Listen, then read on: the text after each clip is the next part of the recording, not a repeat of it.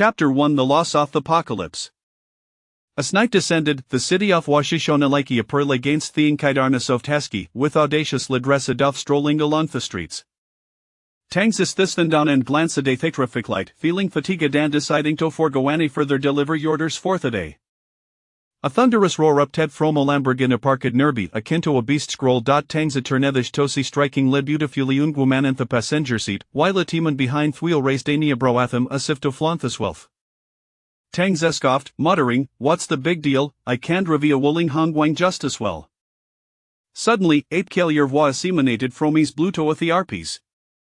3 hours, 31 minutes, and 13 seconds remain until the apocalypse. Sending Apocalypse Survival Package version 1.0. Bewildered by this bizarre announcement, Tangs stirred in confusion. Who's missing with him? Yethisvan displayed a prompt will the Olik Tupan Apocalypse Survival Package version 1.0? A virus, this must be Faneverus, had hot. Beep, beep, beep. The car behind him began honking impatiently, and in his moment of distraction, Tangs accidentally activated the prompt. Unlimited resource has been received. Body enhancement has been received.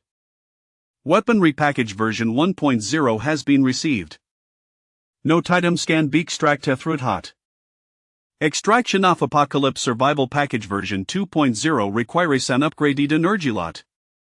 As the cold voice Echoeden Heezers a shiver down Tang's spine Thiskend burial, can it?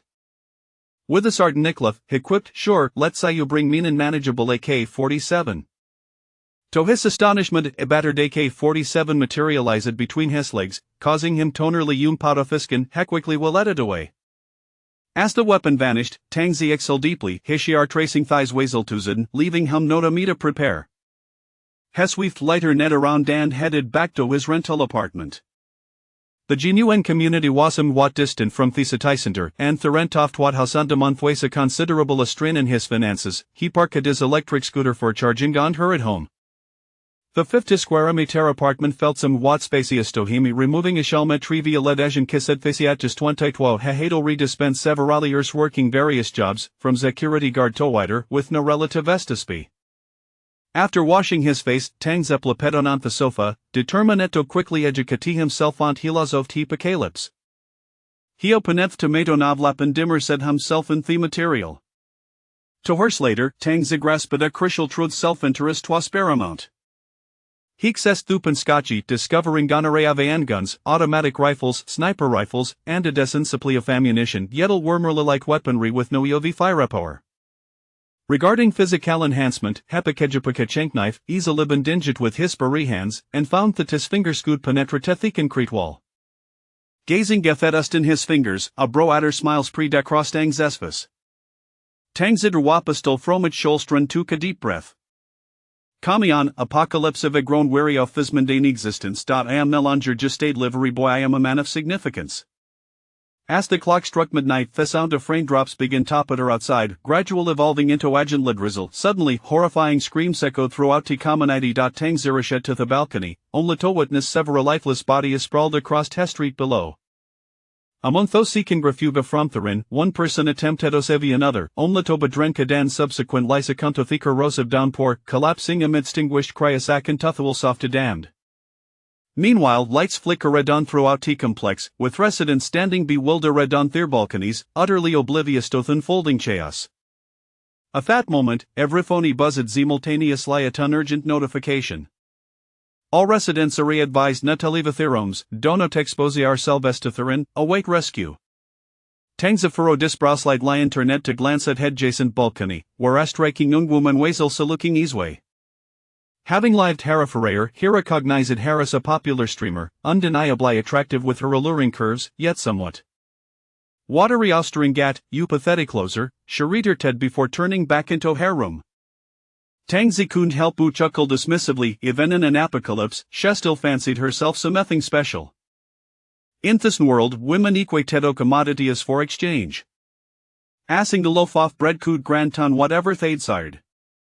After 20 years without to experience love, the apocalypse had arrived how unfortunate, yet had lived flamboyantly for 998 days. Hequicli prepared a bolaf braised beef instant noodles tickle misnerds. No way the hadexistun limited resources we know to whip up some ethinge extravagant like Buddha jumps over the wall? Savoring delicacy is meant for the fluent Tangzapulidothus phony and scrolled through doeen, witnessing the world descend into panic. Soon, an urgentimus a flashed across tescrenal water source shed being contaminated. Tang shrugadite was of little consequence to him. Huak know how many days it would take before a cup of water could bring the woman next door to her knees? Het chuckled thought of her calling Heimoloser. Time to head downstairs on das st situation. Upon reaching the first floor, he found himself amidst a throng of people, all queuing outside the convenience store for water, while others trickled down to observe, their face set shed with terror. Outside, several bodies lay motionless, heightening the tension and causing tempers to flare. Hey, stop shoving! Hodoya think ye aware, cutting in line, you bastard? At his words, two men immediately erupted into a brawl, while frightened women stood by, and amidst thecus, numerous men rushed into the convenience store to seize supplies, the owner utterly powerless to intervene. Within minutes, the store was trepidare, with women unable to assert themselves amidst the frenzy. Don't you understand the concept of chivalry? Ab spectacled medaliged woman shouted in exasperation. Cheval Remius, a Berlimans coughed disdainfully, as if the notion were absurd to vent the corpses outside. In the face of the apocalypse, the advantages of masculinity became glaringly apparent. Munho failed to secure supplies began contemplating alternative strategies, considering driving out to Procorford, but the sight of the bodies outside left them paralyzed with fear. Moreover, they could visibly see the tyrus lolic eroding thas rain way subiden like corrosive torriber, some tossi umbrellas and down portotus waters, discovering the umbrellas remained intact, but to what tifius day single drop fell on them? Leaning against well, Tangzizayeden relief within Justinhor, order had begun to unravel. The meager water supply would hardly last long those with butted water were fortunate, yet until food was consumed, the darker aspects of nature would inevitably surface. Watching Thijan le rainfall, Tangzi began to formula Teplin in his mind. However, a striking figure caught his a pair of brightest hat sparkled like gems, delicately arched brows outline and exquisite features, and lips ringas cherry blossoms, radiating a captivating charm. Her long graceful neck resembled a word cofart, elegant and soft, akin to testimonially evoking J. Deserito enchanted. Her figure flowed like a melodious tune, with curves that were both natural and harmonious, a slender waist and ample hips, each aspect perfectly proportioned. How could a delivery boy like Tangziver know her, yet in this community she ranked among the top 3 beauties, and she pered to be aflike tatendant, having crossed pades with him several times in the levator, cladin heruniform and wheeling gasmal suitcase. Unby. Chapter 2 Watery's Life. Of course, with such striking beauty, it washered lie surprising that she had a boyfriend datel, handsome man would typically drove a Porsche 718. Let's go and buy Westil have a half a barrel of water a thamath as rain won't last long ninged your market dismissively trying Tori assure his girlfriend. And base complexion appeared somewhat paley but she no deed an agreement and cast a glance at Tangzi before eating upstairs with her boyfriend. Tangzi cuck led softly Evanaraga could find disown amusement. Once back in his apartment he opened Doeen only to discover that had been shut down along with Thalatharaps leaving only WeChat accessible. The property management group was buzzing with activity, filled with complaints and accusations. That night Nunu could find a moment of peace, anxiously hopping further into shes, yet, as dawn broke, Theroin continuetiful. The 3rd, 4th, 5th, and 6th days passed, with the rain unrelenting. During Thessidays, sporadic sounds of smashing and anguished cries echoed through the night, creating an atmosphere suppressive it could drive in yonto madness. Meanwhile, Tangzi remained indoors, indulging in gourmet meals, biding his time until the rain subsided, at which point would seek out a grand villa to enjoy. On the 7th day, Tangzi decided to venture into the underground garage where all the resource trading within the community was taking place. As the elevator doors opened, the cacophony of voices rushed in the garage resembled a bustling marketplace. Women were exchanging designer handbags and cosmetics for food, while men offered luxury watches on event there and 4090 Ti computers in exchange for water. And Herm's summer collection for a case of mineral water. A Rolex Submariner for 4 bottles of water miss it and it's gone. Remarkably, a computer was quickly traded for 5 bottles of mineral water and a bag of chips.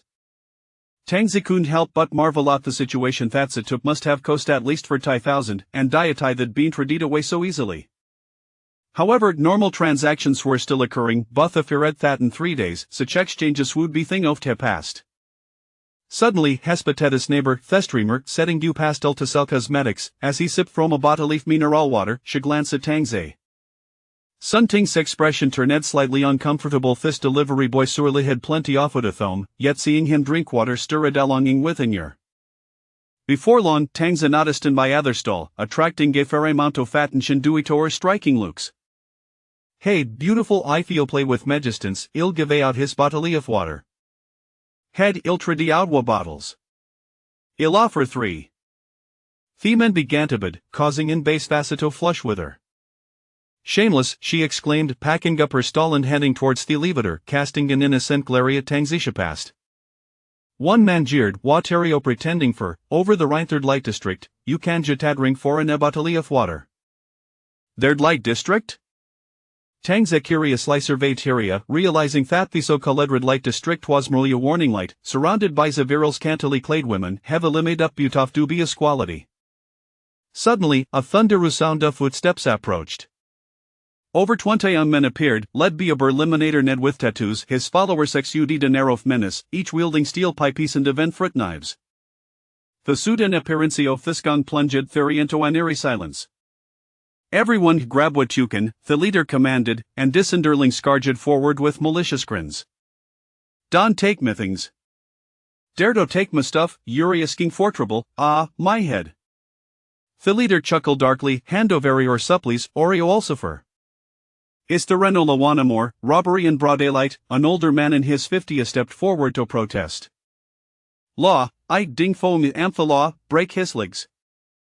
With a sickening crack, the sound of bonus breaking silence said of everyone faced with such brutality, knew not a red to resist, obediently surrendering theirsuplios to avoid a beating. Take those women standing governora, ding thanks near to casting a mocking glance out Third Light District, his followers as Nicaringian approval, most people were terrified by the apocalypse, but the semen reveled in it. Their arrival was swift, and so was their departure. Once they left, their remaining men began to say and complain. Their washered lioness supplied obeganith, and no thiviva de kenidal, we didn't you fit back? We didn't you fit back, don't throw around such condescending remarks. Thebla megaminsud, and tang shukashaden disbelief. At that moment a bespectacled mild-mannered man stepped forward, saying, each building has a roll-down gate to suggest we secure our block to prevent further looting. We can still trade disciplies through the absinthigates. His suggestion garnered immediate support, and without further the surrounding gates were repelled on and secured with metal plates. Seeing this, residents from adjacent buildings brightened and quickly followed suit, sealing off their own blocks. In an instant, the entire community was divided into 5 spiriti factions. Ihabi another suggestion let's unite as mento search for supplies and build the strength to resist these thugs. The bespectacledman proposed, his leadership quality is shining through as people begin torally around him. However, Tangze Han went Restein workin for Añonek was the apocalypse, after all how old work in such a time, that was madness.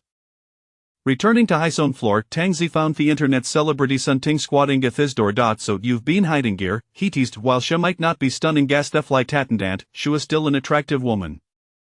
Sun Ting wasn't foolish upon seeing the gang, she had immediately full to us of a passage and taken festairs. Noticing Tangze's amused demeanor, Shesko Fadanthan asked, do I still have water at home? What does it matter to you whether I have water or not? Tangzeli and against the door, crossing his arms playfully. Loser is just a loser. With that, Sun Ting opened her door forcefully and slammed it shut. Tangze couldn't help but laugh. Who ways indeed a loser, butin this apocalypse, all I wanted was to survive peacefully. If I didn't bother, she shouldn't trouble him either.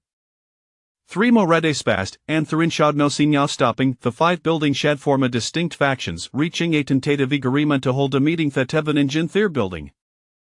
Naturally, Tangze was expectant, and the location was the underground garage. Upon arrival, Hanada set the Teveryon looked considerably haggard event the beautiful and by hydrolips, and the streamer was not faring much better. Abaspectacledman stood at Upakar Hoodwood ha megaphone, dear residents, am Dongfei, a former corporate executive, and I appreciate our trust in Meadow take the lead. Ithas Binovarix and Sethic crisis began, and we have received Noriscuthi authority Ashavisidna statements. Our supplies in building 3 must be dwindling gaswell. Yesterday, someone from building 4-2 Karascand went out to scavenge supplies, although a stone person, they at least returned with Efwood. Dongthus word solicited non-sif agreement from Thikro. They had seen Henus and Thikamanida group it ways indeed that Dingfeng wohadal hangout. They had no tyrus budded managed Tustarims, albeit slowly, and Donaveismen Hajaten cotton Thurinan subsequently vanished. Therefore, it proposeth Aquaforma convoy to go out and search for supplies. However, once Dongfi finished speaking, Nuna responded after all, these ways a matter of life and death. Chapter 3 Regain your composure. Dongfei, as if aware of the unfolding situation, adjusted his glasses, his gaze revealing a fierce intensity. I won't force anyone, if you prefer not to exert yourselves, that's your choice.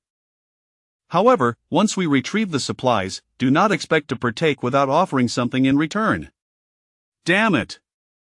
I'll go too. The courage of several married men was commendable. With families to support, they had no choice but to act. 2 convoys were formed, and Dongfei naturally took the lead. You all should return now. I will notify everyone in the group when the time comes, but if anyone expects to reap rewards without effort, they should consider what they can offer in exchange. And Bai, glancing at her boyfriend beside her, whispered, Ningu, we have run out of food at home. Ningu, growing impatient, replied, What's the rush?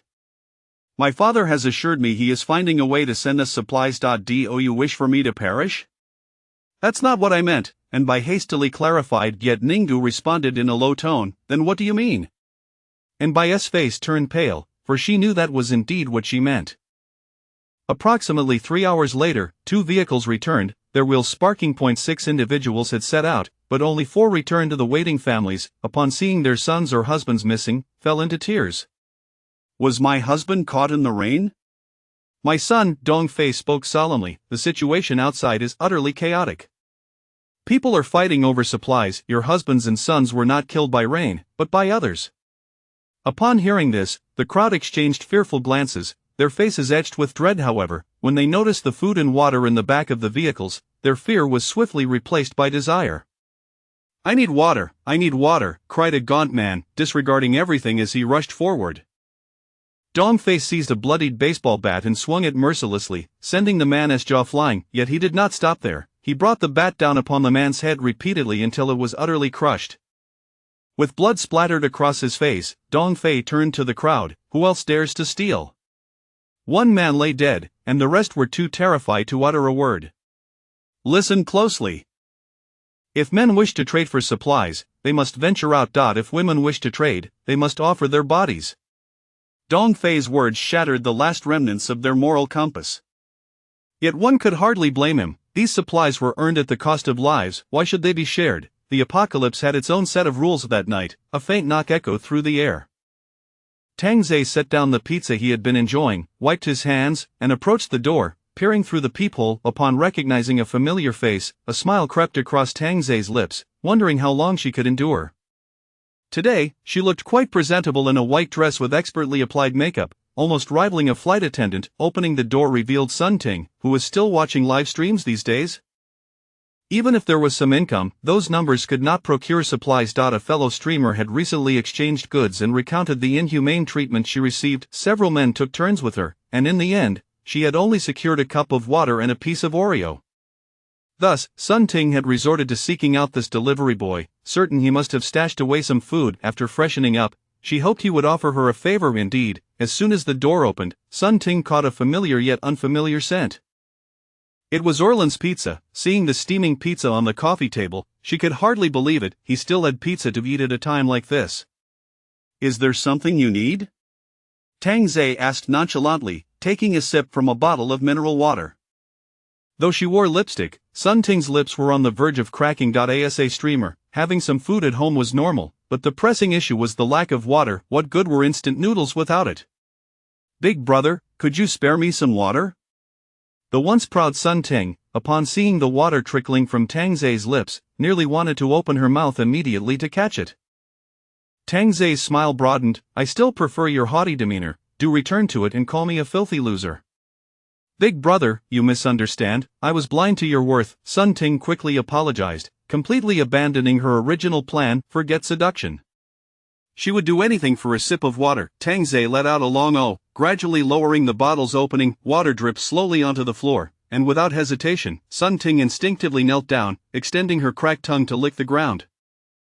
As Tang Zei retreated into the room, she crawled in behind him, and the door was quietly closed. Turns out kneeling and licking is not just a metaphor. Putting away the mineral water, Tang Zei sat on the couch, observing Sun Ting. Slowly, she raised her head to gaze at the bottle in his hand, her desire becoming increasingly difficult to suppress. "Do you still want more?" Tang Zei teased, shaking the bottle. Sun Ting crouched at his feet, nodded eagerly. "Yes, I want it." "Then I shall give you just a little more." Sun Ting, reaching for a cup, found herself disappointed as Tang Zei poured the water onto the floor. Nevertheless, she obediently licked it up. "The floor is now gleaming from your licking. Here is a piece of pizza as a reward." He tossed a slice onto the ground. In the past, Sun Ting would have never touched such junk food, fearing weight gain, but now it seemed like a treasure, and she devoured it without regard for her image. "Ah, you look so dirty. Go take a shower." Sun Ting, astonished, asked, "Do you have water to shower here?" "Of course, make sure to clean yourself well and use plenty of body wash." Without hesitation, she dashed into the bathroom, discovering clean water indeed. She didn't even close the door, eagerly washing away the grime. She felt uncomfortable if she went a day without washing, let alone nearly a week. This scene certainly delighted Tang Zei. A woman who could become a streamer must have some standards. After her bath, Sun Ting realized she hadn't closed the door and quickly shut it. After a while, she emerged, fully dressed. I should be going now. Thank you."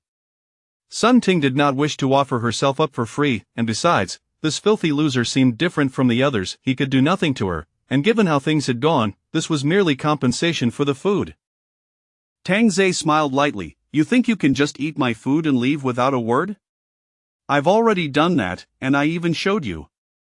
Sun Ting reverted to her original demeanor, and Tang Zei expressed his satisfaction as he produced a sleek black gun.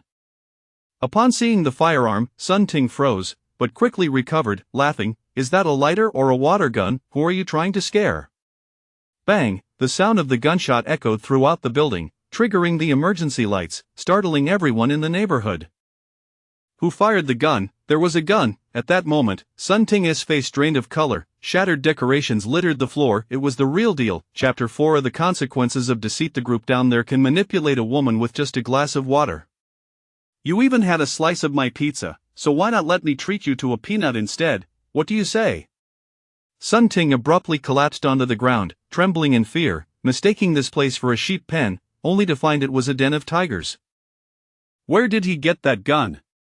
"Come here," Tang Zei beckoned. Sun Ting dared not resist, her delicate arms propped against the ground as she slowly crawled toward Tang Zei, who lounged on the sofa.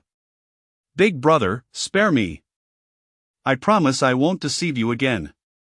With a quavering voice, Sun Ting pleaded repeatedly, her outward smile betraying her true nature as a devil in disguise. Tang Zei raised the gun, allowing it to glide over her exquisite face. Sun Ting's eyes widened in terror, feeling as though death was imminent. She regretted her earlier agreement, realizing it would cost her nothing. "If you had been obedient from the start, you wouldn't be suffering now." Tang Zei flashed a benign smile, yet unbeknownst to anyone, his last shot had gone astray. Sun Ting nodded vigorously, emitting soft whimpers. However, Tang Zei's gaze remained chilling. The gun's muzzle was now pressed against the back of her head. The fate of deceiving him was singular. "Death, don't be so picky.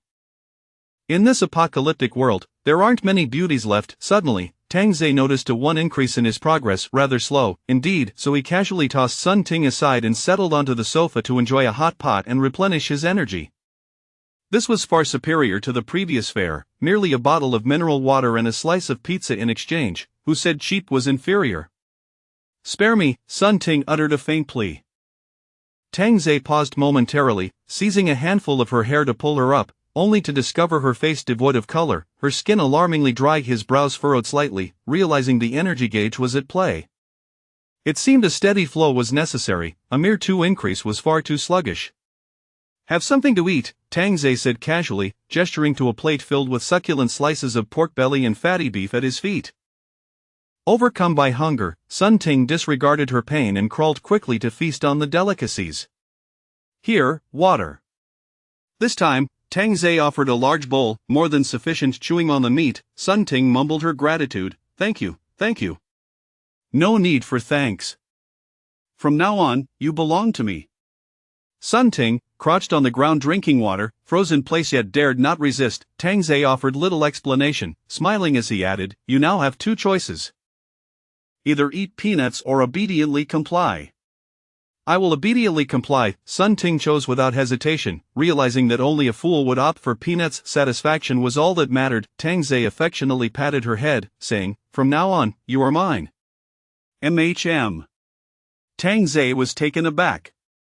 She had indeed grown considerably smarter. Meanwhile, in Dong Fei's home, 7 or 8 men filled the living room, their surroundings overflowing with supplies, half of which were bottles of mineral water.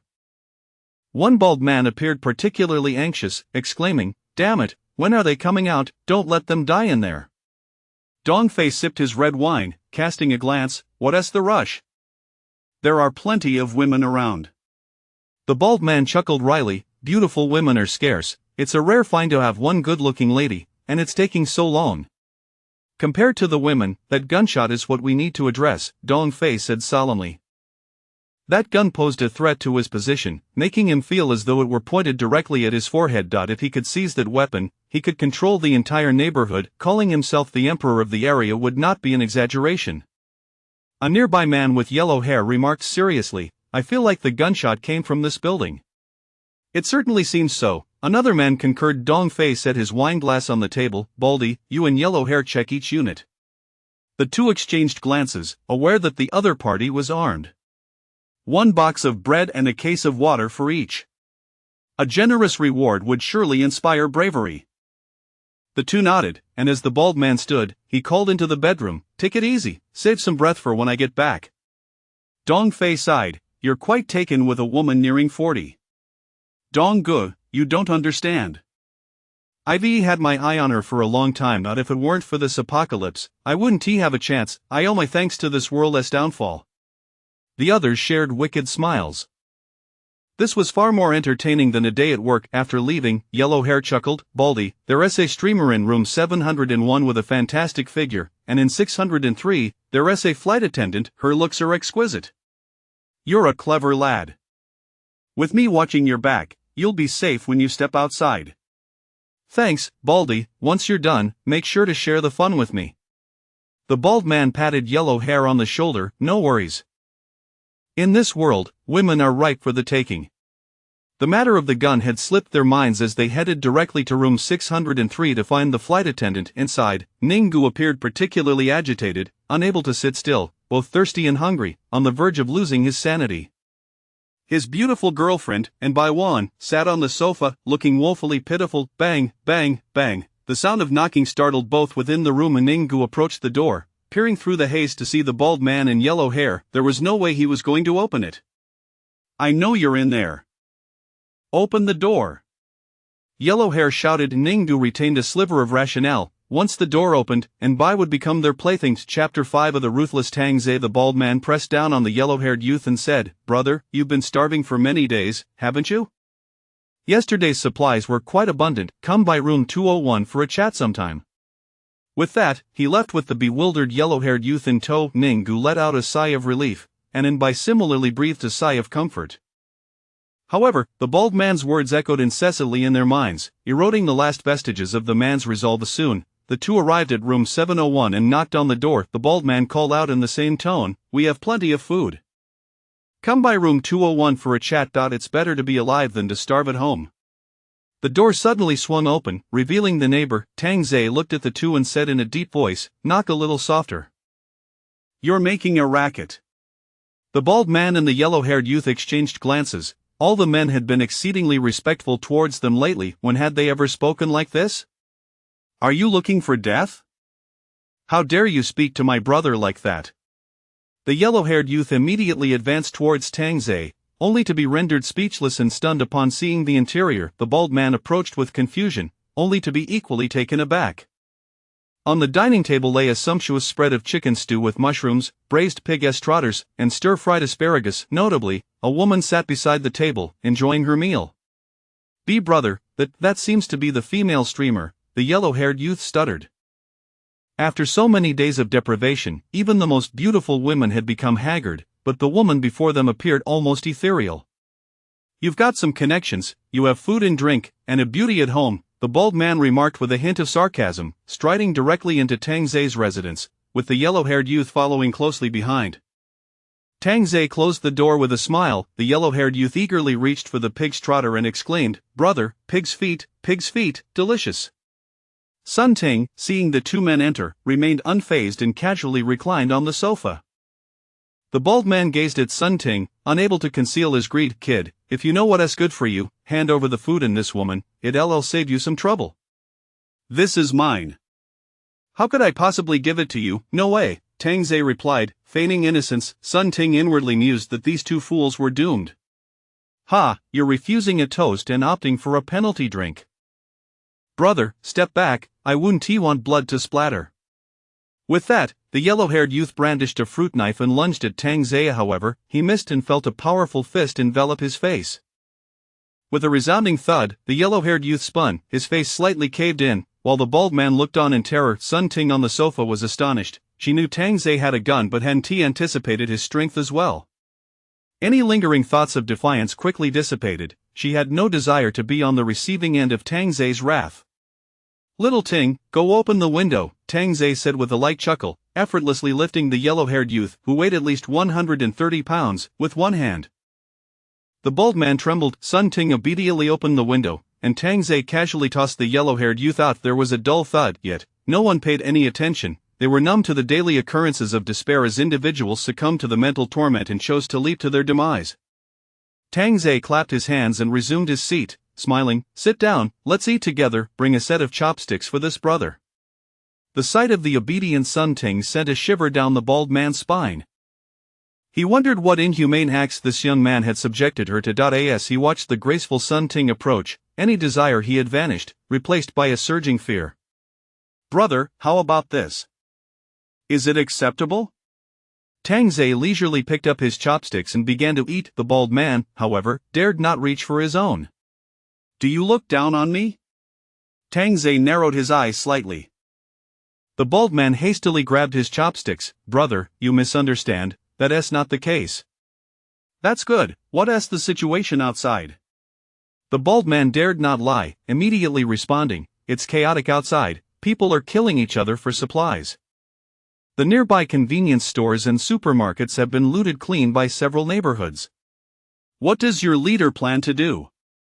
"The leader said that once this batch of supplies is consumed, we'll go raid the surrounding neighborhoods."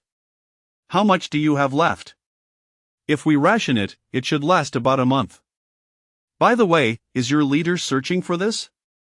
Tang Zai produced a gun, causing the bald man's scalp to prickle with fear. He had risked his life for bread and bottled water. The bald man nodded. Tang Zai set down his chopsticks, having had his fill. "What are you dawdling for? Eat up, it's your last meal," a fitting send-off. Tears streamed down the bald man's face. "Brother, I was wrong. Please don't kill me. I'll give you all my supplies, I beg you. Hurry and eat, don't waste it, and remember to thank me." Tang Zai's gaze turned icy, prompting the bald man to stuff food into his mouth, finding it unappetizing for the first time. Initially, the bald man thought Dong Fei was ruthless enough, but he was astonished to discover this young man was even more so. "Thank you, brother. Now, jump off yourself, don't make me pull the trigger.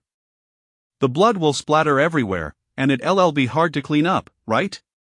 The bald man stepped back, his hands raised in desperation, quickly finding his back against the wall. "Brother, we have no grudges." A gunshot rang out before he could finish his sentence. A red dot appeared on the bald man's forehead, and he collapsed backward, plummeting down. Sun Ting swallowed hard. This man was unpredictable, truly ruthless. Below, Dong Fei and his menace expression shifted dramatically upon hearing the gunshot. "Brother Dong, it's the bald man who fell," a younger member shouted from the balcony. Dong Fei rushed to the balcony, his face darkening as he beheld the corpse of the bald man. "Boss, if he doesn't come looking for us, we have no need to seek him out, lest we create an enemy." Although Dong Fei was reluctant, the younger man's words held merit. If this armed individual sought revenge, they wouldn't have enough lives to pay for it. Dong Fei quickly sent a message within the third building cluster. "Brothers, we have food and drink here. Come by for a visit. This was clearly a gesture of submission, a desire for reconciliation, yet Dong Fei harbored ulterior motives. Should they come, he would prepare a grand feast of betrayal. Sitting on the sofa, Tang Zhe chuckled to himself. He had all the time in the world to deal with them, but for now, the priority was securing provisions. Watching Sun Ting massage his feet, he decided to let her rest for a night to avoid a sudden demise. Aren't you a dancing streamer? Why not perform a dance? What kind of dance does the master prefer?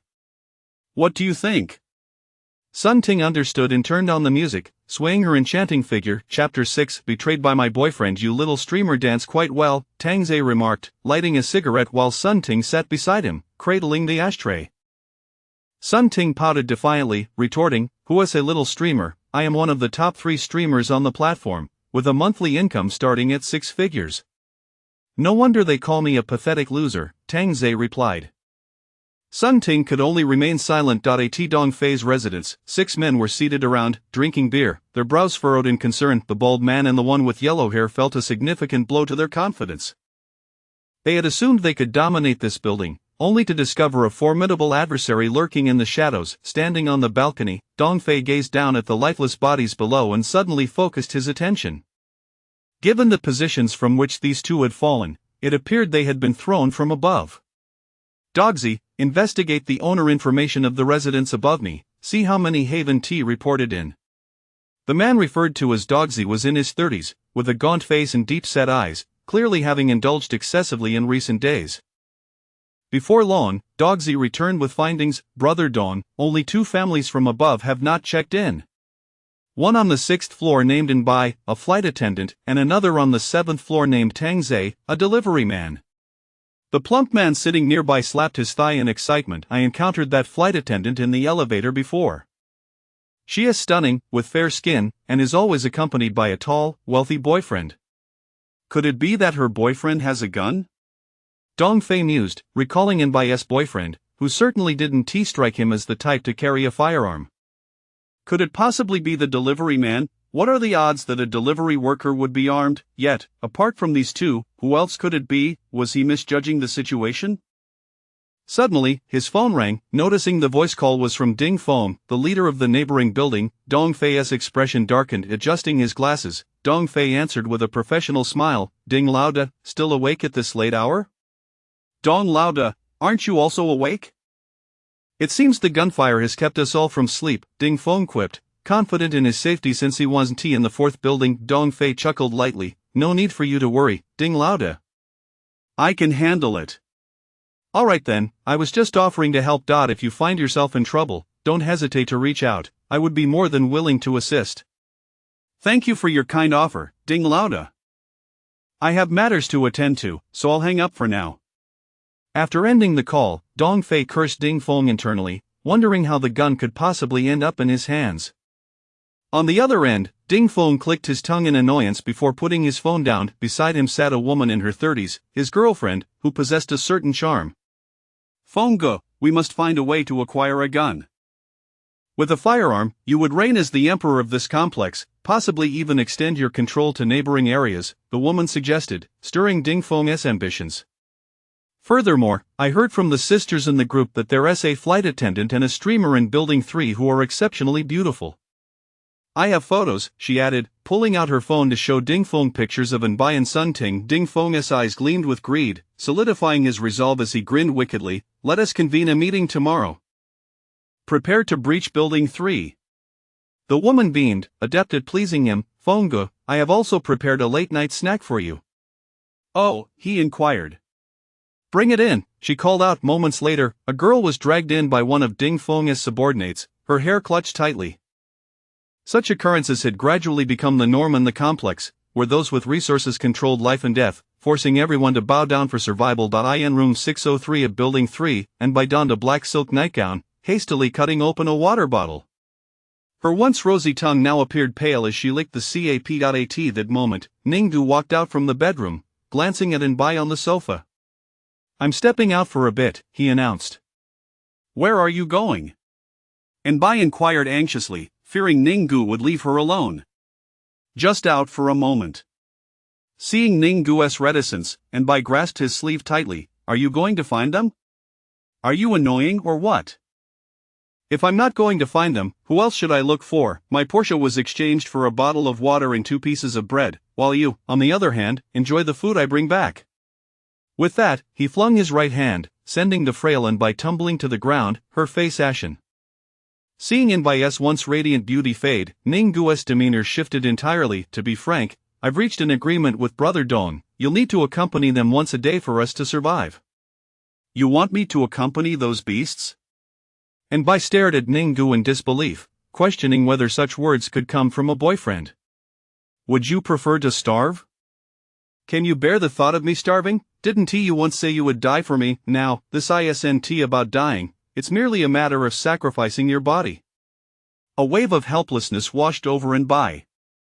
You should remember how I treated you before: designer bags, luxury jewelry, dining in high-end restaurants.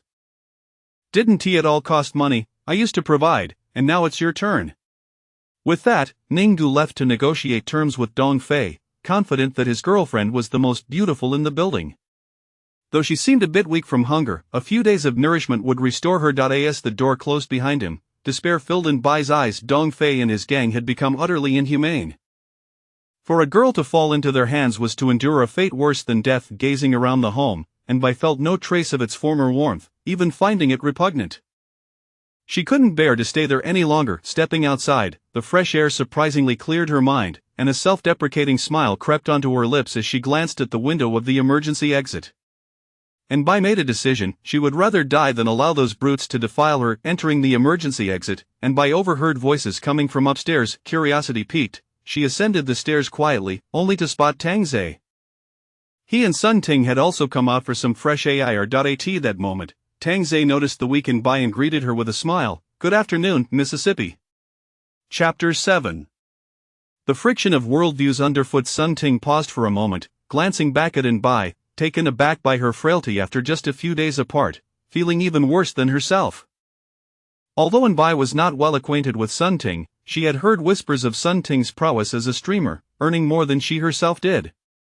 Why are you looking at us like that, sister? Hurry home, Tang Zhe chuckled, waving his hand. Is there still food at your place? Anbai finally mustered the courage to ask if there were any other options. She certainly wouldn't wish for death. Who desires to perish? It was all a matter of desperation. Sun Ting rose and approached Anbai, her delicate fingers gliding over Anbai's parched skin, brushing against her seemingly withering hair. Of course there is food. Do you wish to eat? I do, Anbai nodded vigorously, envying Sun Ting's vitality, recalling how she used to be even more attractive than her. Sun Ting picked up a half-filled bottle of mineral water from the stairs, and upon seeing it, Anbai's heart soared. In critical times, a sister was indeed reliable. Thank you, Anbai reached out for it, but Sun Ting stepped back. Tang Zhe couldn't help but chuckle, finding amusement in the playful banter. Anbai looked at Sun Ting in confusion, unsure of her intent, while Sun Ting twisted off the cap and surprisingly poured a little water onto the ground. Tang Zhe's lips twitched. Well, she was using his trick on someone else. This is how you drink, Sun Ting demonstrated in front of Anbai. As the droplets fell to the floor, Anbai gently bit her dry, crimson lips, attempting to follow Sun Ting's method of drinking. The peculiar slurping sounds echoed in the stairwell. Tang Zhe was astonished to witness a once lofty girl lowering herself in such a manner. Meanwhile, as Sun Ting ascended the stairs, she continued to sprinkle water, and Anbai followed suit, drinking all the way home. As the door closed behind them, Anbai seemed to return to her senses, immediately catching a whiff of an enticing aroma, reminiscent of a bygone era. It was KFC. Upon seeing the fast food laid out on the coffee table, Anbai's eyes widened in disbelief. How could this be? Realizing that Tang Zhe worked as a delivery person, she surmised he must have covertly brought it home, which explained why this female streamer was willing to associate with him. May I? Sun Ting inquired of Tang Zhe, her eagerness palpable yet wary of displeasing him. Tang Zhe nodded with a smile, curious to see what she would concoct. With his approval, Sun Ting felt reassured and tossed a chicken leg bone in front of Anbai. Gazing down at the bone, Anbai's delicate arms trembled. She urged herself not to eat it, yet her mind was uncooperative, her slender fingers inching closer. In the end, hunger triumphed over dignity. The sound of her chewing echoed softly, accompanied by Anbai's tears, she had never anticipated a day when she would find herself on the ground devouring a bone. Why was she so ineffectual? "I heard your boyfriend plans to sell you," Tang Ze remarked, pulling out a cigarette, while Sun Ting immediately offered him a light. Anbai shuddered, slightly turning her head to say, he wouldn't. "You may not be aware, but there is a group of men in this building. You were auctioned off in there yesterday, and the bidding was quite high. A bottle of water for half an hour, with 4 reservations. Tang Ze's words struck Anbai's heart like a thunderbolt, leaving her weak and unable to support herself. "That's impossible. He only asked me to accompany Dong Fei. Dong Fei is merely your first client. Take a look." Tang Ze held his phone before Anbai's eyes, and as she glanced at it, her heart sank at the shocking content. There were even alluring photos of herself, with Ninggu introducing her attributes. Tears streamed down her face, feeling as though the sky had collapsed. Tang Ze put away his phone, flicking off the ash, while Sun Ting surprisingly cupped her hands to catch the ashes, eliciting a laugh of admiration from Tang Ze. "Why not join me? There will be food and drink every day," Sun Ting said, sitting beside Anbai, caressing her cheek, her voice seeping into Anbai's mind like a seductive whisper. "This way, you can have 3 meals a day, savor various delicacies from around the world, and cleanse yourself of impurities, allowing you to survive in such chaotic times." Tang Ze suddenly realized that perhaps he should have Sun Ting take up the trade. She was undoubtedly a promising prospect. "You must decide whether to stay here or become a plaything. The choice is yours," Sun Ting patted Anbai's shoulder, stating she could only assist her to this extent. "You are a wise woman and should know what is truly important. Falling into the hands of those men would lead to a dreadful fate, and while there was a chance Tang Ze might ruin her life, at least she would be well fed. Would those others provide for her? Foolish girl, don't be naive. They will only offer you scraps to create dependence and control you." Anbai was no naive damsel, thus she murmured, "I choose to stay." "Speak louder." Sun Ting revealed a satisfied smile, trampling upon Anbai's dignity. Anbai clenched her teeth and declared, "I choose to stay." Tang Ze was tempted to offer Sun Ting a salary. Such talent was worth retaining. "Consider this a reward." Tang Ze tossed all the bones in front of Anbai, who without hesitation, ravenously stuffed her mouth. Chapter 8. Your girlfriend is now mine. To Sun Ting, Tang Ze handed over a bucket of spicy wings, saying, "Well done." "Thank you, master." Sun Ting beamed with delight. She was finally savoring authentic cuisine. Tang Ze nodded in acknowledgement, clutching the bucket of wings. Sun Ting devoured them eagerly, casually offering a piece to Anbai, who quickly popped it into her mouth to replenish her energy. "She needs some nourishment too." Suddenly, Sun Ting realized that she couldn't afford to let Anbai perish. It was not easy to find a companion in such dire straits. "Do as you wish." Though reluctant to part with the wings, Sun Ting understood the necessity of sacrifice for the future. "Seeing the 2 of you with grease dripping from your mouths, hurry and wash up, and make sure to clean her up properly as well. Rest assured, she will be spotless." Sun Ting had become adept at pleasing Tang Ze. As they entered the restroom, Sun Ting closed the door behind them. The space was small, just enough to accommodate 2 women standing side by side. Sun Ting furrowed her brow. "Why are you acting like this?" Anbai looked at Sun Ting, perplexed by her self-deprecation. With a bitter smile, Sun Ting replied, "Do we have any other options? We must choose the stronger one." "But he doesn't seem particularly strong." "Sister, he has a gun." Sun Ting lightly tapped Anbai, a warning that such thoughts should remain unvoiced.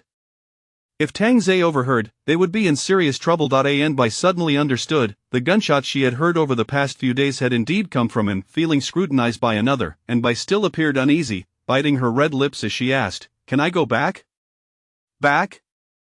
To where? Once you've made a promise, do not waver. He is no benevolent saint. I nearly lost my life at his hands." Sun Ting warned sternly, self-deprecation was one thing, but risking one's life was another. Listening to Sun Ting's words, Anbai felt as though she had entered a den of tigers, but at least there was only one man. "Since we are here, we must find peace within it. We do not know how long this life will last. If you wish to survive, cast your dignity aside and flush your principles down the toilet." As she spoke, Sun Ting turned on the showerhead. As the warm water cascaded over Anbai's delicate form, a long-forgotten warmth enveloped her entire body. Wah! At that moment, Anbai cried in frustration, and Sun Ting sighed, offering her comfort. Life for women in this apocalyptic world was exceedingly harsh, yet they should still consider themselves fortunate. After a while, the two emerged from the restroom gazing at Anbai. Tang Zhe suddenly chuckled softly. Such a stunning flight attendant, any man would likely fantasize about her, and it seemed that nearly everyone in the building did. Now, she stood there, her delicate appearance seemingly waiting for a man to dote upon her. Anbai understood the implication and approached Tang Zhe, though still feeling somewhat inhibited. Indeed captivating, but that face is rather unsettling, Tang Zhe remarked, leaving Anbai momentarily dumbfounded. My face is unsettling? Tang Zhe was, of course, exaggerating. She was merely frail, not as radiant as before. However, the blow was too much for Anbai, who stood beside Sun Ting, meekly reminded, "You still need to apologize." "I'm sorry," Anbai mumbled, her gaze cast downward, lacking confidence. Unlike Sun Ting, Anbai appeared fragile, truly resembling a little kitten. "Let us wait a couple of days before we decide. You need some nourishment," Tang Zhe said, eager to sample the delights, yet he genuinely felt Anbai was too weak. After all, beautiful women were a rarity, and in this building, they were but two. Just then, a furious roar erupted from outside. "Vile woman, where are you hiding? Come out, don't force me to kill you." The agitated voice of Ninggu echoed. Upon returning home to find Anbai missing, Ninggu was infuriated. He had already negotiated a price with a client, and she had simply vanished. Had he known this would occur, he should have locked the door the moment he stepped out. Tang Zhe whispered, "What do you think will happen if your boyfriend sees you here with me?" "Please, no," Anbai pleaded, looking at Tang Zhe with desperation. However, Tang Zhe gestured to Sun Ting, who understood and went to open the door. "Hey, handsome, over here." Ninggu, upon reaching this floor, was momentarily taken aback. "You're that female streamer?" "Indeed." Ninggu thought to himself, this streamer was stunningly beautiful and dressed so provocatively. How shameless, but once Ningdu stepped inside, his expression immediately stiffened. His girlfriend was standing there, and the one sitting on the sofa was not the delivery girl after all, but upon seeing the KFC on the coffee table, Ningdu's mouth twitched. "Vile woman! You dare to feast alone!" The statement caught all three off guard, as such a scene as first utterance concerned food. Grabbing the fries from the table, Ningdu stuffed them into his mouth, while Tang Zhe watched with a smile, gently caressing Anbai's cheek in front of him. Ninggu, while eating, couldn't help but watch. Though he was angry, it paled in comparison to the food. Who wouldn't indulge? After satisfying his appetite, Ninggu wiped his mouth. "All this KFC belongs to me, as does the water over there." Listening to Ninggu's words, Anbai shed tears, feeling utterly disregarded. Seeing Tang Zhe remain silent, she assumed his silence was acquiescence.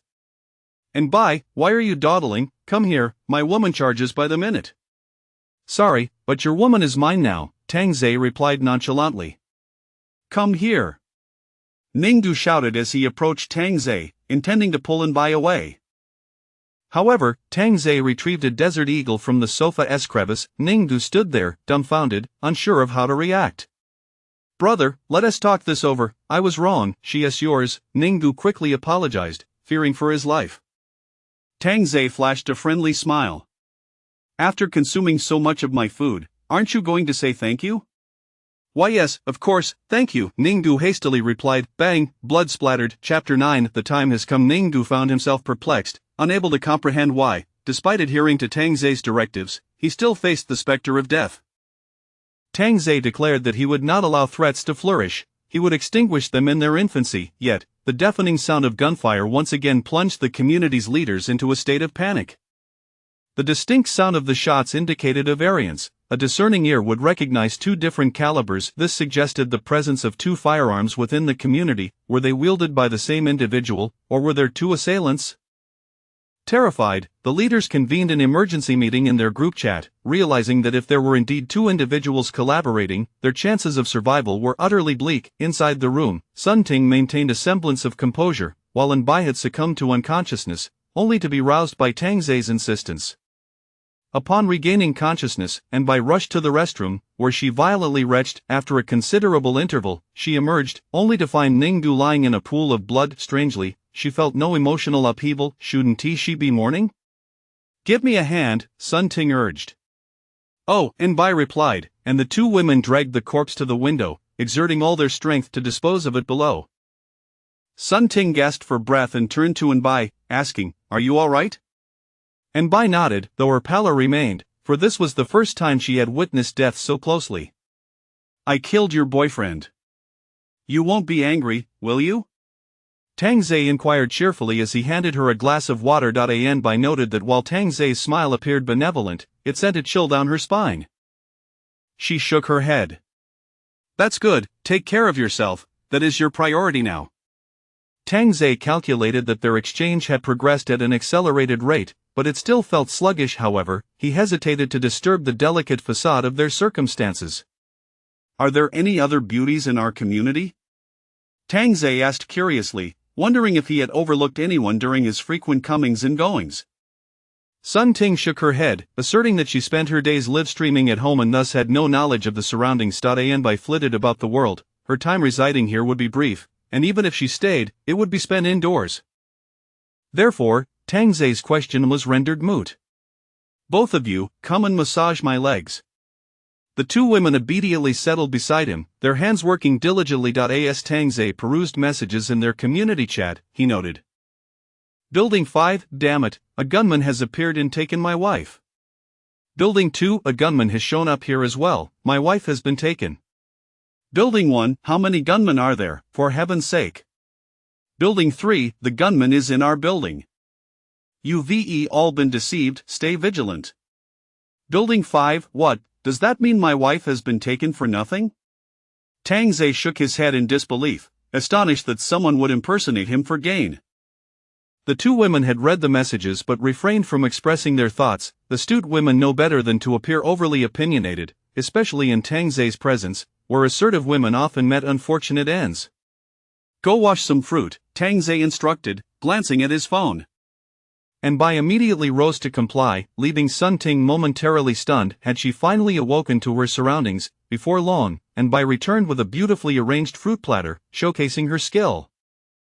Indeed, one should never challenge someone's expertise with mere interest. "I suppose it's time for me to reveal myself as the gunman," Tang Zhe remarked nonchalantly. The two women exchanged glances. Apprehensive, Sun Ting voiced her concern, "There are too many of them. Venturing out recklessly could be dangerous." If anything were to happen to Tang Zhe, she feared she would not fare much better. Enbai remained silent, perhaps still unaware of the gravity of the situation. The following day, the rainfall intensified, and the bodies in the community's greenbelt proliferated, some having jumped, others discarded, with at least half being naked women. Such scenes were a visceral assault on the senses, despair spreading like wildfire, humanity twisting into grotesque forms. Yet within Tang Zhe's residence, not a hint of change permeated the air. Seated at the dining table, relishing Hunan cuisine, Sun Ting and Enbai knelt on the floor, awaiting Tang Zhe to finish his meal, as they consumed only his leftovers. After a burp, Tang Zhe chuckled, 5 dishes are a bit excessive. He proceeded to transfer the remnants into 2 separate plates, though he himself had barely touched the food. "Eat," he said, placing the dishes before the two women while affectionately ruffling their hair. Checking his phone, he noted a message from Dong Fei, summoning everyone to a meeting in the underground parking garage that evening. "Tonight, I'll take you both out for some fun." Upon hearing Tang Zhe's words, Sun Ting's expression morphed into one of alarm. After all, Tang Zhe was but one man, accompanied by 2 women. How could he possibly manage? Yet, in that moment, Sun Ting dared not contradict him, meekly responding with a sound of acknowledgement, while Enbai followed suit. Had their blissful days already come to an end? Why were they being taken out? Was it merely to flaunt their presence? Tang Zhe indicated that while ostentation was one motive, it also served to stir trouble. In this apocalyptic reality, parading 2 beauties was tantamount to courting death. One might as well be inviting calamity. After all, he considered himself a gentleman. If one did not provoke him, he had no justification to respond with violence. As night fell, the parking lot of Building 3 began to fill with people, their spirits low, all vigilantly scanning their surroundings, particularly keeping an eye on Dong Fei and his entourage. Meanwhile, several nearby buildings also seemed to be convening that evening, rendering the underground garage bustling yet eerily silent, with small clusters of acquaintances standing together, occasionally glancing warily at others. Damn it, Ninggu has vanished, and he even took a deposit for a loaf of bread from me, a balding middle-aged man bellowed in frustration upon noticing Ninggu's absence. He had hoped for a stroke of luck, only to realize he had been duped. That scoundrel took a deposit for a marinated egg from me, I'll go and chop him up. Those who had paid deposits began to curse vehemently. Dong Fei lounged on the hood of a car, munching on sunflower seeds, while his subordinates brandished knives and cleavers, the latter undoubtedly the most menacing of the bunch. Dong Fei's gaze remained fixed on the elevator, pondering whether the vanished Ninggu was the gunman or perhaps the delivery boy, or if there was another lurking in the shadows. One of these two was surely up to no good. Chapter 10. Never pretend. Suddenly, a slender man approached Dong Fei, pulling his wife along, and with a sycophantic smile, he said, "Brother Dong, this is my wife. I would like to exchange for 2 bottles of water." At this utterance, the surrounding men erupted in laughter. One of them pointed derisively at his wife, exclaiming, "With a yellow-faced woman like this, you think you can trade for 2 bottles of mineral water? What a joke! Just 1 bottle, one will suffice, my wife is clean, no one has touched her," the man protested, his voice trembling as he pointed his finger, his parched lips quivering. He pulled his wife closer to Dong Fei, revealing her unkempt hair, a testament to the fact that she hadn't washed it in over 10 days, and emanating a peculiar odor. Dong Fei barked coldly, "Get lost, if you want to eat or drink, go out and steal for it." It was likely that this frail man would meet a brutal end outside. "It's all your fault. Why didn't you come with me to steal food?" his wife suddenly whispered. Her words ignited the man's fury, and he seized her by the hair, shouting, "What good are you to me if you can't even trade for a bottle of water? Are you still a man? You heartless wretch, I'll bite you to death." The woman sank her teeth into her husband's arm, causing him to kick her violently, and then he ruthlessly continued to strike her head. "And you dare blame me for being heartless? What time is it? You're still thinking about washing your face? I'll give you a wash." In that instant, her face was stained crimson with blood. She had struggled but now lay still, lifeless from the beating. The man gazed at his wife's pale visage, as if awakening from a stupor, and he knelt beside her corpse, wailing, "Wife, my dear wife, I didn't mean it, I was wrong." Yet, there was no sympathy from those around. They had witnessed countless killings in recent days. Meanwhile, in the vicinity of Building 4, Dingfeng had gathered over 20 robust young men, all homeowners, each one smoking as they awaited the right moment. The tools of their trade lay ready, and at Dingfeng's command, they would storm Building 3, overpower Dong Fei and his crew, and seize the supplies. However, if they proceeded with this plan, the order of the community would be shattered once more, and the residents of other buildings would be on high alert, leaving them with no chance to escape in their vehicles. "Enough of this.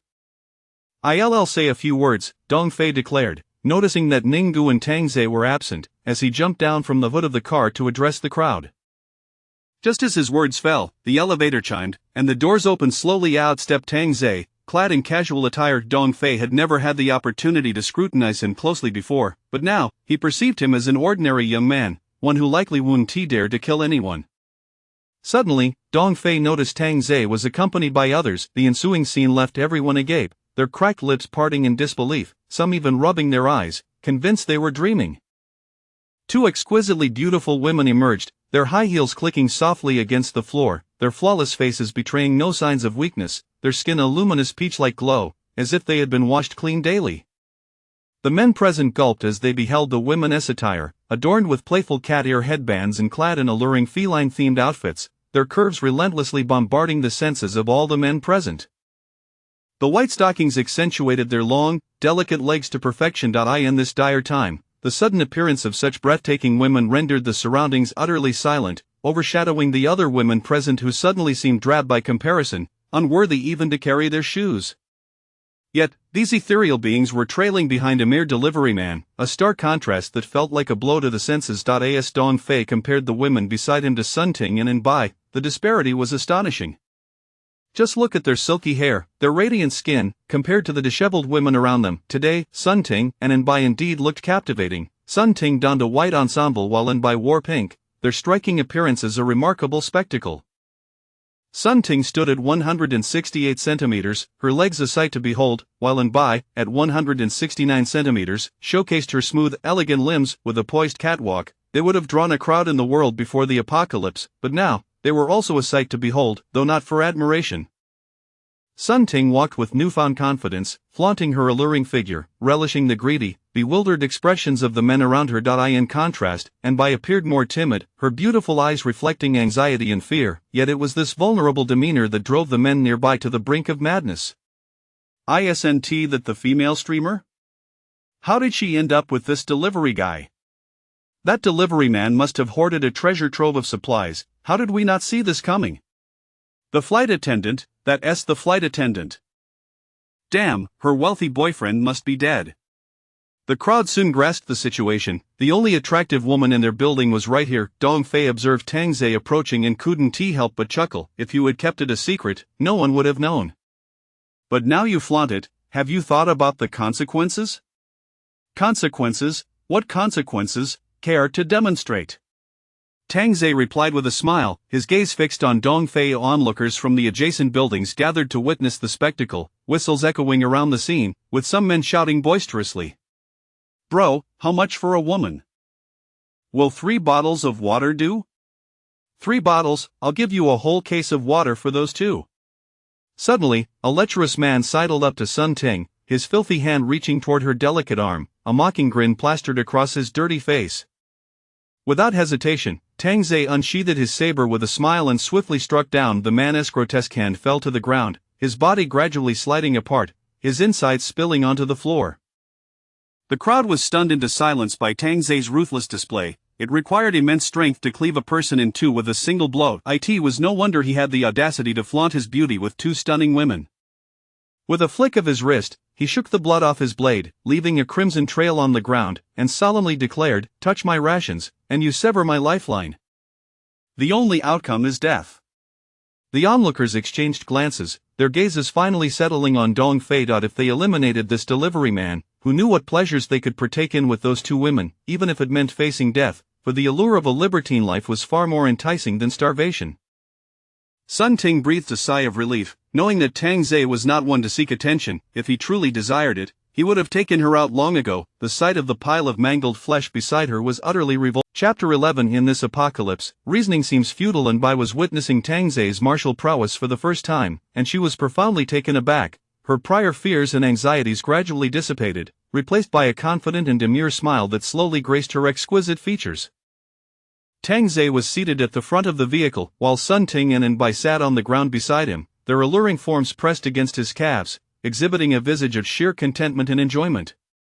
Undoubtedly, this was akin to stabbing a knife into the hearts of their male counterparts. In this desolate world, finding clean women was a rarity, and yet here they were, so willingly compliant, their expressions seemingly genuine. Tang Zhe gently caressed the heads of the 2 women, stating, "It's merely a minor interlude. Weren't we supposed to convene? Let us proceed." Dong Fei squinted slightly, his gaze fixated on the knife in Tang Zhe's hand, contemplating whether or not Tang Zhe was armed with a firearm. With a smile, Dong Fei adjusted his glasses and suggested, "Then let us hold the meeting. We need to summarize the recent incidents involving impersonators posing as gunmen. By the way, do you possess a gun?" Tang Zhe raised an eyebrow and chuckled softly, "I am but a law-abiding citizen. How could I possibly have such contraband?" Dong Fei exhaled a sigh of relief, concluding that the delivery man indeed bore no weapon, for if he did, it could easily intimidate everyone present. Tang Zhe was fully aware of this, relishing in the playful banter. Furthermore, regarding the supplies, "We should organize an outing in a few days. Brother, your knife skills seem commendable. Would you care to join us?" "Not interested," Tang Zhe replied nonchalantly, playfully toying with Sun Ting's hair. Dong Fei sensed a shift in the onlookers' gazes. The delivery man was challenging his authority, and if he did not establish his dominance, these individuals would no longer fear him. In that case, you must have quite a stockpile at home. Upon hearing this, everyone turned their attention to Tang Zhe, who was surrounded by beauty, food, and water, living a life more lavish than before the apocalypse. Envy and jealousy palpable in the air. "Indeed, I have amassed quite a collection. Otherwise, how could I support them?" Tang Zhe teased, pinching the cheeks of the 2 women, who responded with soft moans of pleasure. Nearby, a gaunt, portly man interjected, "Damn, why didn't you mention it earlier? If you have provisions, why not share with the neighbors? How selfish." "I'm saying it now, aren't I?" "Then share." Come and take it, Tang Zhe laughed heartily, gesturing dismissively. The gaunt man hesitated, glancing at Anbai, who was clutching a broadsword, and the dismembered corpse nearby, his bravado faltering. Tang Zhe shrugged and smirked. Since you want to take it, I suppose I must eliminate you instead. With a swift flick, a sharp throwing knife was launched, leaving the portly man frozen in shock as another man behind him collapsed, a knife embedded in his forehead, none other than the individual who previously sought to barter 3 bottles of water for Anbai. That was a bit awkward, but give me another chance, and I promise I won't miss, Tang Zhe said with a grin, drawing another throwing knife. The surrounding crowd was dumbfounded. To kill while jesting was a feat even Dong Fei could not accomplish. The gaunt man knelt on the ground, urine pooling beneath him. Brother, no, I was just joking. I never joke, Tang Zhe replied, as the next knife accurately pierced the portly man's forehead. As silence enveloped the area, Tang Zhe lit a cigarette and exhaled smoke rings. Is there anyone else who wishes to challenge me? If you succeed, all that I possess will be yours, including my beloved feline. Meow. Yet, no one dared to move. All hopes rested on Dong Fei. He understood that if he did not act, his authority would evaporate by nightfall. This young man, you are remarkable, Dong Fei commended, raising his thumb in praise. Tang Zhe graciously accepted the compliment. However, you may be unaware that the stewardess beside you has already sold her rights to me, Dong Fei declared, casting a glance at Anbai. Seated on the ground, Anbai's heart trembled. She had not anticipated being directly sold by Ninggu. Merely for companionship. She longed to dash out and stab the corpse further. Tang Zhe nodded. Is that so?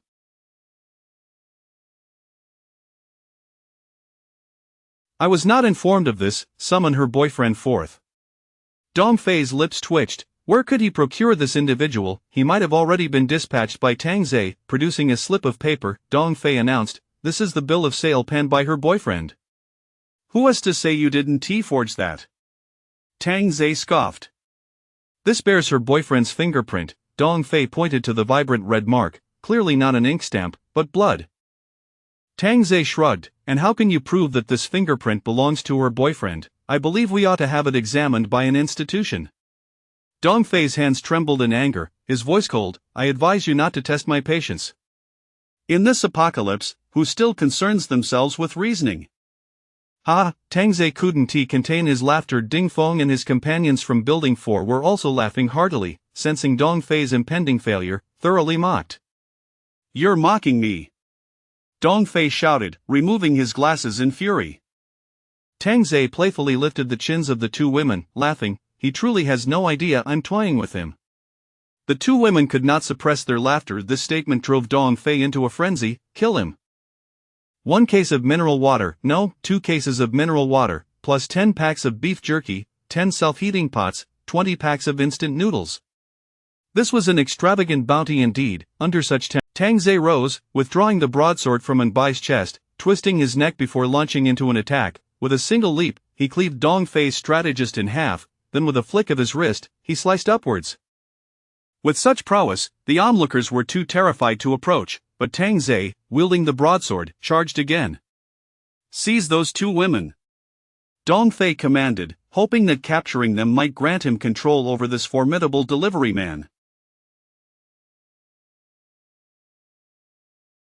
How could a mere delivery man possess such strength? Was he a Shaolin monk in disguise? Indeed, some dared to rush towards the 2 women, yet Sun Ting and Anbai showed no inclination to flee, standing their ground to be apprehended.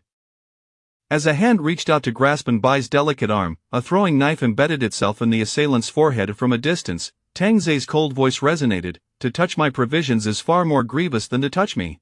Those who dared approach the women were swiftly dispatched by Tang Zhe's aim. He had practiced throwing knives at home and was far from missing his mark, contemplating seizing an opportunity to refine his shooting skills. Before long, 4 men lay lifeless beside the 2 women, leaving no one willing to venture near. Chapter 12. A say thank you. Beside Tang Zhe, over a dozen lifeless bodies lay strewn across the ground, blood pooling like a river, with even a few stains marring his clothing. The remaining 3 men, witnessing Tang Zhe's formidable presence akin to that of a reaper, hastily fled towards the elevator. Thinking of escaping? Tang Zhe hurled his broadsword with precision, piercing through 3 adversaries in one swift motion, leaving all spectators in stunned silence. What sheer power! This must be a concealed disciple of Shaolin hidden within Meituan. Dingfeng, observing Tang Zei's overwhelming prowess, reconsidered his own strategy. This young man was too formidable to confront directly. Cunning was the path to victory. At that moment, the garage was thick with the stench of blood and decay, leaving only Tang Zei and Dong Fei among the living. In a mere 5 minutes, Tang Zei had eradicated all the men in Building 3. Those who had not arrived were fortunate indeed. Dong Fei, trembling at the sight of Tang Zei, fumbled for a cigarette from his pocket, his hand shaking violently as he struggled to ignite it, failing multiple times.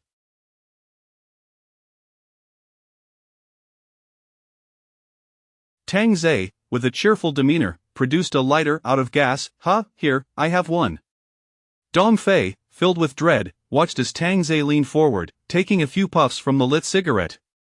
You didn't even attempt to stop me or utter a simple thank. It is quite impolite, Tang Zei remarked with exasperation. Why was no one demonstrating basic courtesy? If I light it, your hand should come up to shield it. Such fundamental knowledge seems lost on them.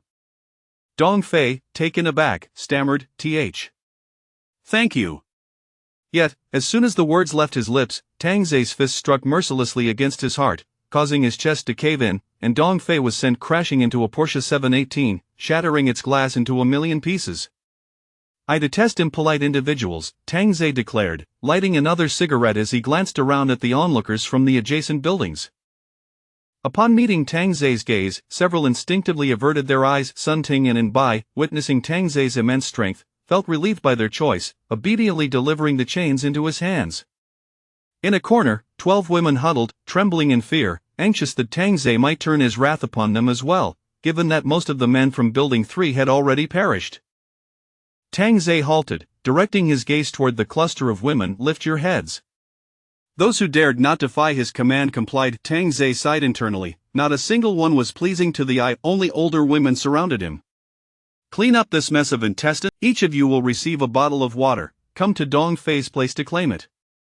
Upon hearing this, the women were instantly invigorated, even if some found their husbands' bodies among the carnage, lacking any visible emotion as they began to gather the remains, though a few wept softly. Dingfeng, witnessing Tang Zei's departure, turned with a dark expression. Boss, what shall we do? Dong Fei's entire crew has been decimated. The slaughter is inconsequential. The real concern lies with the supplies. Fewer people mean less consumption of resources. Dingfeng smirked evilly, believing Tang Zei had inadvertently done him a favor. Once the time was right, he could eliminate Tang Zei and seize Dong Fei's stockpiles for himself. Meanwhile, Tang Zei arrived at Dong Fei's residence, where an abundance of supplies awaited him. His interest, however, was merely in surveying the spoils he had claimed. Let us see what lies within the bedroom. The two women nodded, opening the bedroom doors. As Sun Ting entered one room, a foul odor assaulted her senses. Turning on the light, she gasped at the sight of a corpse on the bed. Wasn't this her dear friend? Upon closer inspection, the body bore signs of decomposition, its eyes wide open in terror. This group had even desecrated the dead. Sun Ting clenched her fists, recalling the gruesome scene of Tang Zei's massacre, her heart swelling with a sense of vengeance. And Bai entered shortly after, her brows furrowed as she whispered, if Ninggu sold her out, her fate would likely mirror that of this poor soul. I feel the same way.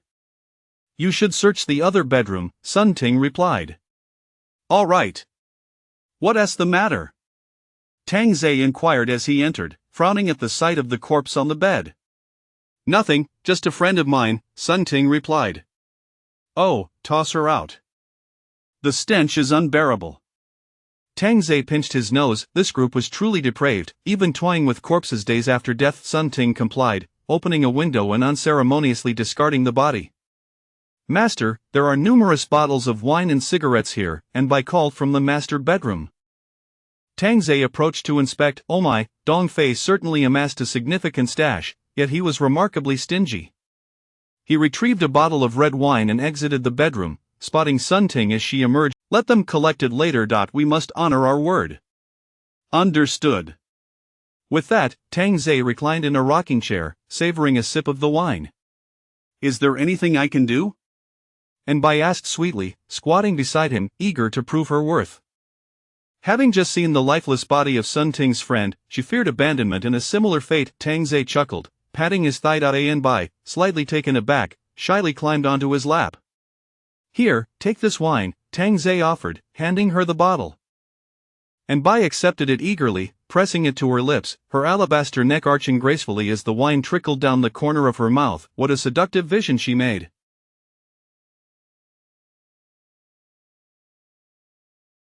At that moment, the women appeared at the doorway, momentarily taken aback by the sight of Tang Zei and Bai seated together in the rocking chair. However, they were not overly surprised.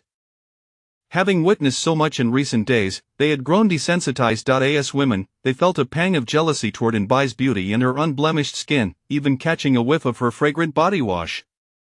How could she still indulge in bathing? In stark contrast, these women were stained with blood, their hands filthy, far worse than when they scavenged for refuse. "This is your reward, take it and go," Sun Ting announced, having organized the distribution of water bottles. Each woman received her share, their eyes lighting up at the sight of the abundant food and boxes of mineral water stacked in the corner, sparking a surge of different thoughts within them. One woman beckoned the others over, commencing a hushed discussion.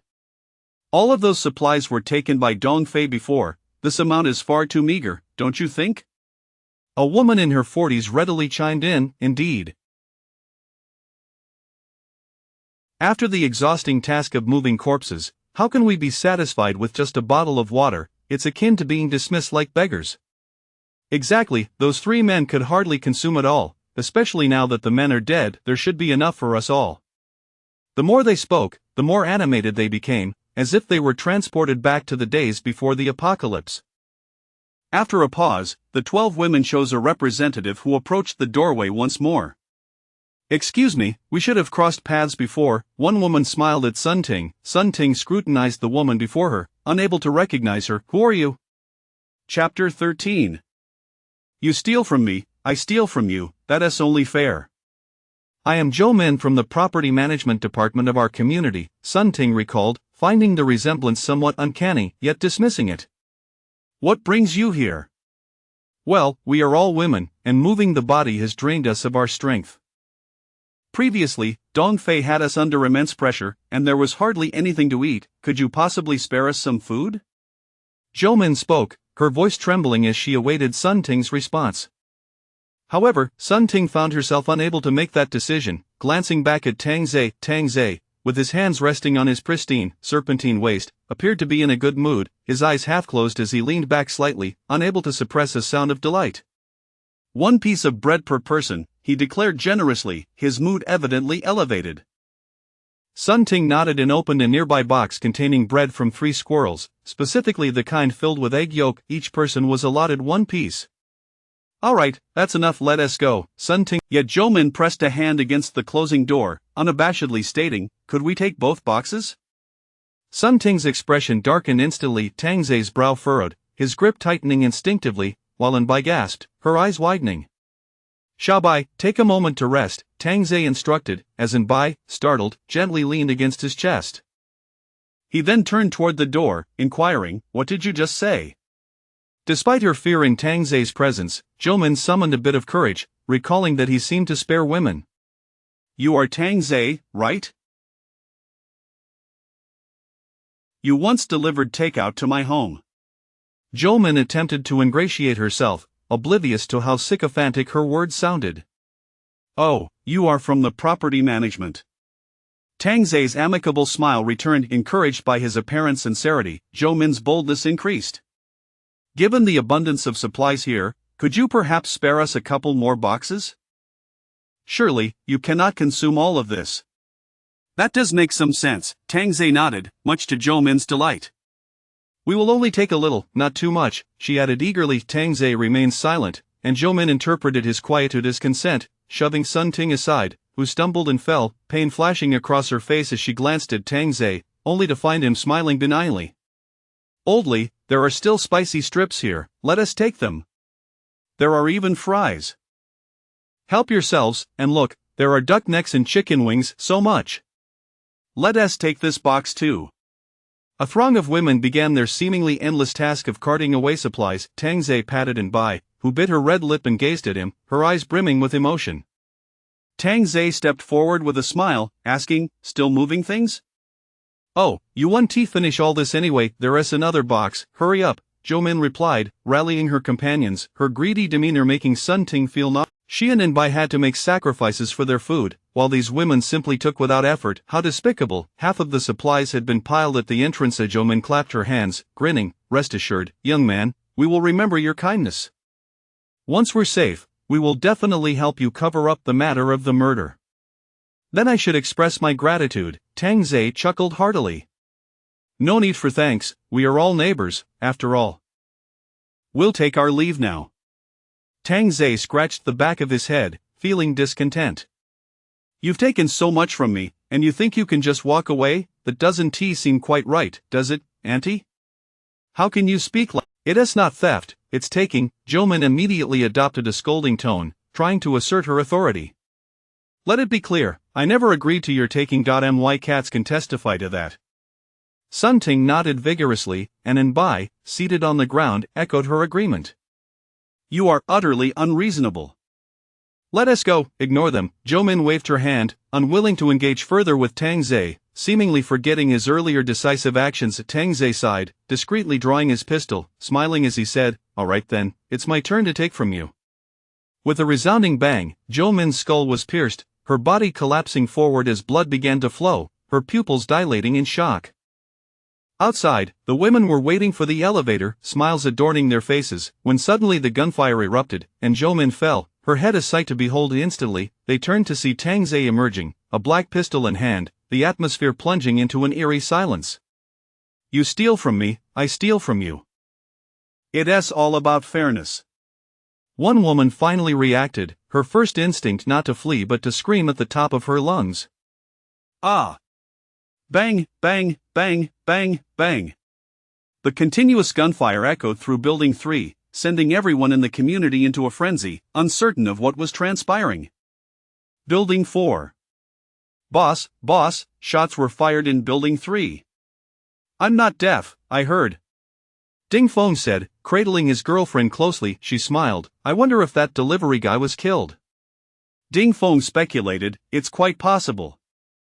This armed individual has likely been waiting for the right moment. His ammunition can't be limitless. As soon as that delivery guy took out Dong Fei's men, he would have jumped into action.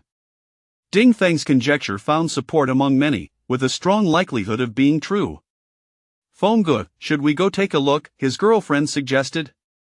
Let us wait a couple of days. Ding Feng remained prudent. Meanwhile, on the 28th floor of Building 1, in room 2801. Sister, there was another gunshot. A 25-year-old woman stood by the window, her gaze fixed outside, her bright eyes filled with alarm.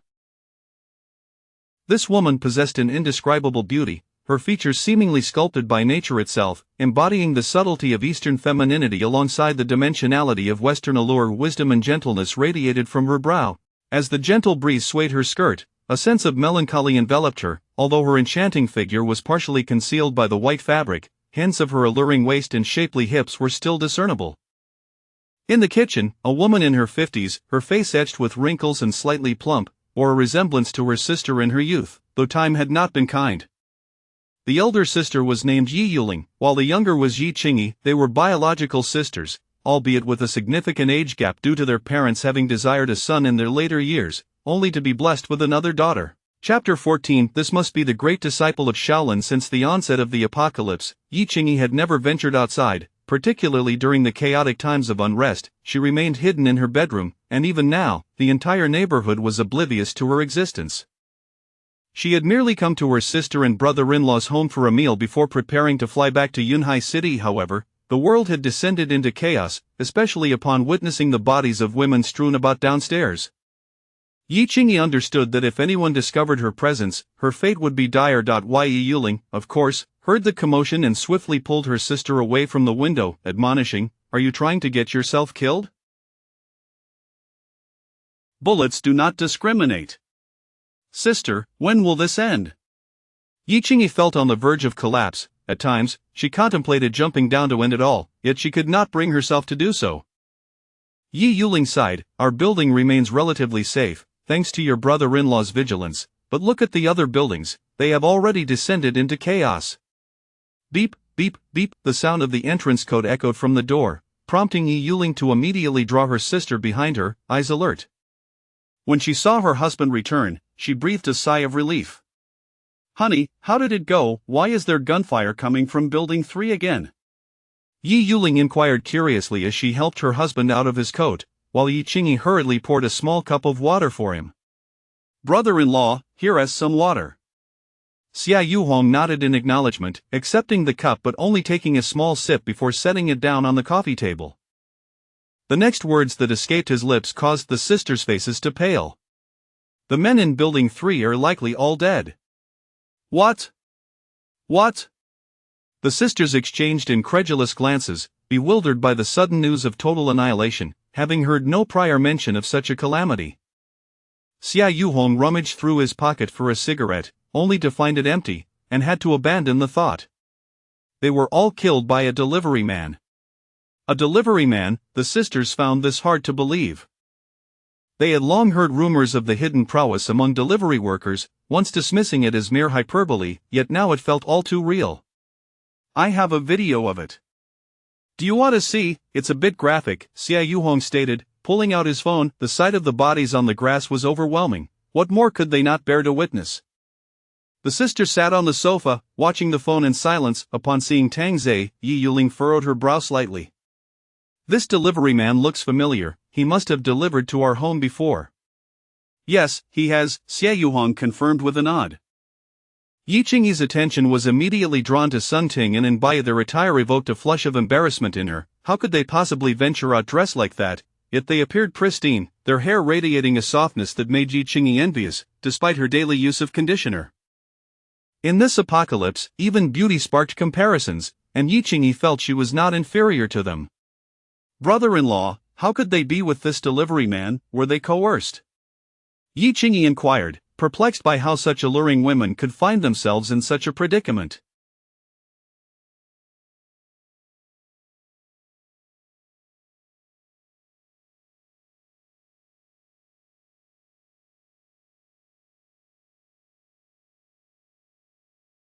Xia Yuhong countered, "Look at their expressions. Do you truly think they are being threatened?" Yi Qingyi indeed noticed, their demeanor was obedient, even mimicking a cat's meow, devoid of any semblance of resentment, almost as if they took pride in their situation. These two women must have been brainwashed, turned into pets for the delivery man, Xia Yuhong concluded. "I agree with what you said, brother-in-law," Yi Qingyi expressed with uncertainty. "But how could they be so clean?" "Unless they bathed, but water has been cut off." The couple exchanged puzzled glances, struggling to comprehend the situation. As they watched Tang Zhe unleash his fury, Yi Qingyi covered her mouth in shock, and Yi Yuling was left speechless. This was astonishing, a 3-minute video that would take days to process. "Honey, he must be the national martial arts champion," Yi Yuling remarked vacantly. "Regardless, it seems he is the last man standing in Building 3.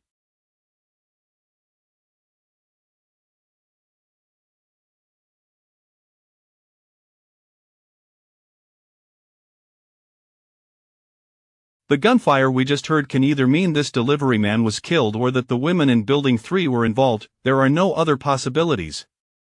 Xia Yuhong's intellect was evidently intact, having deduced at least half of the situation correctly. After a moment, Yi Yuling softly inquired, "How did the meeting go today?" Xia Yuhong did not respond directly but turned to Yi Qingyi, saying, "Qingyi, go to the bedroom and fetch a piece of bread." "Ah, okay." Yi Qingyi rose to head towards the bedroom, closing the door behind her, only to immediately lean against it to eavesdrop, realizing her brother-in-law was trying to dismiss her. Xia Yuhong spoke in a low voice, "Though our building is temporarily secure, it will inevitably descend into chaos. I've noticed several individuals beginning to barter food and women, likely influenced. There are several pressing me, but thankfully, Gangzi has been supporting me. If it weren't for my leadership in helping them find food, they would hardly regard me with any respect." Yi Yuling was frantic. What should we do? After all, her looks are striking, and it is only a matter of time before someone takes notice. By then, Xia Yuhong left the thought hanging, the lawn outside bearing witness to too many living examples of such tragedies. Meanwhile, Yi Yuling clasped her hands together, praying that this disaster would soon pass. Eavesdropping, Yi Qingyi slowly sank to the floor, her face paling as her mind filled with images of those women who had jumped to their deaths, issuing a soft, helpless sob. "How is our daughter faring?" Xia Yuhong asked solemnly. Yi Yuling nodded. Today was uneventful. The school cafeteria has sufficient food and drink.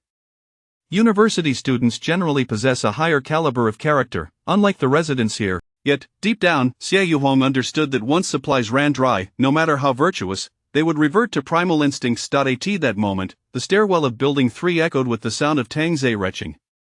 Clinging to the railing, he gasped for air, grappling with the reality of having taken so many lives for the first time, unable to remain indifferent. In the days leading up to this, Tang Zhe had been fixated on the law of the apocalypse, perhaps even unaware that he was engaging in self-hypnosis, cloaking his humanity beneath the guise of survival instinct, justifying his actions as necessary.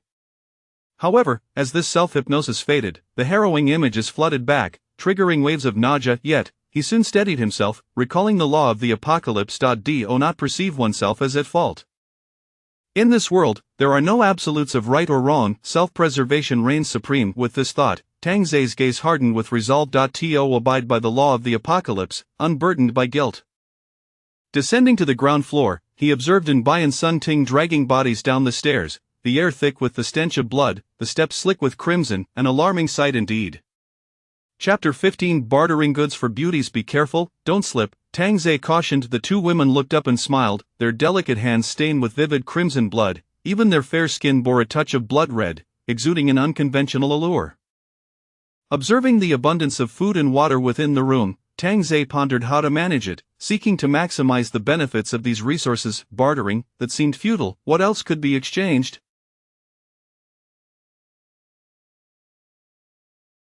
People, this community hardly boasted any striking beauties worthy of such a trade. Watching the relentless rain outside, Tang Zhe felt a sense of helplessness. He contemplated venturing out in search of supplies, but the persistent downpour left him at a loss, especially as the weather hinted at an impending storm. The two women had been dragging corpses until dawn before returning, utterly exhausted. After a rejuvenating hot shower, Tang Zhe ensured they would not go hungry, preparing a sumptuous meal. Indeed, the feast was far more lavish than before. After a grueling night, they deserved to replenish their strength. Soon, a table laden with barbecued delights was set before them. Were the residents of the other buildings to glimpse this spread, they would surely be envious. Opening WeChat, he noticed the group chat for their building had fallen silent. Aside from himself and the two women, it appeared everyone else had perished. The larger community group buzzed with discussions of their murderous exploits, especially the occupants of Building 1, who seemed to occupy a moral high ground, clamoring for their own executions. However, the WeChat functions had been severely curtailed. One could no longer download videos or photos, send media, join groups, or engage in video calls, nor could they search for individuals nearby. Some had managed to establish groups in other communities from the outset, facing similar circumstances. Tang Zhe glanced up and chuckled. Aren't you two in need of a break? You've been busy all night. Sun Ting's alluring demeanor had certainly become more adept at captivating attention, while Anbai appeared somewhat shy beside her. Suddenly, Sun Ting rose and seated herself upon Tang Zhe's lap. He inwardly sighed. Just when he was deep in thought, she chose to initiate such a bold move. First, help me devise a plan, then I shall reward you, Tang Zhe said, wrapping his arm around Sun Ting's delicate waist, which was both soft and slender.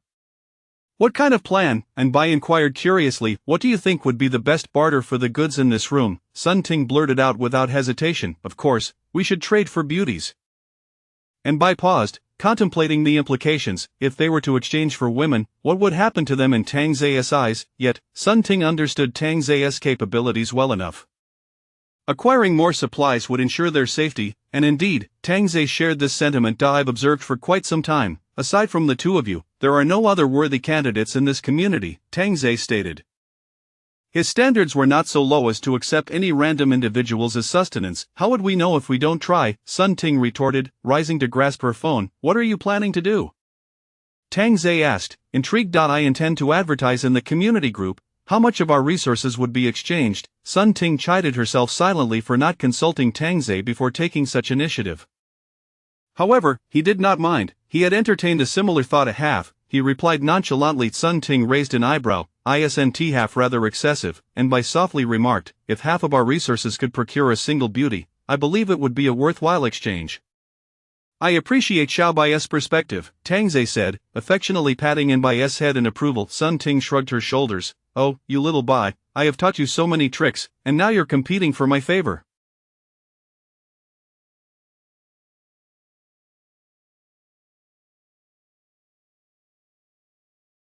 Without delay, Sun Ting began to voice her advertisement in the community group. Greetings to all residents, this is Sun Ting from Building 3. Are you distressed by hunger? Are you driven to madness by thirst? I can assist you in resolving this dilemma. The resources I possess can be exchanged for authentic beauties, genuine little kittens. Interested parties, please message me privately. Meow. After finishing, immediately after posting, her phone buzzed with numerous friend requests. The three of them eagerly examined the notifications, only to find they were all artistic displays or misleading images. Sun Ting and Nbai were too familiar with such tactics. Their enthusiasm waned as they realized the futility of this approach. There was even a woman in her 50s claiming to be the reincarnation of Diji, asserting that a mere sip of water could restore her youth.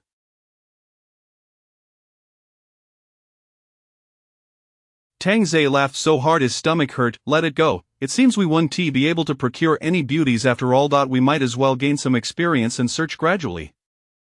Time is our most abundant resource. In Building 4, Ding Feng lay in his bedroom. This female streamer actually wishes to barter goods for beauties. I wonder if that delivery man is still alive.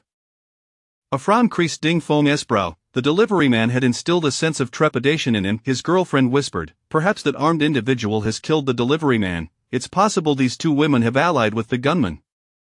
But the bullets must be running low, Ding Feng replied solemnly. Don't forget, there is another gun in play, his girlfriend reminded him. The situation in Building 3 was undeniably peculiar. A sudden spark of inspiration lit up Ding Feng's eyes. Aren't they seeking beauties? You should go and find one. I've already sent some women to add them on WeChat, but they were all rejected. Ding Feng rubbed his forehead. Finding a beauty akin to the streamer was no simple task. I believe a nighttime raid is necessary, his girlfriend suggested. Ding Feng nodded. The allure of the resources surpassed that of any woman and must be seized.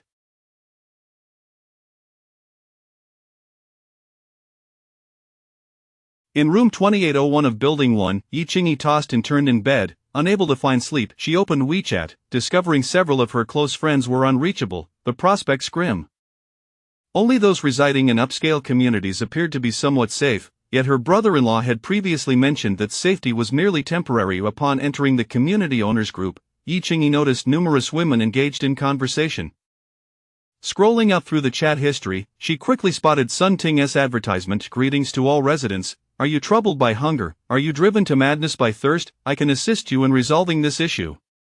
The resources behind me can be exchanged for authentic beauties, genuine little kittens. Interested parties, please message me privately. Meow. Gazing at Sun Ting's sweet smile and smooth skin, Yi Qingyi felt a pang of envy, especially upon seeing the photo of the stacked boxes of water in various foods.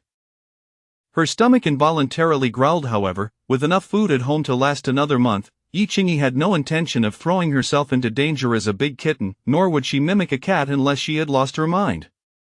At that moment, a voice call came through. Upon seeing the caller ID, Yi Qingyi's face broke into a long-awaited smile. Zihui, why are you still awake at this hour? Her gentle voice emerged from her lips. A magnetic male voice resonated from the other end. I can't sleep, I'm thinking of you. I miss you too. In that moment, silence enveloped them. Although they were not yet married, their engagement had already been established. They had initially planned to wed by year's end, but alas, fate had intervened with these unforeseen events. Chapter 16. What dreams are there? Is everything all right over there today? Zhang Zihui inquired with genuine concern. Yes, I'm fine. There's no need to worry. How about you? Rest assured, I am in a villa district where the population is sparse, and resources are quite abundant. The property management has stockpiled quite a bit. Yi Qingyi sighed with relief and slightly turned to the side. What about Nana? This little girl is still in the mood for yoga, can you believe it? Zhang Zihui jested, hoping to lighten Yi Qingyi's spirits. That's wonderful. Zhang Zihui paused, letting out a sigh. You must find a way to come here. I am genuinely worried about you. Yi Qingyi forced a bitter smile. Huashan City was 400 kilometers away from Yunhai City. In the past, it would have been a swift journey, but now, every step felt arduous. I will find a way, don't worry. My brother-in-law is still the boss, after all, she replied with a faint smile. A classmate of mine told me that there have been numerous riots in many neighborhoods, with killings occurring as casually as one would slaughter a chicken. Some depraved individuals do not even spare the corpses of women. Ah! Yi Qingyi gasped, Fear etched upon her stunning face. Jiang Zihui immediately realized his misstep and hastily changed the subject, discussing potential honeymoon destinations and envisioning a bright future. As her phone battery dwindled, Yi Qingyi set it aside to charge, gazing out at the rain, feeling the wind intensifying that night. A wave of fatigue washed over her, and she succumbed to sleep. However, she was soon engulfed in a horrifying dream, finding herself transformed into a corpse, surrounded by countless men who stared at her as if she were a perfectly cooked steak, their eyes filled with insatiable greed. They desecrated her remains while feasting upon her, until she was reduced to mere bones. Ah! Yi Qingyi awoke with a start, sitting up abruptly, cold sweat dampening her dark hair, her complexion pale and feeble. Turning to the window, she realized it was already morning. A sense of helplessness surged from deep within her. Would she be able to escape this neighborhood? Tears streamed from the corners of her eyes. In stark contrast to Yi Qingyi, Tang Zhe awakened with vitality, stretching languidly as he looked out the window, ready to embrace another invigorating day. Last night, I engaged in a flurry of experience accumulation, and now I find myself at a mere 10 completion, with a daunting 90 remaining to attain the coveted Apocalypse Gift Pack 2.0. Gazing at that 90 progress bar, Tang Zhe pressed his forehead in frustration. Despite the current double-speed advancement, it still felt agonizingly slow. At the entrance, 3 automatic rifles were poised menacingly, their triggers connected by taut ropes above the door. Should the door be opened or forcibly breached, the rifles would unleash a barrage, annihilating anyone at the threshold. Having prepared his weapons, Tang Zhe retrieved a bowl of Lanzhou beef noodles, the tantalizing aroma rousing the curiosity of the two women. Naturally, Tang Zhe had thoughtfully prepared a nutritious meal for them, for they were indeed the wellspring of his strength. At noon, feeling rather bored, Sun Ting lounged on the balcony, a blank sheet of paper resting on her black stockings, delicately grasping a 2B pencil. As she observed the world below, she busily sketched away on the paper. Curious, Tang Zhe emerged from the bedroom and approached her from behind, remarking, "Your drawing is quite impressive." On the white paper lay a sketch depicting a pile of corpses below, an unsettling sight indeed. "Ah, you're awake." "My apologies," Sun Ting exclaimed, hastily rising to her feet, only to be gently pressed back down by Tang Zhe. "No need to stand, please continue your work." Blushing slightly, Sun Ting smiled shyly. "Have you received formal training in art?" Tang Zhe inquired with interest. "I am an art student. Since childhood, I aspired to be a painter, to embark on a nationwide tour of exhibitions. Alas, dreams are beautiful, yet reality is often harsh. My monthly creations yield far less than the earnings I make dancing in live streams," she lamented, a bitter smile escaping her lips. The sacrifices she made bore little distinction from her current situation, which was nothing more than providing companionship. By entered, having cut some fruit, and remarked with a hint of exasperation, "Sister's artistic skills are genuinely commendable. She simply hasn't encountered the right audience." Tang Zhe popped a peeled orange segment into his mouth, stating, "Did you know, I too have a dream?" Sun Ting and Enbai looked at him with curiosity. "In my youth, I often gazed at the blue sky, yearning to become a great pilot, defending my country's airspace. However, in the end, my studies proved to be a struggle, resulting only in failures." With a burst of laughter, the two women could not contain themselves. Observing Enbai beside him, Tang Zhe playfully raised his hand and swatted her peach-like derriere, saying, "Dare to laugh at me? I shall not spare you." "I simply couldn't help myself," Enbai pouted, the imprint of his fingers gradually appearing on her pristine skin. "And you, little Bai, what prompted your choice to become a flight attendant?" Tang Zhe queried. Enbai gazed dreamily at the sky outside and murmured, "I adore traveling, and being a flight attendant allows for complimentary journeys." "Ah, a free ride," Tang Zhe teased, wrapping his arms around her slender waist as she sat on the sofa. Enbai, pouting her crimson lips in a haughty manner, retorted, "That's not true, I am also working, you know. You're unjustly accusing me." Sun Ting set her sketchbook aside and sauntered over with a playful gait, teasingly prompting, "Little Bai, you seek more than just free rides. You wish to marry into affluence, don't you?" "He is my classmate from elementary school," Enbai replied, having long since come to terms with her late ex-boyfriend, devoid of any lingering feelings. Sun Ting rolled up a newspaper and waved it near Enbai's lips, urging, "Do share your story." "Oh, there is nothing much to tell. We merely encountered each other in first class once, struck up a conversation, and he initially deceived me into believing he was single. When I broached the topic of marriage, he revealed he was already married, asking me to wait while he sought a divorce, and that was the extent of it. Tang Zhe, visibly indignant, interjected, "What a scoundrel!" "Indeed, utterly despicable," Sun Ting concurred. And Bai giggled foolishly, adding, "Exactly, so shameless." Tang Zhe suddenly posed a question, "So, tell me, who is worse, him or me?" The two women exchanged startled glances. "Speak the truth, or you shall starve for 3 days," Tang Zhe declared sternly, his demeanor betraying no hint of jest. Reading the unspoken understanding in their eyes, Tang Zhe quickly grasped, "Ah, so you deem me the villain, do you? Then I shall show you just how wicked I can be." In the blink of an eye, 7 days had slipped by. Ding Feng surveyed the dwindling supplies and the intensifying storm outside, resolutely deciding to launch an assault on Building 3 that very night. "Brother Feng, the men are fully prepared," came the report. Chapter 17 The Assault on Building 1. Ding Feng opened the last few bottles of beer, pouring a bit for each of the dozen men present, who simultaneously handed him a cigarette, as though participating in a final farewell ritual. "Brothers, once we secure Dong Fei's supplies, we shall feast and drink to our heart's content, and even have the chance to exchange for the women from the neighboring buildings."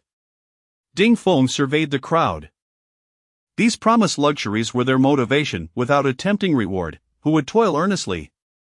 "Indeed, follow Brother Feng, and we'll indulge in endless delicacies and pleasures. Cheers! Cheers! Cheers!" As the liquor slid down his throat, it felt as though he had returned to the days of roadside barbecue stalls. Why did it seem like a distant past? Because he had long forgotten the semblance of a normal life. What had occurred just a month ago felt like it belonged to another era. "Brother Feng, a buddy of mine at Building 1 sent me a WeChat message today, saying things are about to get chaotic there."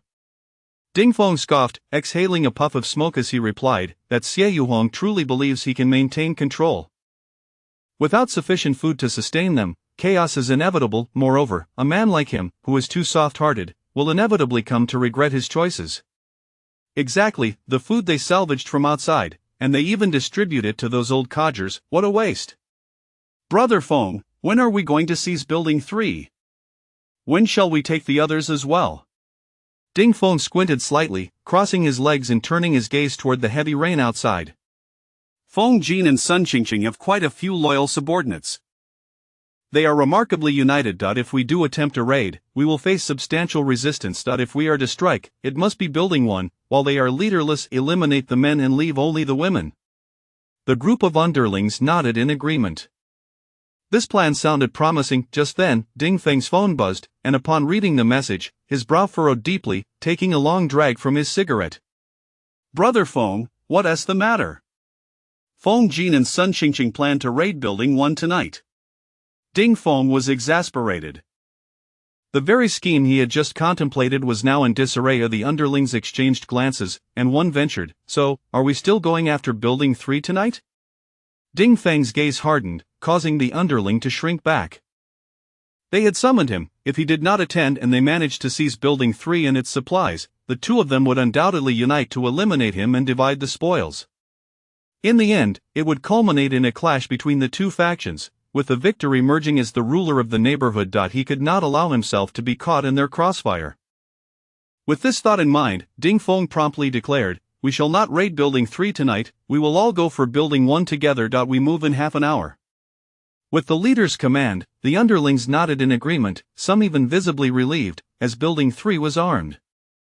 Although they knew the ammunition was limited, it still meant risking their lives. Those who were shot would die, and medical supplies were currently in dire scarcity. In room 2801 of Building 1, "Honey, what are you doing?" Yi Yuling suddenly emerged from the kitchen, grasping her husband Xie Yuhong, who was about to leave. Yi Qingyi, stepping out of the bedroom, looked on in confusion. Xie Yuhong forced a smile that was more painful than tears. "I'm going to Gangzi's place to discuss some matters." Yi Yuling yanked up her husband's shirt, revealing a bottle of mineral water tucked under his armpit.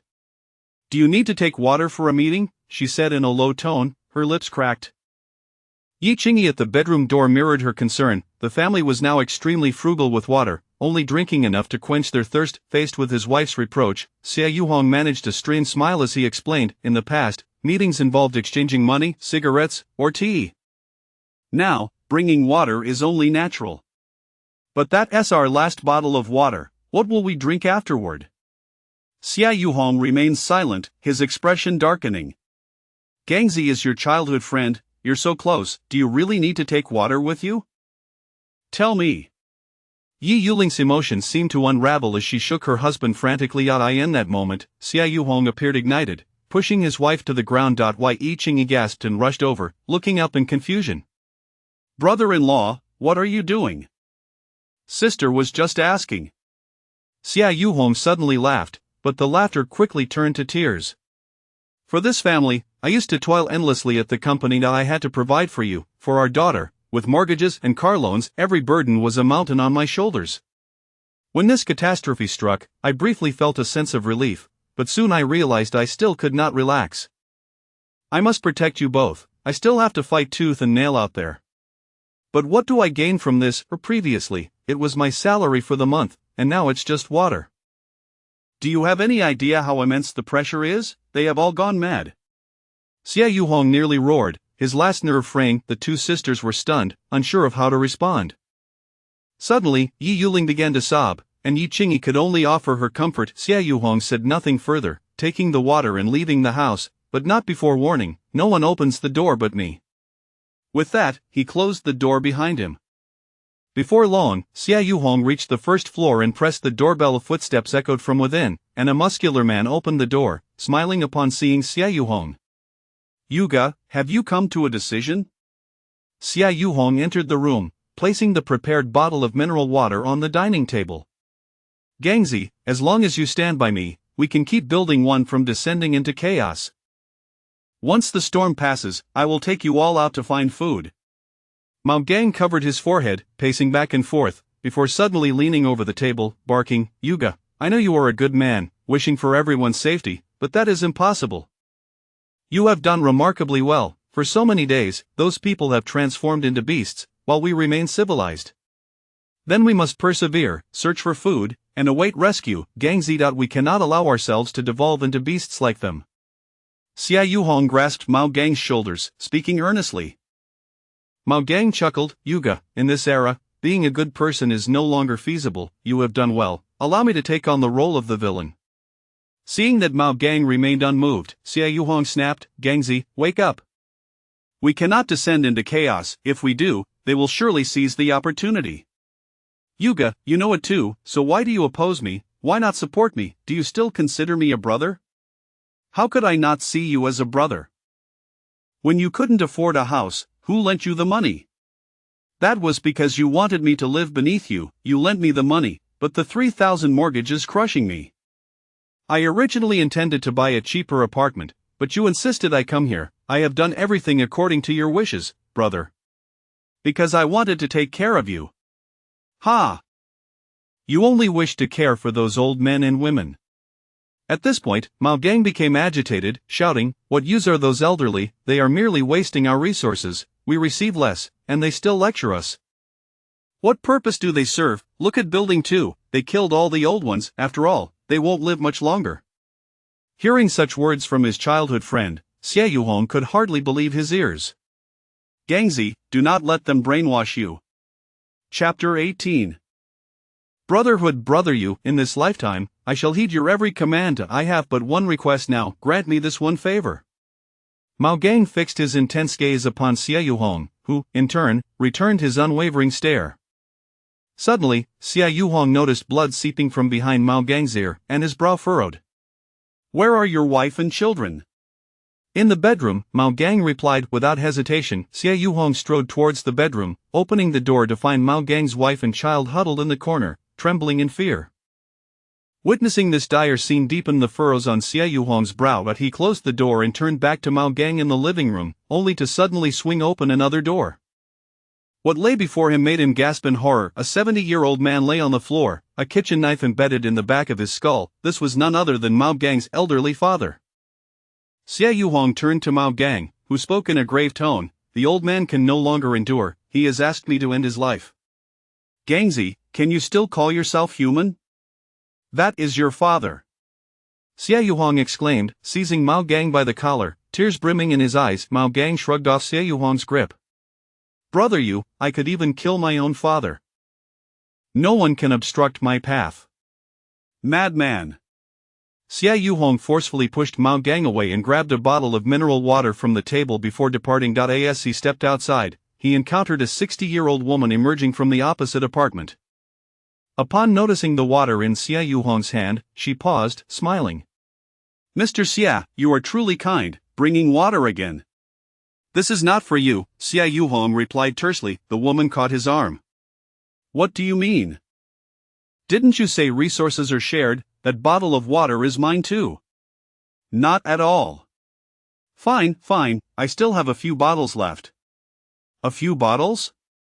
Xia Yuhong looked at her in astonishment. While the woman realized she had let slip her secret, she regularly exaggerated her plight to secure more provisions. What do you mean a few bottles? There aren't any. You lot should hurry out and find something to eat, not just snacks. Look for some vegetables, only then can your nutrition be balanced. Lately, I've been feeling unwell, my teeth have started to ache. Oh dear, here it comes again, I must return now. You should gather people to search for food.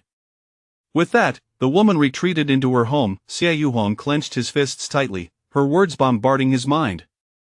Yet, what truly frightened him was not this, but the thought of his wife being defiled and bullied, along with a younger sister-in-law. It is I, Xia Yuhong called at the door. Yi Yuling glanced through the peephole before unlocking the door. Darling, how did it go? She inquired curiously. Not well. Isn't Gangzi the one who always listens to you? Can't you at least get him to agree to that bottle of water? Xia Yuhong displayed the water bottle, and the sisters' faces fell at the rejection. Suddenly, the doorbell rang, causing their nerves to tense. Brother Yu, it's me, Gangzi. I've thought things through, what you said makes sense, came Mao Gang's voice from outside. Yi Yuling's face brightened. I'll go open the door. Wait. Xia Yuhong immediately intervened. You two, go to the bedroom. The sisters exchanged glances, yet complied and retreated to the bedroom. Addressing Mao Gang outside, Xia Yuhong called, Gangzi, have you truly come to your senses? Brother Yu, Ingzi just scolded me, and I realize you were right. I still support you, I apologize for earlier.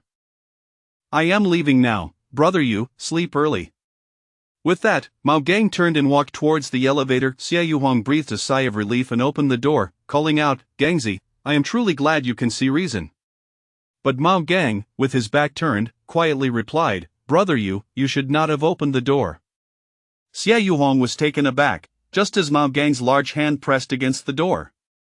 Suddenly, a chill coursed through his arm as he felt his right hand detach from his body, blood splattering everywhere. Almost instantaneously, a sharp pain radiated from his abdomen, sending him crashing to the floor. Mao Gang entered the room and shut the door behind him, a maniacal grin spreading across his face. Brother Yu, why do you force my hand? Why can't you trust me just once?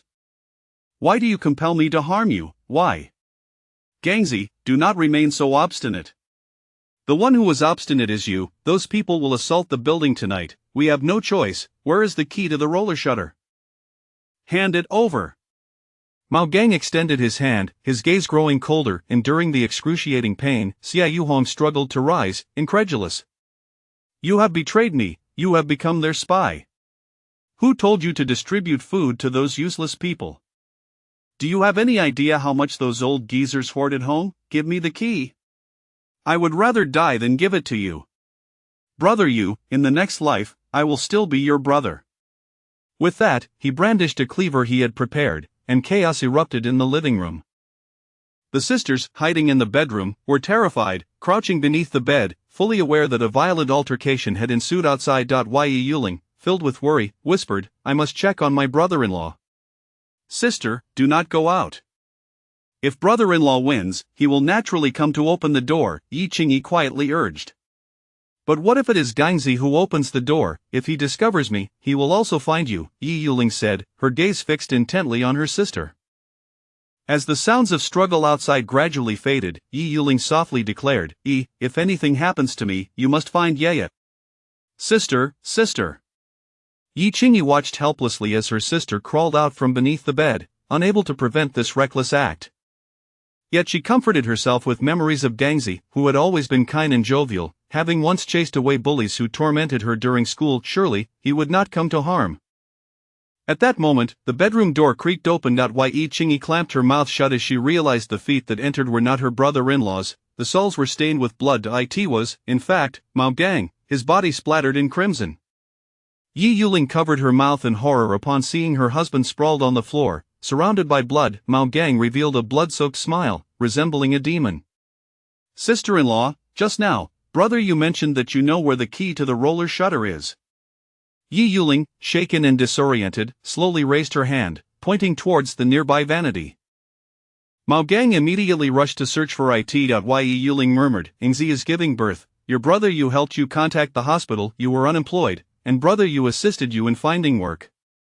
You had no time to care for the child, and sister-in-law helped you. Mao Gang soon found the key, turning back with a grin. Sister-in-law, I will repay the kindness you and brother you have shown me in my next life. How can you bring yourself to do this? You are a beast. Yi Yuling cried out, frantically striking Mao Gang. He did not resist, but the cleaver still dripped with blood in his hand. Sister-in-law, I know you and brother you share a deep love. Now that brother you is gone, he will surely feel lonely. Why not join him? After all, chaos is about to ensue, and you wouldn't want those men to harm you. Sister-in-law, I will grant you a swift end. Brother you will thank me for it, yes, he certainly will. Mao Gang murmured this, his mind slipping into madness, before raising the cleaver and bringing it down upon Yi Yuling's forehead. Her skull caved in instantly, and she fell, her eyes wide open. Chapter 19 The Peculiarities of Building No. 1. Yi Qingyi gazed at her sister, whose brow bore the mark of a cleaver, desperately covering her mouth, her entire body trembling uncontrollably. Tears streamed down her face as she watched her sister's eyes reflect a plea for her daughter to find her. Mao Gang bent down to retrieve the cleaver, only to bring it down with a brutal force. Bang, bang, bang, sister-in-law, I am aiding you, do not hold it against me, brother you, I brought your wife to accompany you, you two are reunited at last. Yi Qingyi stood frozen, watching in horror as her beloved sister was mercilessly slaughtered, her visage rendered unrecognizable. Even as brain matter splattered onto her eyes, she dared not utter a sound. Listening to the door close, Yi Qingyi, hiding beneath the bed, could no longer contain her overwhelming dread and panic, yet she could only weep softly. In that moment, the sky had fallen. In the garage, men from buildings No. 2, No. 4, and No. 5 had gathered, a total of 53 men. Some had opted out, perhaps unwilling to become mere beasts of slaughter or lacking the courage to face the consequences of their actions. Each of the 53 bore knives, kitchen cleavers and paring knives alike. Among them, Feng Jin, Ding Feng, and Sun Yuqing wielded watermelon knives, each about 50 centimeters long. With the three men smoked, their faces alight with the thrill of impending violence, resembling wild beasts. Boss Ding, Boss Sun, once we finish with building No. 1, let us plan a time to seize the supplies from Dong Fei in building No. 3. As for that gunman, can bullets withstand our numbers? Feng Jin, though slight in build, stood at an imposing height of 6 feet, a mole at the corner of his mouth rendering him oddly disproportionate. A notorious criminal, he had previously served time for theft. Aside from murder, he had committed various offenses. Ding Feng, a mere thug, provided muscle, while Sun Yuqing, a contractor, often mingled with ruthless individuals. Despite his rotund physique, he could instill fear when provoked. It was safe to say that none of the three were virtuous. Sun Yuqing took a deep drag from his cigarette, squinting as he said, "What is there to discuss? Tonight we raid this place, tomorrow we hit the next. Are we in or not?" They all understood that building No. 3 was more perilous than building No. 1, yet the spoils would undoubtedly be greater. I concur. Ding Feng flicked the ash from his cigarette. I want those two women. Feng Jin's eyes gleamed with lascivious intent. Ding Feng and Sun Yuqing would not acquiesce. Women like Anbai and Sun Ting were coveted by any man. Ding Feng suggested, once we capture the women, we can auction them off for supplies. Now that's intriguing, I'm in. Feng Jin did not oppose, and neither did Sun Yuqing, yet each harbored thoughts of eliminating the others, ideally finding an ally to make the task easier. At that moment, Mao Gang rushed out of the elevator, his blood-stained face momentarily halting the trio. With a swift motion, the rolling shutter door was raised, unleashing a horde of demons upon the building. Brothers, I've said not to harm my family, Mao Gang stammered, fearful of their potential change of heart. Sun Yuqing clapped Mao Gang on the shoulder. Fear not, those of us in this life value integrity. Brothers, charge, kill the old without mercy, capture the young, and eliminate any who resist. Yes, boss. The group ascended the stairs, opting out of the elevator. The 3 leaders ambled behind them. In under a minute, the sounds of wailing, screaming, and pleas for mercy reverberated throughout the complex, resembling a hellscape, illuminating the glint of their blades. An elderly woman residing opposite Mao Gang heard a knock at her door, setting aside the remote control, muttering curses as she approached. Can't a person get any rest at this hour? Instead of gathering supplies, you're wasting time on this nonsense. Without checking the peephole, she flung open the door, only to find 2 young men brandishing knives. Surprisingly, the old woman exhibited no fear. Instead, she began to lecture. What's the meaning of this? Instead of scaring an old lady, why not go rob some delivery drivers for supplies? Nowadays, the youth lack respect for their elders. The 2 young men stood dumbfounded. What kind of eccentric dwelled in building number 1, still alive after all this? What are you staring at? Get lost, she said, attempting to shut the door. But the young man's hand pressed against it, grinning. Old hag, I've long wanted to chop you up. With that, he raised the kitchen knife and struck, embedding it in her shoulder. With a yelp, she crumpled to the ground, still cursing. That'll teach you to blare your loudspeaker, ruining my gaming. He continued to slice at her. At that moment, Mao Gang arrived at his doorstep and glanced at the old woman.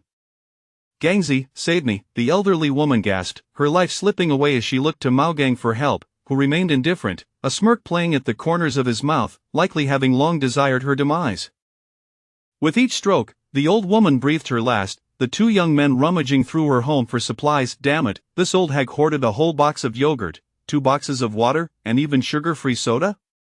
The 2 young men were left bewildered. How had an old woman amassed such a stockpile? Of course, it was through thievery. Had they known, their worldviews would surely shatter once more. Meanwhile, in building number 3, Tang Zhe looked over at building number 1 with a grin. Tonight is quite lively. Building number 1 has been breached by several others, and Bai replied, a hint of worry in her voice. Once number 1 fell, they would be next. Sun Ting wiped the floor, advising in Bai, Xiao Bai, that's not our concern.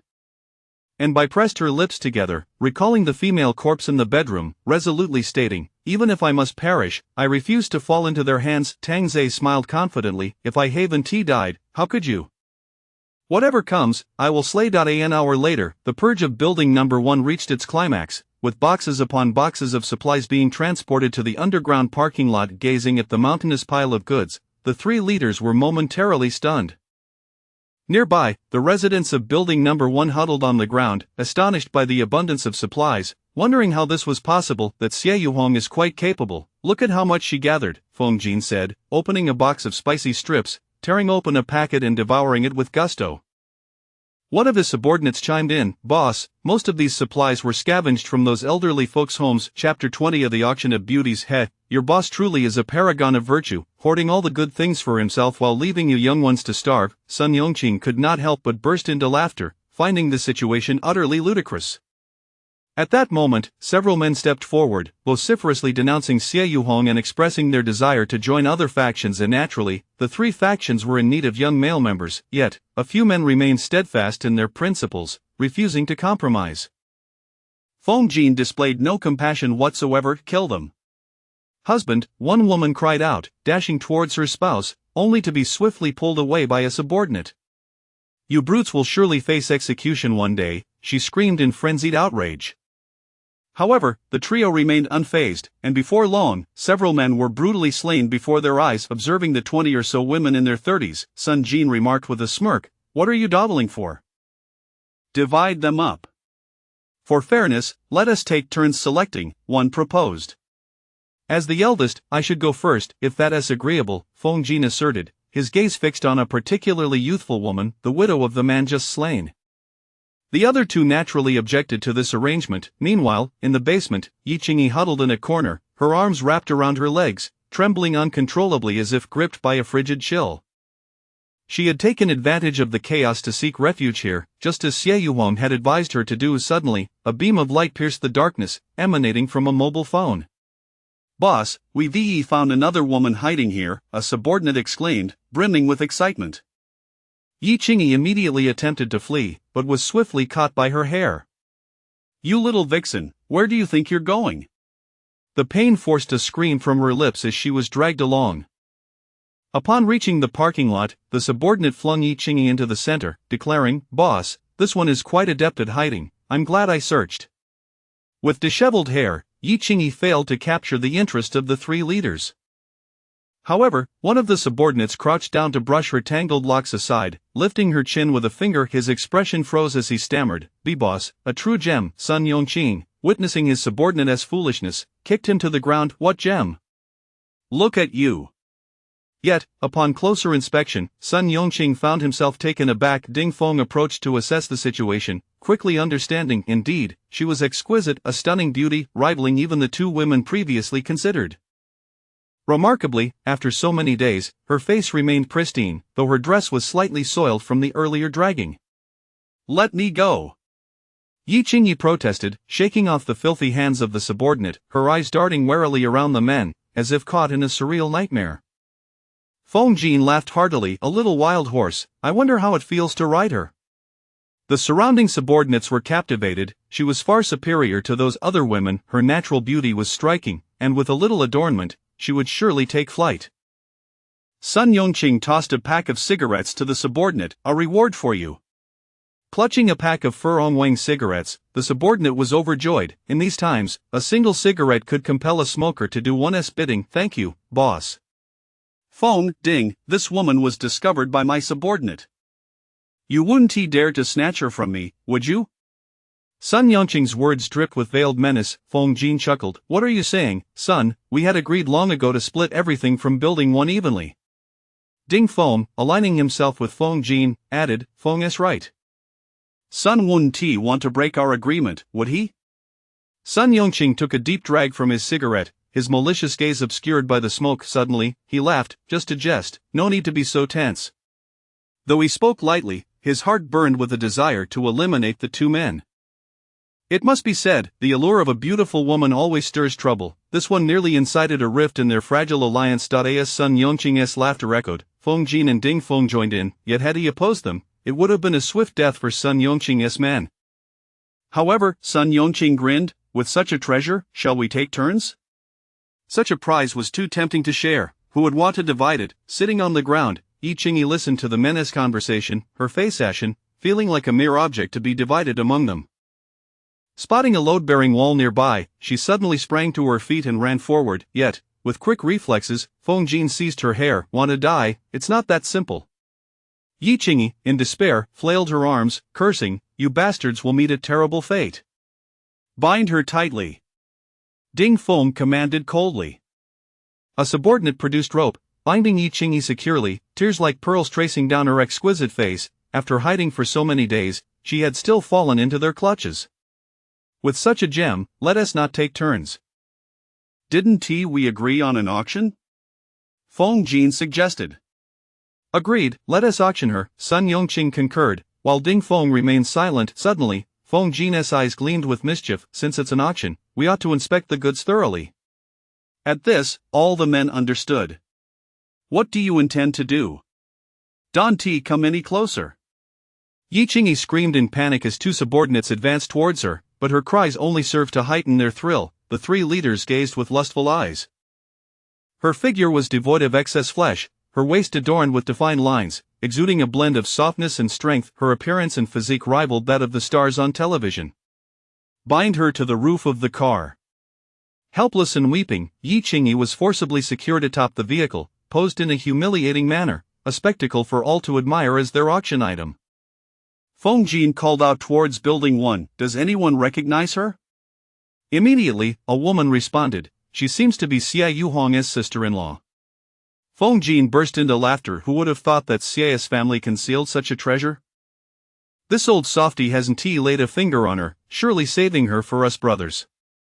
Ha ha ha ha ha.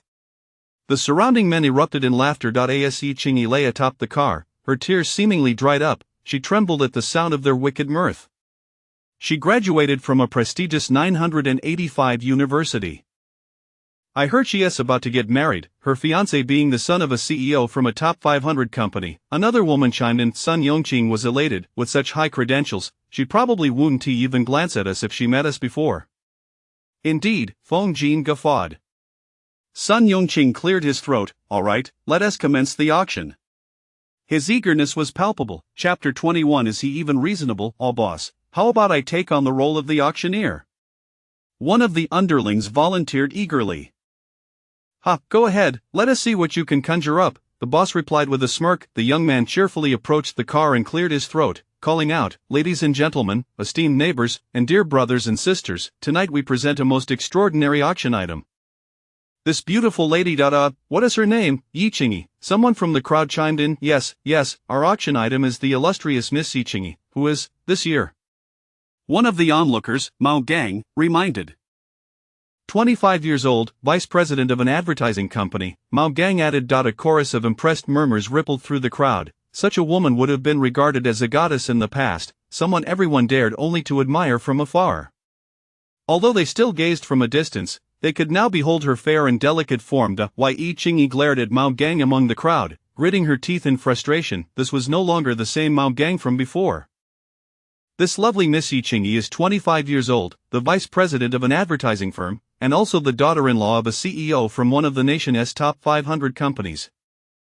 Just think, wouldn't it be delightful to acquire the daughter-in-law of a top executive? Truly a bargain for such beauty and grace. Of course, this is merely Miss Yichingi's status.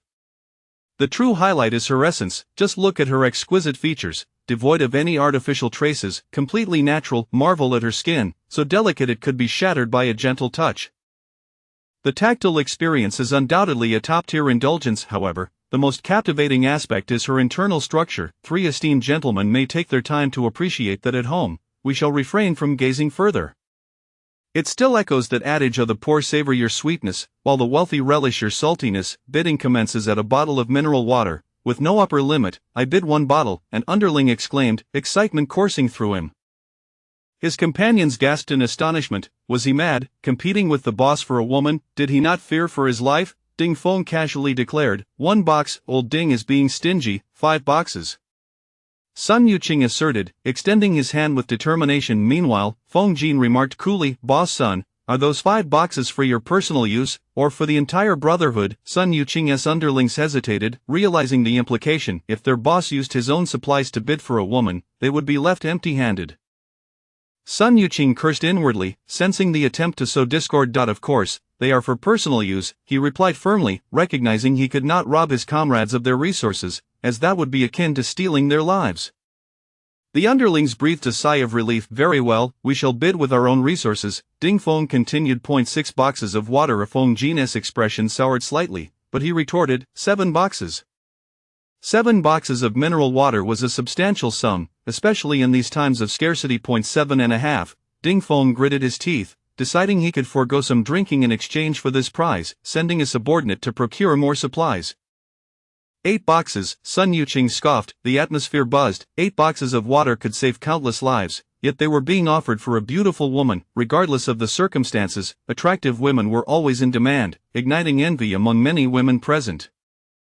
10 boxes, a sudden voice chimed in with laughter. The 3 bosses exchanged puzzled glances, as none of them had placed that bid, turning to see who had spoken. "Wait, wasn't he that the delivery guy?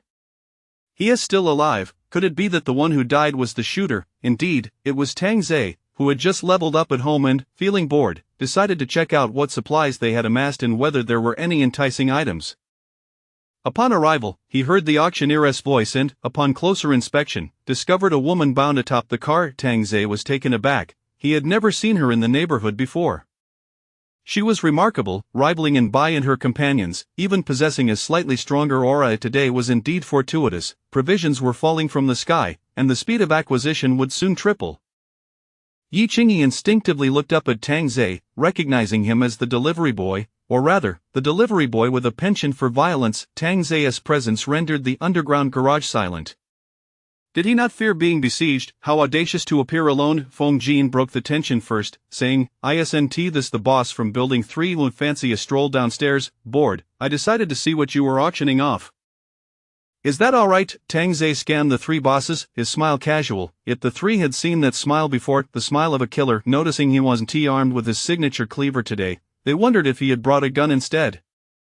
Sun Yuqing was unperturbed by Tang Zhe, boldly stating, "You think you can just waltz in and claim a share of our spoils?" With a bang, the muzzle of a gun emitted a puff of smoke, and a bloody hole appeared in Sun Yuqing's forehead, blood streaming forth. He even reached up to wipe it, disbelief etched on his face as he fell straight down. "Is it suitable now?" Tang Zhe inquired with a smile, directing his gaze at Feng Jin and Ding Feng. The calm demeanor of both men vanished, replaced by wariness as they stared at Tang Zhe and the gun in his hand. They pondered whether to signal their brothers to rush him, but they knew they would be the first to fall if they got too close. How fortunate he was, this fellow actually had a firearm. Did he expect them to gamble on whether it was loaded? All the underlings were petrified by Tang Zhe's ruthless display. Last time, he had decimated Dong Fei and his crew with that cleaver, and now he had just executed the boss of Building 5, Sun Yuqing. This delivery guy was terrifying. Not only were the underlings shaken, but Yi Qingyi's delicate features also lost their color. Warmth flooding her cheeks. Was it blood? Of course it's suitable. What do you think, boss? Ding Feng Jin quickly recovered, flashing a forced smile. Ding Feng immediately chimed in, absolutely suitable, could not be more appropriate. I am a man of reason, the auction shall proceed as normal. If I cannot win the bid, that is my own issue. As they listened to Tang Zhe's words, memories of his maniacal laughter echoed in their minds. I in the apocalypse, who still adheres to reason? So now he was back to being reasonable. Was he not the one who readily executed others? Auctioneer, why are you still dawdling? Tang Zhe urged, eager to expedite the process and return to leveling up. The auctioneer stammered, the boss from Building 3 has bid 10 boxes of mineral water. Is there any higher offer? 11 boxes, Feng Jin replied, his heart aching at the thought of parting with his resources. However, upon hearing Tang Zhe's low, ominous voice, you truly dare to raise the bid against me? Ding Feng felt a surge of joy, hoping Tang Zhe would eliminate Feng Jin with a single shot. Feng Jin was startled, panic flashing across his face as he stammered, why, you said it was a normal auction, right? Chapter 22. The startled expression on Feng Jin's face, as he picked up the beauty outside, struck his subordinates as peculiar. It was odd to witness their leader so visibly frightened. Indeed, I was merely speaking casually. Why are you so agitated? Tang Zhe shrugged, while Feng Jin's face darkened to an inky hue. Ding Feng secretly lamented the peculiarity of this merciless delivery man, who defied all norms. However, Tang Zhe continued, but I now harbor serious doubts regarding your claim of possessing 11 boxes of mineral water. How could that be? Feng Jin retorted. Then show me, Tang Zhe challenged. Feng Jin was about to counter with a question of his own, but recalling that Tang Zhe had commandeered Dong Fei's supplies, he refrained. You lot, go to my house and bring the water over, he instructed. His subordinates rushed to building number 2, while Tang Zhe scrutinized Yi Qingyi. She, in turn, sensed the weight of his gaze, recognizing that it was unlike the lecherous stares from other men. His eyes seemed to reflect the delight of discovering a delectable treat. Before long, boxes of mineral water were being transported by the subordinates. Tang Zhe remarked with a grin, you seem to be short, though. The supplies we seized allow me to divide 4 boxes, making a total of exactly 11 boxes, Feng Jin asserted. Tang Zhe smacked his forehead, exclaiming, are you taking advantage of my poor arithmetic skills? You have only 6 boxes here. Impossible, I distinctly have 7 boxes at home, Feng Jin snapped, immediately counting but ultimately arriving at the same conclusion of 6. He then barked at his subordinates, is there another box missing? Hurry and find it. The subordinates hurried back in a flurry, while Tang Zhe awaited with a smile, even winking at Yi Qingyi, leaving her momentarily bewildered. What did that mean? Was he attempting to rescue me? In that instant, Yi Qingyi felt a glimmer of hope in the world, realizing that righteous individuals like her brother-in-law had not vanished entirely. Soon, the subordinates returned, one of them carrying a box, accompanied by a frantic woman in her 30s, dressed in pajamas. Darling, what's the matter? Why the rush? She asked Feng Jin, puzzled by the sight of water being moved. Upon spotting Yi Qingyi atop the car, her expression shifted to one of anger. Boss, the water's here, but one subordinate hesitated, unsure how to proceed. What is it? The subordinate awkwardly turned the box, revealing it had been torn open, with only 2 bottles of mineral water remaining inside. Feng Jin was aghast, his voice a low growl, who touched my water? The woman rolled her eyes, didn't you say I smelled? I merely took a quick shower. You wretched woman! Feng Jin stood frozen in disbelief, while those around him murmured in astonishment. Who would have thought there was water for bathing? At that moment, Tang Zhe let out a long "oh," stating, you don't have 11 boxes, you only possess 10 boxes and 2 bottles. I do have them. I can borrow a few more bottles, just wait. Feng Jin exclaimed, rushing to ask his subordinates for water. With a loud bang, a shell fell to the ground. Feng Jin appeared frozen, his eyes wide, before collapsing, blood oozing from his forehead. Tang Zhe casually blew at the gun's muzzle, stating coolly, "I detest being deceived." Ding Feng felt a mixture of joy and fear, however, the fear was predominant, cold sweat beading on his brow. In mere minutes, Tang Zhe had dispatched both Feng Jin and Sun Qingqing, leaving himself as the new leader, but would he turn on Ding Feng as well? This thought filled Ding Feng with overwhelming dread. "Darling!" The woman rushed towards her fallen husband, only to discover he was lifeless. "What are you all standing around for? He killed your leader, why haven't you taken him down?"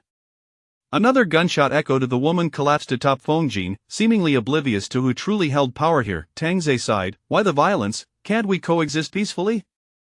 His words incited anger among the onlookers.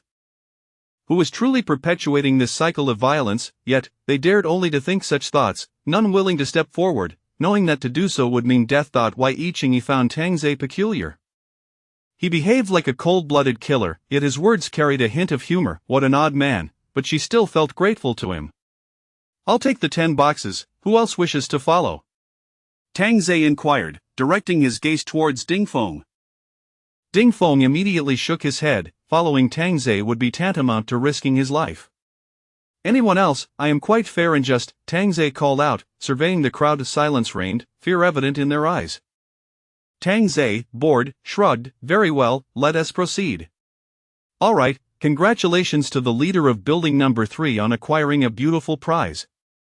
With that, he hurriedly accepted a rope from the speaker, along with Yi Qingyi's tattered clothing, which even contained her phone. Tang Zhe smacked his forehead. I forgot to provide water. I certainly can't dine without paying. I've slain 2 leaders, their supplies should rightfully belong to me, correct? No objections?"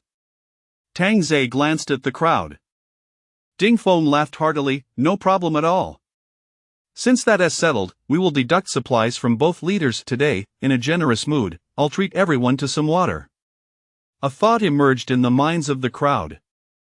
They had never encountered such audacity, a man who came empty-handed yet walked away with a stunning beauty. No, he had expended 3 bullets. Suddenly recalling something, Tang Zhe turned to the group without a leader and advised, "If I were you, I'd hasten to elect a leader." Ding Feng's lips quivered. Was he targeting him? Observing the gathering of people from building number 2 and number 5, a frown creased Ding Feng's forehead. Just when he thought he had eliminated 2 competitors, now he faced the emergence of 2 more vying for power? "That infuriating delivery man, I will ensure he pays dearly." As they reached the elevator, Yi Qingyi timidly inquired, "Could I possibly wear some clothes?" Tang Zhe turned with a smile, "I think it looks quite lovely." "Why would you wish to cover up?" "What? They're all torn and tattered, just wear them if you must, it's rather troublesome." "Can you untie it?" Tang Zhe clicked his tongue, "Am I here to serve you?" Although she could don clothing, he found the torn fabric appealing. Yi Qingyi expressed her gratitude, "Thank you for saving me." Tang Zhe merely responded with an indifferent "oh." As the elevator doors opened he stepped inside, and Yi Qingyi, biting her lip, followed suit. Upon entering the room, Tang Zhe clapped his hands, "Wake up, my little kittens. We have newcomers." And Bai and Sun Ting, weary, opened their eyes and sat up, their fatigue evaporating as they beheld Yi Qingyi, their expressions transforming into awe. Where did you find her?" And Bai asked, bewildered, astonished to discover a beauty of such caliber within their community. Chapter 23. Do not mistake me for a hero. Tang Zhe poured himself a glass of water and leaned against the wall, jesting, "I found this while strolling outside, such luck is truly irresistible." Sun Ting and Bai stood up and approached Yi Qingyi, scrutinizing her. Feeling a bit intimidated, Yi Qingyi instinctively leaned back, sensing their peculiar demeanor. Nevertheless, she expressed her gratitude once more, "Thank you for saving me." Tang Zhe replied with a hint of exasperation, "You've said that before." Yi Qingyi appeared somewhat embarrassed, hesitating before mustering the courage to ask, "With your remarkable skills, is there a way for you to help me escape from here?" "I am no Superman. I cannot simply fly away." Tang Zhe shrugged, bemused by her numerous requests. He then stated plainly, "First, let's get her cleaned up." "Is there a place to bathe here?" Sun Ting giggled, "Of course, not bathing would be quite unpleasant, the master would surely disapprove." With that, they nudged Yi Qingyi towards the bathroom. She hurriedly protested, "I can manage on my own." We'll assist you and explain our rules, and Bai chimed in, and before Yi Qingyi could voice further objections, the two women pushed her into the bathroom. Tang Zhe, unconcerned, knew Sun Ting was a capable instructor with effective training methods inside the bathroom, and Bai released the hot water, and steam gradually enveloped the space, revealing three enticing figures amidst the mist, eliciting an involuntary reaction. "Sister, your figure is truly exquisite," Sun Ting remarked as she applied shower gel to Yi Qingyi's body. And Bai blushed and added, "Indeed, this will make things a bit easier for us." Yi Qingyi, utterly confused, insisted, "I can handle this myself." Sun Ting clicked her tongue, "From now on, we are a team. We must look out for one another to survive in this apocalyptic world." Yes, we are a team," Anbai echoed, stifling a giggle. Why Yi Qingyi grew increasingly perplexed. "What do you mean by being a team?" "We are all the master's little kittens," Sun Ting teased, tapping Yi Qingyi's forehead.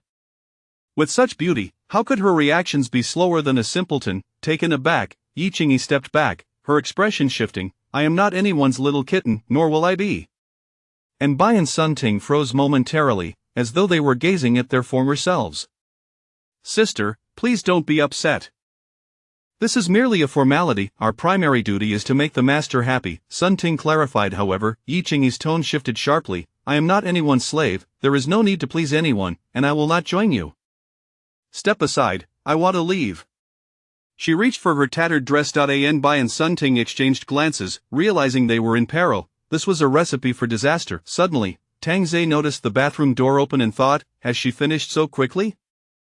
But he was met with the sight of an irate Yi Qingyi emerging, her gaze filled with disdain. "What is going on?" He stepped forward, blocking her path. "Step aside, I want to leave. You and your companions are all the same, I misjudged you." Tang Zhe was taken aback. "What do you mean by misjudging me? What did you take me for, a hero?" He couldn't help but chuckle. Her imagination was quite vivid. Why Yi Qingyi truly viewed him in that light, but now was far from it, and she had no intention of elaborating. She attempted to sidestep him. Tang Zhe sighed, almost losing his composure. If it weren't for his severe food shortage, he might have retaliated. He seized a handful of her damp hair. "Ah, let go of me, you despicable scoundrel!" Yi Qingyi cried out. Tang Zhe gripped her hair tightly and pulled her down, his voice low and intense. "I spent 10 boxes of mineral water to secure you. And now you dare to tell me you want to leave? I am not your possession, and you will not succeed." Yi Qingyi retorted, enduring the pain while glaring at Tang Zhe. His expression turned icy as he drew a handgun, aiming it at her forehead. Did he truly care for her as a precious food source? Meeting his cold gaze, Yi Qingyi realized she had enraged a devil. Perhaps death would be preferable, sparing her from humiliation. Zihue would only know she had vanished. "Stop." At that critical moment, Anbai, emerging from the bathroom, instinctively shouted. Tang Zhe's attention shifted to Anbai, as if questioning whether she wished to take Yi Qingyi's place. Anbai, frightened, collapsed to the ground, while Sun Ting, maintaining her composure, quickly clarified, "Xiaobai didn't mean it that way. She believes the sister still has a chance. Weren't we also resistant at first?" Tang Zhe narrowed his eyes slightly. Sun Ting continued, "Killing her now would be too merciful, she clearly lacks gratitude." Tang Zhe considered this. Killing her outright did seem a bit lenient, yet, even if he refrained from ending her life, she needed to understand he was no benevolent soul.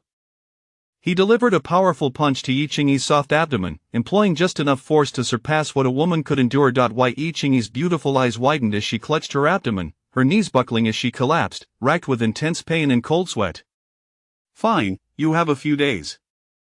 If you continue to make noise, not only will she suffer, but you will also be punished." Sun Ting wished to slap herself. How had she become entangled in this situation? This woman could lead to their doom. What was she thinking? "Take her inside and clean her up," Tang Zhe ordered before lighting a cigarette, reflecting on the irony that others spoke of repaying life debts with intimacy, yet here he was, being labeled as shameless. Sun Ting and a terrified Anbai dragged Yi Qingyi back into the bathroom. Infuriated, Sun Ting turned on the shower head, drenching Yi Qingyi, who lay on the floor, her face pale as a sheet of paper, devoid of strength to speak. "We meant well, yet you have put us in jeopardy." The thought of the impending punishment sent chills down their spines. They never wished to experience such terror. Sun Ting, increasingly distressed, lifted her foot to stomp on Yi Qingyi's frail form. Why Yi Qingyi could only let out muffled sounds of discomfort, curling up in response. Xiao Bai, why are you still hesitating? You saved her, and now she endangers us both. And Bai appeared torn, her lips trembling. I don't dare. Xiao Bai, do you know why your ex-boyfriend could control you? It's because you are weak. I am not weak. And Bai shook her head. Sun Ting grasped in Bai's chin, insisting, Xiao Bai, we are in this together. I understand. Then kick her. And Bai gazed down at the pained Yi Qingyi, her face etched with conflict, but she slowly lifted her leg, closing her eyes as she brought it down. Ah! Yi Qingyi cried out in agony. After all, a woman kicking blindly could be far more severe than Sun Ting's strikes. Chapter 24 of The Unrivaled Commandant. Seated on the sofa, Tang Zhe silently absorbed the anguished screams emanating from Yi Qingyi, his expression remaining entirely impassive. Initially, he had felt quite elated this evening, believing he had stumbled upon a hidden treasure, yet now did she truly think this place was a charitable institution? How naive she remained. In the bathroom, Sun Ting had seemingly exhausted her fury, while Bai sat dazed on the floor, unable to fathom that she had harmed a stranger. Her eyes reflected a mix of anxiety and panic, yet there lingered a hint of exhilaration from the cathartic release. Observing Bai's demeanor, Sun Ting sighed. After all, they had already dealt with a corpse. What was there left to fear? Such a woman was not deserving of pity. Did she truly believe everyone would indulge her? Ding dong, ding dong, ding dong. The incessant notifications from WeChat drew Sun Ting's attention to a nearby phone, evidently belonging to this woman. Yi Qingyi, watching as Sun Ting picked up her phone, cried out in pain, "Give it back to me." Sun Ting cast a disdainful glance at Yi Qingyi before seizing her wrist, but Yi Qingyi immediately struggled, refusing to allow Sun Ting access to her fingerprint lock. Xiao Bai. And Bai. Sun Ting called out repeatedly until Bai snapped back to reality. Stop daydreaming, hold her down. Ah, oh. And Bai, with an apologetic gaze towards Yi Qingyi, restrained her, allowing Sun Ting to successfully unlock the phone. As Sun Ting opened WeChat, a faint smile crept upon her lips. What an intimate note, future husband Mr. Ji Hui. Give me back my phone, you must return my phone. Despite being pinned by Bai and enduring considerable pain, Yi Qingyi stretched out her hand in an attempt to reclaim her device. However, Sun Ting's delicate foot pressed firmly onto the back of Yi Qingyi's hand. Ah! The pain was excruciating. Having been cherished and sheltered throughout her life, Yi Qingyi had never before experienced such torment. Sun Ting chuckled mockingly. Your future husband Mr. Ji Hui seems quite anxious, inquiring about your well-being and lamenting your silence. How should I respond to him, I wonder? Though Yi Qingyi fought back tears, the threat in Sun Ting's words overwhelmed her resolve, and the long-suppressed tears began to flow. She dared not inform her fiancé of the chaos that had unfolded, the deaths of her brother-in-law and sister, and her own abduction. In her fiancé's eyes, she wished to remain untainted, preserving the image of a pure fiancée, even if it meant preparing for her own demise, rather than allowing herself to be sullied. Noticing Yi Qingyi's reaction, Sun Ting's eyes sparkled with triumph, as if she had uncovered a significant weakness. Meanwhile, Tang Zhe, seated on the sofa, observed the television, for only online streaming remained available.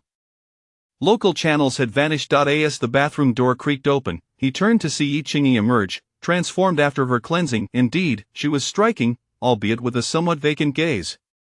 Master, I shall take her to be further adorned, and it will not take long. Tang Zhe nonchalantly supported his chin with a hand, mumbling in acknowledgement. Though Yi Qingyi appeared timid and apprehensive, he still harbored no fondness for her. 20 minutes later, Yi Qingyi was finally ushered back into the room. Her once slightly dry and disheveled hair now flowed with silky smoothness, exuding a delightful fragrance. A subtle touch of makeup enhanced her beauty, while the pristine white dress accentuated her alluring figure, cinched at the waist with a black belt that emphasized her slender silhouette. Still not calling anyone? Sun Ting admonished, giving Yi Qingyi's rear a gentle pat. Yi Qingyi's fingers dug into her palm as she lowered her head, biting her lip. Observing her silence, Sun Ting's irritation flared, whispering a few words into Yi Qingyi's ear. Yi Qingyi shivered slightly, her voice barely escaping her lips. Master Tang Zhe met her with an approving gaze, utterly impressed by her subtle plea. Come here, he commanded, his tone brooking no dissent.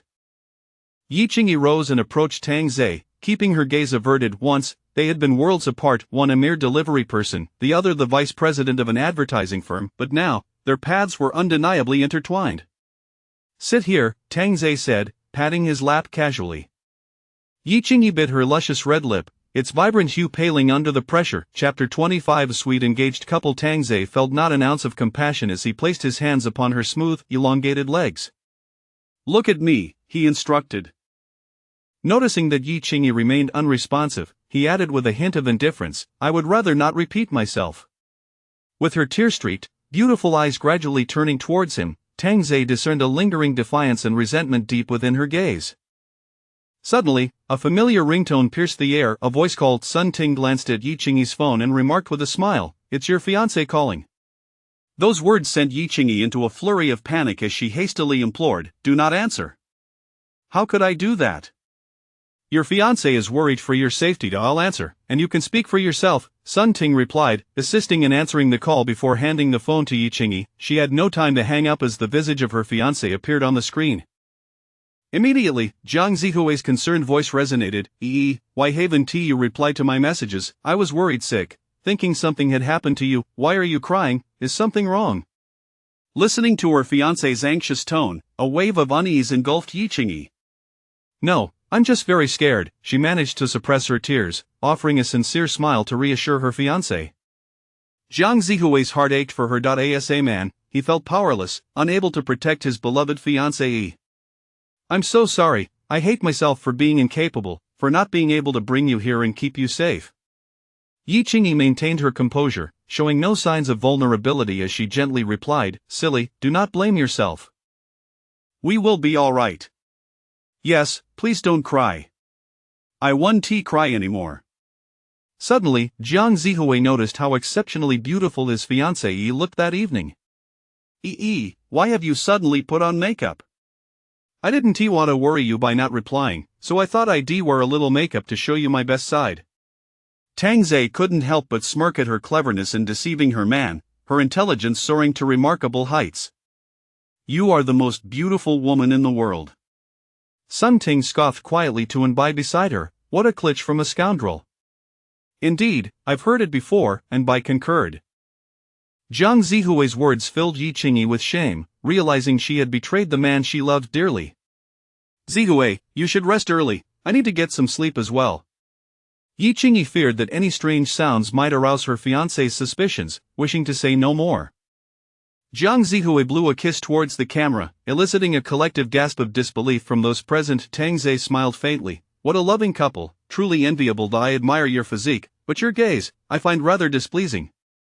"I do not require your approval," Yi Qingyi retorted in a low voice.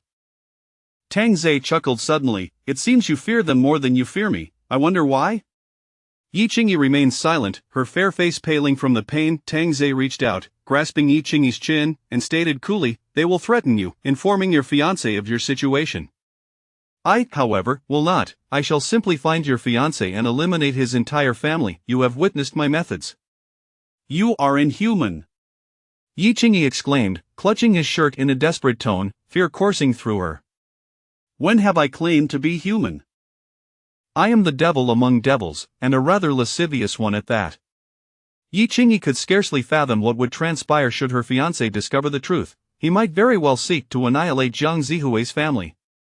The thought of such bloodshed, so vividly recalled, left her in no doubt of its reality. "From now on, you shall consume the leftovers they leave behind. If you comport yourself well, there may be a chance for you to be like them. Now, you understand what you must do." The following day, Yi Qingyi awoke in a daze, the first thought crossing her mind being whether she had perished. Upon surveying her surroundings, she realized she was alive, albeit still trapped in hell. The torment of last night's humiliation flooded her mind, and though she wished to cry, no tears would come. Her sister and brother-in-law had met a tragic end in their home, and now she found herself in such dire straits. Gazing towards the door not far off, an urge to escape began to swell within her, yet, as she attempted to move her body even slightly, a sharp pain stabbed through her abdomen. Had she known this would be the outcome, she would have surrendered to her fiancé much sooner. Enduring the agony, Yi Qingyi slowly shifted, the clinking of chains rousing the two women sleeping nearby. Sun Ting yawned and remarked nonchalantly, "It seems you still haven't learned your lesson." Yi Qingyi, having ascended to the position of vice president with her fiancé's assistance, was no fool. In such dire circumstances, the only path forward was to endure and bide her time for an opportunity, never willing to bow her head. "No, I'm just a bit hungry," Yi Qingyi hastily clarified. And Bai chuckled lightly, "It's not mealtime yet, the master hasn't tea risen." Yi Qingyi noted the distinction between Bai and Sun Ting. While Sun Ting was undoubtedly Tang Zei's most loyal follower, Bai seemed to share a similar sense of oppression as herself. Perhaps this could serve as a potential avenue for escape. Chapter 26. Rest well. Regardless of the circumstances, one must acquiesce to him, otherwise, not only would one face the threat of death, but the photographs would also be disseminated, endangering the lives of her fiancé's entire family. After rising, Tang Zei brushed his teeth, noting with some satisfaction that the progress over the past 2 days had significantly accelerated, reaching 16.8 this rate. With a daily increase of 3, it would take nearly a month to unlock the Apocalypse Gift Pack 2.0. If 3 more rations were to be added, the time could be halved. Unfortunately, thus far, these 3 rations have been the pinnacle of sustenance. Having grown accustomed to the indulgence of exquisite delicacies, one can hardly appreciate inferior offerings. Stepping onto the balcony, Tang Zei felt a chilling breeze sweep over him, an oddity for September in the southern region. Fortunately, the air conditioning inside provided some relief. Upon checking his phone, the weather temperature was no longer displayed, yet Tang Zei surmised it to be around 10 degrees outside. The rapid change in weather was rather alarming. As he entered the living room, his gaze fell upon Yi Qingyi, who instinctively recoiled, a sense of trepidation washing over her. Ignoring her, Tang Zei affectionately ruffled the hair of Bai and Sun Ting, preparing to relish his breakfast. Breakfast is generally the most nourishing meal of the day, yet regarding Yi Qingyi's actions, it was as previously stated, she would have to settle for the remnants left by the 2 girls. When the fragrant mushroom chicken soup arrived, Yi Qingyi was rendered speechless. How could they possibly have such food? And there were even sweet and sour ribs, not to mention a bowl of black chicken rice noodles. Sun Ting and Bai, already famished, promptly began devouring their meal on the floor, the rich aroma of chicken soup filling the air. Yi Qingyi, unable to resist the luscious scent, felt her throat involuntarily swallow as she could only watch in yearning. Tang Zei, however, opted for a more modest meal of 2 meat buns and congee. Glancing at the community group chat for updates, after a little over 10 minutes, the 2 girls had satisfied their hunger, leaving the leftovers for Yi Qingyi. The sweet and sour ribs were reduced to mere bones, the black chicken rice noodles had only a half bowl of broth filled with bones, and the mushroom chicken soup was similarly depleted. "Go on, eat up, and stop staring," Sun Ting remarked nonchalantly. Looking at the leftover food, Yi Qingyi realized she had never eaten like this in her life, yet the enticing aroma of the chicken soup was simply irresistible. How could she muster the strength to escape without a full stomach? With this self-encouragement, she immediately began to sip the black chicken soup, feeling warmth spread through her stomach, surprisingly more delectable than dishes served in Michelin-starred restaurants. "Add some rice for her," Tang Zei suggested casually. After all, they had consumed all the meat, and it was unreasonable to expect her to fill up on soup and bones alone. Bai quickly scooped a generous serving of white rice, and Yi Qingyi gazed at the mound of rice, feeling as though she hadn't seen anything like it in years. In such a dire situation of scarcity, who had the resources to cook rice? Even raw rice would suffice to stave off hunger. "Hurry and eat," Bai urged, warning her not to provoke Tang Zei's ire and end up with nothing. Gratefully, Yi Qingyi watched as the white rice was submerged in the chicken soup, transforming into a makeshift chicken rice dish. The sound of her eating echoed in the living room. She even gnawed on the leftover bones, savoring every morsel. Burp. Yi Qingyi couldn't help but let out a loud belch, feeling a wave of shame wash over her, yet, she felt as if it had been ages since she had last eaten her fill. If offered another bowl, she was certain she could finish it. Suddenly, a familiar ringtone broke the silence. "Your fiancé truly cares for you," Sun Ting chuckled as she picked up the phone. Yi Qingyi had no intention of snatching it away, knowing such an action would only incite their anger and lead to her own suffering. My father's friend mentioned that a significant drop in temperature and heavy snowfall is expected in a few days. You must keep warm." "A drop in temperature?" Yi Qingyi felt no indication of it. "Yes, in the southern regions, daytime temperatures will hover around -20 C, and at night, it may plunge to -40 C. The northern areas will be even colder. You must avoid the snow like the plague." Tang Zei furrowed his brow upon hearing this. He had hoped for a respite from the rain, but it seemed they would be facing extreme cold instead. It was imperative to seek an opportunity to venture out and procure more rations. Yes, I understand, I will keep warm, so do not worry, she replied. Why are you crying again? Jiang Zihui exclaimed in alarm upon seeing his fiancée in tears. It's nothing, just a bit sentimental, she replied. Ah, if only you hadn't gone to your sister's for dinner that night, you'd be right here with me, Jiang Zihui sighed. Yi Qingyi shared the sentiment. Had she left, she would not have encountered this tormentor. Sister-in-law, what are you up to? A youthful voice suddenly chimed in, causing Tang Zhe to pause, while Yi Qingyi felt a wave of relief. The girl on the phone appeared to be around 17 or 18, her youthful face radiating vitality and innocence, dressed in a wool sweater that revealed a hint of her alluring collarbone, adorned with a new Hermes accessory. Nana, I'm just resting, Yi Qingyi replied. Jiang Nana paused. Sister-in-law, make sure to rest well, everything will be alright. Alright, I will take good care of myself, do not worry, Yi Qingyi responded, her complexion gradually returning to a healthy hue. How had she come to speak of her deceased brother-in-law in such a manner? Jiang Nana, seemingly oblivious to the gravity of the situation, exclaimed, Sister-in-law, please be cautious, my brother misses you dearly and has even looked at your photos. Chapter 27. Yielding. Take a good rest. I will go deal with her, she's just spouting nonsense. Alright, you go ahead. Listening to the sounds of laughter emanating from her phone, Yi Qingyi felt a pang of envy. She should have been part of that merriment. After ending the video call, she braced herself to face Tang Zhe. So she's your sister-in-law, huh? Sun Ting took the phone, opened the album, and found a photo to show Tang Zhe. After examining it, Tang Zhe nodded approvingly. Not a bad choice. What are you planning to do? Yi Qingyi exclaimed sharply. Tang Zhe felt a flicker of irritation at her questioning tone. In the afternoon. Have something to eat. In the living room, and Bai stealthily brought leftover food from the fridge to Yi Qingyi. Observing in Bai, Yi Qingyi gradually lowered her guard and weakly murmured her gratitude.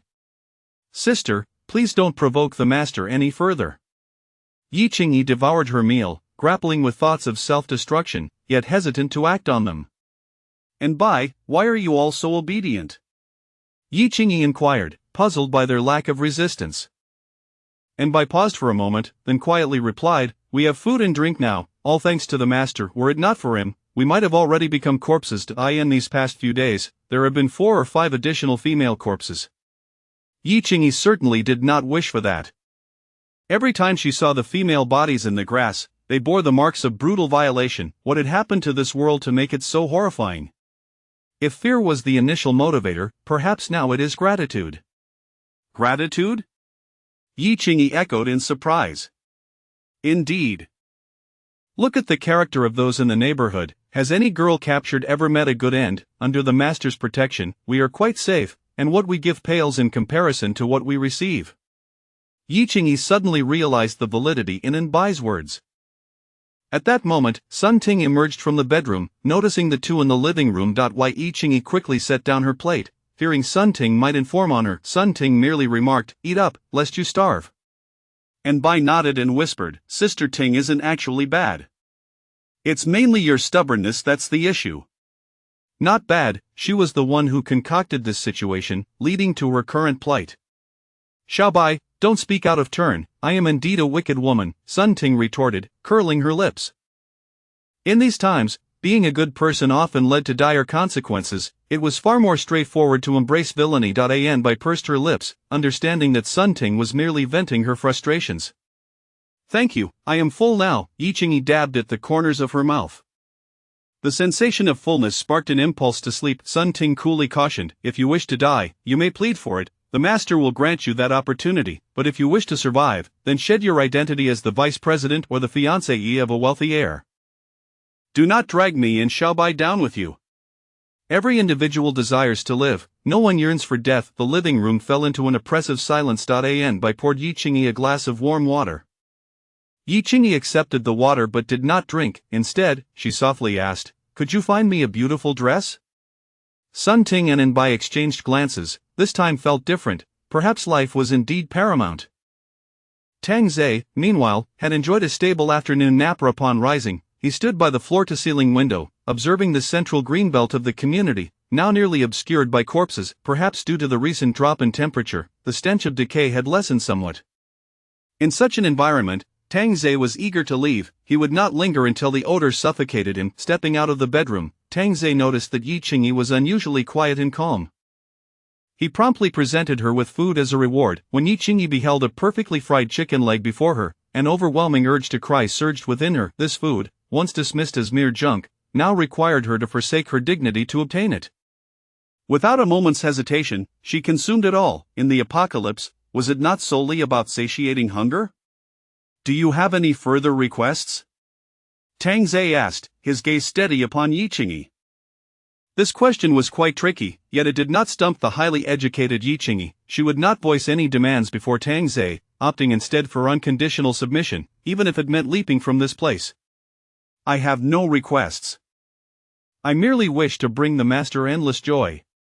Sun Ting and Anbai exchanged another knowing glance. This woman certainly knew how to please a man. However, Tang Zhe remained unconvinced by Yi Qingyi, harboring distrust towards Sun Ting and Anbai as well.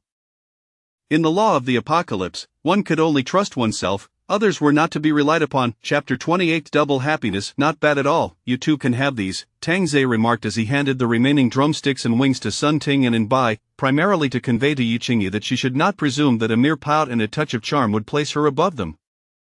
Without making any substantial contributions, she would forever be relegated to consuming their leftovers. Listening to the crunch of fried chicken, Yi Qingyi felt a pang of desire, yet she resigned herself to this existence for the time being.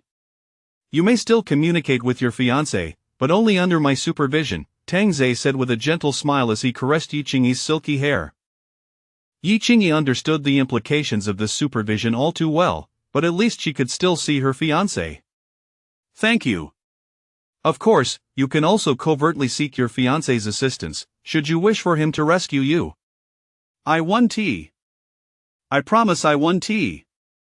Yi Qingyi fervently shook her head. Even though the thought lingered in her mind, Tang Zhe leaned down slightly, his finger playfully tracing her beautiful face, his thumb brushing against her soft, crimson lips. Fear not. I will simply sever your fiancé's head and fashion his skull into a bowl, so you can dine from it daily, fostering a more harmonious mindset.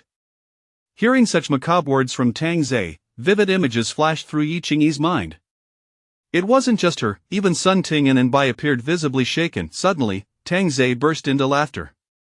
Oh dear, I was merely jesting, look at how frightened you all are, I won't tease you further. Sun Ting and Anbai shot him reproachful glances, but Yi Qingyi sensed that Tang Zhe's jest held a kernel of truth. She quickly interjected, I don't want to contact him, I belong to you. Perhaps this was the only way to safeguard her fiancé's family. I told you, it was just a joke, I'm not trying to tear apart your loving couple. That would make me the villain here. Was there truly anything worse than this? Yi Qingyi dared only to ponder this in silence, having gleaned several crucial insights from their recent interactions. When it came to Tang Zhe's words, it was best not to inquire too deeply, nor to press for explanations, and certainly not to challenge him. Of course, there were moments when she could, but those would need to be framed as endearing, playful inquiries. Ting Ting, return her phone, Sun Ting said, handing Yi Qingyi her device. Yi Qingyi was taken aback. Wasn't this the very thing that had posed a threat to her? Sun Ting, looking somewhat sheepish, added, I impersonated you this morning, my apologies. You impersonated me? I merely wanted to find out where your fiancé lives. Don't overthink it. In an instant, Yi Qingyi's face drained of color. Tang Zhe shot her a stern look. TSK, stop scaring her. With that, he pulled Yi Qingyi into his embrace. If the opportunity arises to visit Yunhai City, I shall ensure you meet. Just as she was about to protest, Yi Qingyi quickly revised her response, obediently saying, but I'm the master's little cat. Wouldn't that be inappropriate? What's inappropriate about it? Don't you wish to meet him? Yi Qingyi couldn't bring herself to say no. I do wish to meet him. Do you think your fiancé would be angry and strike you if he learned of our situation? Tang Zhe teased, and Yi Qingyi softly replied, my fiancé will never know. You're growing more agreeable by the day. For now, just rest well. Yi Qingyi sat obediently nearby, rewarded with a packet of cucumber-flavored chips worth 6 yuan. Tang Zhe drew Anbai close, murmuring, in a few days, I plan to leave this community. The three women immediately turned to face him. "Leave here, would we be going with you?" "Of course, I'll take you all with me, who else would I rely on?" With that reassurance, the three women sighed in relief. Without Tang Zayas, "If the wind slips into our clothes, we could perish." Sun Ting expressed her concerns, fearing death outside. Although there were only three of them, it was better than risking the unknown. Little did she know, Tang Zay had grander plans. Three was far too few to be of any significance. Furthermore, the community was rapidly losing its inhabitants. "I've prepared some supplies these past few days that can withstand rain and snow. Of course, I won't force you. You're free to choose to stay behind. I am reasonable," Tang Zay concluded with a gentle smile, yet to the three women, that smile felt anything but warm. It resembled that of a bloodthirsty beast. Without hesitation, they all nodded in agreement. Taking out his phone, Tang Zay aimed the camera at himself. "Xiao Bai, be adorable, let us take a selfie." And Bai obediently closed her beautiful eyes and stuck out her petite pink tongue, looking 1,000 times more charming. Click.I in the photo, Tang Zay smiled, while Bai's lovely face was tinged with a rosy hue, exuding both cuteness and shyness. Her jade-like shoulders nestled against him. He swiftly uploaded the picture to his social media, adding a caption, "She is truly well behaved." In Tang Zay's WeChat contacts, the majority were former bosses from his past work, with whom he had endured countless demands. It was nothing more than a display of ostentation, followed by obligatory visits. Unsurprisingly, the post ignited a frenzy. "Tang Zay, you rascal, how did you land such a beauty? I have some supplies. Interested? Dude, Tang Zay, you're showing off now, send the beauty over, pronto. Xiao Tang, as your former boss, let me give you a tip of this wealth is beyond your reach. Tang Zay, where do you live? I am coming to find you, this temptress is driving me wild." A plethora of envious and jealous comments flooded in, each laced with a sense of superiority, which only deepened Tang Zay's smile. "Ting Ting, come here. Let us take a picture together." Tang Zay beckoned. Sun Ting dutifully sat beside him as the two girls simultaneously pecked his cheek, creating a scene rife with allure. After all, most women hadn't had the chance to groom themselves in ages, making their beauty all the more striking. This time, Tang Zay deliberately angled the camera downwards, revealing half of a stunning mountain range, with black lace tantalizingly visible, enough to make one weak at the knees, accompanied by the caption, "Double happiness." Indeed, this post sent shockwaves through the social media sphere. "Xiao Tang, heed the advice of an elder. If you can't handle it, give it to me, I have plenty of supplies." "Tang Zay, where did you find these women?" "Tango, I have supplies here too, shall we share?" "President Tang, while we're living like dogs, you seem to be living the high life. Throw us a bone." Amidst the vitriol-laden replies, Tang Zay remained remarkably composed. He slowly rose, and Yiqingyi, thinking he would invite her for a group selfie, stood up in anticipation. Instead, Tang Zay walked away, leaving her stunned, feeling like a mere jester with her appearance. Did she not merit inclusion in the selfie, to become a point of pride? Chapter 29. Tang Zay's little secrets from the past. A wave of frustration surged within Yiqingyi. Tang Zay had gone to take photos of supplies, which he promptly shared on his social media. "I can't even finish all this food." With beautiful women and ample resources, any man would recognize that this was undoubtedly a life of luxury. Everyone who used to call him Xiao Tang now referred to him as Tang Zong. Tang Zay expressed that they were all colleagues who should look out for each other, promising to deliver some supplies when he had the chance. A video call suddenly connected, revealing manager Xiao from Huan Hotel. As Tang Zay answered, a middle-aged man with a receding hairline and a lewd grin appeared on the screen. "Xiao Tang, do you remember me?" Manager Xiao, "Of course, I do." How could Tang Zay forget? Back when he worked as a doorman at Huan Hotel, Manager Xiao was the lobby manager, and due to his honesty, he was always assigned the most exhausting and dirtiest tasks. He still recalled Manager Xiao's scolding, "You're just a country bumpkin destined to be a laborer. Being a doorman is a privilege for you, otherwise, you'd be cleaning the toilets." Yet now, the harsh reprimands had vanished, replaced by a sycophantic smile. "Xiao Tang, I always knew you would make something of yourself. It is a pity you left so quickly, I had plans to promote you to team leader." Manager Xiao, "I could never be a team leader, you overestimate me." "Xiao Tang, you're mistaken. You are the most promising young man I have ever encountered." A barrage of flattery aimed to win Tang Zhe over. Meanwhile, Tang Zhe sat on the sofa, pulling Yi Qingyi, who was seated on the floor, into his embrace. Upon seeing the enchanting Yi Qingyi, Manager Zhao's smile faltered. 3 Exquisite women residing in one household. Manager Zhao understood all too well that such a feat required considerable status, at least that of a leader. Yi Qingyi felt a sense of relief, or rather, a slight balance restored within her, yet, as she pondered why she cared about such matters, she realized it was quite irrational. "Manager Zhao, you must have a reason for calling me," Tang Zhe said, grasping the full-bodied wine glass with a smile, while Yi Qingyi bit her red lips, a sight that made Manager Zhao's eyes well with tears. "Well, the food at home is running low." Manager Zhao struggled to find the words, reminiscing about how he had cared for Tang Zhe in the past, yet now he felt helpless. Tang Zhe understood immediately. "Manager Zhao, don't be so modest, you took care of me back then, I should repay your kindness, please provide me with an address, and once the weather improves, I shall deliver some supplies to you." "Oh, that would be splendid. I knew I didn't misjudge your character."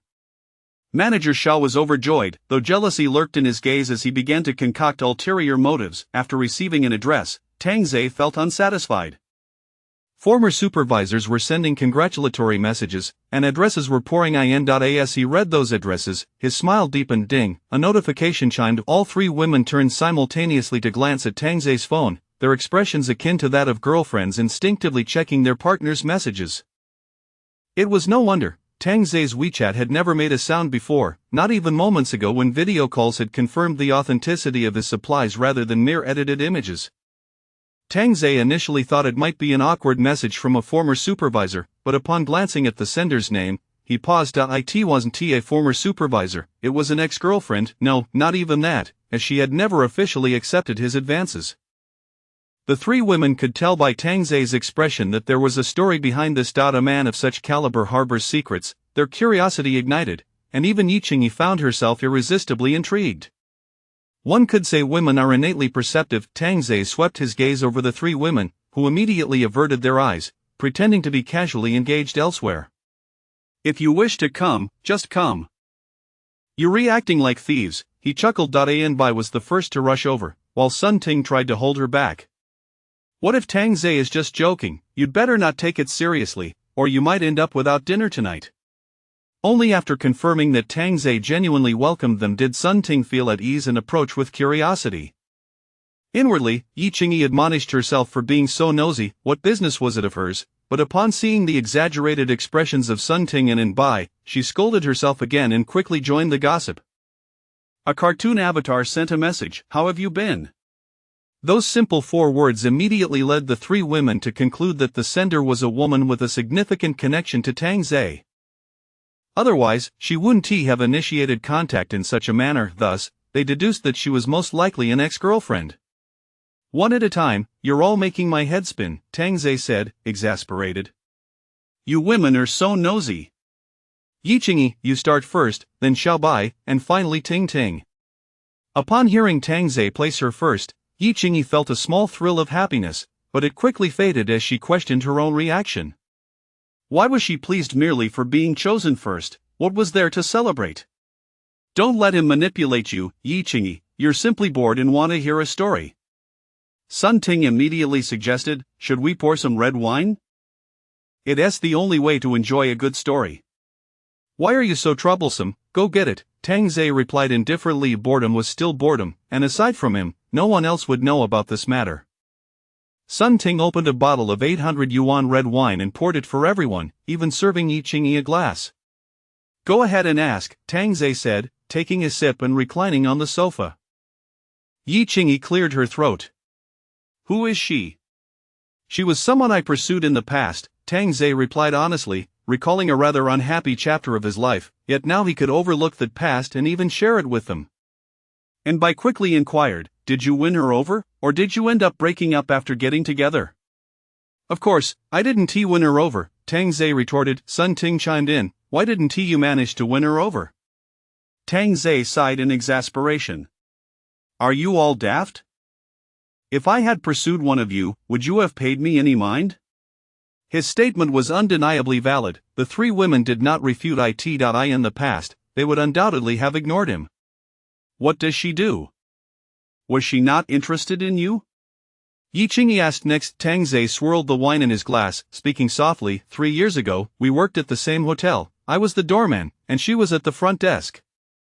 Then she must have been quite beautiful, right? Was she as pretty as us? Show us a photo. And by eagerly pressed, with Yi Qingyi showing keen interest as well, Tang Zhe clicked his tongue. There aren't any photos. There must be some on social media, the three women insisted. Oh, come on, you all a master, you just said you wouldn't get angry, and Bai said with a pitiful expression. Tang Zhe sighed, fine, who am I to argue with reason? With that, he opened the ex-girlfriend's social media, but it was set to 3-day visibility. The three women felt a wave of disappointment, yet they knew that working at the front desk of Huan Hotel meant she must have been attractive. Chapter 30. Ex-girlfriend. Sun Ting continued to inquire, did she reject you because she has a boyfriend, or was there another reason? Tang Zhe drained his glass of red wine in one go and replied nonchalantly, I'm not certain, but she is indeed quite attractive, though she falls slightly short compared to all of you. This remark brought a sense of comfort to the three women. Although she may be inferior to you, in the eyes of others, she is still a beauty. The workers at the hotel are quite taken with her. She is undoubtedly a sought-after woman, and I count myself among them. The three women found themselves captivated, their minds conjuring a vivid image of a poor lad professing his love to a flamboyant woman, only to be. The master's plight stirred a wave of compassion within their hearts, and they longed to offer solace to their wounded master, hoping to bring him joy. At that time, the doorman's salary was nearly 800 a month. Yi Qingyi exclaimed, only 800, really? Later, I realized it was merely a ploy to place me on probation, she reflected, feeling a deep sympathy for Tang Zhe and understanding the motive behind his bitterness. I remember it was a splendidly sunny afternoon when I extravagantly treated her to a meal from the hotel's finest cafeteria. Upon hearing this, the three women erupted in laughter, unable to contain themselves. Tang Zhe's lips twitched. Was it truly so amusing to recount such a sorrowful tale? And Bai, feeling wronged, protested, I wasn't laughing, it was you all. Tang Zhe, with a sigh of resignation, remarked, I thought you would accept, but reality proved to be unforgiving. I was rebuffed. The trio could already predict the outcome, knowing they would have done the same in her position, yet Tang Zhe continued. She overturned the tray, sending the expensive dishes crashing to the floor. All eyes in the vicinity turned towards them.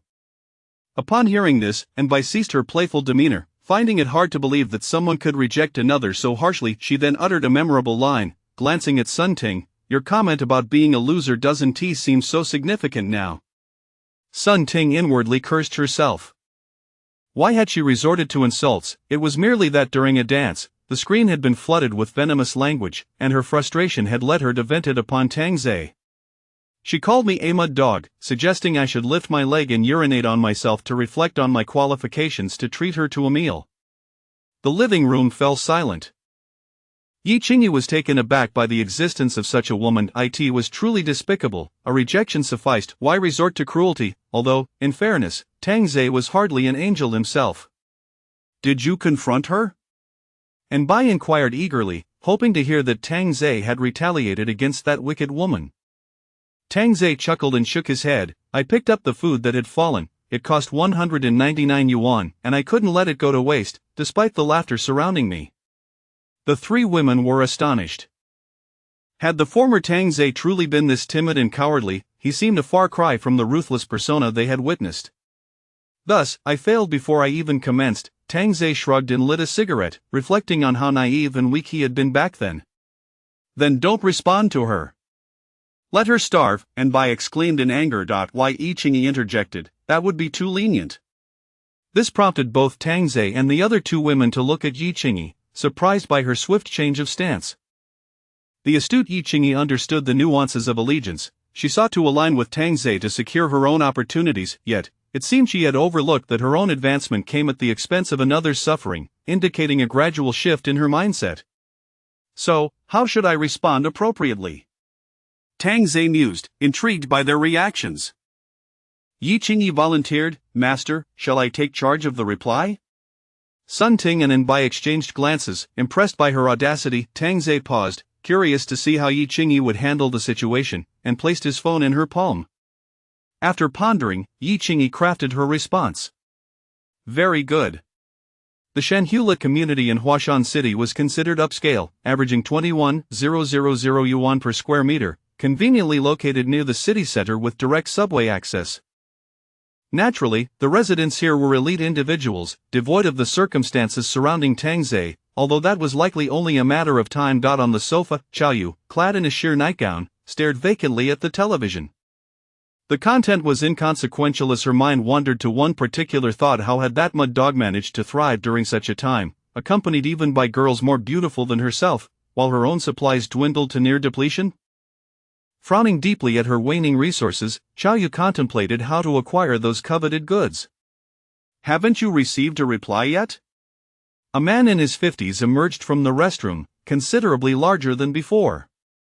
Given Qiao Yu's financial situation, she could hardly afford to reside in such a place. This apartment belonged to the man, specifically for keeping a mistress, and he was also the deputy general manager of the Huashan Hotel.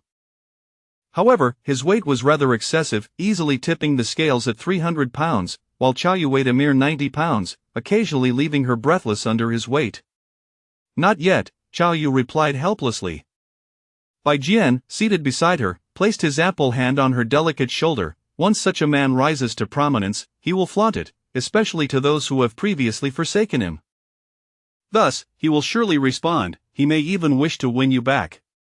Bai Jian whispered insidiously, plotting how to seize the goods, knowing that without them, the two beautiful women would inevitably leave him, making them all his.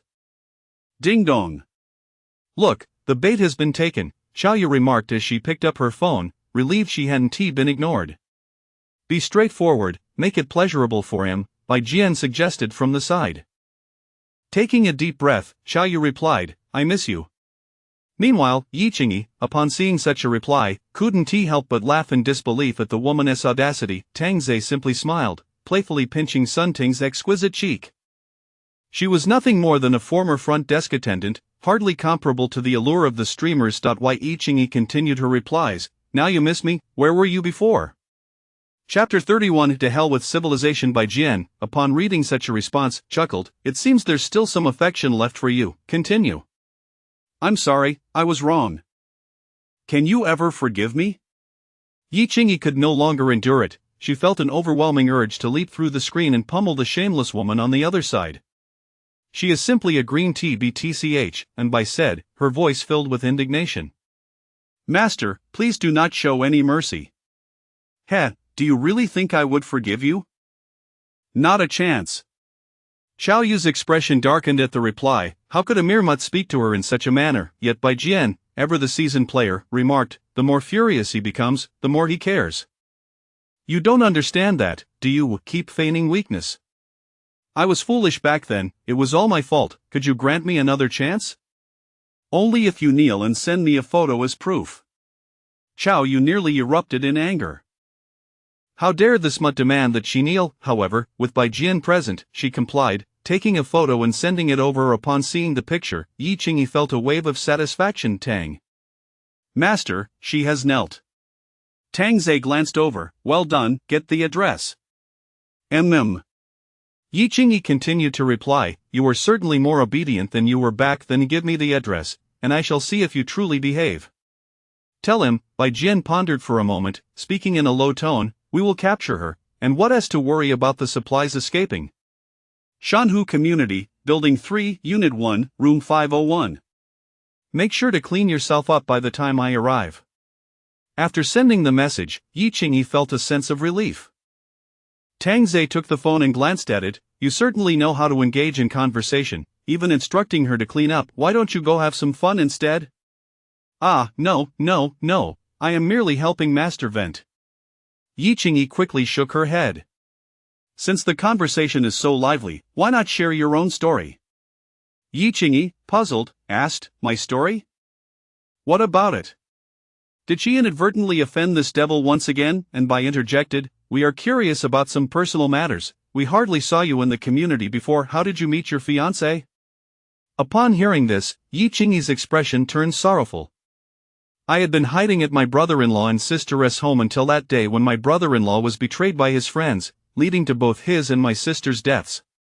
the trio did not react strongly. Such betrayals seemed all too familiar, as if everyone had endured their share of hardship. "And how did you come to meet your fiancé?" Sun Ting began to pry into the details. "Well, there is not much to it," Yi Qingyi instinctively replied, but quickly added, "I met my fiancé during a collaboration for an advertisement." Sun Ting questioned, "Did you know he was a rich second generation, and that's why you pursued him? How could that be?" "At that time, he was working at his family's company, in a position even lower than mine, and he was the one who relentlessly pursued me." "A monetary strategy?" And Bai asked with curious eyes. "If it had been a monetary strategy, it would not have worked. He employed a combination of shamelessness and tenderness." Sun Ting laughed. "Straightforward women tend to fall for that." "What was your reaction when you discovered he was from a wealthy family?" Tang Zhe was curious, wondering if it was a matter of happiness or disappointment. Yi Qingyi joked, "Isn't there a saying, you can pretend to be poor, but you must never truly be poor." "Insightful," Sun Ting praised, giving a thumbs up. "Just kidding, I was quite angry at the time, yet there was also a sense of happiness."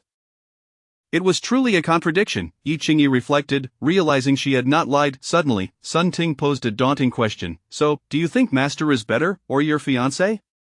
"Of course, my fiancé is better," Yi Qingyi replied without hesitation, voicing her opinion. And Bai thought to herself, "This is not good, Master will be upset," but Tang Zhe was not angry, he merely intended to express his feelings through action to Ai in the garage. "Boss, tonight we storm Building 3. "Exactly, we've already dealt with Buildings 2 and 5, so there is no need to worry about numbers. That old gun has hardly any bullets left. Boss, think about it, that's a room full of supplies, not to mention 3 beauties." Hearing his subordinate's words, the supplies didn't seem so enticing, but the thought of those 3 women ignited a fervor within him. What man would refuse such exquisite beauties, while that damned delivery guy plays around every day? When he considered the quality of his own merchandise, it was simply incomparable. What a few lives lost, really? "Let us do it. Prepare yourselves, tonight we will eliminate that delivery guy, but we need to plan carefully to ensure he is killed." Ding Feng steeled himself, knowing it was either to enjoy the beautiful women and supplies or face annihilation. There was no third option. Fortune favors the bold, while the timid starve. That night, Ding Feng gathered his trusted aides, promising that any beauties captured would be theirs to enjoy for a time, and only then did they agree with smiles. At a large round dining table, 10 men sat, with Ding Feng in the principal seat, solidifying his position as the boss, while his girlfriend sat beside him. Though not beautiful, she was young and useful. "Brother Feng, now that you are the boss of the community, when will you lead us to conquer the world?" One of the younger subordinates, slightly inebriated, chuckled. Ding Feng took a sip of beer and laughed. "Conquering the world might be an exaggeration, but our district is certainly within our grasp. By then, anything you desire in terms of beauties will be at your disposal, even stars." "Boss, can I have Li Linger?" "Just once will do, I'd die happy." A man with beady eyes drunkenly exclaimed, his yellowing teeth enough to offend the senses. Seated beside him, a shorter man burped, "I want Li Linger too." "You men, can't you speak with a bit of civility?" Ding Feng's girlfriend rolled her eyes. After all, she was a rising idol, stunning enough that they were not even worthy to lick her toes. The second-in-command chuckled, "Sister-in-law, what we do is hardly civil, so who cares about civilized talk? To hell with civility, cheers." Ding Feng raised his glass and drank. Cheers. Chapter 32. The devil, Tang. A refreshing gulp of beer is delightful, and it is even more pleasurable when accompanied by the presence of a beautiful woman. Just then, a knock echoed through the room, and one of the lackeys, begrudgingly rising, shouted, "Who is knocking?" These men truly lack sense, they still wish to barge in and feast. Upon opening the door, the lackey was met with a shocking sight. The 4 men who were supposed to be guarding the entrance lay sprawled in a pool of blood, while the delivery boy stood at the threshold with a cheerful smile. "It's quite disheartening that there are delicious morsels and yet you didn't invite your brothers to join in the revelry," Tang Zhe chuckled, as he plunged his broadsword directly into the lackey's abdomen, the blade slicing through and spilling entrails onto the floor. The men inside froze momentarily before hastily retrieving their phones from the table to summon reinforcements. However, upon seeing the delivery boy, Tang Zhe, standing at the entrance, their expressions morphed from anger to a creeping fear. How did he suddenly appear? Ding Feng, who had previously exuded arrogance, now trembled in terror, his hands quaking.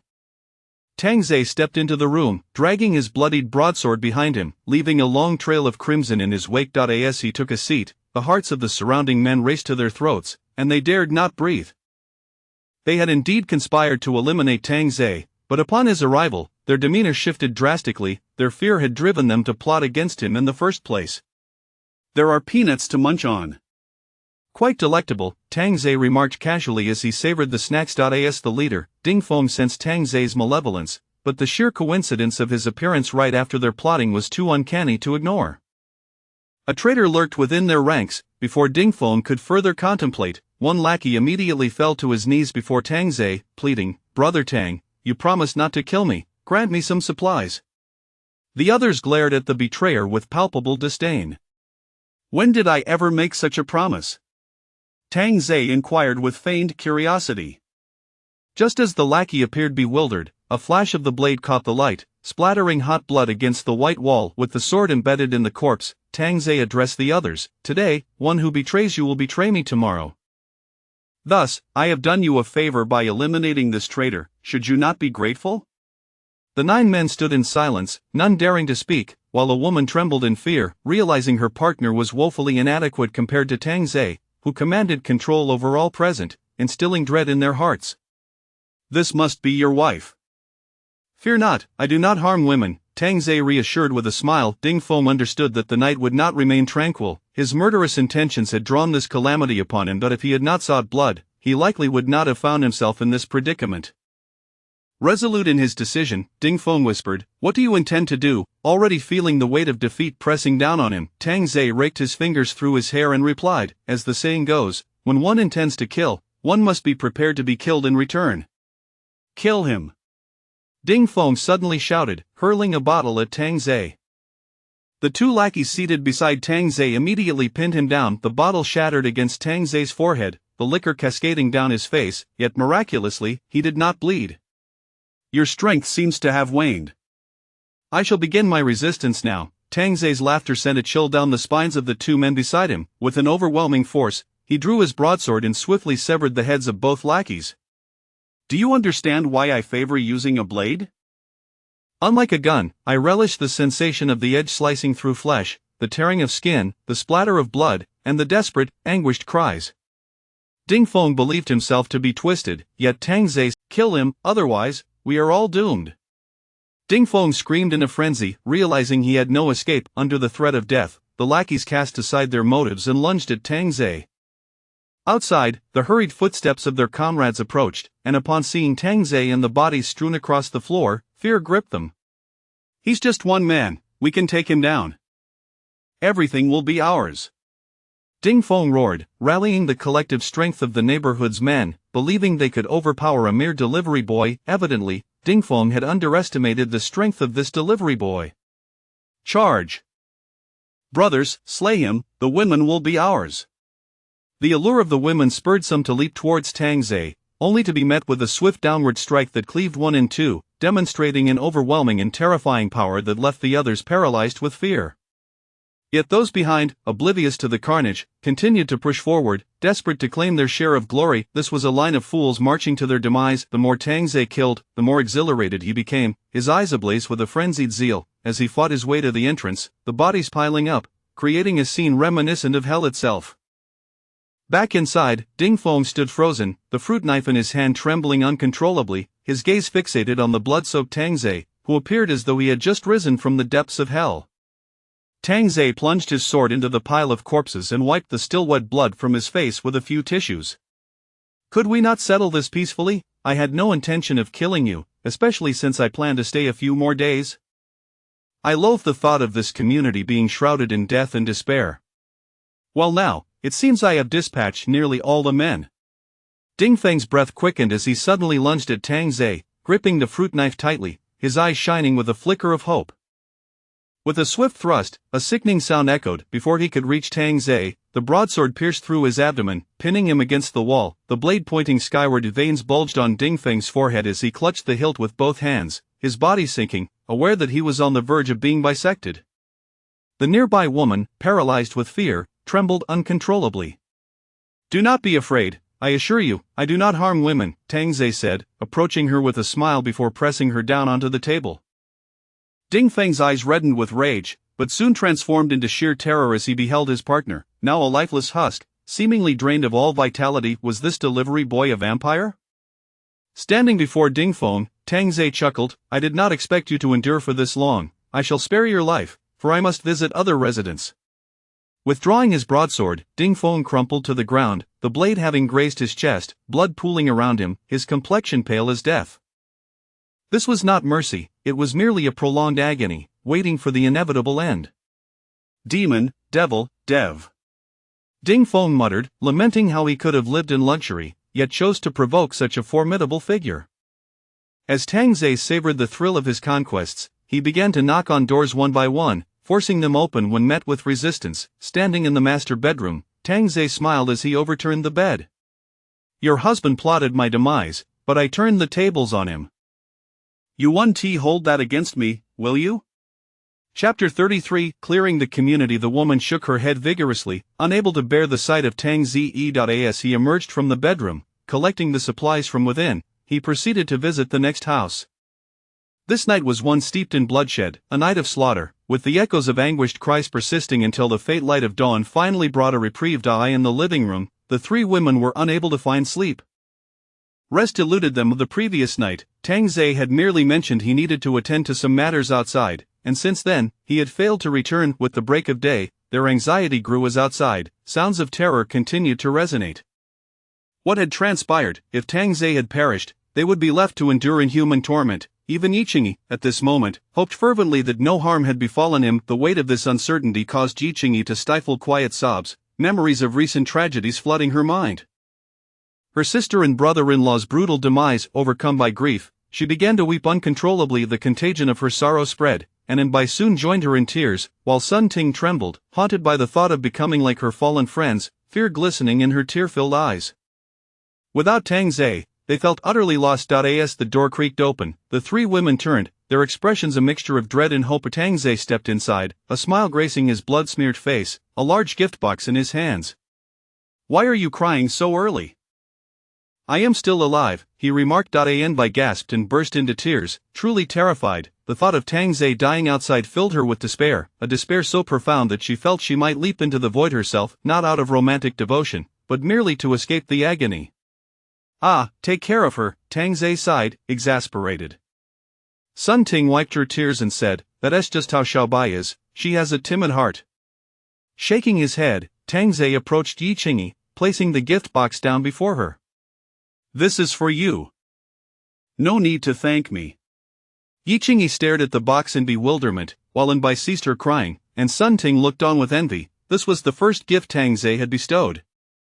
She speculated that it contained cake or similar treats, pondering why Yichingi deserved such a reward when she had done nothing particularly noteworthy. Was it because of her performance the previous night?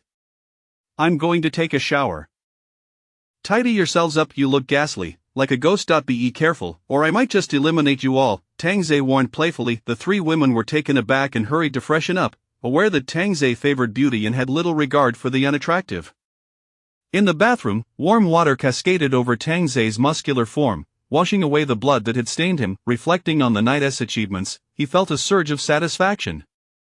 His progress had surged to 63, tantalizingly close to receiving an upgrade package. This method was indeed swift, albeit with questionable quality. In the living room, the three women had regained their composure, seated beside the gift box.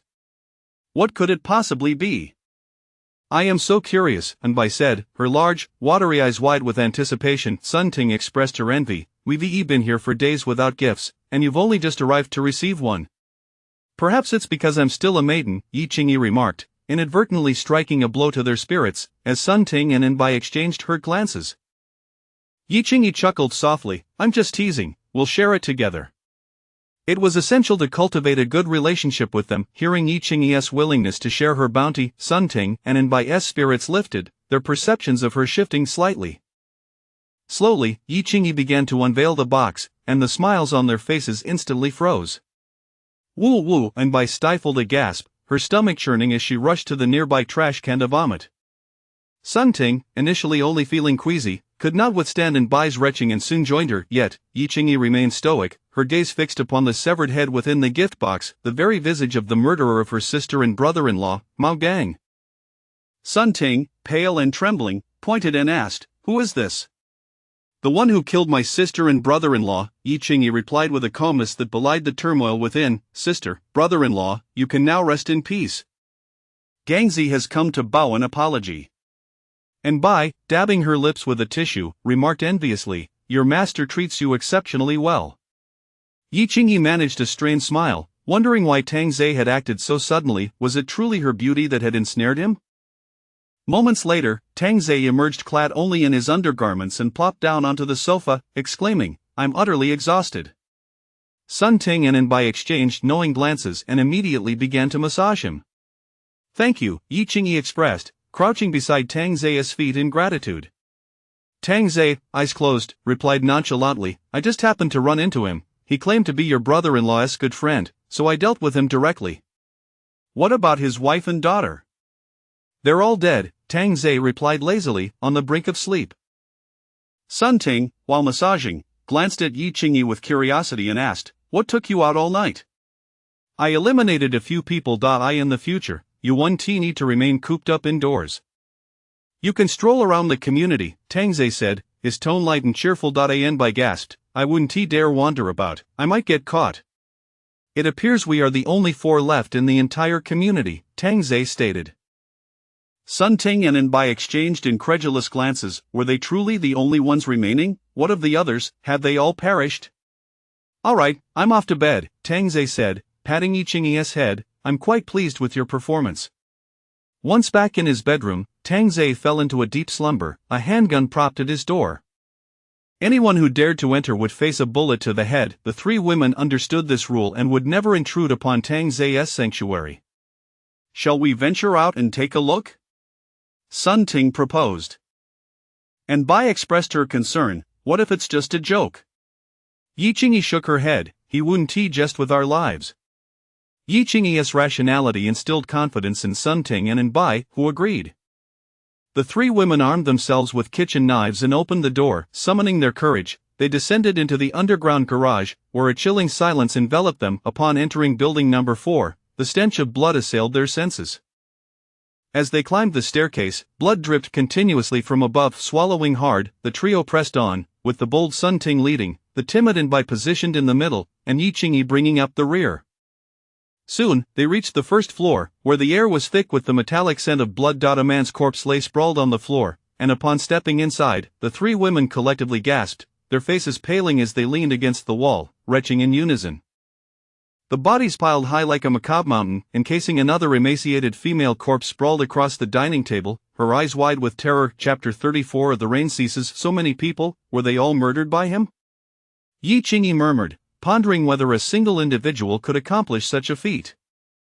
Sun Ting, equally incredulous, acknowledged the grim reality. He must be a disciple of some master, delivering takeout merely as a guise. And Bai found some merit in Sun Ting's conjecture. After all, it was astonishing how one person could ravage an entire community. What could have transformed this woman into such a state? Yi Qingyi ventured inside, suppressing the nauseating scent of blood to assess the situation. And Bai whispered, "It seems as though all her blood has been drained. Could it be a vampire?" Sun Ting playfully tapped Bai's forehead. "You've been watching too many American shows. Vampires, really?" "Yet, she does appear to have been completely drained," and Bai lamented, rubbing her head in dismay, fearing her master might retaliate with a swift bullet to the head.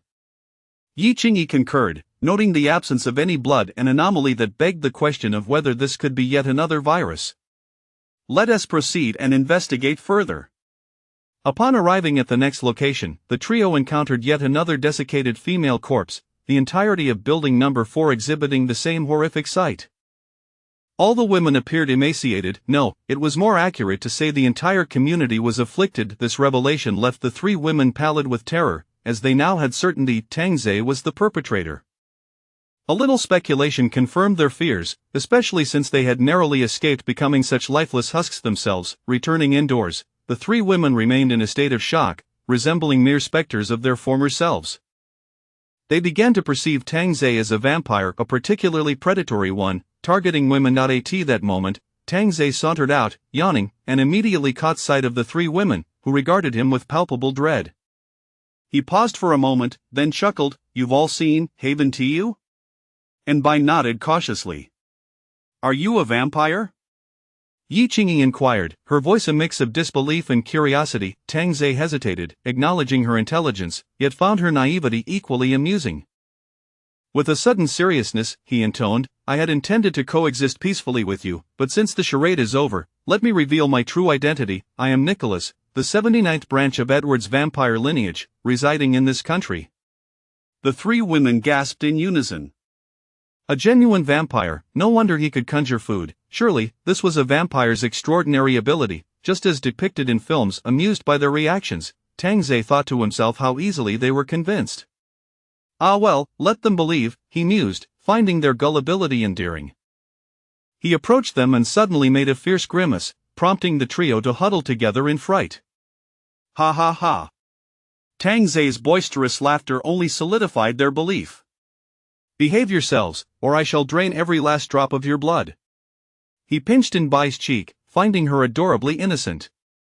And Bai nodded vigorously, and both Sun Ting and Yi Qingyi followed suit, eager to appease him. After all, they were merely toys for his amusement. Starving, Tang Zhe thought of a delightful lunch, perhaps a filet mignon to replenish his strength.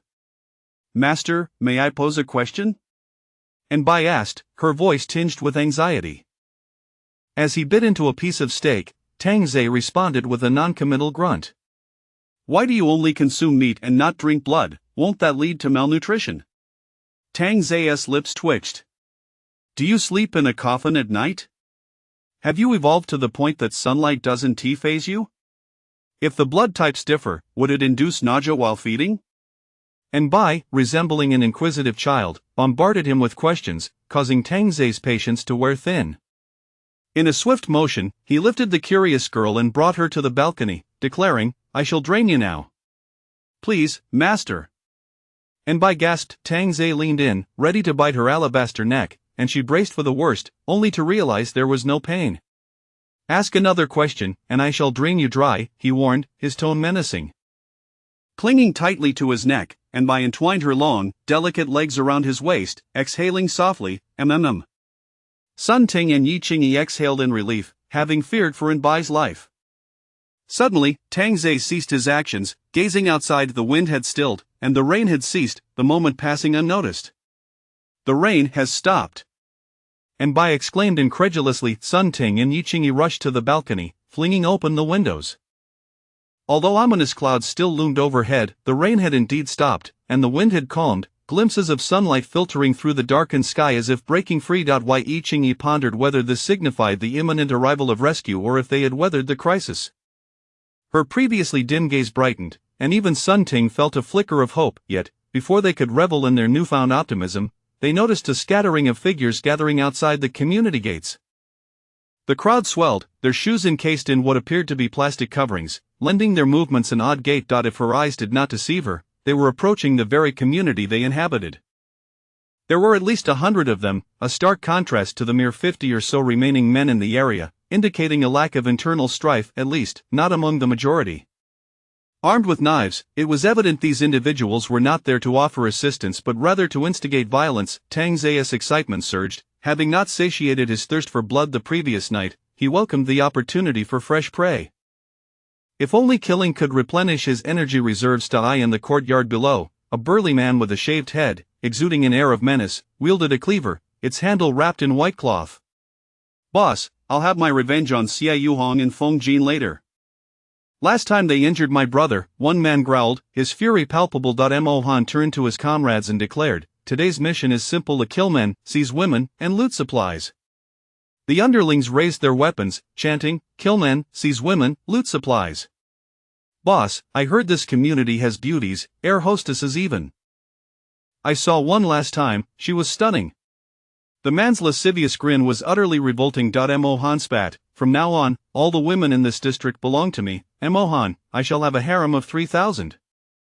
Long live the boss." On the balcony, Tang Zhe chuckled as he held the breathless Bai. "These people are united in purpose, unlike us. Shouldn't we hide? Yi Qingyi suggested, noting the overwhelming numbers against them. Yet, Tang Zhe tossed the flushed Bai onto the sofa and retrieved his battle axe, its golden handle intricately etched, exuding an air of nobility, the blade glinting with lethal sharpness. Chapter 35 Hell's unyielding assault. As Tang Zhe prepared to venture out once more into the fray, Sun Ting and Yi Qingyi began to express their growing concerns. Yesterday was not enough bloodshed. Today we shall make up for it, Tang Zhe declared, opening the door but pausing momentarily. Yet he produced a firearm and tossed it to Sun Ting, cautioning, "You may use it to take a life or to end your own. I have no desire to see my sustenance sullied." With that, he shut the door and departed. Sun Ting clutched the cold gun in her hands, casting a glance at Yi Qingyi, who swallowed hard, seemingly struggling to comprehend the situation. Sun Ting then turned her attention to Bai, deciding against further inquiry, as she felt utterly disoriented. A group of individuals had already entered the community and halted momentarily upon witnessing the corpses strewn about the central greenbelt. This community is truly chaotic.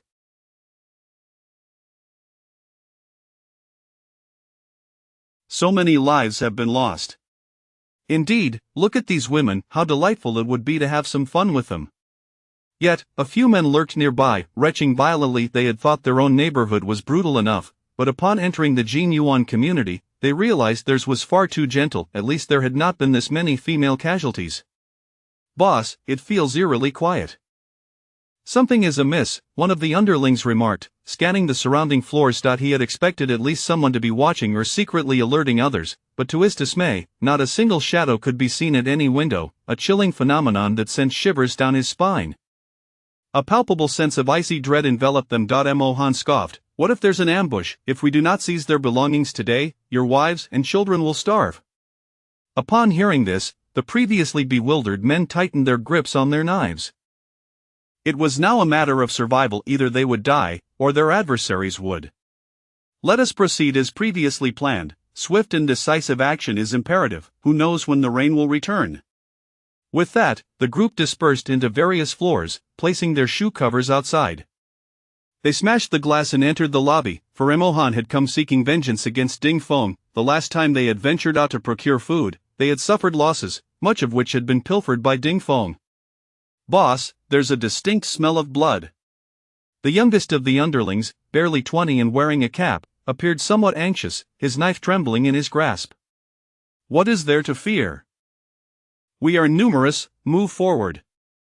Mo Han sneered. Although the buildings were tall, he refused to take the elevator. It was too constricted, and if they were ambushed, their numerical advantage would be rendered futile.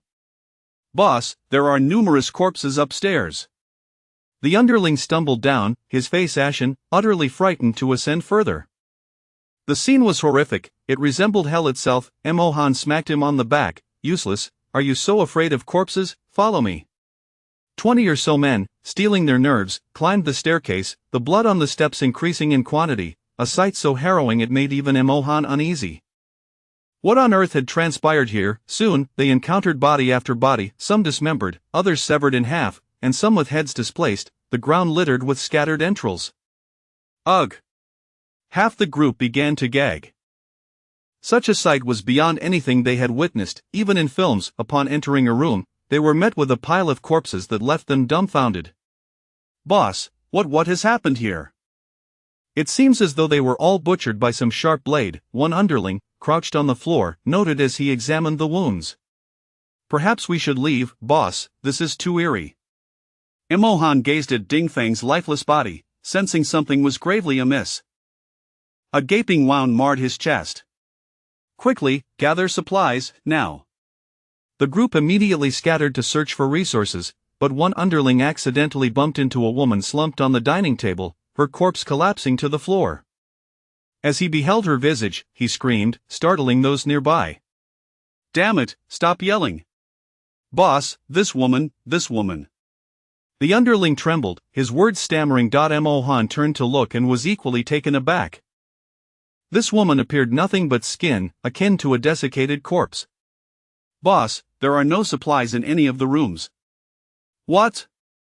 Mo Han bellowed, rushing into the bedroom only to find it barren. Had they been preemptively robbed by another group? How else could there be so many dead? And what of this woman? Search the entire building, I refuse to believe there are no resources. Mo Han's expression darkened. He feared starvation far more than the mystery surrounding the peculiar woman. At that moment, his phone rang. It was the leader from another building. Boss, everyone here is dead, the women have turned into mummies. Same here. Not a single soul remains alive. Moreover, there are no supplies, everything has been looted long ago. It appears we have arrived too late, or else off. Before the underling could finish his thought, a blood-curdling scream echoed. Mo Han shouted, "Hello, hello, Jingzi, speak." Panic rippled through the group, and Mo Han mused that starvation was preferable to dying here. Tell the brothers to retreat, quickly. He shouted loudly in the group chat to pull back. Yet, anguished howls began to resonate throughout the community, sending chills down their spines.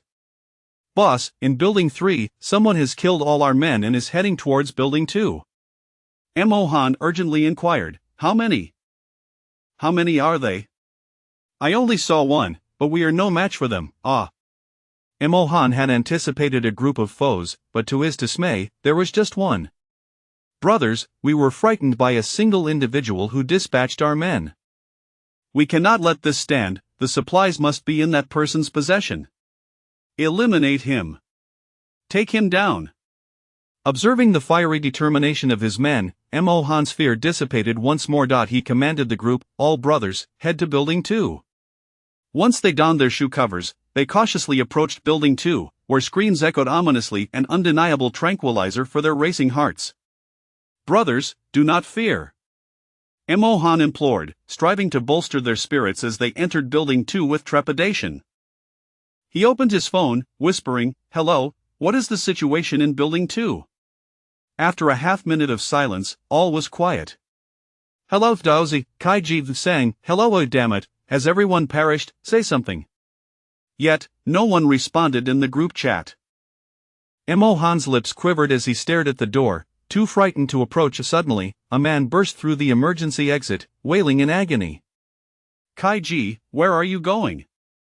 Mo Han gradually dulled to the realization that Kai Ji's legs were gone, dragging himself along with his hands, two streams of horrifying blood trailing on the tile floor.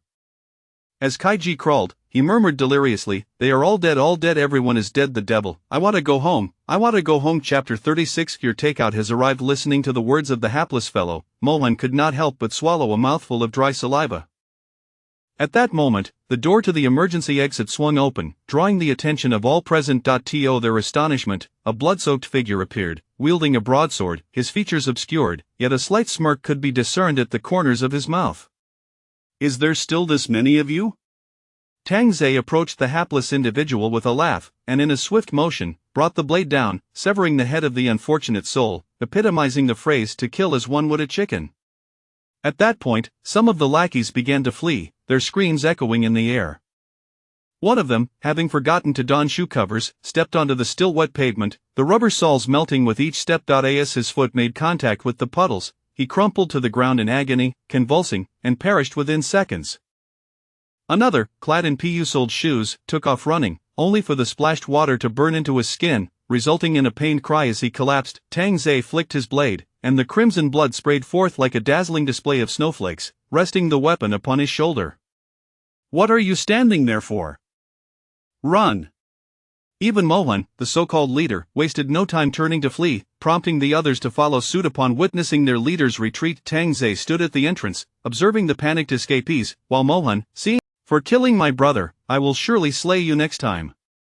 Just then, Tang Zhe set aside his sword, inexplicably producing a waterproof jumpsuit akin to those used for fishing in ponds. However, this was not made of rubber. Upon seeing Tang Zhe approach once more, broadsword in hand, Mohan's countenance darkened, and he hastily fled. The bystanders cursed their leader under their breath. He had just been spared from pursuit, yet he had to utter such threats. Now, the situation had escalated. Upon exiting the complex, they encountered vehicles with only wheels, within which sat four individuals who carelessly plowed into two fleeing souls, the rear passengers laughing as they extended their middle fingers. "You idiots, we'll run you over." Tang Zhe paused momentarily, then, with the swiftness of an arrow, thrust his broadsword forward, piercing the necks of the driver and front passenger. The out-of-control vehicle careened into the adjacent greenery, colliding with a tree. The fleeing masses glanced back, their expressions a mix of bewilderment and horror, yet they continued their desperate dash towards their own complex. Tang Ze sauntered over to the vehicle. As the dazed passengers crawled out, blood streaming from their foreheads. With a casual flick, he withdrew the sword from one man's neck and remarked, "I detest being called an idiot."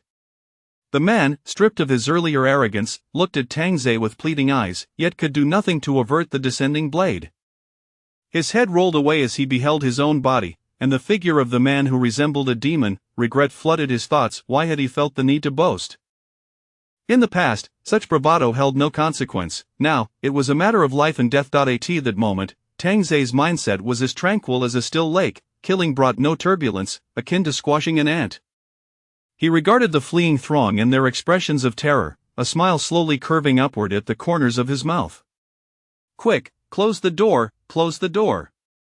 The first man to return to the complex shouted frantically, shadows appearing by the windows, their faces puzzled as they observed the men who had just left returning so soon, empty-handed. Did they fail to raid the neighboring complex? No, where were all the others? Wait for me, I'm not inside yet." A man trailing behind called out, his weapon flailing aimlessly, his mind consumed with a singular thought. To return home, lock the door, and hide beneath the bed, hoping that this was all just a nightmare. Mohan, upon seeing Tang Ze appear, steeled himself. "Shut the door." The double iron gates began to close, swiftly secured with chains, and everyone inside sighed in relief. If he dares to climb over, stab him. Mohan, still fraught with panic, managed to think clearly. "Open the door. Open the door, brother, I gave you water yesterday, I beg you, my wife and child are still inside." The man locked outside fell to his knees, pleading. However, the brothers inside paled, not daring to utter a word, while on the third floor, a woman with a child peered out toward the entrance. "Mommy, that is Daddy, why wouldn't they let Daddy in?" The little girl, around 7 or 8 years old, innocently inquired, seemingly oblivious to the gravity of the situation. The woman, in her early 30s, appeared dazed with fear, her chapped lips trembling slightly. As she witnessed the knife-wielding youth approach her husband, raising the bloodied blade, she instinctively covered her mouth, her hands shielding her child's eyes. At the entrance, Tang Ze regarded the men within, kicking the severed head aside into the refuse, blood pouring from the lifeless body. "In the spirit of reciprocity, it is now my turn to rob you." His soft laughter echoed like a voice from the depths of hell, sending chills down the spines of those present. Mohan, brandishing his weapon, cackled madly, "Kid, if you have the guts, come over." The moment he attempted to leap, he would find his abdomen pierced. Tang Ze contemplated the iron gates before him. He could indeed scale them, but why complicate matters? Raising his broadsword, he focused intently. With a clang, brilliant sparks erupted as the chain was severed. The men stared in disbelief, as if witnessing a ghost. Was this strength humanly possible? The once bold men screamed and bolted towards the building, cursing their progenitors for not having blessed them with more legs. Tang Ze leisurely pushed the gates open, resecured them, clearly indicating his intent to spare not a single soul within the complex. An impending one-sided massacre was about to unfold. Mohan, shaken to his core, hastily began to gather clothing. "Husband, what are you doing? What on earth is happening? Where is everyone?" Mohan remained silent, frantically packing, trembling, oblivious to the fact that his pants had become soaked with urine. "Husband? Husband! Ah!" Mohan snapped back to reality, his eyes wide with terror as he regarded his wife. "Let us go, we cannot stay here, the demon, the devil, he has killed everyone." Observing her husband in such a disoriented state, the woman was at a loss for how to respond, when suddenly their daughter pointed out the window. "Mommy, it's raining again." Upon hearing this, Mohan froze, slowly lifting his head to see the glass pane gradually being drenched, collapsing onto the floor. "It's over. No one will escape now. Quick, hurry to close the door, barricaded with furniture, move." Mohan screamed in terror, his wife already paralyzed with fear. The once dominant ruler of the complex was brought to such a state by Tang Ze's methods that his very spirit felt shattered. Downstairs, as Tang Ze entered the building, rain began to pour outside. Perfect. Now, no one could escape. He proceeded to the door of Unit 101. Tang Ze adjusted his appearance, then, with a smile, knocked on the door. "Residents of Unit 101, your takeout has arrived." Chapter 37. Murder in the rain. Within the confines of a modest dwelling resided a family of three. The man, who had just stepped outside, was desperately clutching his mouth, as was his wife beside him. Their 10-year-old son, seemingly oblivious to the unfolding horror, attempted to speak but was silenced by his father's hand. "Whoever dares to utter a sound shall perish." The man's heart was consumed by terror, failing to realize that his large hand was suffocating his own child, applying pressure that prompted the boy to struggle. Yet, the father merely gazed in fright towards the door, where the knocking echoed like a death knell. Thud, thud, thud. With a resounding crash, the security door was forcefully kicked open by Tang Zei. Observing the trio by the sofa, he remarked coolly, "Do you know what irks me the most? Those who refuse to answer the door for their deliveries. Do you understand I am pressed for time?" After a brief pause, he chuckled, "Brother, you truly are something else, managing to suffocate your own son. Quite impressive." He then gave a thumbs up, for Tang Zei knew he could never commit such an atrocity. The man looked down to discover that his son had lost all breath. "Ah!" the woman shrieked in horror. The man stood frozen, like a marionette severed from its strings. Tang Zei approached slowly, the blade scraping against the floor, producing a slightly jarring sound. Taking a seat on a small stool, he exhaled, "This is the way of the world. You rob me, I rob you. It is a matter of kill or be killed, and alas, the unfortunate truth is that you are the weaker one." With that, he struck down, cleaving the man's head in two, blood spraying forth. The woman's scream resonated throughout the entire community, leaving every woman pale with fear, without exception. As Tang Zei stepped outside, he approached another door. "To the resident of Unit 102, your delivery has arrived." His words, akin to a death sentence, rang out once more. The sky gradually darkened, and the cries of despair within the complex did not cease. Mo Han crouched on the ground, wrapped in a comforter to bolster his sense of security, his gaze fixed on the community group. "They're knocking on my door. What to do? Who will save me? Why is it a delivery person? Why can't you all manage to kill even a delivery person? Someone save me, I do not wish to die. He is knocking on my door. Boo-hoo, I said not to let you go out to rob the community. There would be retaliation, but you would not listen. I cannot take it anymore." A muffled sound echoed from outside as a man chose to leap from a height to escape his psychological torment. However, the residents who had sent messages ceased to send further texts. Despair clouded Mo Han's eyes as his phone slipped from his grasp to the wooden floor. His wife looked at him, her husband, the leader, now reduced to such a fearful state. Thud, thud, thud. "Your delivery has arrived." The voice at the door momentarily disoriented Mo Han. He glanced at the half bottle of water beside him, and his gaze grew resolute, as if that bottle had dispelled his fear. Looking at his wife and daughter, Mo Han grasped the bottle and whispered, "I will take him down with me, you two must survive." Husband daddy. In that moment, Mo Han seemed to shoulder the weight of his responsibilities as a husband and father, slowly unscrewing the cap. Indeed, this was the rainwater he had recklessly acquired. Even the slightest splash could lead to a swift demise. Who would dare engage in such a perilous act? Despite being the leader, he lived in constant trepidation, fearing that his underlings might conspire to usurp him. This bottle was a deadly weapon, and now it would serve its purpose. Positioned at the door, he listened to Tang Zei's voice outside, his expression shifting to one of defiance as he shoved aside the furniture blocking the entrance, flinging the door wide open and hurling the water at Tang Zei, who stood half a meter away. Some of the water dripped from the bottle, dampening Mo Han's hand. Yet, at that moment, he felt no fear, even laughing maniacally, for the visage of the devil before him was now drenched in rainwater. "Ha ha ha ha ha ha! You delivery man, I have finally managed to defeat you." Tang Zei stood frozen, his expression rigid, utterly astounded that someone would dare to douse him with water. Had he lost his mind? A piercing pain surged within Mo Han's heart, causing his breath to quicken, and he slid down the wall. Yet the devil before him showed no sign of distress. Fear washed over Mo Han's face once more. Why are you unharmed? How can this be? You splashed me with rainwater?" Tang Zei was taken aback, instinctively touching his face. A wave of dread washed over him as he bellowed, "Damn it!"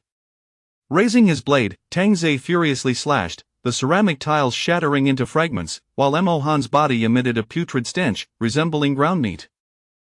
Tang Zei gasped heavily, realizing his grave error. He had never anticipated that someone would wield rainwater as a weapon. All his calculations had failed to account for this possibility. But wait, had he already succumbed to the poison?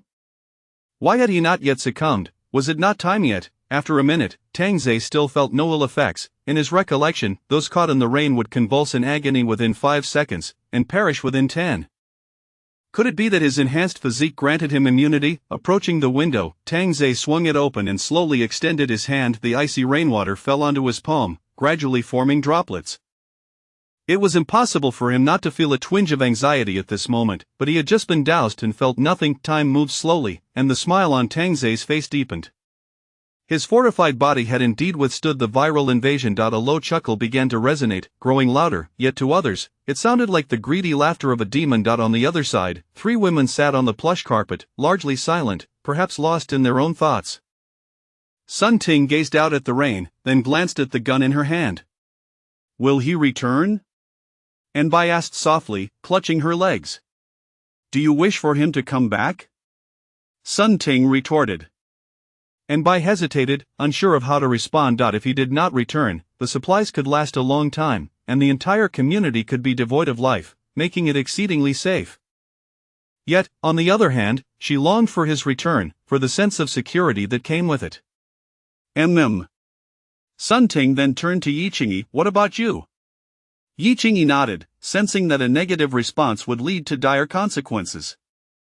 Indeed, Sun Ting would not hesitate to pull the trigger if an incorrect answer were given, as it would mean one less mouth to feed. Even if Tang Zhe returned, there would be undeniable evidence against her. In truth, Sun Ting was also uncertain how to answer, torn between the desire for his return and the hope that he would not. Perhaps the thoughts and the hearts of the 3 women were fundamentally aligned. Suddenly, a phone rang, the voice of a voice call startling the 3 women, for they were the last remaining inhabitants of the community. It was Yi Qingyi's phone, and there was no need to guess who it was. "Si Hui." Yi Qingyi cradled the phone, her face taut with tension. Chapter 38, Apocalypse Gift Pack 2. Jiang Zihui discerned that Yi Qingyi was not quite herself. "What's wrong? You seem anxious." "Oh, the rain just stopped for a moment, and then it started again. I thought I might be able to go outside. What a pity." "You've had a break in the rain over there, it hasn't let up here." Yi Qingyi responded with a soft acknowledgement. Jiang Zihui sensed that his fiancé Yi had been acting strangely of late. She had always relied on him, but recently, she seemed less dependent, even neglecting to inquire about his well-being, leaving him to initiate the calls. "Yi, just hang in there a little longer. My father is preparing to form a team." Yi Qingyi was taken aback. "What kind of team?" "To transform our area into the safest zone possible, with security, search teams, medical units, and so forth." "Do you have guns?" After these past few days, Yi Qingyi had come to realize that possessing firearms was paramount. Everything else was futile. "My father's company has a few handguns in the security department, and will retrieve them once the rain stops." Yi Qingyi nodded, suggesting, if possible, it would be wise to check the police station's armory. "Ah!" Jiang Zihui exclaimed, startled by his fiancé Yi's audacity in suggesting to raid the police station. Seeing her fiancé's reaction, Yi Qingyi forced a smile. "Isn't that how it goes in movies?" "Fool, that's just fiction. Once the rain ceases, the police return to the station to collect their weapons?" "And you think we should go rob them?" "But it rained in the early hours, and everyone would be home. How many are left at the station now?" Yi Qingyi replied calmly, hoping her fiancé would consider her perspective. Jiang Zihui felt as though he barely recognized the woman before him. He had been worried about their food supply, and now she was expressing concerns about firearms. He wondered if she was overly anxious and fatigued. "Regardless, wait for me. I will come to get you, I swear." Yi Qingyi smiled softly in response, yet she found herself devoid of the usual joy and reliance she once felt towards her fiancé. What was happening to her? Was she unwell? She even felt a twinge of amusement at his oath rather than being touched. After ending the call, Yi Qingyi ran her fingers through her hair, appearing particularly lost. At that moment, her phone rang again, and upon seeing the caller ID, she immediately answered. Yeah. Upon seeing the girl on the video call, Yi Qingyi let out a heavy sigh of relief. The girl on the phone possessed a delicate beauty, with thin red lips, sparkling eyes, and long, lustrous black hair cascading down to her waist. Her skin was as smooth as porcelain, and her eyes, resembling crescent moons, seemed almost to speak. "Little auntie, I just tried calling Mom and Dad, but they didn't answer. Are you all together? Xia Mingyue asked with a worried expression, relieved to see her aunt was safe, which likely meant her parents were as well. Yi Qingyi paused for a moment before offering a reassuring smile. Brother-in-law and sister are at Jiangxi's house discussing matters. Don't worry, they probably left their phones at home. I see, you scared me. Xia Mingyue exclaimed, patting her chest with a warm smile. Yeah, what has been going on with you these past few days? You've been unreachable. The power went out, and we just got it fixed today, but I suspect someone tampered with it to prevent us from contacting the outside world. Xia Mingyue said, her brows furrowing slightly, appearing quite endearing. Yi Qingyi immediately sensed something was amiss. Has anything happened recently? Is there still food? We have significantly less food than before, and I even saw some girls going into a room with the teacher. The next day, that girl received quite a bit of food. Yi Qingyi's heart sank. Such occurrences were merely the precursor to something worse. They were still pretending for now, but soon, pretense would become impossible. Little auntie, don't worry. I would never go, not even if it cost me my life. Please don't tell my parents, so they don't worry. Yi Qingyi nodded, unsure of how to explain the situation with her sister and brother-in-law to Yaya. After ending the call, Yi Qingyi sighed in relief. Your niece's situation is becoming chaotic as well. Sun Ting remarked coolly, all beginnings stemmed from the exchange of food. Once women began to yield, the greed of men would inevitably swell. While there were exceptions, being a good person in these times rarely led to favorable outcomes. Moreover, this was a university, where beautiful young women were abundant. Should chaos ensue, it could become even worse than here. Yi Qingyi shook her head. She felt utterly powerless to intervene. Didn't the master say he would take us away? And Bai suddenly whispered, reigniting a flicker of hope within Yi Qingyi.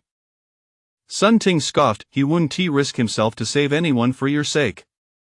Instinctively, Yi Qingyi replied, my niece is very beautiful.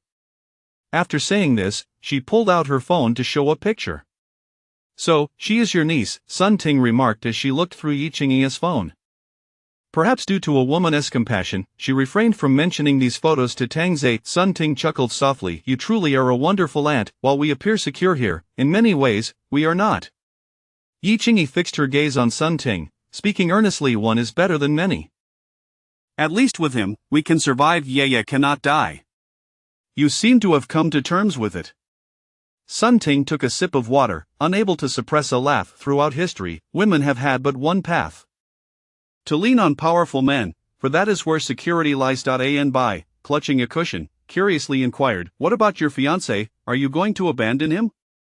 That question was particularly incisive, as if asking whether she would fulfill her sister's final wishes or choose to go to her fiancé. Yi Qingyi would undoubtedly opt to save her niece first and then head to her fiancé. However, such thoughts felt utterly unrealistic. If a choice had to be made, she would select the former. Yaya was in danger, while her fiancé's situation was comparatively safe. Suddenly, Sun Ting had a revelation and grinned mischievously. Won't things be awkward between the two of you later? And Bai remained silent. Yi Qingyi's lips twitched, she had never considered that. I'm actually a bit excited, Sun Ting said with a sly smile. The scene would surely be explosive. Bai's eyes widened, seemingly intrigued as well. Yi Qingyi rolled her eyes, you two are incorrigible. Gegage. Both Sun Ting and Bai burst into laughter. Their camaraderie noticeably improved that night. The three women remained awake, reminiscing about past amusing incidents, discussing skincare products and celebrities, until the conversation inevitably turned to men, culminating in a rather indecent discussion about which positions were most pleasurable. As dawn approached, the sky grew increasingly bright, yet the oppressive darkness lingered, with the rain continuing to fall. Tang Zhe exhaled deeply. He had finally completed the task, initially expecting to finish quickly, only to find that the last 10% took an entire night. Thankfully, it had reached 100% at last, unlocking the Apocalypse Gift Pack 2. 0 Materials 2. 0 has been received. Advanced Body Enhancement has been acknowledged. The Weaponry Equipment version 2. 0 has been received. The Telekinetic Master has been activated. Note extraction of items through thought. The Apocalyptic Gift Package 3. 0-inch requires an upgrade to its energy capacity. Chapter 39 Temptation. The advanced enhancement of the body. Tang Ze could hardly contain his eagerness to ascertain the extent of his newfound strength.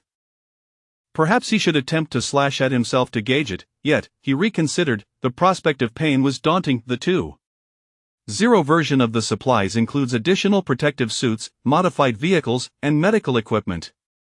In the 2.0 version of the weaponry, Tang Ze finally beheld a multitude of newly added arms, including grenades, RPGs, anti-tank mines, javelins, and stingers, among other individual combat equipment. Compared to firearms, Tang Ze harbors a distinct preference for cold weapons. Regrettably, the 2.0 version lacks aircraft, artillery, and tanks. How exhilarating it would be to unleash a Dongfeng missile. Now, let us turn our attention to the main event of the telekinetic master. What an astonishing ability to manipulate objects. Gazing intently at the cup on the coffee table, Tang Ze fixated upon it, yet the object remained utterly still. How on earth does one execute this? At the very least, provide a manual. I shouldn't be left to decipher this alone. Not am I simply supposed to will it to levitate? As this thought crossed his mind, the teacup promptly floated into the air, leaving Tang Ze astonished, as if witnessing magic. Shatter! The cup instantly shattered, yet its remnants lingered suspended in midair. How delightful! With a mere flick of his will, the shards embedded themselves into the wall like bullets, prompting Tang Ze to gasp in awe. This was no slower than a bullet. Fascinating. My prowess as a devil is increasingly formidable. How are mere mortals to survive? Standing on the balcony, Tang Ze cast his gaze upon a Toyota Corolla below. Gradually, the vehicle began to levitate, then violently crashed into a nearby tree. Yet, a wave of dizziness washed over Tang Ze, and he cursed under his breath. Was it the distance that caused this, or the weight of the car? Perhaps it was merely a reflection of his insufficient strength that induced such disorientation. Taking a moment to rest on the sofa, he felt a modicum of comfort. This ability was indeed his trump card, best utilized in critical moments, just like during the recent water incident. Had it not been for his enhanced physique resisting the virus, he might have already succumbed to the ground as a lifeless corpse. The thought sent a shiver down his spine. My vibrant life has only just begun. Having confiscated all the supplies in the community, though he had no worries about resources, he would not leave them for others. To expect Tang Ze to play the role of the Good Samaritan was utterly futile. He stepped out into the rain without hesitation. Behind him, the community lay empty. Observing the damaged Corolla, Tang Ze wielded his blade and struck downwards, cleaving the vehicle in two at the B-pillar. Stunned for a moment, he shook his head in resignation. His power was truly astounding to an alarming degree. As for the upgrade to the 3.0 package, Tang Ze is currently in no rush. Firstly, this method of grinding is rather exhausting, the quality is subpar, and it requires him to visit each household individually. It would be more manageable if there were a queue, but people are not foolish enough to line up for it. Moreover, the pace of improvement is not as swift as it once was. The final one required the efforts of 10 individuals, all of whom were prepared to raid the next neighborhood. Furthermore, in an entire community, not a single attractive individual could be found. Could it be that they were all eliminated at the very start? Tang Ze's speculation was indeed accurate. A few rather appealing individuals had met their demise. Had he realized earlier that his body could withstand the rain, perhaps he could have claimed them for himself. Upon returning to the community, Tang Ze discarded all his clothing and proceeded to wash himself with water, particularly focusing on his hair, which bore not only rain but also blood, lest he inadvertently harm any of the remaining beauties upon his return. There are simply too few of them nowadays. Meanwhile, upstairs, the three women who had spent the night chatting had fallen asleep, not separated but rather huddled together. The moment the door creaked open, Sun Ting jolted awake, gripping her handgun and aiming it at the entrance.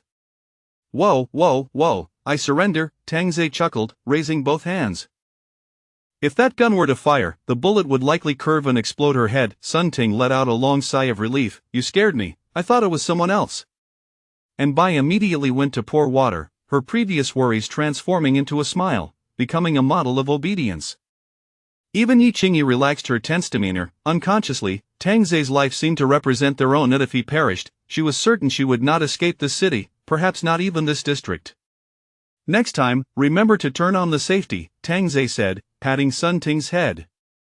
Sun Ting looked bewildered. She had never handled such a firearm before. Here, she handed over the handgun, unwilling to possess such a dangerous item. Understanding Tang Ze's character to some extent, she felt that possessing a gun posed a threat to him. Tang Ze glanced at it with a faint smile. "Keep it for yourself." "Ah." Sun Ting was taken aback, and both Yi Qingyi and Anbai stared in astonishment. Even more astonishingly, Tang Ze produced 2 more handguns and handed them to Anbai and Yi Qingyi. Since they intended to venture outside, it was prudent to be prepared for self-defense. They ought to have some means of protection, as he had no desire to rescue them at every turn. "Wait a moment. You all should practice your shooting skills. I'm starving. I've been at it all night," he said, turning away to begin preparing food. The 3 women, now gripping handguns, found themselves presented with a prime opportunity.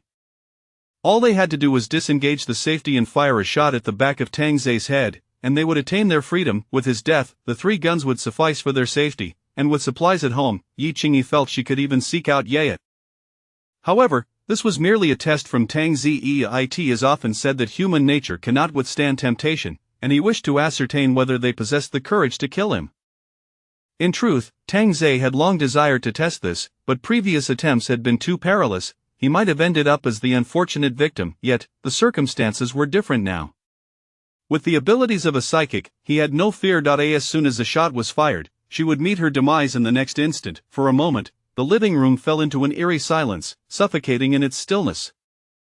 Meanwhile, Tang Ze produced breakfast items such as fried dough sticks, congee, soup dumplings, and steamed dumplings. Anbai showed no reaction. Sun Ting furrowed her brow, equally unresponsive, while Yi Qingyi slowly raised her arm, though the angle was not pronounced. At that moment, Yi Qingyi's mind was engaged in a fierce internal battle. If she killed him, could she truly escape with those bullets? She even contemplated that if she pulled the trigger, Sun Ting and Anbai would certainly shoot her as well. Even if Anbai lacked the courage to fire, Sun Ting would undoubtedly follow through. To her, Tang Ze was synonymous with sustenance and life. To kill him would be to sever her own lifeline. Realizing this, Yi Qingyi let her arm fall, perhaps resigning herself to her fate. Tang Ze cast a sidelong glance, his gaze laced with coldness, yet as Yi Qingyi lowered her weapon, he revealed a disdainful smile.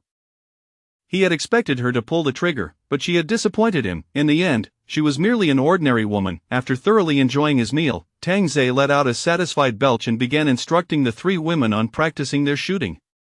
"Don't stick your butt up so high," he chided, delivering a playful slap to Anbai's rear. She looked at him with a pout, wishing he would just say he wanted to spank her. Her posterior was naturally this pert. Chapter 40 Practice makes perfect. Sun Ting possessed remarkable learning abilities, consistently hitting the target from a distance of 10 meters. In contrast, Yi Qingyi's stance was somewhat flawed. Tang Ze approached her personally and wrapped his arms around her. "Grip with both hands," he whispered in her ear, causing Yi Qingyi to feel a flutter of nervousness, yet she complied with his instructions. However, the subsequent remark sent a chill down her spine. "You raised your hand just now." Startled, Yi Qingyi inadvertently pulled the trigger, resulting in a resounding bang as the handgun clattered to the ground. Tang Ze retrieved the fallen weapon and, with a playful smile, handed it back to her, saying, "You're even more timid than Little Bai. I must admit, I'm somewhat disappointed." "I won't let you down," Yi Qingyi replied resolutely. Tang Ze gave her a light pat on her pert backside and, with a mysterious smile, remarked, "Let us see how you perform. Practice well. I'm off to sleep." As soon as he closed the door, Yi Qingyi collapsed onto the floor in fright, realizing she had indeed raised her hand and had prepared to take her own life. A wave of cold dread washed over her. "He is allowing us to use the gun, which indicates he is no longer afraid," Sun Ting astutely observed. Why had he been reluctant to share before, yet now seemed so at ease? There had to be something amiss. Indeed, he was a vampire. Perhaps after venturing out this time, he had grown immune to the fear of firearms. Yi Qingyi cursed herself internally, lamenting how she had forgotten his true identity.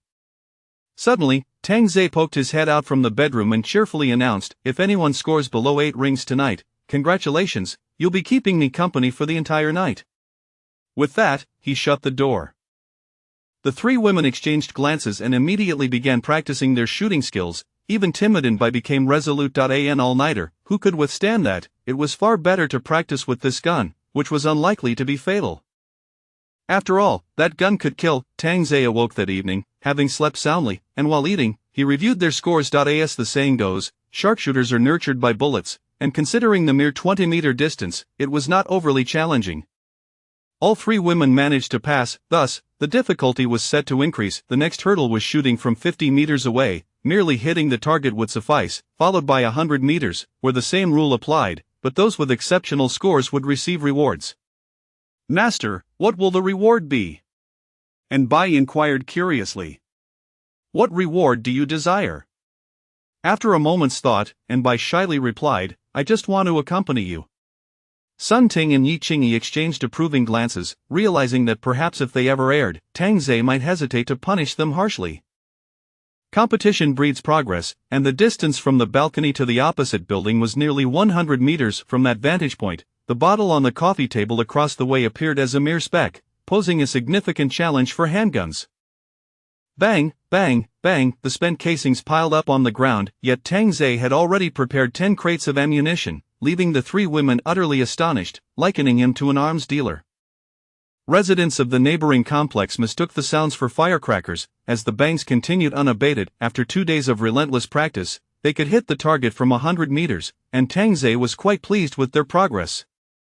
Next up was the rifle. The recoil of the AK was rather formidable for them, so they switched to the G36 assault rifle. The weight of the rifle initially proved somewhat cumbersome for the three women, thus they began incorporating strength training, lifting dumbbells, and the like. Sun Ting, at 9 o'clock below, there is a corpse in a white coat, Tang Zhe stated while peering through binoculars.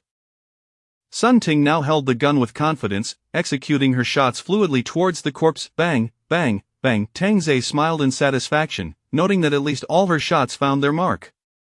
Seeing you in that outfit reminds me of Peace Elite, Tang Zhe teased Sun Ting, who resembled a character from the game. Yi Qingyi chuckled softly, it does have a resemblance.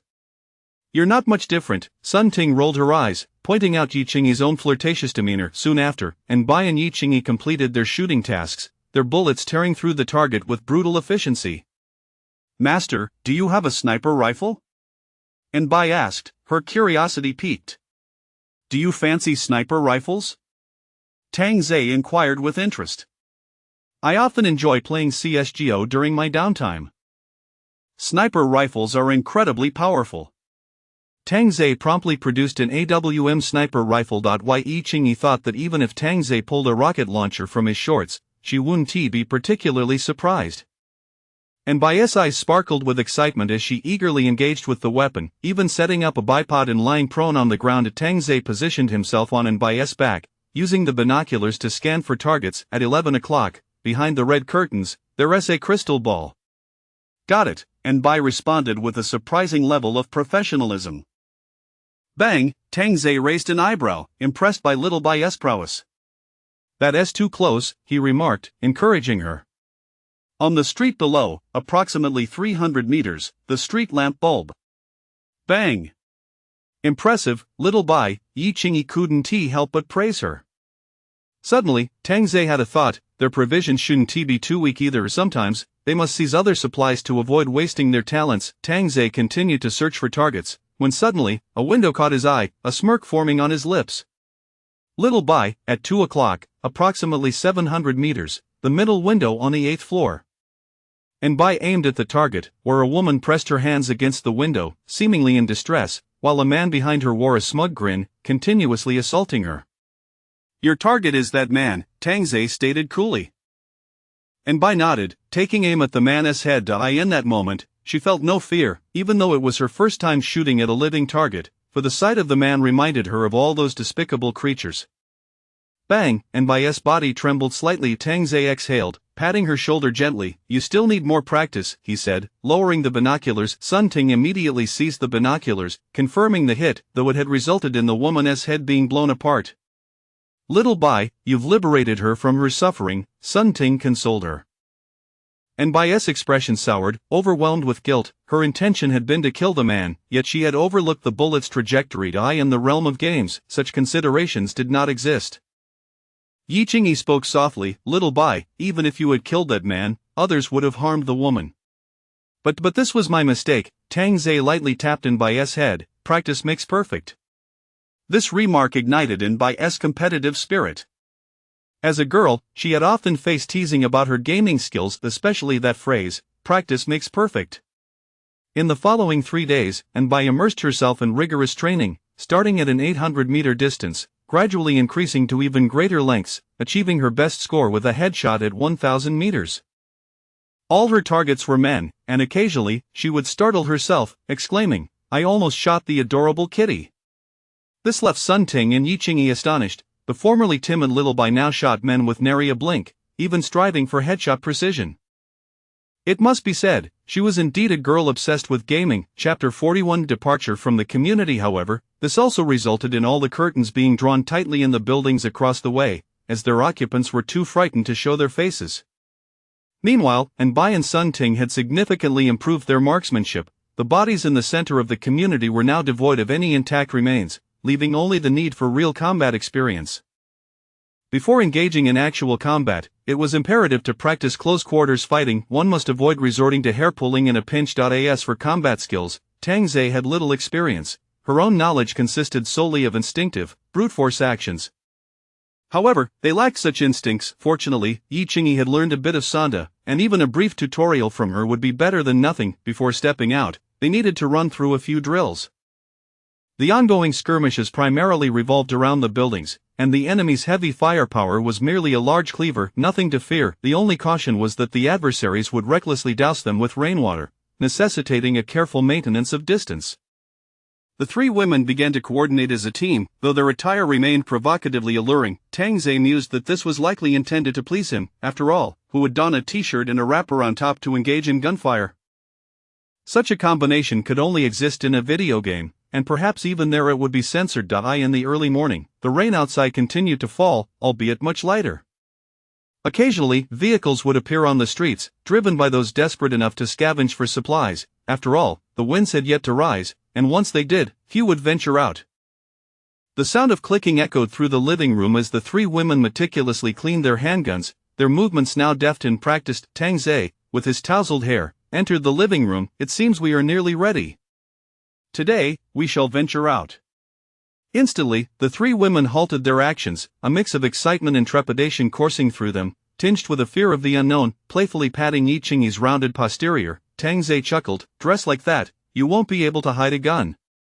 "Master, we have been prepared for quite some time," Anbai replied, donning an elongated down jacket that left only her pristine ankles exposed. However, when Anbai unzipped her jacket, the scene was undeniably provocative, far too seductive. With the gun concealed at her side, one could not deny that considerable effort had been invested in pleasing Tang Zhe. The down jacket was designed for convenience, ready to be removed at a moment's notice. They gathered all their supplies, leaving not a single bottle of water behind, adhering to Tang Zhe's principle of leaving no trace wherever they went. Being their first outing, the three girls had taken great care in their appearance. "You look stunning, no wonder you've captivated the rich heir," remarked one. "Xiaobai, watch it, I might just tear that mouth of yours," Yi Qingyi teased, lunging playfully at Anbai. Anbai quickly ducked behind Sun Ting, exclaiming, "Ting Jia, save me." "Ying, move aside," Sun Ting interjected, a smile breaking through her otherwise anxious demeanor as the rain continued to fall outside. Although Tang Zhe claimed to have a plan, they remained uncertain. What if they fell ill from the rain? Anbai shared her concerns but masked them with playful banter. Once everything was ready, Anbai suddenly whispered, "If there is a next life, perhaps we will be the best of friends." Yi Qingyi smiled knowingly, ruffling Anbai's hair. "There will be no next life. Let us cherish this one." "Indeed, let us drink and be merry today," Sun Ting added, gently patting Anbai's head. Anbai smirked, "You've all made me foolish. If the master discards me, you shall compensate." Outside, Tang Zhe overheard the trio's laughter and wondered what had prompted such joy, wishing they would share their amusement. Soon, the three women approached him, their bodies swaying slightly, exuding a blend of pride and allure. Anbai's choice of a mesh outfit was commendable, embodying a pure yet sultry style, while Yi Qingyi dazzled in a sensual fishtail lace trim, the soft fabric clinging to her skin, accentuated by a delicate bow that imparted a sweet charm. Sun Ting, on the other hand, was more direct, clad in a black halter bodysuit with strategically placed cutouts, exuding a bold allure. Yet, observing their high-heeled shoes, Tang Zhe wondered if this was practical. They would struggle to outrun anyone. However, if they were to stand on the street, men would undoubtedly swarm like zombies, eager to lay claim to them. "Let us proceed." The three women, enveloped in their down jackets, concealed their delicate forms, though their striking faces remained unmistakably visible. Men were hardly blind. Upon reaching the underground garage, they discovered the protective gear Tang Zhe had prepared in advance. completely sealed, providing warmth and rain resistance, with easy wear and removal. He explained Tang Ze was determined not to let any harm befall them, as they had trained diligently and had become his trusted allies. Where else could he find such skilled hands to accompany him? This garment is from the Supplies 2.0 collection, and I found it quite effective after trying it out over the past couple of days. It truly is remarkably lightweight, exclaimed Sun Ting after donning it and moving around. And Bai, with an air of innocence, remarked, "Why do I feel as though we resemble the group of scientists from Resident Evil?" It does bear a striking resemblance, Yi Qingyi mused as she attempted a split, demonstrating impressive flexibility. Does he possess Doraemon's pocket, capable of conjuring anything? Shall we walk out? And Bai inquired with curiosity. Tang Ze shook his head. Do I strike you as someone who walks? No. He pressed the car key, and with a beep, a battered Tank 300 illuminated not far away. And Bai, intrigued, jogged over and exclaimed, "Come quick, you must see this, it's incredible."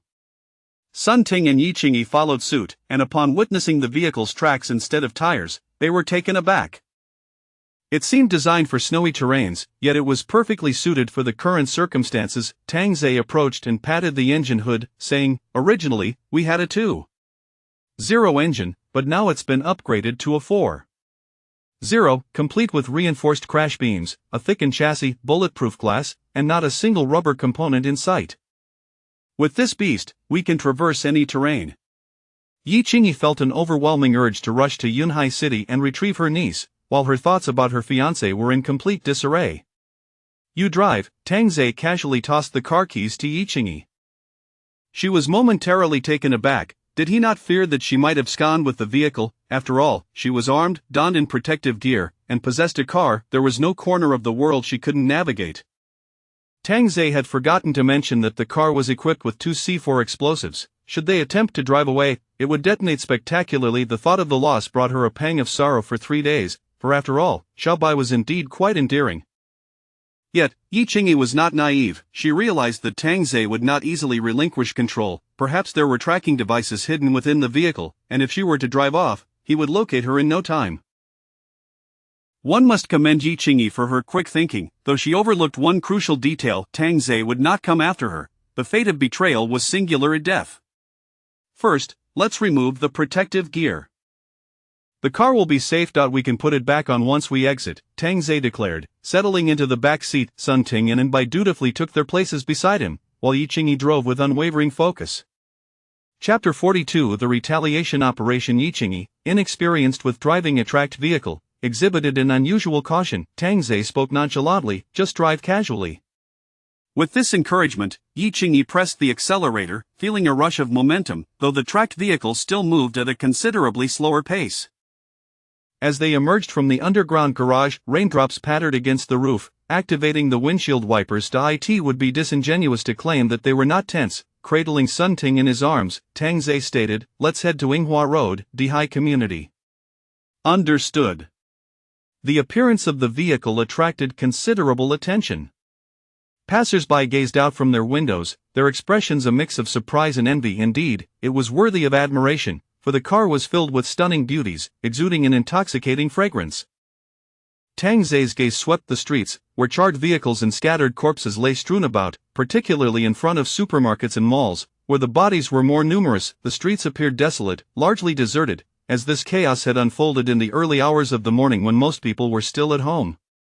Yi Qingyi showed no intention of avoiding the corpses, driving straight over them. Tang Ze remarked with exasperation, "Haven't you ever driven before? It's too shaky. How could you be a driver?" "I apologize, I simply couldn't be bothered to swerve around the bodies. Look over there." Many have perished near the police station, and Bai called out, pointing to a nearby scene where indeed numerous bodies lay. Sun Ting speculated, "It's likely that various groups attempted to storm the police station for firearms, resulting in mutual slaughter."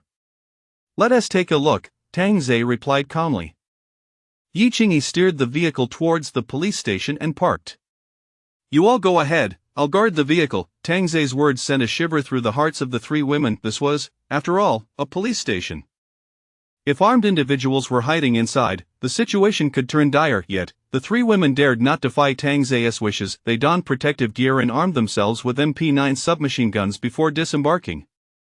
This was not a drill, it was a matter of survival. Tang Zhe noticed that both Sun Ting and Yi Qingyi appeared tense, while Bai seemed exhilarated. The three women communicated silently through gestures as they entered the lobby. The lights in the lobby still flickered, revealing several corpses on the floor, one clad in a police uniform, perhaps a duty officer. Bai and Yi Qingyi kept a vigilant watch, while Sun Ting examined the wounds of the bodies, discerning whether they were inflicted by bullets or blades. However, all the injuries were stab wounds, no gunshot wounds were evident. The trio pressed deeper into the building. Upon crossing the corridor, Yi Qingyi noticed an increasing number of corpses ahead, prompting her to raise her hand and clench her fist, tension mounting palpably. Cautiously approaching the bodies, Yi Qingyi was startled to discover gunshot wounds, her complexion shifting dramatically. Following the trail of bodies, they eventually arrived at the armory, where the door stood ajar, and all the safes were open. It was evident that the firearms had been taken. The three women exchanged glances, nodding in silent agreement to continue their search. The bodies they encountered along the way numbered at least 50 or 60, all victims of gunfire. Bullet holes marred the walls, and shattered glass indicated that a fierce gunfight had transpired here. Meanwhile, Tang Zhe sat in the car, eyes closed, patiently awaiting their return. That he knew he could not remain there forever. He needed to grow stronger quickly. Half an hour later, he observed the three women emerge, their confidence visibly bolstered. They approached the vehicle, activating the one-button disinfection on their wrists, allowing the rainwater on their protective suits to evaporate before climbing inside. "What did you find?" Tang Zhe inquired. Sun Ting replied in a hushed tone, "There was no one inside, but a gunfight had occurred. Many perished there, and we found no firearms. They must have been taken. Even if they were taken, there likely aren't many bullets left," Yi Qingyi added, noting the advanced decomposition of the bodies, which suggested they had been dead for at least 10 to 15 days. "That's of little concern. Let us move on." Tang Zhe dismissed the matter. What weapons could an ordinary police station have? A standard-issue handgun, perhaps a shotgun at most. Rifles would likely only be found at the municipal police headquarters. Sun Ting pursed her dry lips and remarked, "To storm a police station for guns, these must be desperate criminals. The elites from upscale neighborhoods wouldn't take such risks. It's likely organized by some gang leaders." "So, you're suggesting these individuals are probably hiding in entertainment venues like clubs, KTVs, saunas, or bars?" Yi Qingyi exclaimed softly.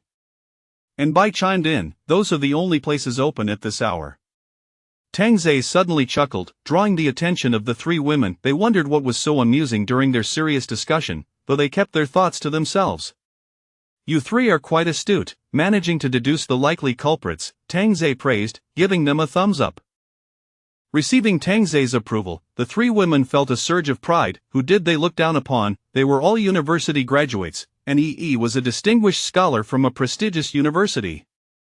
Sun Ting's speculation stemmed from her earlier observation that most of the bodies bore tattoos typical of street youth. "I need to take care of my own matters first," Tang Zhe stated, unwilling to waste time in such a place.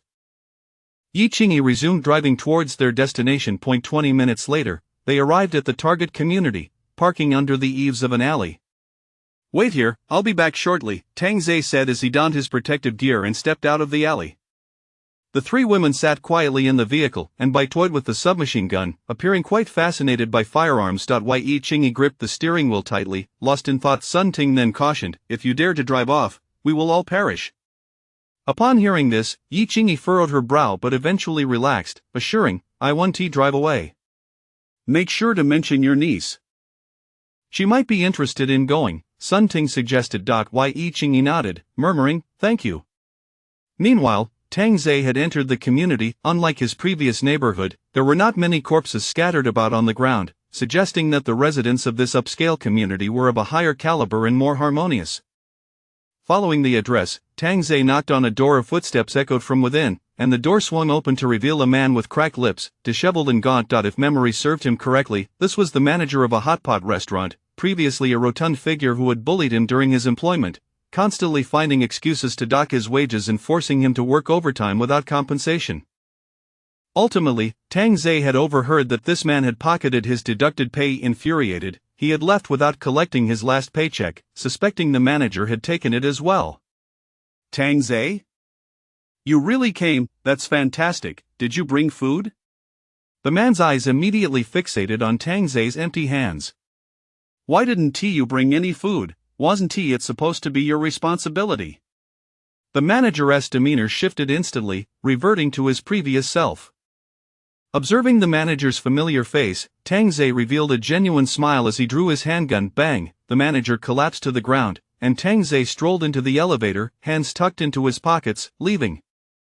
Next. Chapter 43 The mysterious Mr. Hua. The sudden sound of gunfire startled the entire community, unsettling each resident's heart. Perhaps Tang Zhe was unaware that the shot he fired had ignited the turmoil within the neighborhood prematurely.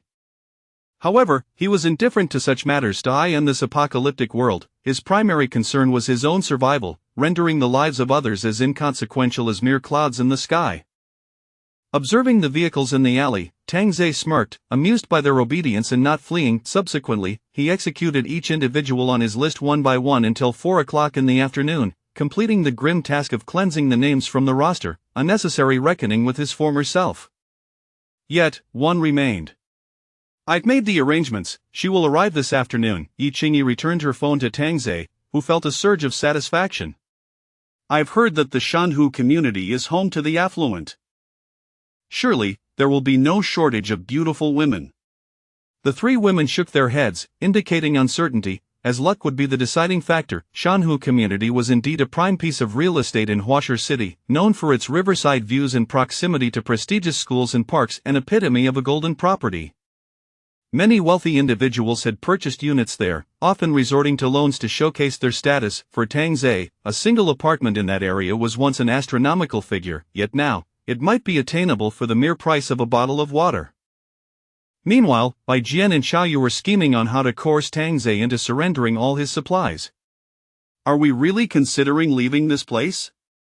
Xiao Yu expressed her reluctance, though the provisions were nearly depleted. Despite the passage of days, Bai Jian's physique had not changed significantly, though he appeared somewhat leaner. What, are you attached to this fine residence? Bai Jian scoffed, contemplating that if not for her utility, he would have cast her aside long ago. Xiao Yu remained silent. As Bai Jian scrutinized the messages on his phone, his expression grew grave. Their community was fortunate, but the harrowing images circulating in the colleague group left him uneasy. He felt it was only a matter of time before their neighborhood faced ruin. If they did not leave soon, they would likely meet the same fate as those useless subordinates. The fact that Tang Zhe claimed he had a way to arrive was a source of amusement for Bai Jian. What a fool he was to flaunt his prowess for the sake of a simple-minded woman. Once he possessed Tang Zhe's resources, along with those women, it would be far superior to their current predicament. When he arrives, I will slip something into his drink, Bai Jian declared, producing a pill. Xiao Yu recognized it instantly, having been forced to ingest it at times, leaving her weak and vulnerable to his whims. She could only nod in acquiescence, too fearful to oppose. Bai Jian, with his ample girth, wrapped his arms around Xiao Yu, painting a rosy picture of their future. Once we acquire those supplies, we'll have enough to last several months. Perhaps this crisis will pass. At these words, hope flickered in Xiao Yu's eyes, her resolve strengthening. Just then, her phone chimed. He's almost here. A sly smile crept across Bai Jian's face. If he truly brought a woman along, he would certainly enjoy himself. But Tang Zhe was not merely bringing one, he was accompanied by three. There's someone at the gas station ahead, Yi Qingyi, driving, pointed out to the left where a Sinopec station was visible, with 2 cars parked beneath the awning, and a few figures loitering beside them. Let's fill up then. Afterward, Tang Zhe playfully patted Sun Ting on the head. Enough eating. It's time to work. It's my turn soon, and Bai lamented. Tang Zhe shook his head in resignation, donning his pants, while Sun Ting readied her handgun, checking the ammunition before chambering around. And Bai could only pop a piece of bubblegum to distract herself, skillfully inspecting her own pistol, the mechanical clicks entrancing her. Brother Madman, a car is approaching, a young man with green hair shouted, brandishing a baseball bat. To Tang Zhe, it resembled nothing more than a primitive tool. The man sitting in the car was smoking, sporting a buzz cut and a silver chain around his neck, clad only in a black tank top despite the chilly weather. A skull tattoo adorned his shoulder, and his eyes glinted with a sinister intensity, unmistakably a dangerous character, wielding a Nepalese kukri stained with droplets of blood. Damn, Brother Madman, we've hit the jackpot. It's an armored tank 300 with tracks, the excited subordinate exclaimed, brandishing his knife as he leapt from the car. Brother Madman exhaled a plume of smoke, tracks are indeed a clever approach. Brother Madman, shall we kill them all? The subordinate inquired eagerly.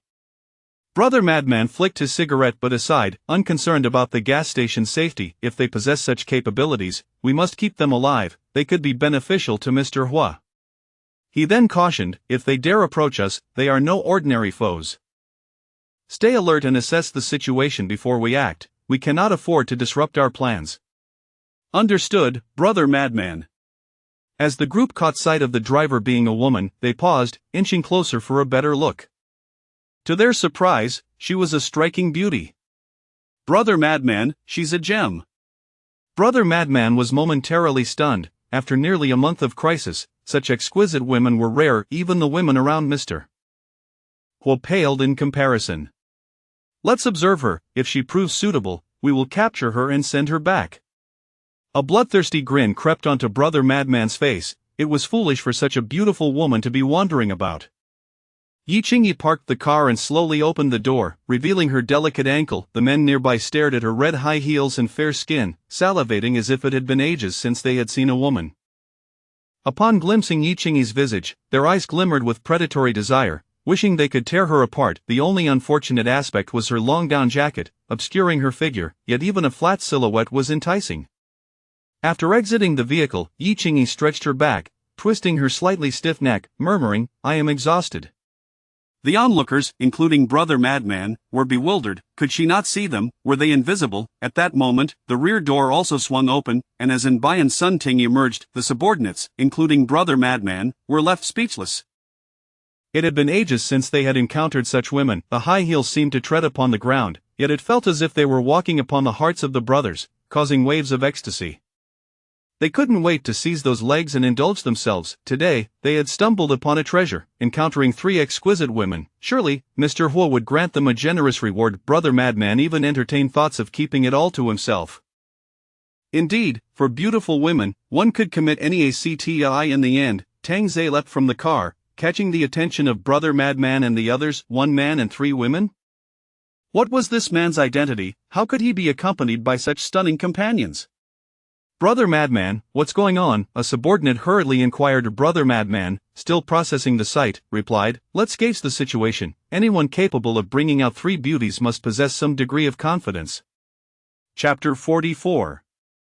The cats have gone wild. Crazy brother, aren't you being overly cautious? It's just 1 man and 3 women, what is there to fear? The subordinates seemed to be completely smitten by the allure of beauty. However, Crazy Brother retorted with irritation, who is the boss here, you or me?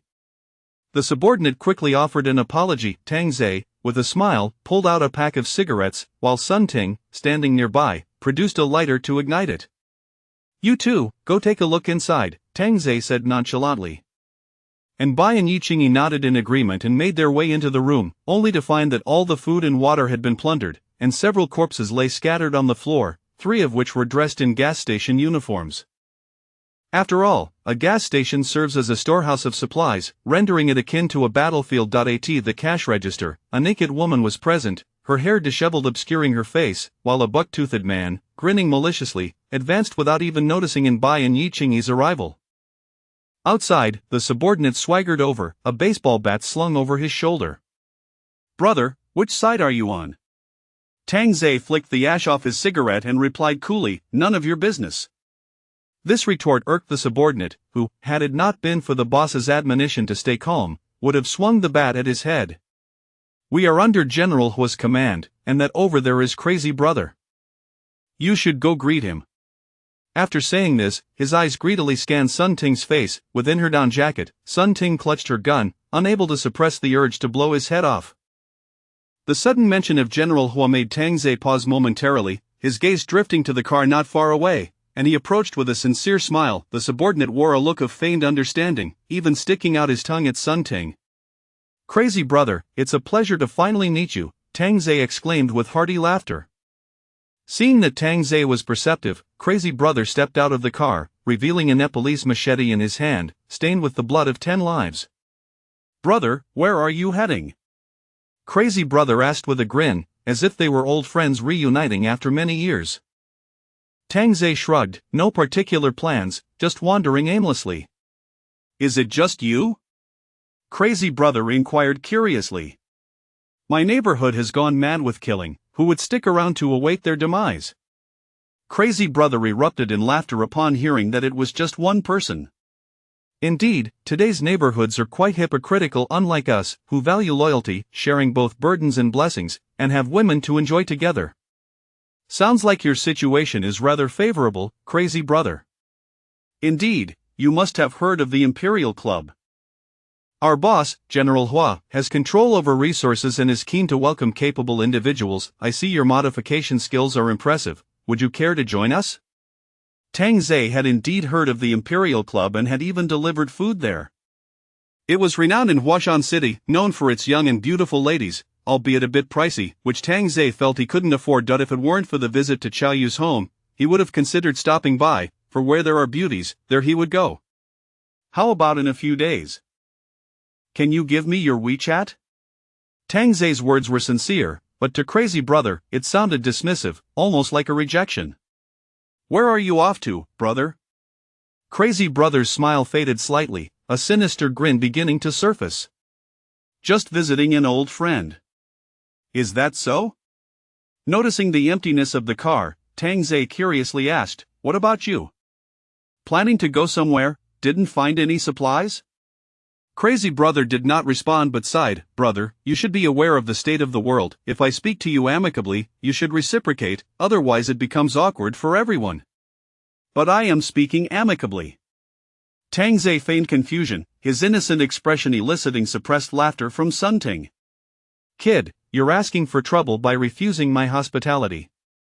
Tang Zhe scratched the back of his head, maintaining his innocence, you're making this difficult for me too. The subordinates nearby began to slowly encircle them, their knives glinting ominously.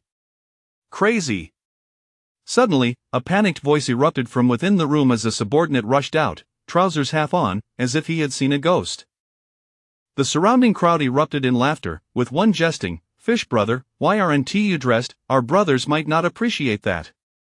Fish Brother, likely terrified to the point of impotence, had bolted upon spotting two guns. A gunshot shattered the fragile balance, hitting Fish Brother in the back of the head, leaving the surrounding subordinates stunned as they turned towards the doorway. Yi Qingyi raised her arm, smoke curling from the gun's muzzle. Meanwhile, Crazy Brother was left dumbfounded, realizing that the woman had a gun. Yi Qingyi advanced slowly, causing the surrounding subordinates to instinctively retreat. Clearly bewildered, approaching Fish Brother, she emptied her magazine into his groin. Bang, bang, bang, bang, bang, bang. The bullets wreaked havoc, instilling fear in the surrounding subordinates. They had initially thought her a fragile woman, yet she fired without even a blink. It was indeed Yi Qingyi's first time killing, but she felt no guilt in dispatching such scum. Rather, she relished the act, especially under the gaze of these men. Ejecting the empty magazine, she retrieved a new one from her pocket, clicking it into place with a satisfying sound. The subordinates seemed frozen in place, casting anxious glances at Crazy Brother. They realized that the women were armed, and wondered what Crazy Brother would do. Tang Zhe raised his hands in a gesture of surrender, exclaiming, I told you this would become complicated. You didn't believe me, and now look, my little cats have gone wild, and I can no longer control them. Upon hearing Tang Zhe's words, the three women understood what to do, though they found the challenge lacking, as the weapons in their hands felt too rudimentary. Crazy Brother, shedding his earlier demeanor, chuckled, brother, how about I give you my WeChat? Before he could finish, Sun Ting raised her gun and shot him in the head. Oh dear, why did you do that? He was just offering me his WeChat. Tang Zhe turned around, rolling his eyes at the brutality. Sun Ting pouted apologetically, I'm sorry. Why are you apologizing to me? You should tell him. Alright then. Approaching Crazy Brother's lifeless form, Sun Ting solemnly stated, I apologize, I shouldn't have shot you. With that, she fired another round into his head. The surrounding subordinates, witnessing such ruthlessness, were astonished. They had never seen someone so casually dispatch Crazy Brother, not to mention the brutal headshot. Was ammunition really that cheap? Tang Zhe covered his forehead in exasperation. You've turned his face to mush. How will he unlock his phone now? Crazy Brother's phone is fingerprint locked. A nearby subordinate quickly discarded his knife, exemplifying the wisdom of a man who knows when to bow out. And Bai flashed a gentle smile at the subordinate, thank you.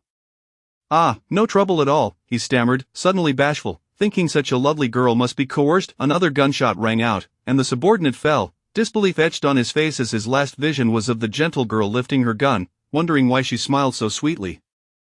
Chapter 45. You are all demons. The surrounding underlings had never witnessed such depravity. It felt as though they were merely playing house. Two of the younger ones even dashed into the rain. And Bai and Yi Qingyi raised their hands and fired a shot. The head of the fleeing underling erupted in a mist of blood. Though he was not drowned by the rain, his skull was shattered. Your shooting skills are impressive, sister, and Bai remarked with a smile. Yi Qingyi humbly replied, it was merely luck. The remaining 4 underlings fell to their knees, pleading for mercy. These were not mere humans, they were devils compared to them. President Hua seemed like an obedient schoolboy.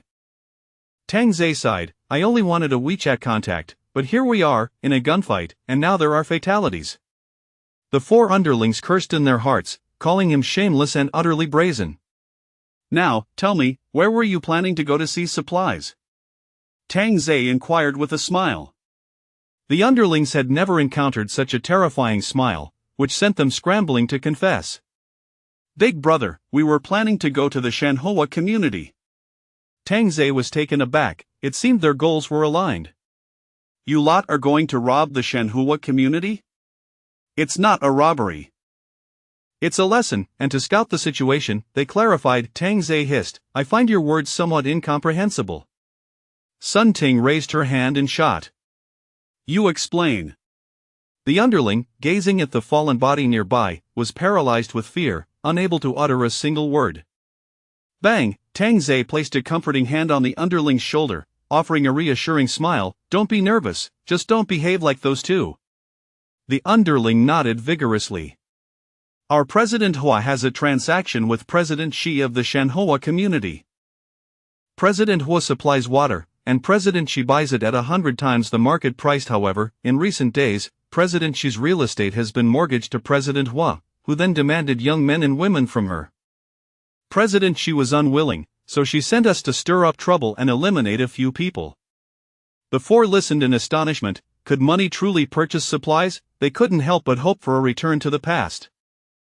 From a merchant's perspective, it wasn't unreasonable. Why? Yi Qingyi suddenly inquired curiously, is the President Shi you mentioned the one from Conway Real Estate? Yes, that's her. Tang Zhe turned to ask, do you know her? I met her once at a banquet, and this Shanhua community is one of her properties. And Bai suddenly recalled, I think I heard the owner of First Class talk about her, the queen of real estate in Huasher City, President Shi. She's also a philanthropist who has donated to numerous elementary schools. Yes, that's the one. The underling nodded eagerly. Tang Zhe furrowed his brow. Did I ask you to speak? Sun Ting raised her hand and shot again. The last underling trembled violently, suddenly convulsing, foaming at the mouth, his eyes wide open. He fell to the ground, convulsed a couple of times, and then ceased to breathe. Is he scared to death? And Bai questioned, perplexed. Yi Qingyi frowned, that seems likely. How frightening, Tang Zhe muttered, unsure of who was truly instilling fear. These women were more shameless than he was. However, it was evident that their combat prowess had been honed, and their shooting was commendable, hitting the target's head from 10 meters while in motion. Just as he finished this thought, Tang Zhe heard the sound of retching. Sun Ting and Yi Qingyi leaned against the gas pump, vomiting, while Bai patted their backs, casting a helpless glance at Tang Zhe. You'll get used to it, he said. Go grab a phone, Tang Zhe instructed softly. And Bai retrieved a phone from the underling's pocket, unlocked it with a fingerprint, and promptly made some changes to the settings. Tang Zhe was eager to ascertain the true identity of this so-called President Hua, as acquiring useful intelligence was essential. Back in the car, Tang Zhe suddenly remembered something. You mentioned that President Shi is beautiful, right? Yes, quite beautiful, Yi Qingyi nodded. Is she comparable to you? About the same, though her chest is larger. Tang Zhe, seated in the back, was momentarily taken aback and leaned forward to get a better look, reaching out to touch. Is that true? Yi Qingyi's cheeks flushed slightly. Yes, it is. Well then, how old is such a prominent figure? I believe she is around 36 or 37. An old woman, Tang Zhe expressed, his interest waning significantly, envisioning sagging flesh and crow's feet. Yi Qingyi rolled her eyes dramatically. She takes good care of herself. I've seen her, and she looks no older than 27 or 28. You're just exaggerating. Really, I'm not lying. Not convinced. Unless you bring her here. Yi Qingyi fell silent. And Bai and Sun Ting exchanged amused glances, suddenly realizing this was the true Tang Zhe, slightly humorous, and they thought he was quite handsome. Why did he not have a girlfriend? It all boiled down to one word: rapport. Just as Yi Qingyi prepared to accelerate away, a woman clad in a thin garment rushed out from the building, her hair disheveled. She appeared relatively young, possibly around 30, and had an appealing figure. Wait, Yi Qingyi halted the car and rolled down the window. What is it? Could you please take me with you? I beg you, I don't want to stay here any longer. The woman pleaded, bowing her hands in supplication. Seeing Yi Qingyi remain silent, the woman continued to beseech, they are deliberately keeping me here. Every time they come, please, have mercy, I will repay you tenfold. Tang Zhe lowered the window beside him and smiled, I'm sorry, beauty, but there is no room.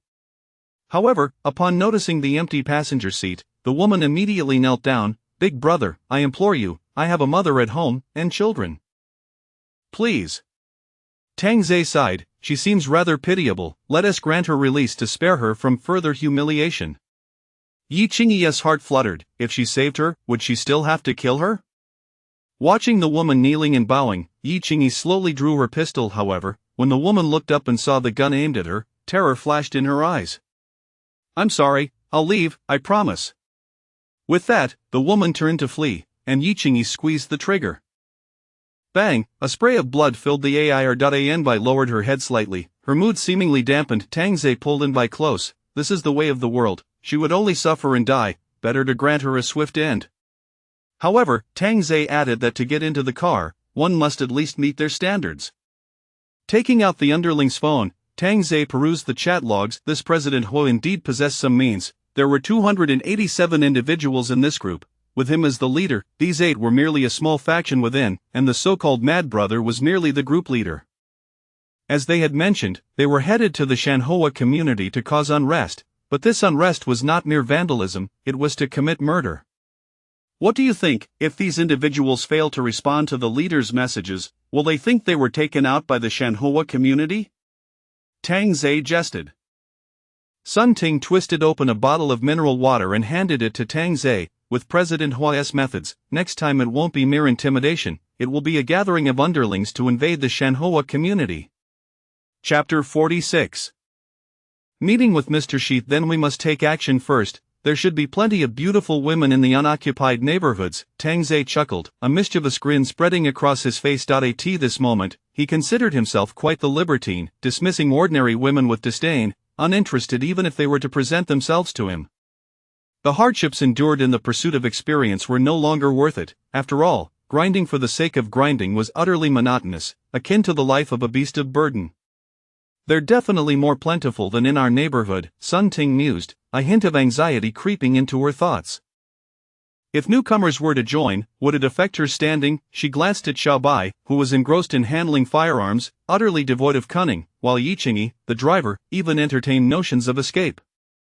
The three of them were somewhat united, yet not entirely so, and the prospect of several beautiful women joining the ranks of the Shanhu community sent shivers down Sun Ting's spine, as it could lead to further disunity among them. Xiao Bai, however, was obedient. She intended to have a serious conversation with Yi Qingyi later. Regardless of the circumstances, they needed to band together, and any new women joining would have to be kept under their thumb. Yi Qingyi was no fool. Both women had reached the same conclusion. Regardless of what women joined in the future, they would have to undergo a rigorous series of training before being permitted to participate.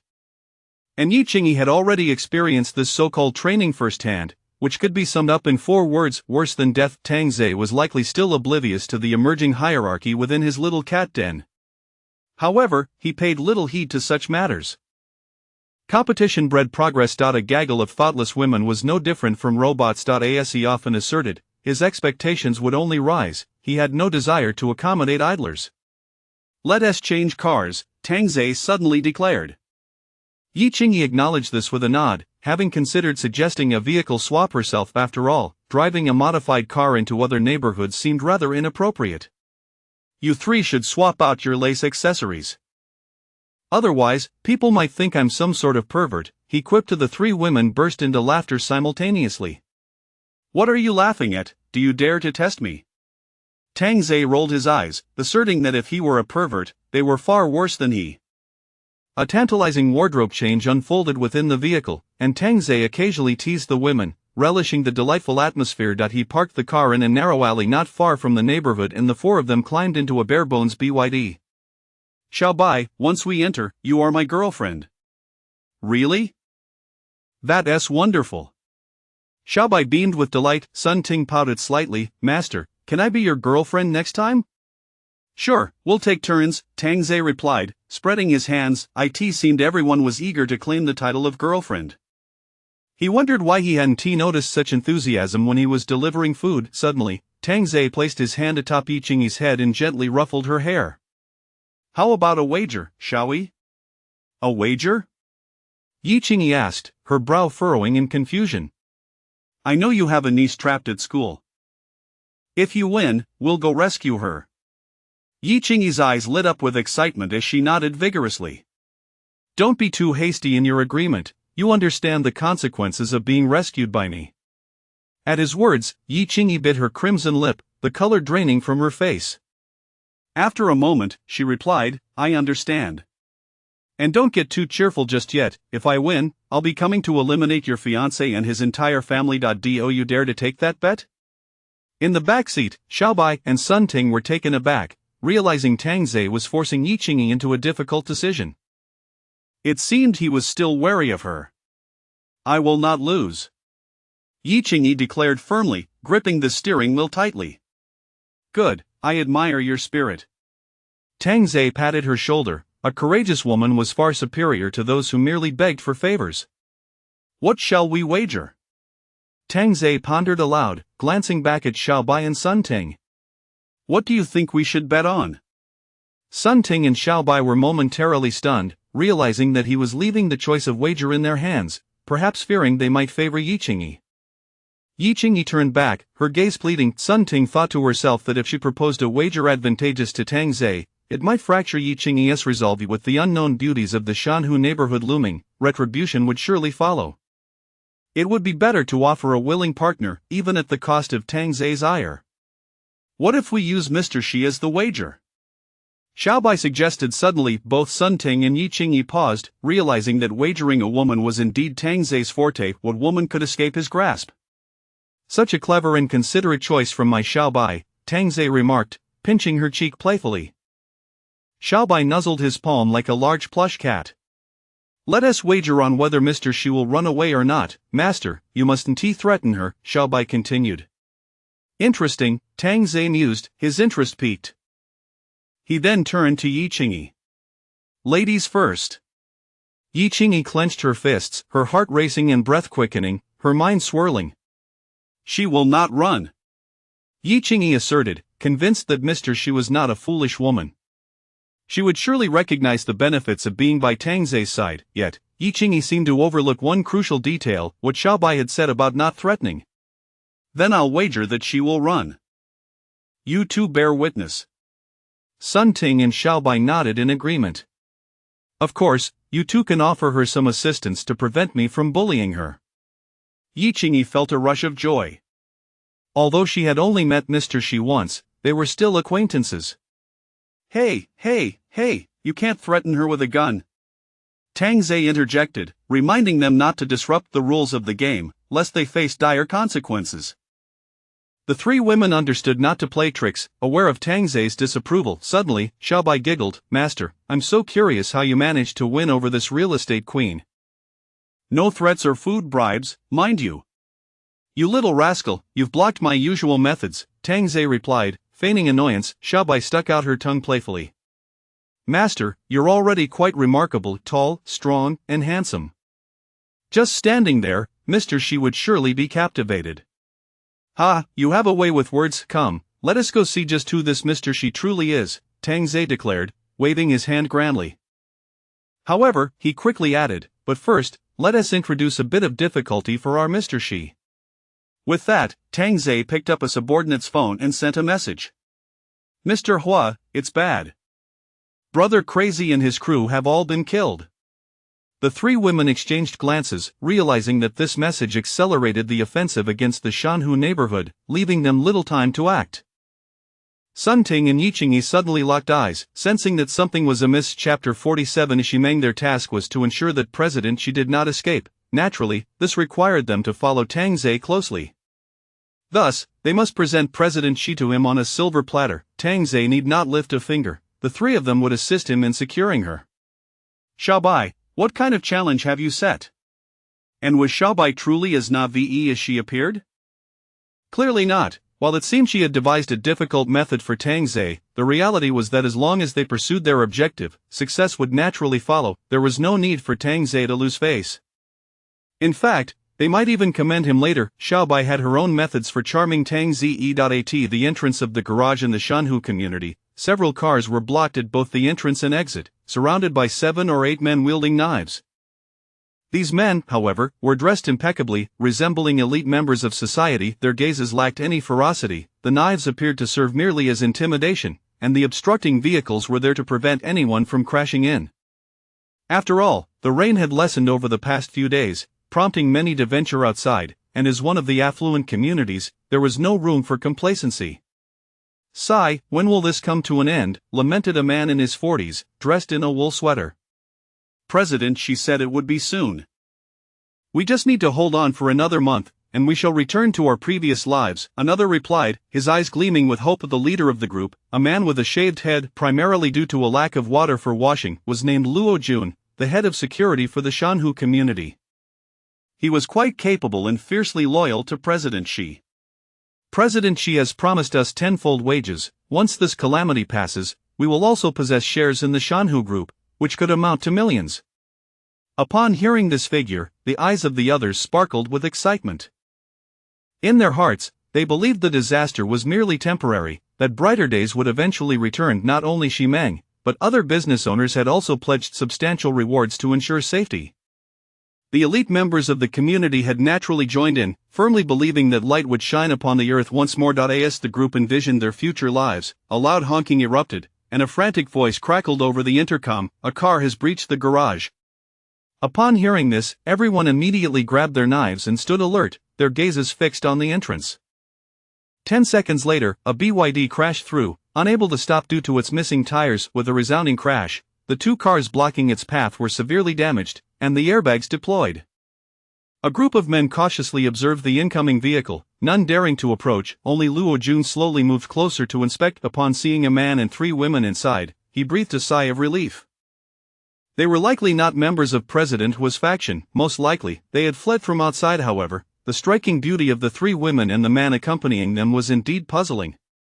"Luo Go, reinforcements are on the way. Hold your ground." A hurried voice came through the radio. Luo Jun pressed the intercom button. "It's just some refugees, no need to panic." "Damn, you scared me, I thought it was those people," another exclaimed inside the vehicle. Tang Zhe kicked open the door and chuckled, "Apologies, I simply couldn't stop this thing." "Want to smoke?" Seeing Tang Zhe actually produce a cigarette, the anger on the faces of several men dissipated significantly, even turning a bit sheepish for them. Cigarettes had long been a luxury, and the pack Tang Zhe had pulled out seemed almost divine. In dealings between men, nothing was more straightforward than sharing a smoke. As the 3 women exited the car, the cigarettes dangling from the men's mouths dropped in astonishment. They had initially thought President Xi was strikingly beautiful, but now 3 had arrived. Luo Jun quickly composed himself. Although he lacked a cigarette, he kept a lighter on hand, igniting it and offering it to Tang Zhe. "Brother, what brings you here?" Tang Zhe instantly donned the guise of a performer. "If it weren't for them, I wouldn't dare take such risks to come out." Observing the beauty of the 3 women, the men understood that had he not brought them along, the situation could have been dire. Tang Zhe pulled in by close. "This is my girlfriend, Xiaobai. This is my girlfriend's best friend, Sun Ting, and this is my girlfriend's neighbor, Yi Qingyi." "Hello, big brother," and Bai timidly greeted, resembling a startled kitten, giving the men the impression of being harmless. Who would have thought she had just smashed someone's head to pieces? Yi Qingyi maintained her aloof demeanor, merely nodding in acknowledgement. The men said nothing, secretly reveling in the facade. Sun Ting instantly transformed into a charming hostess. "Hello, brothers, sorry for the intrusion." Luo Jun took a deep drag from his cigarette, savoring the rush of smoke in his lungs before exhaling. Brother, you're quite bold, bringing 3 women out like this. That's real manliness. Curiously, one man asked, what brings you to our community? Who in Huashan City doesn't know about Shanhu community? I figured it would be safer here, Tang Zhe replied. The men chuckled. After all, wasn't that the very sentiment that had drawn them to purchase homes here? However, those 3 women were undeniably stunning. Their figures, their delicate features, and their alluring curves were captivating. The leading woman immediately caught Tang Zhe's attention. It was obvious she was the illustrious President Xi. Yi Qingyi had mentioned that President Xi was exceptionally well endowed, and indeed, she was. With her long hair elegantly pinned back, exquisite features, a prominent nose, and fiery red lips, she wore accessories that exuded authority, her red dress failing to conceal her voluptuous figure, as if it might burst forth at any moment. Xi Meng was undeniably striking. Yi Qingyi had not misled herself. This President Xi was fair-skinned and beautiful, showing no signs of being in her 30s. Remarkable. She was so captivating that Tang Zhe found it difficult to remain composed. Behind her were 2 other attractive women. It was evident that the affluent community was indeed filled with beauties. Xi Meng remained vigilant towards outsiders, determined to prevent any ill-intentioned individuals from infiltrating. As long as they were thoroughly vetted, she would permit them to stay. Despite facing considerable opposition, Xi Meng's position remained unshaken, for she had her own stockpile of supplies. They had plenty of food, yet water was scarce. However, since she continued to pay salaries, no one dared to complain. Her gaze naturally fell upon the 3 women, appearing somewhat astonished at their rosy complexions, which were healthier than her own, indicating they were far from malnourished. That girl seems familiar. I just can't place where I've seen her before. President Xi, they were the ones who just barged in, Luo Jun remarked with a smile. Standing there, Xi Meng exuded an aura of authority that commanded respect. Tang Zhe felt her presence was significantly stronger than that of Yi Qingyi, who was merely an assistant vice president, while Xi Meng was the youngest chairperson of the group. Yi Qingyi suddenly exclaimed, "You are President Xi? And you are?" Xi Meng, recognizing Yi Qingyi, inquired with curiosity. Chapter 48. The wealthy neighborhood is indeed distinct. We've met in Yunhai City at a cocktail party. I am Jiang Zihui's fiancée. Oh, no wonder you seem so familiar. Xi Meng revealed a warm smile, realizing that the woman before her was actually the granddaughter-in-law of President Jiang. Yi Qingyi, feeling a bit embarrassed, said, "I sincerely apologize, President Xi. We truly had no choice. I was originally at my sister and brother-in-law's home, but due to the chaos in the neighborhood, if it weren't for Tang Zhe, we wouldn't have been able to escape." Xi Meng's gaze shifted to Tang Zhe, who sheepishly scratched the back of his head, embodying the image of an upright young man. "They're all friends of my girlfriend, so it was only natural for me to help." "What is your profession?" Xi Meng inquired, scrutinizing Tang Zhe. "I am a delivery person." "Do you have any proof?" Tang Zhe thought to himself how cautious this woman was, yet he was indeed a delivery person. He promptly pulled out his phone to show Xi Meng his delivery personnel information. Xi Meng felt a slight relief and turned to Anbai, asking, "And you, what do you do?" "I work for an airline as a flight attendant," Anbai replied, clinging tightly to Tang Zhe's arm with a hint of caution. Noticing Anbai's demeanor, Xi Meng didn't press further. "And you?" "I am a streamer, focusing on dancing and chatting." As Sun Ting concluded her statement, a man beside her exclaimed, "No wonder you seem familiar. I've seen your live stream in the same city and even sent you a rocket." Sun Ting playfully exclaimed, "Thank you for the big rocket, boss." The men erupted into laughter, and the atmosphere lightened. Meanwhile, Tang Zhe chuckled inwardly, realizing how skillfully these women could deceive. They remained blissfully unaware that 4 fierce tigers had entered the sheepfold. In the background, Bai Jian and Xiaoyu stood silently, with Bai Jian's gaze fixated on the 3 women, as if he wished to devour them with his eyes. In this neighborhood, Bai Jian had to remain under Xi Meng's shadow, but outside, he believed he could become the overlord of another community, playing with beautiful women as he pleased, while all men became his subordinates, and all women his possessions. Perhaps out of consideration for Yi Qingyi, Xi Meng personally led the 4 to find an available residence. As they walked through the affluent underground parking lot, Tang Zhe was astonished by the multitude of luxury cars, enough to host a car exhibition. Soon, they arrived at a spacious 148 square meter apartment, adorned with exquisite decorations that left Tang Zhe in awe. The owner is abroad and has left this place vacant. You may stay here for now, but please do not damage the furnishings, Shiming cautioned Tang Ze, assuming the girls would be cautious, though she had her reservations about him. Tang Ze nodded, feigning innocence. Shiming thought it was a miracle that Tang Ze could manage to escape with 3 such beautiful women. He appeared frail and lacked any combat prowess, so he could be assigned logistical tasks later. Tang Ze, since you're here, everyone will have their responsibilities. Understood, I will comply. Shiming felt satisfied with Tang Ze's attitude, while Tang Ze sensed that Shiming regarded him no differently than an employee, an expression he was all too familiar with. This is your supply for the week. Make it last. A reluctant man brought in a box of water and a box of breakfast biscuits. Tang Ze was taken aback, as were Yi Qingyi and the other 2 women, their reactions appearing entirely normal to Shiming, who harbored no doubts. As long as you follow my orders, these supplies are the most basic guarantee. Once the disaster passes, you will all have the opportunity to work at my company and will be greatly valued. Thank you, boss. I will definitely comply, Tang Ze promptly declared, with Bai and Sun Ting echoing his sentiments, while Yi Qingyi remained silent. There will be entertainment every night at 7 in the underground parking lot, along with a lottery. There are numerous prizes, including drinks, snacks, and even meat. Tang Ze was astounded that there would be entertainment, but he had to admit that Shiming's ability to entice was impressive. Thank you, President Shi. Yi Qingyi stepped forward to express her gratitude. Shiming turned back with a smile, saying, "It's just a small gesture. We will certainly have more collaborations in the future." After bidding farewell to Shiming, Yi Qingyi understood that allowing them to stay was also a strategic move for the future.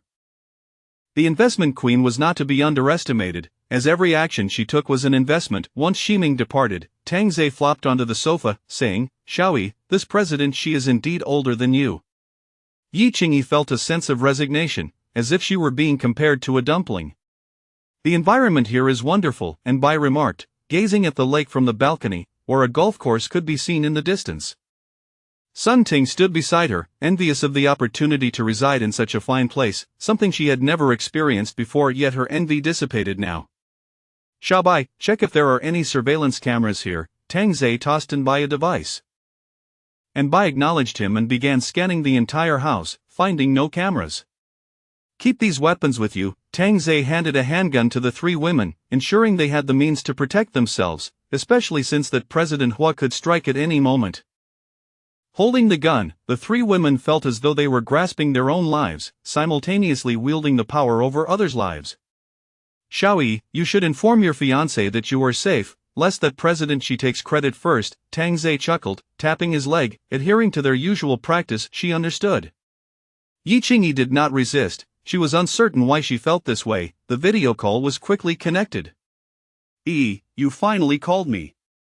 Jiang Zihue feigned indifference for 2 days, waiting for Yi Qingyi to reach out, nearly losing patience, but his fiancé's call filled him with joy. Yi Qingyi smiled contentedly. Zihue, I'm sorry, things have been chaotic in our building these past 2 days, and I didn't want to worry you. Now that we are safe, everything is alright. What? Chaotic? Where are you now?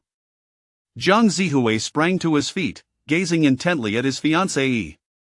Don't worry, I escaped with a few friends. You should know President Shi from Shanhu Group. She just took us in. Thank heavens, you truly scared me to death. Jiang Zihue exhaled deeply, his face pale with fear, yet, to Yi Qingyi, his expression evoked no feelings of affection. Instead, she found him weak and cowardly, particularly the way he patted his chest. It struck her as rather effeminate. No wonder she had killed before. Her perspective had undergone a profound transformation. By the way, where are your sister and brother-in-law? Chapter 49. A visit to Chaoyu. Upon hearing this, Yi Qingyi slightly bowed her head in silence, and Jiang Zihue immediately understood, expressing his regret. At that moment, Bai suddenly leaned over, waved her hand, and sweetly exclaimed, "Hello, brother Jiang." Jiang Zihue was momentarily taken aback by Bai's presence, for she was such a delightful girl. "Hello, thank you for taking care of my EE. Brother Jiang, I owe my escape to my boyfriend. Then I must extend my gratitude. Is your boyfriend here?" Yi Qingyi couldn't help but roll her eyes inwardly, thinking, Xiaobai, are you doing this on purpose? Zihue, just a moment. This left Tang Zhe perplexed. Was she not afraid of being discovered by her fiancé, behaving so provocatively? Mr.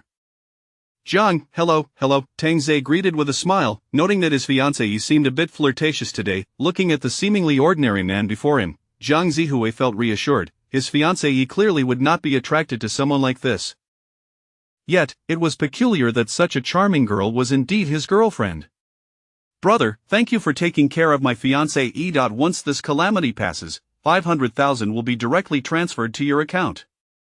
Tang Zhe declared, a satisfied and content expression on his face, as if to say, I've done quite well in looking after her. Rest assured, Mr. Jiang, we reside in the same building. As long as I am alive, your fiancé will be safe. Very well, let us share a drink once we meet. The focus shifted back to Yiqingyi, whose face had taken on a rosy hue. Gazing at his enchanting fiancée, Jiang Zihui felt a stirring within him, yet certain sweet words remained unspoken. I will have my father speak with Mr. Shi to ensure she looks after you. Zihui, I love you. Jiang Zihui was taken aback by the directness of his fiancée's confession, feeling a bit bashful but nevertheless responded before hanging up. As soon as the call ended, Yiqingyi could no longer suppress her soft moans, which erupted uncontrollably from deep within her throat. Oh dear, I can't stand it, the whole neighborhood will hear. And Bai shouted, covering her ears. After the moment of joy, Yiqingyi rested her head on Tang Zhe's chest, panting as if she were spiraling deeper into a path of decadence. Did you all hear that? Our fiancée is only worth 500,000, Sun Ting chuckled mischievously, playfully patting Yiqingyi's rear. Why Yiqingyi, unwilling to be outdone, retaliated, you wicked Ting Ting, I won't spare you. Master, how much are we worth in your eyes? And Bai suddenly asked with curiosity, drawing the attention of Yiqingyi and Sun Ting. Tang Zhe leisurely replied, not worth a dime. The three women were momentarily stunned before bursting into laughter. While Yiqingyi felt uncomfortable hearing her worth was 500,000, she found Tang Zhe's remark of not worth a dime quite humorous. Alright, I must pay a visit to the so-called ex-girlfriend. Master, won't you take me along to show off? And Bai pleaded, her eyes filled with longing. However, Tang Zhe shrugged, do I seem like the type who enjoys showing off? With that, he opened the door and stepped out, leaving in Bai feeling disheartened, yearning for violence, indeed, and Bai's mindset began to shift, leaving only Sun Ting as the last remnant of normalcy, as Yiqingyi gradually succumbed to indulgence. Upon exiting, Tang Zhe spotted a surveillance camera in the corner. As a telekinetic, it was hardly a challenge for him to disable all cameras. Shortly after entering the elevator, the feeds in the monitoring room turned to static, while the on-duty security guard remained fast asleep. Arriving at Unit 501, Tang Zhe pressed the doorbell inside. Bai Jian immediately signaled to Qiao Yu, while he concealed himself in the wardrobe. Qiao Yu, clad in a sheer nightgown and adorned with exquisite makeup, composed herself before stepping out of the bedroom. As the door opened, Tang Zhe beheld the woman he had known many years ago, who could scarcely be deemed an ex-girlfriend. She appeared far more mature than before. You've come, Qiao Yu said, teasingly tossing her hair and slightly bending down to reveal her deep V neckline. She thought to herself that if even Bai Jian could not withstand her attire, a mere impoverished man like Tang Zhe would surely be mesmerized and obediently drink the water she had prepared. Tang Zhe smiled faintly, dressed so provocatively, are you waiting for me to take you? Qiao Yu was momentarily stunned, not expecting such a direct response from Tang Zhe. Just as she was about to clarify, he seized her by the throat, an overwhelming sense of suffocation flooding her mind. Let me go. Qiao Yu instinctively struggled against Tang Zhe's arm, but it was futile. She was no match for his strength. He dragged her into the room, slowly closing the door behind them. Isn't this what you wished for? Let us get straight to the point, Tang Zhe said with a devilish smile, striding towards the bedroom, sensing that someone else was hiding within. With your income, how could you afford a house here? Are you trying to conspire against me? Do you think I am a fool? Please, let's talk this over. Wait, Qiao Yu quickly begged, realizing this was not what she had anticipated. Don't worry, we can chat while we indulge. You. Let me go.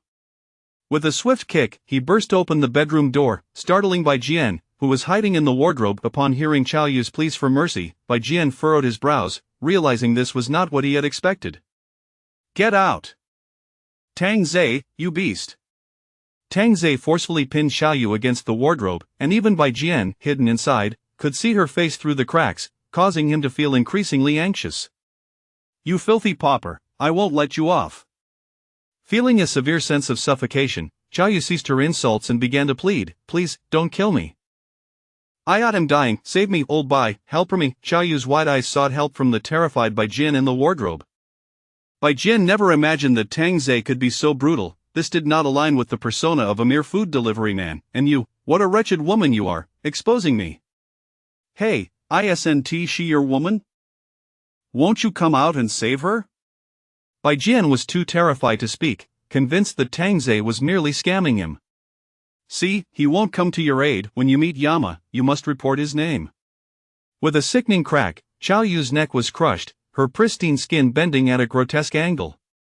As she stared wide-eyed, the horror of her expression sent shivers through Bai Jian, who suddenly clutched his chest and collapsed from the wardrobe. Tang Zei quickly stepped back to avoid being knocked over by the hefty figure. Chapter 50. General Chen Bai Jian collapsed to the ground, clutching his chest, as if struck by a heart attack. In a reflexive motion, he fumbled in his pocket for a fast-acting heart medication, but it slipped from his grasp and rolled away. As he reached out to retrieve it, Tang Zei gently nudged it aside with his shoe. "I can't shake the feeling that you seem somewhat familiar. Yes, we met at the year-end conference. You are the manager of the hotel, if I recall correctly." Bai Jian grasped Tang Zei's pant leg, his eyes pleading. "You're quite overweight, perhaps it's time to shed a few pounds." "You?" Bai Jian was astounded that, having clawed his way up to the position of deputy general manager from nothing, he could fall at the hands of a mere delivery person. Tang Zei merely observed as Bai Jian drew his last breath, subsequently discarding both bodies onto the bed. "Remember in your next life not to practice necromancy, it leads to a most tragic end." Soon after, Tang Zei returned indoors, wherein Bai hurried over with curiosity. "Master, what punishment did you administer to her?"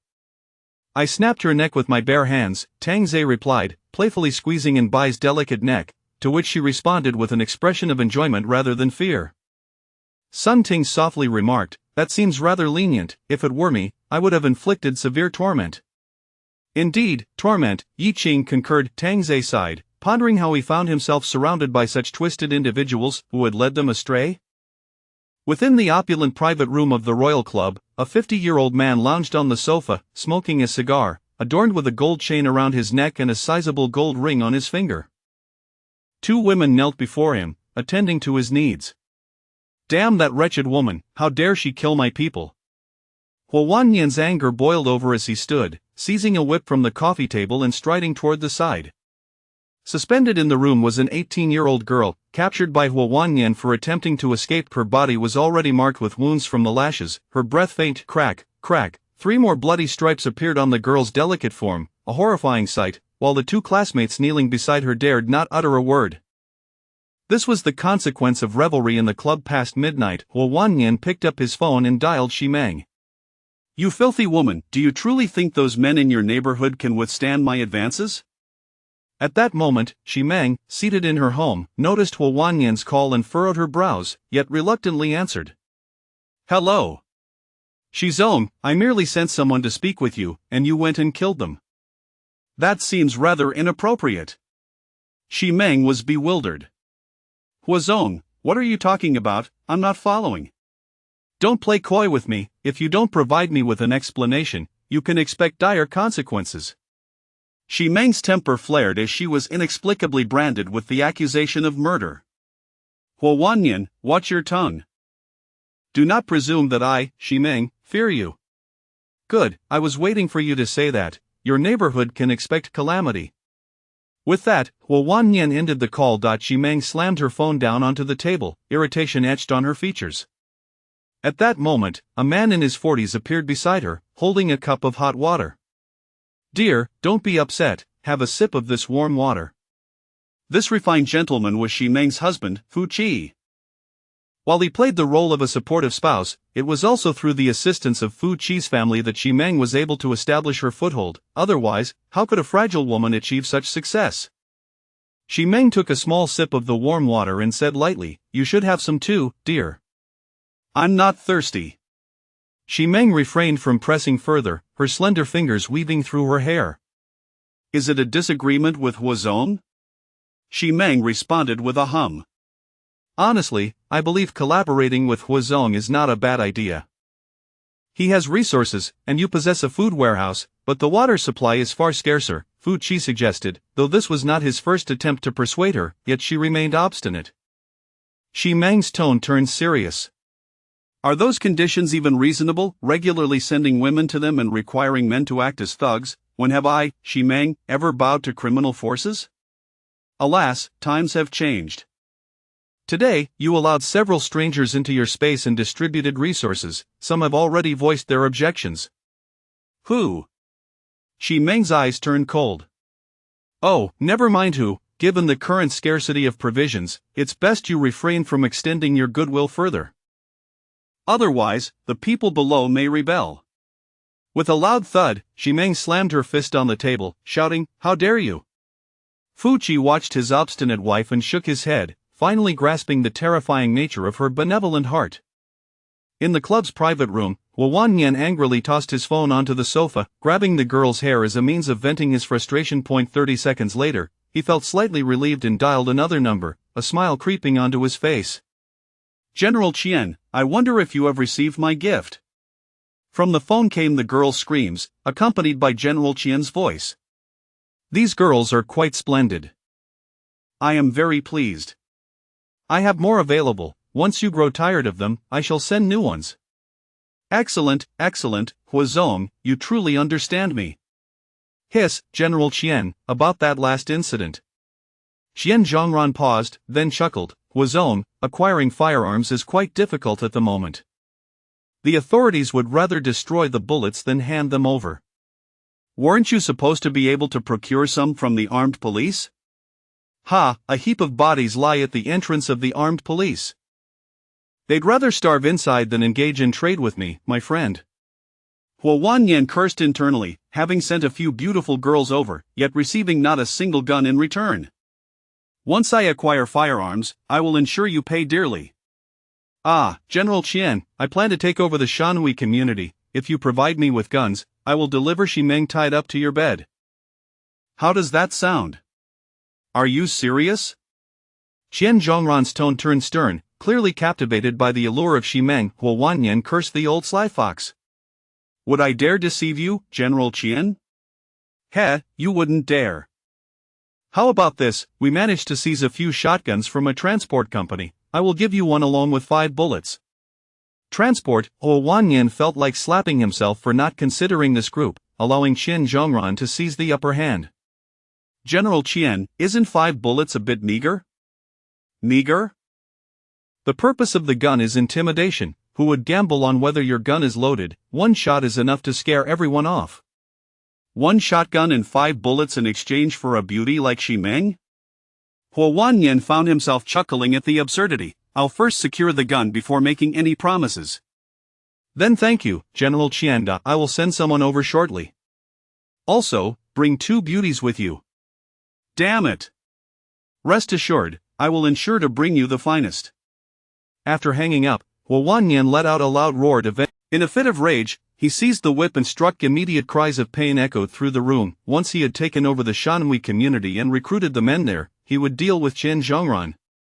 No matter how many bullets he had, I have the numbers. Chapter 51 of the Deceptive Promises of Chairman Xi. Upon this realization, Huan Yan's confidence surged once more. He drew a pistol from his waist and aimed it at the girl's head, commanding, "Serve me obediently. Please don't kill me." I will comply, I will comply. Huan Yan closed his eyes in enjoyment, yet unbeknownst to anyone, the gun was devoid of bullets. He had expended them all at the police station. Nevertheless, the mere presence of the firearm instilled fear in his underlings, particularly among the women. At 7 o'clock that evening, Tang Zhe held in Bai's small hand as they arrived at the underground parking garage, with Sun Ting enviously trailing behind. Yi Qingyi surveyed her surroundings and noticed that the menaced gazes were fixated upon her. Compared to such scrutiny, Yi Qingyi preferred the fearful glances she received at the gas station. "Wash my car once, and I'll pay you 10,000. A voice suddenly rang out, as a man sporting sunglasses waved a handful of red bills, beside a parked Rolls-Royce. "I'll do it." I'll do it, I'll do it. Don't snatch it from me. 5 or 6 men rushed forward, even engaging in a quarrel. Heavens, money still has value. And Bai was utterly astonished, having believed that money had long since lost its worth. Yi Qingyi remarked nonchalantly, they all think it's just temporary. Tang Zhe murmured, 10,000 for a single car wash, I'm tempted to join in. Little Bai, help with the washing, he added with a grin as he pinched her cheek, feeling her skin was remarkably smooth, as if it had absorbed some of his essence. Could applying it to one's face yield such effects? Brother, do you have any cigarettes left? A voice chimed in beside him, revealing Luo Jun, who stood there grinning. Tang Zhe paused, producing a solitary cigarette. Never mind, keep it for yourself, Luo Jun chuckled, patting Tang Zhe on the shoulder. However, Tang Zhe insisted, I hardly smoke, take it. Luo Jun could hardly refuse, the last cigarette had been divided over several occasions, each puff feeling like an indulgence. Brother, if you encounter any difficulties in the future, don't hesitate to approach me, he accepted the cigarette. Curious, Tang Zhe asked, what is going on here, is there a platform set up for a speech? Chairman Xi is providing hope for everyone, encouraging them to leave their homes, socialize, and alleviate their worries. I see, Tang Zhe mused, realizing it was merely empty promises. Luo Jun sighed, Chairman Xi is a good person, let us hope this crisis passes swiftly, or we'll all struggle to endure. The fact that he could distribute a box of water made Tang Zhe regard him as a veritable bodhisattva. After all, who in their community possessed such resolve? Who is that beautiful woman? Tang Zhe inquired, glancing at a woman who was exquisitely dressed in a shirt with a small tie, a black short skirt, and black stockings, a very professional outfit. Though not prime material, she could certainly serve as inferior fare. Luo Jun appeared somewhat taken aback. His girlfriend was present, yet he was asking about another woman. Nevertheless, considering the cigarette, he introduced, her name is Feng Mengmeng. She is Chairman Xi's secretary. Secretaries can reside here? Tang Zhe mused, contemplating the high salaries of secretaries. She doesn't live here. That night she was at Chairman Xi's home reporting work until late, and when it rained, she couldn't return. I heard her own community was in disarray. Tang Zhe let out a long oh, as more and more people trickled in, yet he failed to spot any exceptional beauties. Women like Feng Mengmeng were scarce, let alone someone of Chairman Xi's caliber. Could it be that the wealthy district harbored so few beauties? What of the promised starlets and campus queens? His desire to pursue beauty dwindled by half. Were it not for Chairman Xi, he might have lost interest altogether. Meanwhile, Sun Ting, who had been observing, felt reassured. There wouldn't be many women who caught Tang Zhe's eye, leaving only 2 if one counted Ximeng. At that moment, Ximeng finally emerged from the elevator, her presence captivating, her alluring figure drawing all gazes, a true seductress among mature women, resembling a ripe peach. Trailing behind Ximeng was a man, prompting Tang Zhe to inquire, who is that man? That is Chairman Xi's husband, Fu Qi. Ah, so she is married. As they gathered, Ximeng took the microphone and addressed the homeowners, has everyone arrived? The crowd glanced around, counting heads. Chairman, old Bai hasn't come? Ximeng furrowed her brows, call him down. He has no sense of time. Yet, when they attempted to call, no one answered. Tang Zhe maintained a smile amidst the crowd. Go fetch him. Understood. Moments later, a man returned, looking exasperated. Chairman, he won't open the door. This was a blatant challenge to Ximeng's authority. If one person failed to attend, others might follow suit, and severe punishment was warranted. Force the door open, I wish to see what this fellow is up to, skipping a meeting while keeping a mistress. Tang Zhe chuckled softly, that fat fool is quite well known for his affairs. Master, how do you know? Little Bai inquired curiously in a hushed tone. I won't tell you. Should Little Bai perish now, Tang Zhe would surely mourn for 4 days, nothing more. Shortly, several men hurried down, exclaiming, Chairman, it's bad news, Bai Jian is dead. This revelation left everyone stunned. A death in a community that had seen none was alarming. Dead, how did he die? Was it murder? Ximeng inquired gravely. The men exchanged glances, uncertain. Speak. Bai Jian and his mistress were found dead in bed. He strangled her, and it seems he succumbed to a sudden illness. The crowd gasped in disbelief. The overweight man had played with danger and met his end by finally understood the situation. Upon hearing this, Xi Meng sighed in relief, having feared it was a murder. Bai Jian had always been sneaky and ill-intentioned, and his demise was perhaps for the best. Moreover, Chairman, it seems the surveillance room has malfunctioned, and there is no footage. The crowd erupted into a clamor, conspiracy theories swirling. Please, remain calm, Xi Meng's voice quelled the uproar. Today marks exactly 1 month since the onset of the crisis. Over this month, we have worked together to weather the storm, and we must continue to maintain this spirit. I believe it will not be long before we return to our normal lives. Tang Zhe felt drowsy listening. It appeared that Chairman Xi delivered such notions nightly. The deeper the hope, the harsher the ensuing chaos would be. Chairman, how much longer must we endure? Someone in the crowd suddenly shouted. All eyes turned to Xi Meng. With a smile, she replied, Everyone, to speak frankly, today I received news that rescue efforts could commence as early as next month. Chapter 52. The raid. Standing beside them, Fu Qi was momentarily taken aback, utterly unaware of the situation. His wife was lying, yet, as the revelation sank in, smiles re-emerged on the faces of the onlookers, with some even exclaiming, There is hope, there is hope. I truly wonder how she will manage next month, Sun Ting murmured softly. Yi Qingyi replied nonchalantly, Next month may never come, this is merely to stabilize the situation. Master, there is a beauty in a white skirt over there, and Bai whispered, drawing attention. Tang Zhe had already noticed and chuckled lightly, She's rather average, slightly inferior to you. You could make do for now, and later on, I will find you someone better, and Bai encouraged.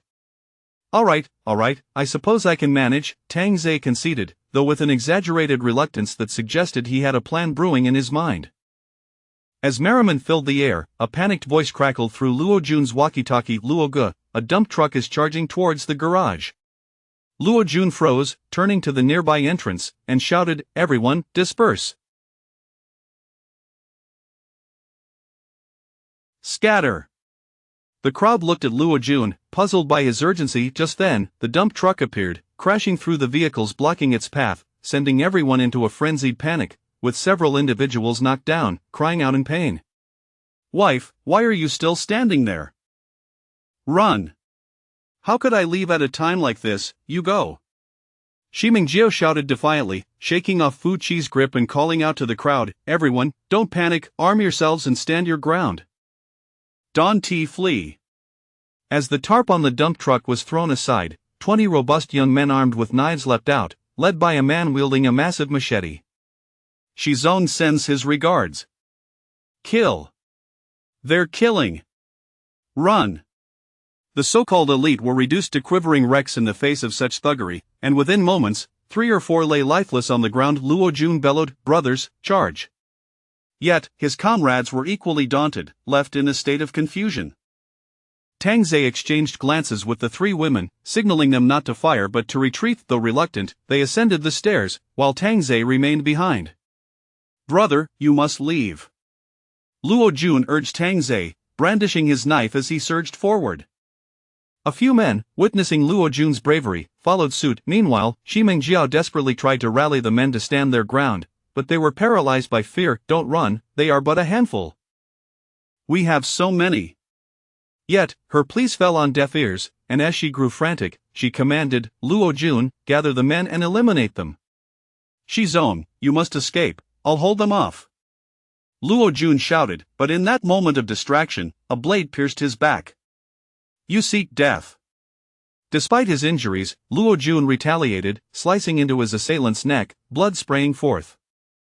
Witnessing Luo Jun's counterattack revitalized the morale of his comrades, who seized their weapons and charged, though their fighting skills left much to be desired. In contrast, the thugs under Huo Wanyan were well prepared, some even sporting thick paper wrapped around their arms, and the leader, he fought valiantly, swinging his knife, but soon found himself surrounded, mercilessly cut down by 3 attackers, his cigarette rolling from his ear to the ground, stained with blood. Meanwhile, Tang Zhe was engaged in a heroic rescue.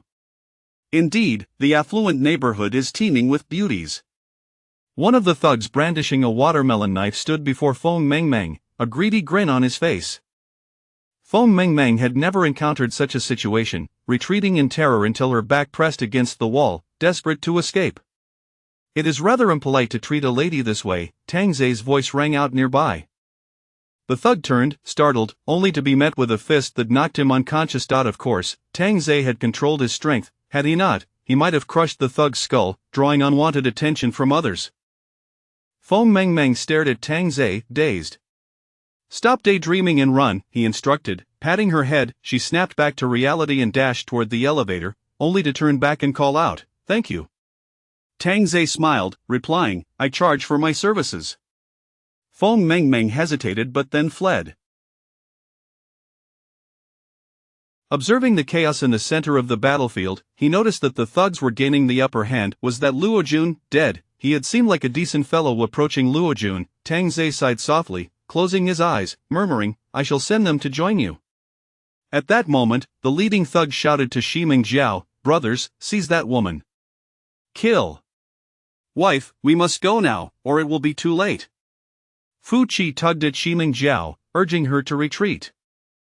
Before Shimeng Jiao stood only 4 loyal subordinates, but they were outnumbered, facing 17 or 18 adversaries. Tang Zei found the scene utterly tragic. It was reminiscent of a kindergarten where 20 individuals had frightened off hundreds. Could anyone believe such a scenario? He had previously thought the 8 men at the gas station foolish for intimidating others. Now he realized his misjudgment. All were cowards, unwilling to share in adversity. With a heavy sigh, Tang Zei took action. "Shizong, flee, I will hold them off." He called out, charging towards the 4 men, his righteous demeanor infectious even to Shimeng Jiao, who felt a surge of pride. "A noble act, sir." "Please, Shizong, you must escape," Tang Zei urged, exasperated by her reluctance. Yet, Shimeng Jiao stood resolute. "I shall not flee, I will fight alongside you until death." Tang Zei was left speechless. Was there something amiss in her reasoning? Nearby, one man suddenly shouted, "Shizong, take care of my parents," before launching himself into the fray. The others followed suit, each leaving behind a parting message. Tang Zei now understood how a leader could inspire such reckless bravery in their subordinates. "Shizong, please look after my girlfriend," he too declared as he dove into the fray. Of course, Tang Zei had to temper his strength, neither too overwhelming nor too weak. With a spirit of mutual destruction, the thugs began to waver, particularly those 4 loyal subordinates, who, despite being wounded, clung to one of the thugs, determined to fight.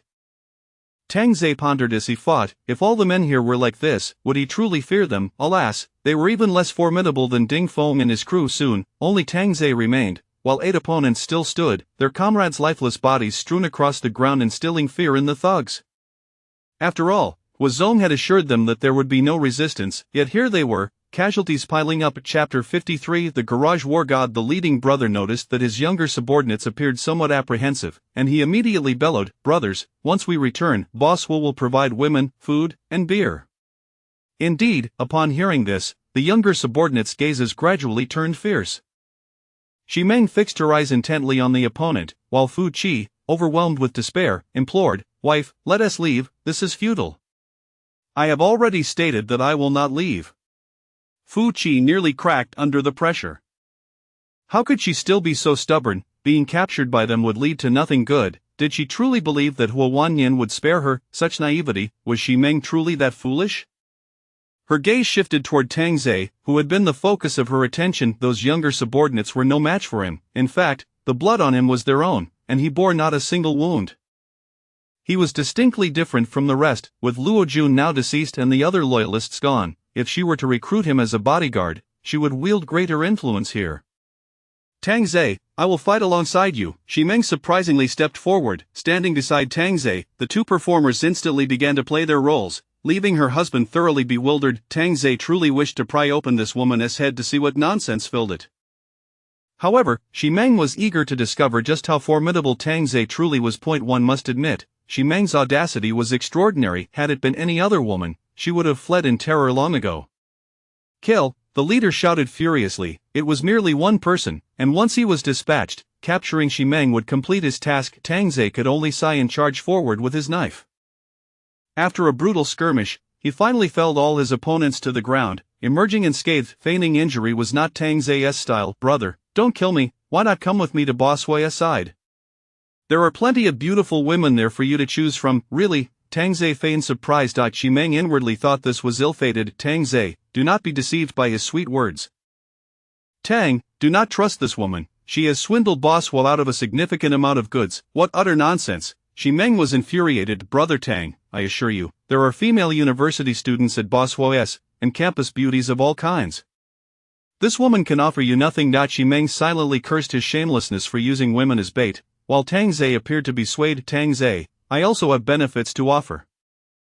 Kill him. Don't. Before the words could leave his lips, Tang Zhe swiftly severed his head. The head rolled slowly to rest at Shi Meng's feet, leaving her trembling in fear. Even Fu Qi beside her stared at Tang Zhe with dread. The surroundings were littered with the corpses of those who had been stabbed. Only one had been decapitated, a chilling sight that inflicted psychological torment. I certainly trust you, President Shi, Tang Zhe replied with a smile over his shoulder. However, Shi Meng found a chilling sensation in his smile. Composing herself, she patted Tang Zhe on the shoulder. Little Tang, I have great faith in you. Follow me, and you will have everything. Thank you, President Shi. Tang Zhe wore a facade of joy, while Shi Meng mused that his skills did not seem to correlate with his intellect. Fu Qi curiously inquired, Little brother, where did you learn such skills?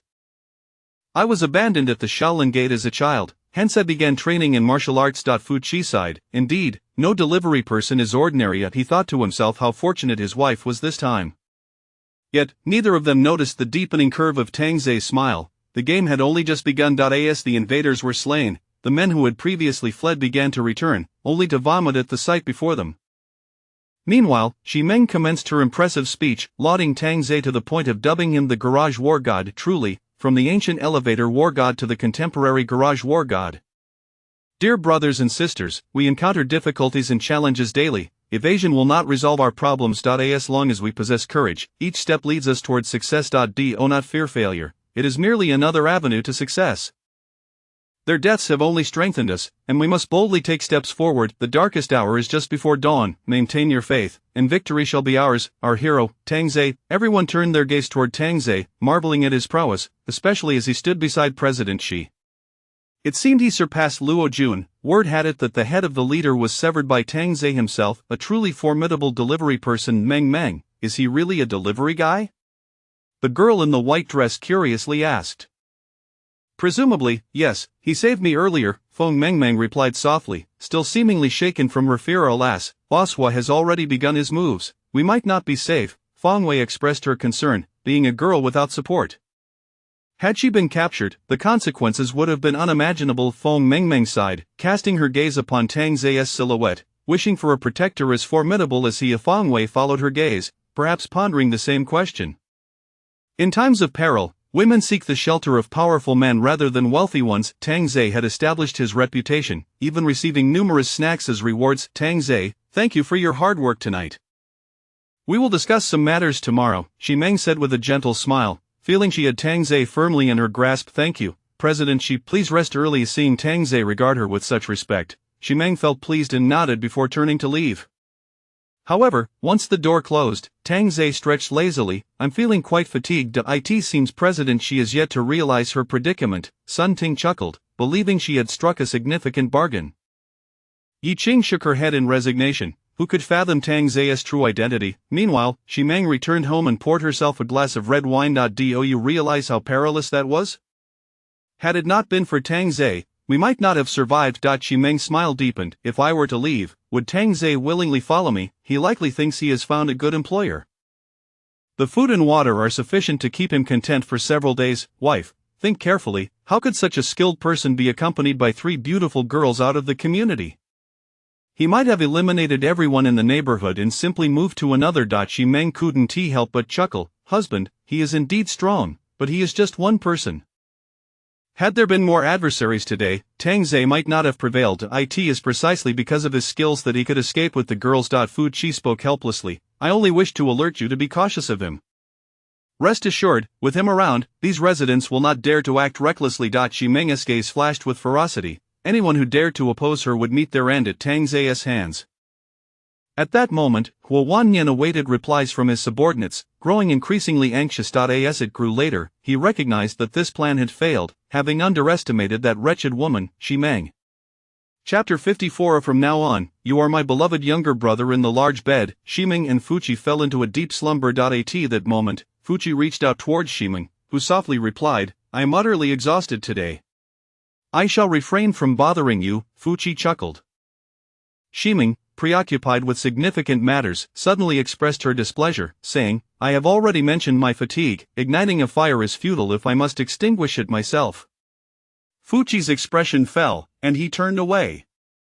Little did anyone know, this investment queen's husband was impotent. The following morning, Tang Ze indulged in a sumptuous breakfast. Just then, a knock echoed through the air, signaling the end of his leisurely game.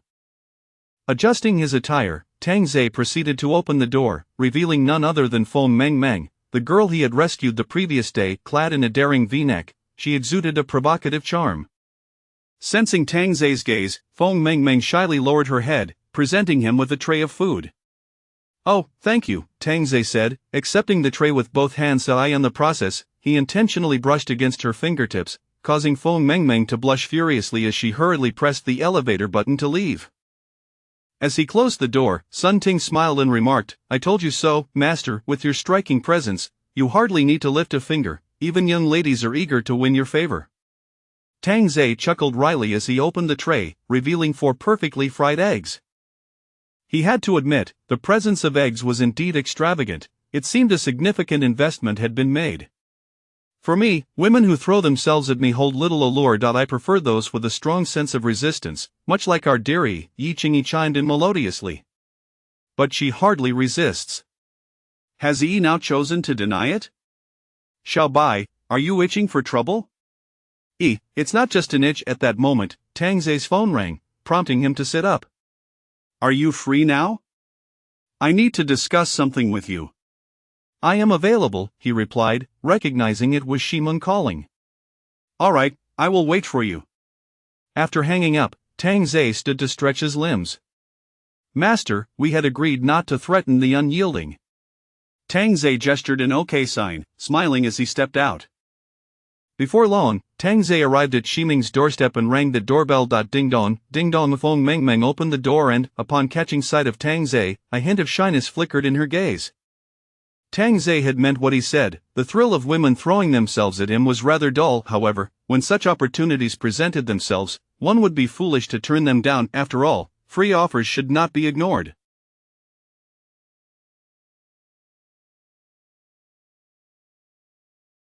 On the sofa, Shiming maintained an elegant posture while gazing at her phone, her brow slightly furrowed, adding a layer of intrigue to her demeanor. Yet, Shiming was not merely posing.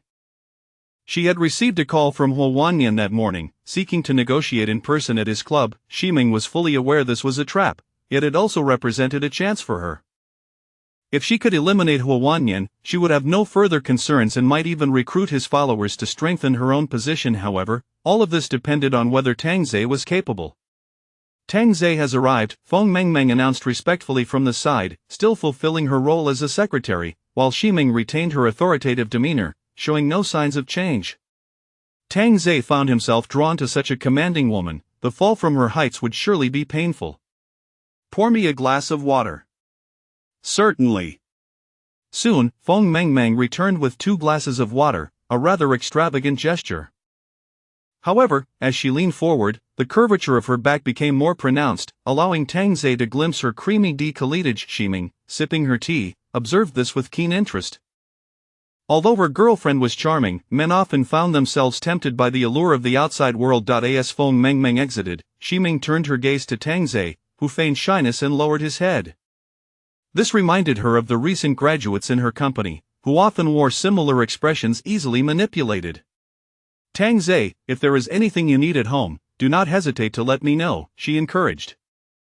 Tang Ze nodded vigorously. There is everything within. I appreciate your concern. That sentiment feels a bit distant, given your age. You might as well call me Sister Shi from now on.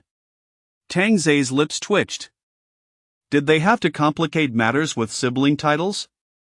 That seems rather inappropriate, he replied innocently. What is inappropriate about it? Call out to your sister right now, let me hear it.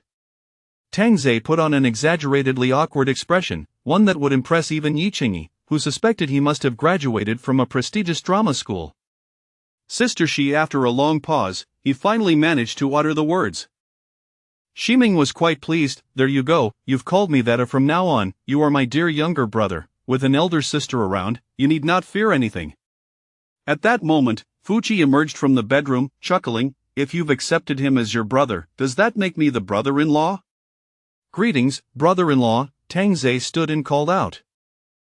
Come, take a seat. We are all family now. Tangze nodded, recognizing that this couple was quite skilled in their scheming. Their tactics were far superior to those of Bai Jian and Xiaoyu. You two siblings continue your conversation.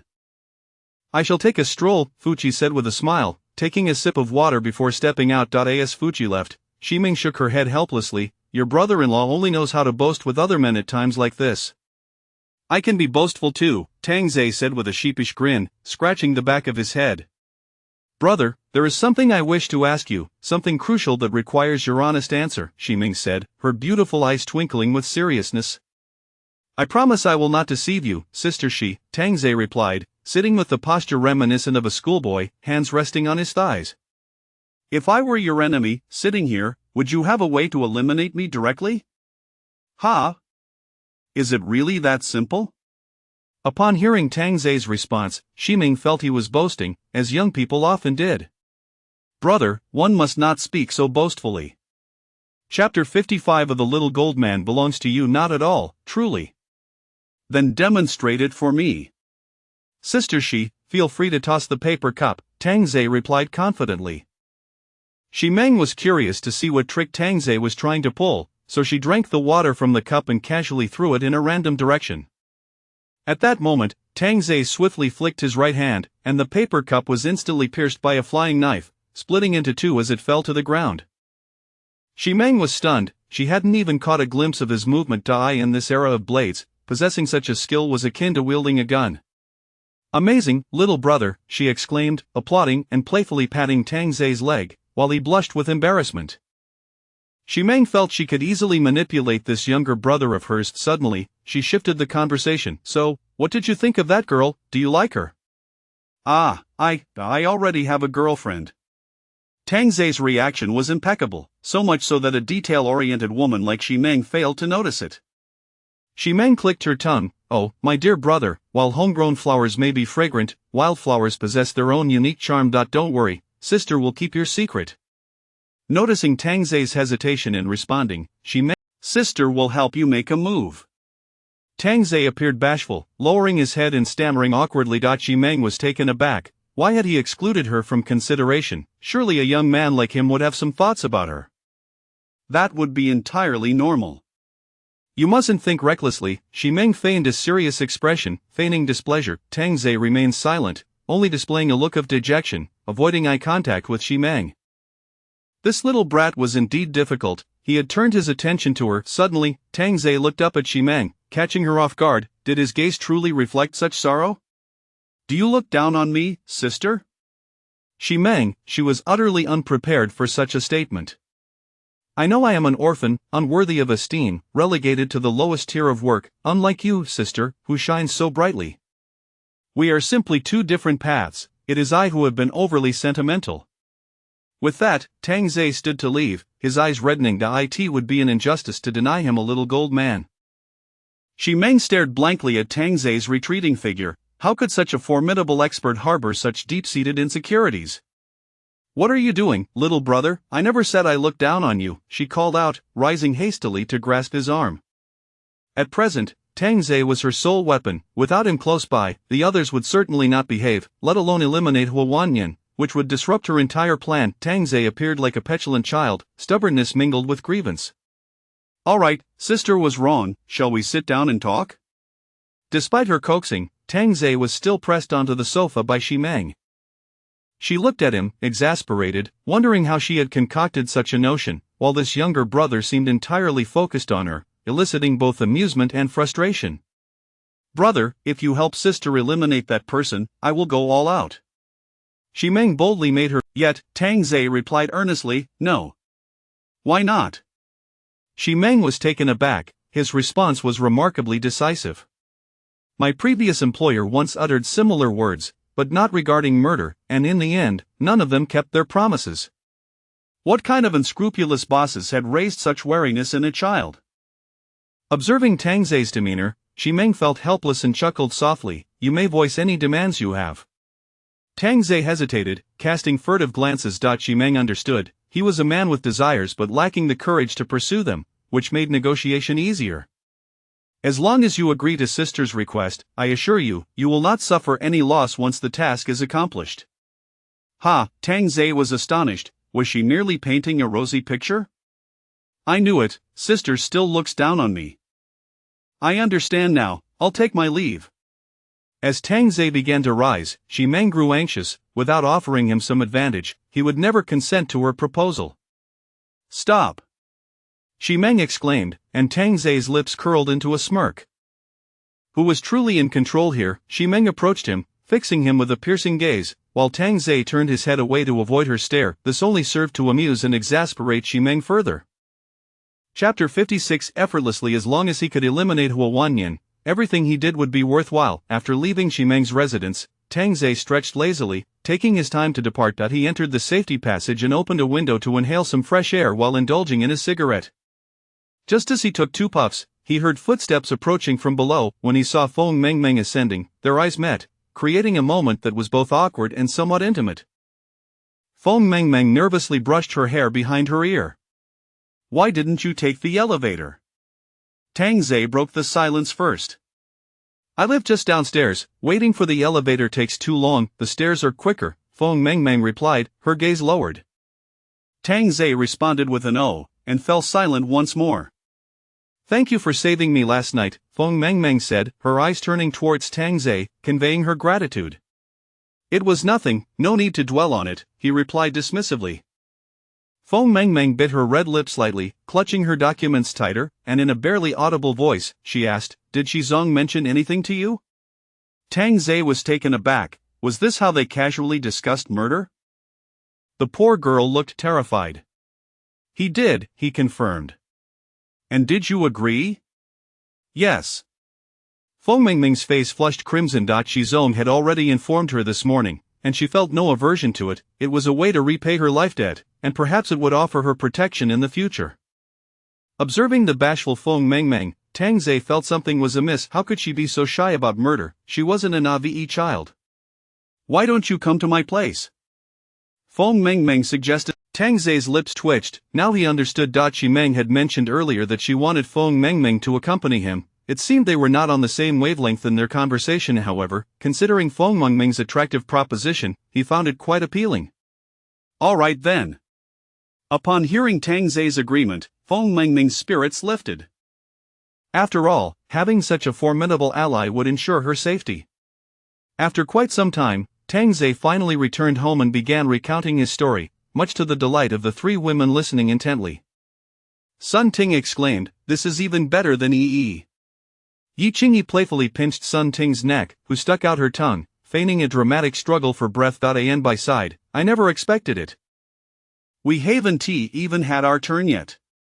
At An Bai's remark, Sun Ting and Yi Qingyi shared mischievous smiles, both seasoned veterans of their own experiences. Initially, Yi Qingyi had worried that Shi Meng would not easily allow Tang Ze to succeed, but to her astonishment, Shi Meng was willing to go so far as to send Tang Ze to commit murder. She was indeed an astonishing woman, willing to resort to any means for power. They had thought Shi Meng was a benevolent figure, a living bodhisattva, but it turned out she merely sought to control the entire building, even targeting the wealthiest of owners, shifting her ambitions to a different group of individuals.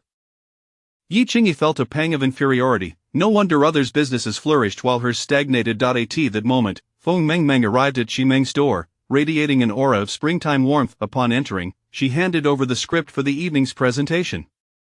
I'll handle it tonight, Fu Qi said with a smile as he accepted the script. Feng Mengmeng glanced at Shi Meng, concern etched on her face. Is Shizong unwell? Shi Meng remained silent, her expression stern and displeased. Feng Mengmeng felt a twinge of anxiety. Could it be because of her? Shizong, please take care of yourself. We cannot do without you, Feng Mengmeng said softly, her voice laced with vulnerability. Without Shi Meng, the owners might very well rebel. Shi Meng acknowledged her with a brief nod, then waved her hand dismissively, signaling for Feng Mengmeng to leave. Feng Mengmeng glanced at Fu Qi, who nodded in return. Chapter 57. An occasional taste of wild game. As Feng Mengmeng departed, Fu Qi consoled, My dear, do not fret, delivering speeches is a routine affair for me at work. I shall take a moment to rest, Shi Meng replied, her voice slightly hoarse as she made her way to the bedroom. Fuqi found it peculiar. Despite Tang Zei's prior agreement, she still bore an expression of agitation. Lying in bed, Shi Meng tossed and turned, unable to find slumber. In the afternoon, feeling rather bored, Tang Zei decided to pay a visit to Feng Mengmeng, as their relationship was still in its novelty phase. This, however, led to the house's feline residents lamenting in dismay, yet, as soon as Tang Zei departed, the cats rejoiced, embracing the ease of the day, leaving the burdens to other women. Upon reaching the door, Tang Zei knocked, only to be greeted by an unfamiliar girl. Wasn't she the one in the white dress? Ah, is Meng Meng here? Tang Zei inquired curiously, pondering if he had mistakenly arrived at the wrong abode. Yes, I am her friend, Feng Wei, she replied. Hello, I am Tang Zei. The two exchanged cordial handshakes, at which point Feng Mengmeng emerged from the bedroom, feeling a tinge of shyness upon spotting Tang Zei. She was well aware of his intentions for visiting, but her friend was merely there to spend time. Brother Tang, please come in and have a seat, Feng Wei urged, noticing the peculiar expression on Feng Mengmeng's face. Her cheeks flushed. Tang Zei acknowledged with a grunt and stepped inside, while Feng Mengmeng poured half a glass of water, an act of genuine hospitality. She hesitated to sit beside Tang Zei, opting instead for the opposite end of the sofa, while Feng Wei settled into a single chair, clutching a cushion, creating a somewhat awkward atmosphere. Tang Zei felt a sense of helplessness. Feng Wei was rather oblivious to the situation. With my arrival, shouldn't the astute one find an excuse to leave? Was she merely waiting to observe? Are you two engaged in conversation? Tang Zei asked, not particularly adept at heartfelt exchanges with women. If they could converse, why delve deeper? Feng Mengmeng replied softly, yes, Wei Wei is feeling homesick. Do you not reside here? Tang Zei queried, puzzled. Feng Wei sighed, I work in Huashan City. My father, fearing that certain neighborhoods may be unsafe, purchased me an apartment here. So, you are quite affluent, Tang Zei remarked with a shrug. Yet, Feng Wei's posture seemed rather odd. Had she not realized that her white lace-trimmed pants were visible, or was it intentional? Brother Tang, you jest. My father is merely somewhat well-off, Feng Wei replied modestly with a smile. Tang Zei chose not to press further. It was of no concern to him. Feng Mengmeng gazed out at the gentle rain, sighing, I wonder when it will cease. If the rain were heavier, at least Mr. Hua's group would not dare approach. Indeed, if it were to become windy, who would still venture outside? This light rain is truly troublesome, Feng Wei echoed, her own thoughts consumed by a desire to escape, yearning for the safety of home. It has grown quite cold these past few days, and I lack adequate warm clothing. If the power goes out, I might just freeze. Feng Mengmeng shivered at the thought, terrified of the impending darkness that would be a severe blow. When the power would cut off was uncertain, but it was merely a matter of time. Perhaps in the next moment, even the mobile signal would vanish. I shall step out for a moment. I have been feeling quite unwell lately, Feng Wei said with a wry smile, having subsisted on snacks for sustenance. Once Feng Wei left and the bathroom door closed, Tang Zei and Feng Mengmeng exchanged a glance. Feng Mengmeng instantly lowered her gaze in embarrassment, while Tang Zei boldly pulled her into his embrace. After a while, the bathroom door swung open, and Feng Mengmeng quickly seated herself aside, while Tang Zei acted as if nothing had transpired. I wonder how other cities are faring. Are there any safe havens? Feng Wei remarked, oblivious to the prior tension. One would presume so, but currently, we cannot venture out, Tang Zei mused, finding amusement in Feng Mengmeng's discomfort. Feng Wei tentatively inquired, Brother Tang, you are quite capable. Surely you could escape to a safer city. Tang Zei merely smiled in silence. His vehicle was not easily accessible. Realizing Tang Zei's reticence, Feng Wei understood that without offering something in return, he would not shield her. Given the retaliatory actions from the previous night, who could predict when Mr. Hua's men might return? Reflecting on the fleeing men, who boasted of their strength like the Hulk, when the time came to act, they fled faster than anyone. I shall use the restroom, Feng Mengmeng said, her cheeks slightly flushed. Tang Zei shook his head, bemused by their synchronized restroom visits. Suddenly, Feng Wei moved from her seat to sit beside Tang Zei, exhaling softly. What are you doing? Tang Zei was taken aback. Was this how forward young women had become? She was directly grasping his hand. During his delivery shifts, such treatment was unheard of. He had once fantasized about a female client dragging him into her home with unyielding assertiveness. Brother Tang, can you protect me? Feng Wei gazed up at him, her eyes filled with yearning. Tang Zei's lips twitched. So this was a transaction. She was quite perceptive. This made the conversation easier. As the door creaked open, Feng Wei hurriedly returned to her previous position. Brother Tang, you were truly impressive last night. Let us not speak so. It was merely a matter of survival. One cannot predict when Mr. Hua's group will next arrive. President, she must have her strategies, Feng Mengmeng reassured. Knowing the underlying details. As their conversation continued, the hour approached 6 in the evening, and Tang Zei felt hunger gnawing at him, prompting thoughts of returning for a hearty meal.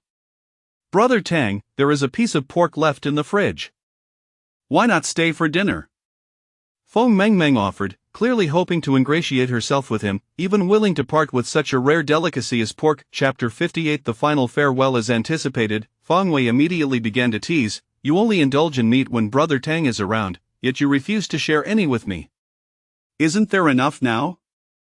Still complaining about me, Feng Mengmeng retorted, her tone laced with annoyance. After all, this meal was a generous treat. Before long, the exquisite dish of old godmother stir-fried meat was served, accompanied by steaming white rice, a true indulgence.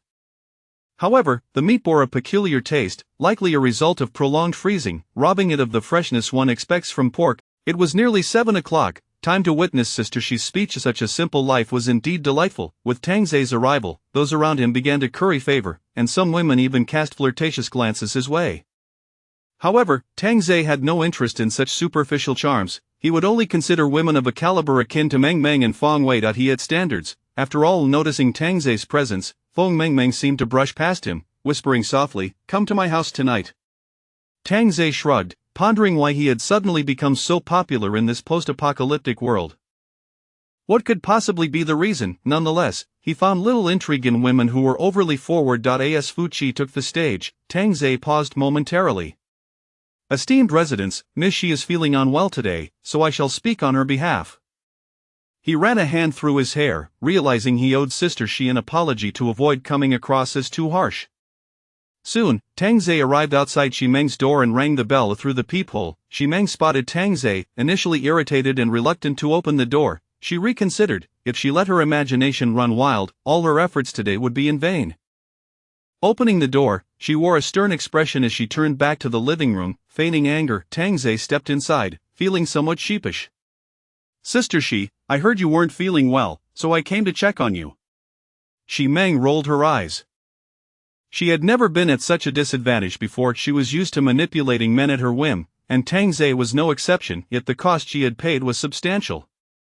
Taking a seat beside Ximeng, Tang Zei suddenly grasped her hand. Ximeng was taken aback, her heart racing, and attempted to pull away but found herself unable to do so. You keep this up, and I'll be angry. You've gotten your way today. Ximeng warned, her enchanting gaze fixed on Tang Zei. Tang Zei, undeterred, replied, "Truth be told, I liked you the moment I saw you." After saying this, he regretted not having pursued acting instead of delivering takeout. Perhaps his talent could have led him to stardom. Ximeng scoffed, "I've heard such words far too often. They might work on your little girlfriend. She pales in comparison to you. You truly understand me," Tang Zei countered, though inside, Ximeng's heart fluttered at his words. "Let's step outside for some fresh air," Ximeng declared, rising and walking toward the door, leaving Tang Zei momentarily stunned before he cheerfully followed her. In the safety corridor, Tang Zei leaned against the railing, smiling. "Sister Shi, are you not heading home?" "The air outside is refreshing," Ximeng replied, casting an exasperated glare at him. Were it not for her plans, she would never have put herself in this position. This was hardly in line with her usual demeanor. Tang Zei flicked his cigarette butt to the ground and extinguished it with his foot. "Very well then, I shall take my leave. Sister Shi, do return home soon, we wouldn't want you catching a cold." Ximeng's expression darkened as she watched him descend the stairs. That scoundrel. Once this situation concluded, she would devise a way to deal with him. Chapter 59. How gossiping you are. Having adjusted her emotions, Ximeng returned home to find Fu Qi seated on the sofa, engrossed in a film. Upon noticing her arrival, he inquired, "Where have you been? If you're feeling unwell, you shouldn't venture out." Ximeng replied softly, "I merely stepped out for some fresh air on the staircase." "I'm feeling a bit hungry, could you fetch me something to eat?" Ximeng, feeling helpless, acknowledged her own hunger. Never mind, she thought, it was simply a matter of being bitten by a dog. As long as they could eliminate Huwanyan, everything would be fine. Tang Zei did not return to his own abode until the early hours of the morning. Upon entering, he was met with the sorrowful gazes of 3 pairs of beautiful eyes. Alas, in his pursuit of personal enjoyment, he had forgotten to prepare a meal for them. As he recounted the events of the evening, the 3 women were left astounded. It must be said that such romantic encounters were a result of his title as the garage god of war. If Tang Zei desired, those women who had cast him flirtatious glances would flock to him without hesitation. "Master, you are truly remarkable. Look how much has transpired in such a short time," Xiaobai cooed, snuggling up to Tang Zei like a playful kitten. Sun Ting teased. "So, who ultimately emerged victorious? Will President Xi Meng choose to leave?" Yi Qing furrowed her brows, anxious about the wager, fearing her own loss would leave Ye without anyone to rescue her. "Master, have you devised a strategy to determine President Xi's fate?" Sun Ting inquired curiously. "Of course, I have a plan, but it's a secret for now. You will find out in due time." Tang Zei's air of mystery piqued the interest of the 3 women, who, despite their attempts to coax him, received no revelations. After all, Tang Zei's heart was as unyielding as stone. No amount of coaxing would soften it. The following morning, Tang Zei was jolted awake by a call from Xi Meng. "Sister Xi, have you been thinking of me this early?" he yawned, still groggy from a night of overtime. "Those gossiping women were truly something else. Think of you, hardly get up here at once." All right. Yawning, Tang Zei ascended to the upper floor and rang the doorbell, which was answered by Feng Mengmeng. Upon seeing him, her heart raced. It was evident that she was enamored with Tang Zei's formidable prowess. "President Xi, I shall take my leave." Feng Mengmeng offered Tang Zei a knowing glance, which he understood immediately. Upon entering the room, Xi Meng set down her phone and said solemnly, "I've arranged a meeting with President Hua." Tang Zei smiled and inquired, "Is that all that has been settled?" Xi Meng felt as though she were the one being led astray. With such a tone, he seemed intent on taking advantage of her. "It's not a matter to be taken lightly," she sternly replied. Though the timeline had been expedited, she firmly stated, "I've scheduled the meeting for tonight at the Xinhua bookstore on Baoyuan Road. I need you to arrive early and eliminate any potential threats." "What fragrance are you wearing today, sister? It smells delightful." "I'm speaking to you, do you hear me?" Xi Meng was on the verge of exasperation, feeling as if Tang Zei were not taking this crucial task seriously. If he were one of her employees, she would have dismissed him without a second thought. "I heard you," Tang Zei sighed, questioning the level of urgency. After all, it was merely a matter of dealing with one person, not a deity. "Could you please take this seriously?" "This matter is of utmost importance to me," Xi Meng insisted. Had it been in the past, she would have terminated an employee exhibiting such lax behavior. Xi Meng felt her patience dwindle. His nonchalant demeanor was maddening, leaving her feeling as though she had made a grave mistake in entrusting him with this task, yet, he was the only one capable of handling it. The internal conflict was truly overwhelming. Before long, Fu Qi returned, leaving Tang Zei with no choice but to take his leave. Chapter 60. I am just a delivery man. Upon returning, Fu Qi cast a questioning glance at Xi Meng, inquiring, "What were you just discussing? What else could we be talking about? What kind of look is that? Do you doubt me?" Hearing the rising tone in Xi Meng's voice, Fu Qi immediately cowered. "That's not what I meant." Observing her timid husband, Xi Meng felt a surge of frustration. "Reflect on your actions during these catastrophic days. What have you contributed? I am undertaking the responsibilities that should rightfully belong to you men. Tang Zei is now my only bargaining chip, he will do as he pleases." With that, she stormed into the bedroom, slamming the door shut with force. Bored, Tang Zei decided to visit Feng Mengmeng's home for a cup of tea.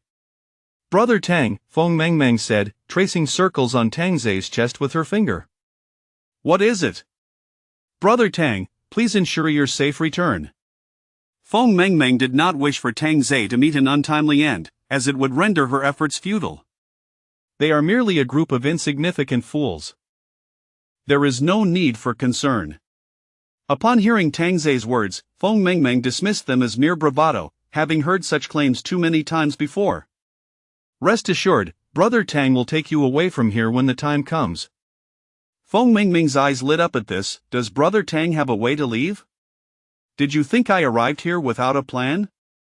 I simply did not drive in, fearing theft, Tang Zhe replied with a mischievous smile that if Yi Qingyi had witnessed that grin, she would have known Tang Zhe was up to no good. Feng Mengmeng, brimming with excitement, sat up, revealing her alluring figure. Brother Tang, you have a car, but the tires are not usable. True, the tires are useless, but my vehicle is equipped with tracks. Feng Mengmeng suddenly understood. Brother Tang, you truly are remarkable. Mengmeng adores you. When the time comes, you must take me along. From now on, I will listen to Brother Tang. Were it not for your obedient nature, I would not divulge this secret to you. You must keep it to yourself. Yes, I promise to remain silent. Such a good girl. As Tang Zhe departed from Feng Mengmeng's home, the clock neared 11. He had no intention of returning home. After all, he was a man of his word, and he still had matters to attend to. Taking out a younger brother's phone, a devilish smile crept onto Tang Zhe's lips. Mr. Hua, I wonder if you resemble your subordinate. Please do not make this difficult for me. Arriving at the garage, the surrounding men respectfully greeted him as Brother Tang. Brother Tang, the car is ready. You can charge ahead, but the tires will not hold for long, one man cautioned, holding out the car keys. I am aware. Accepting the keys, he discovered it was a BMW 5 Series. It stood covered in plastic wrap to prevent rainwater from seeping in, though it was likely the least impressive vehicle in the garage. Clear the way. Brother Tang is heading out. Over a dozen men watched Tang Zhe with expressions of ease and comfort, as if he were embarking on a leisurely trip, wondering if he was merely putting on an act. If both she and Tang Zhe returned unscathed today, then Tang Zhe would undoubtedly be recognized as a true force to be reckoned with, potentially the second in command in their community.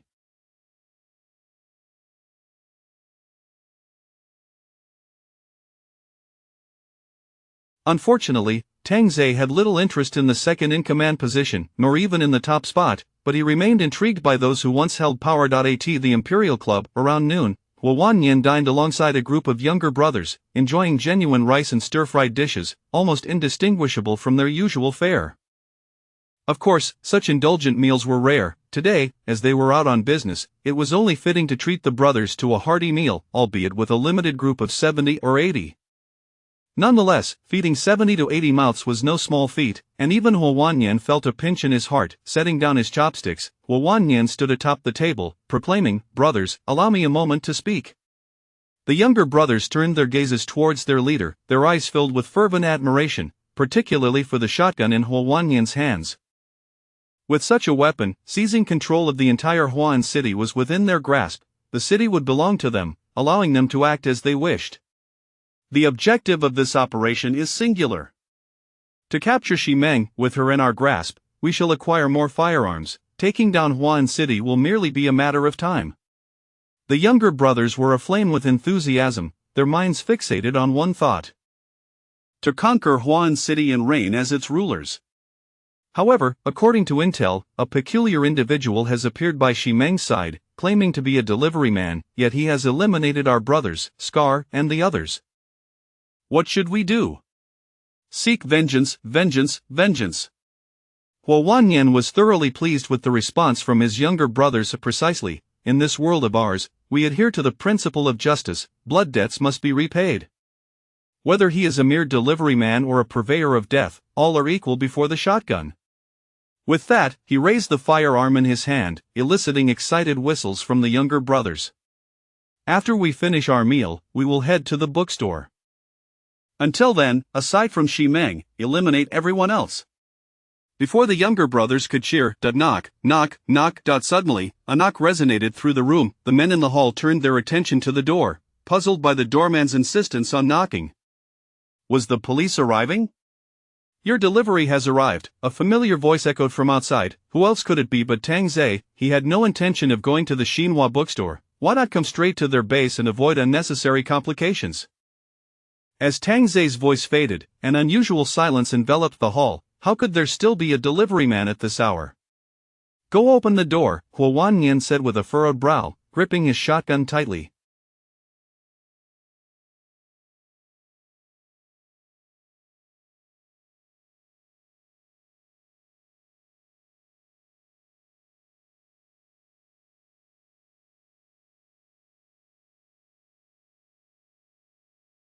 Who was this? Playing tricks? Chapter 61. Can't we conduct business properly? Four henchmen brandishing machetes approached the entrance. Through the glass of the door, a figure could be faintly discerned standing outside, clutching something in hand.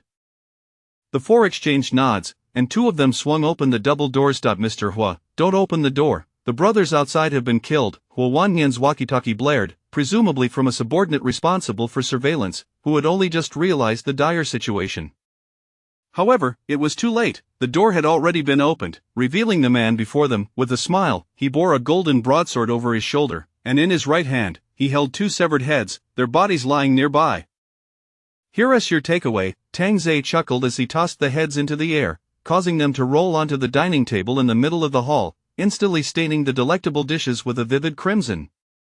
Ugh! Several henchmen immediately retched, the gruesome sight of neatly severed tracheas visible. Huo Wanyan's expression turned grave as he gazed at the delivery man in the distance. Was he from the Ximeng gang?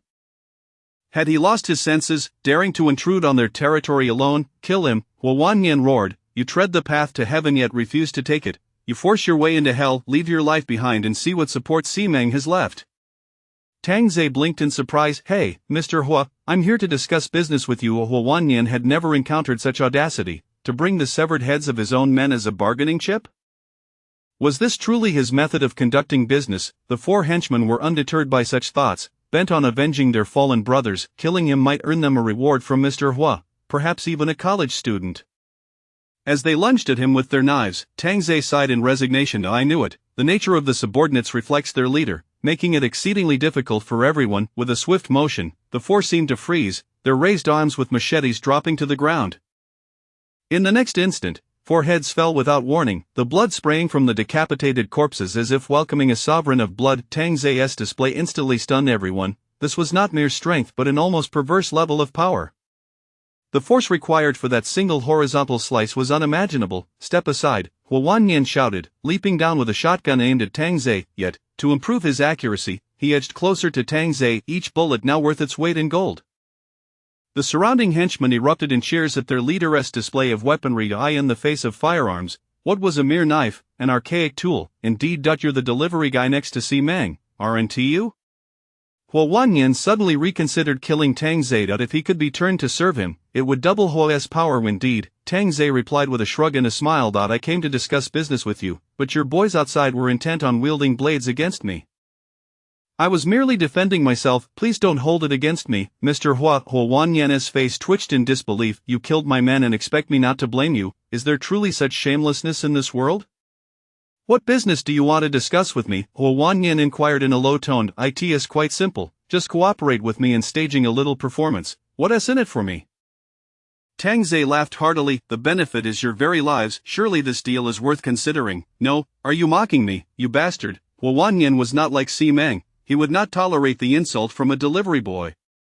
Without hesitation, he pulled the trigger. Bang! Mr. Hua, your aim is worse than my cat's, Tang Ze remarked, seizing the gun barrel and pushing it upwards, not missing the chance to taunt. Huo Wanyan looked on in disbelief. He had clearly pulled the trigger, yet it seemed to jam until the delivery man seized the barrel and elevated it. Let go! Huo Wanyan shouted in panic, and the surrounding henchmen shifted from excitement to anxiety. The gun had been taken by another. Being a boss, can't you act a bit smarter? With that, Tang Ze kicked Huo Wanyan in the gut, sending him sprawling to the ground like a cooked shrimp, his grip loosening.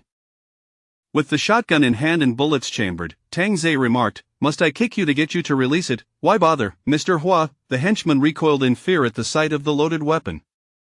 In this apocalyptic world, the power of a gun was terrifyingly formidable. Huo Wanyan surveyed his men, his lips trembling with rage. What are you afraid of? He is but one man, there are 3 bullets left in that gun.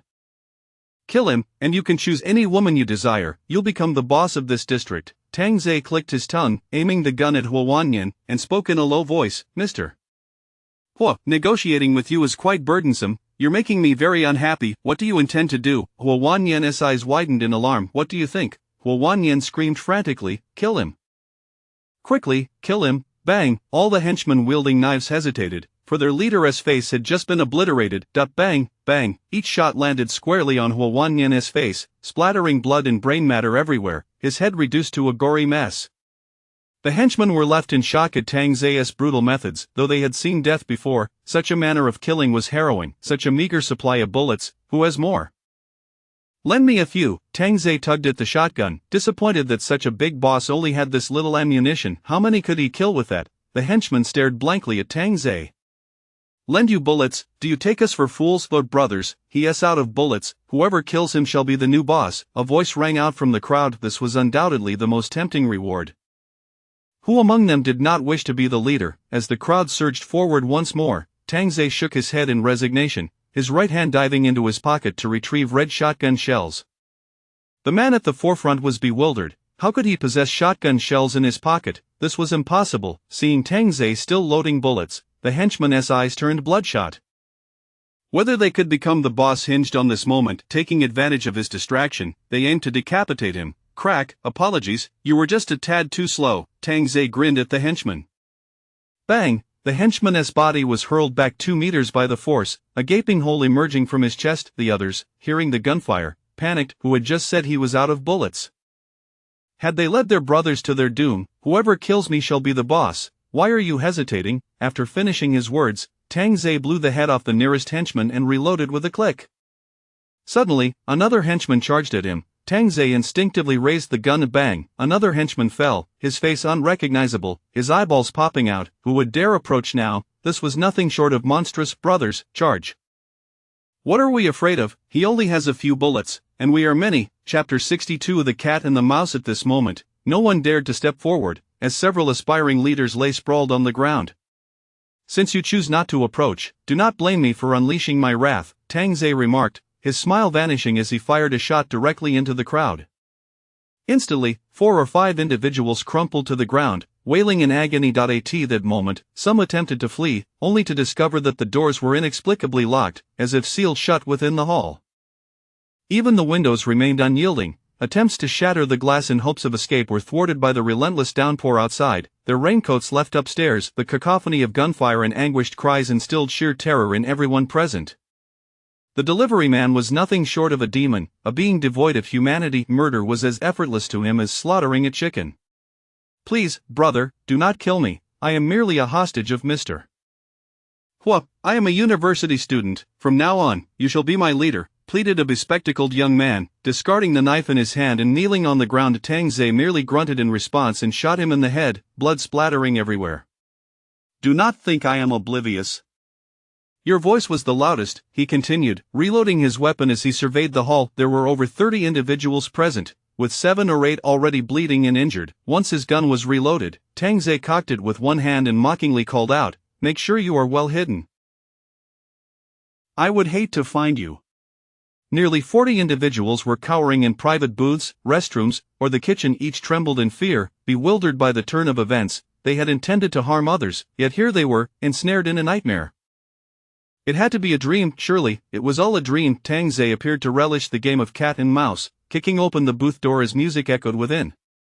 A disheveled woman dangled nearby, her legs contorted in an M shape, her body marred by bloodstains. Upon approaching, he discovered she still clung to life. She appeared to be in her 20s, yet had endured such torment.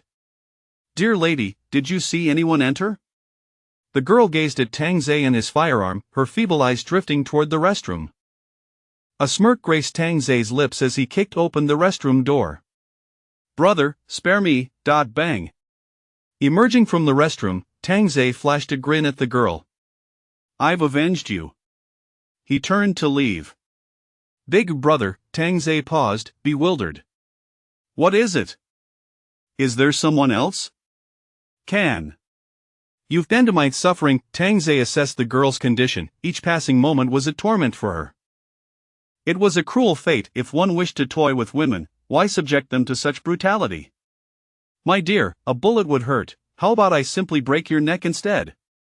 Since he was to act, he should at least seek her consent. With a faint smile, the girl nodded, eager to escape her pain, and promptly closed her eyes. Tang Zai placed the gun aside and grasped her head with both hands. With a sharp crack, her body went limp.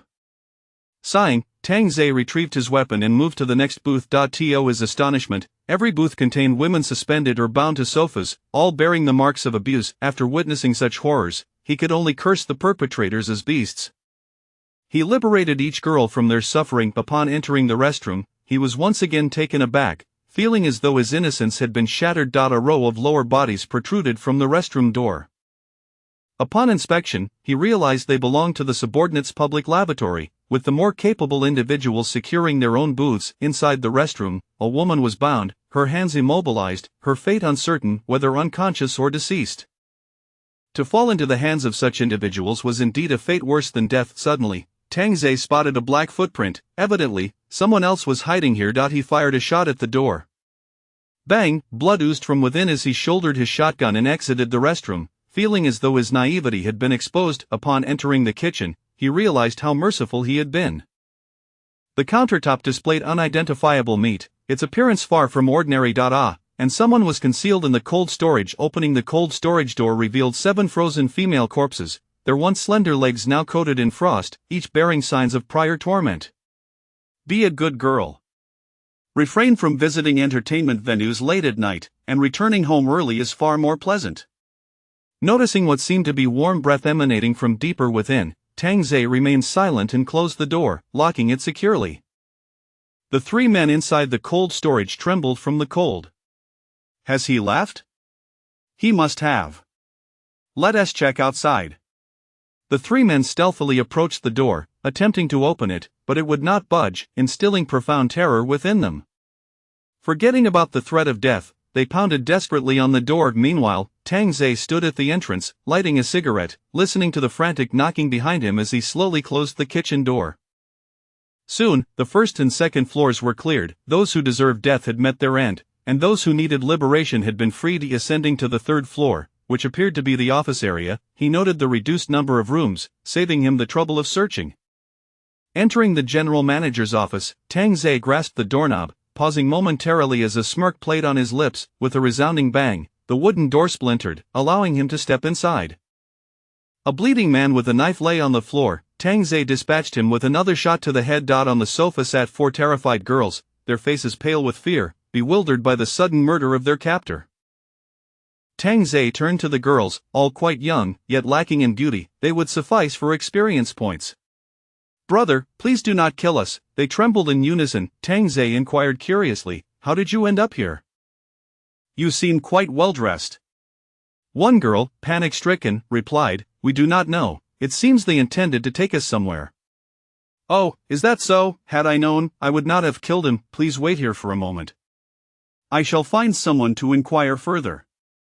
The frightened girls nodded in agreement. Once Tang Zhe departed, one bold girl approached the door, straining to hear the fading footsteps.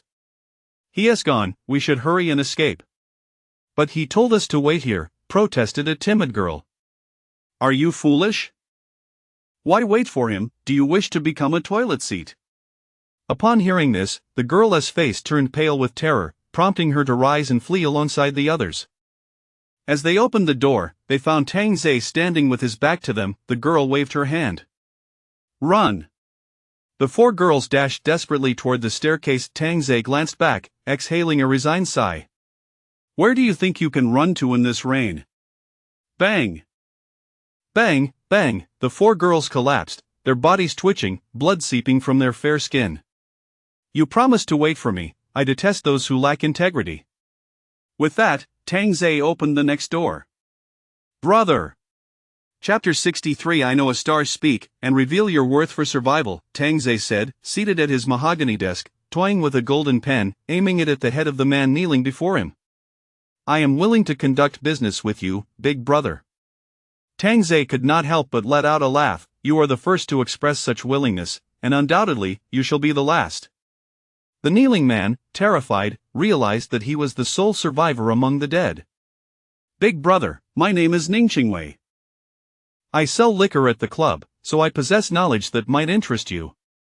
"You are quite astute. What is the situation with the 4 girls in the manager's office?" Ning Qingwei lowered his gaze, afraid to meet Tang Zhe's eyes, and immediately responded, "Xian in exchange for 4 bullets."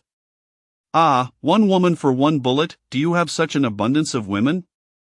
Big Brother, as you know, we operate in the entertainment industry, where women are in plentiful supply.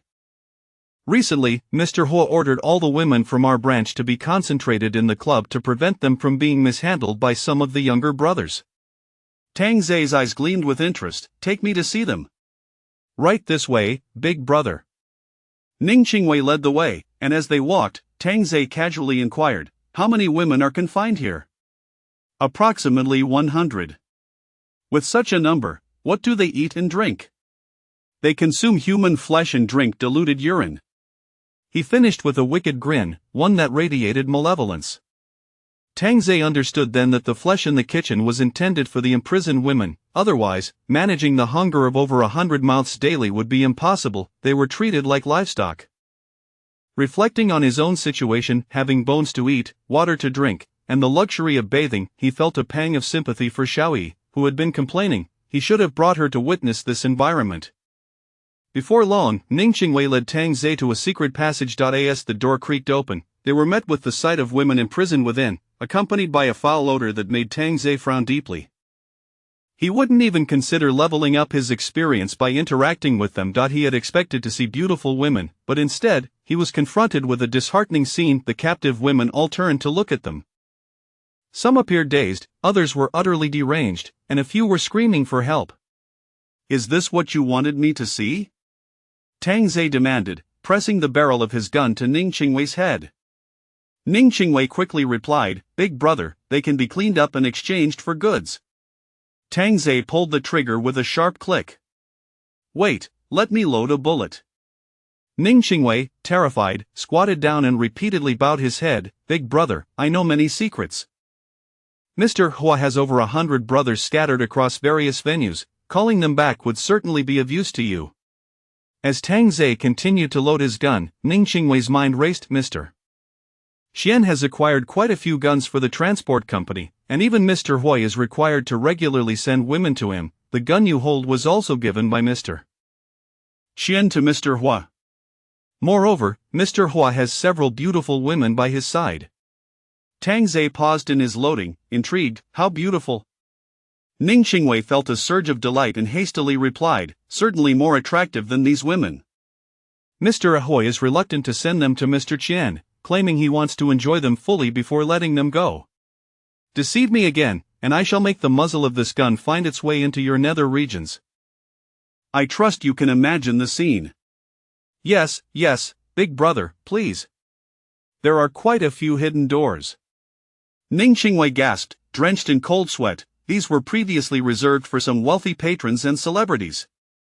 Upon entering the room, Tang Zai spotted 3 women lounging on a sofa, clad in bikinis.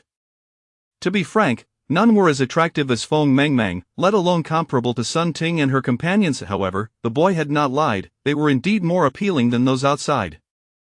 The 3 women looked bewildered at the sight of Tang Zai brandishing a gun, particularly the familiar weapon that belonged to Mr. Hua. This is the new Big Brother, show him respect, Ning Qingwei hastily reminded. The woman in the purple lace bikini quickly grasped the situation. Mr. Hua was dead, and a new Big Brother had taken his place.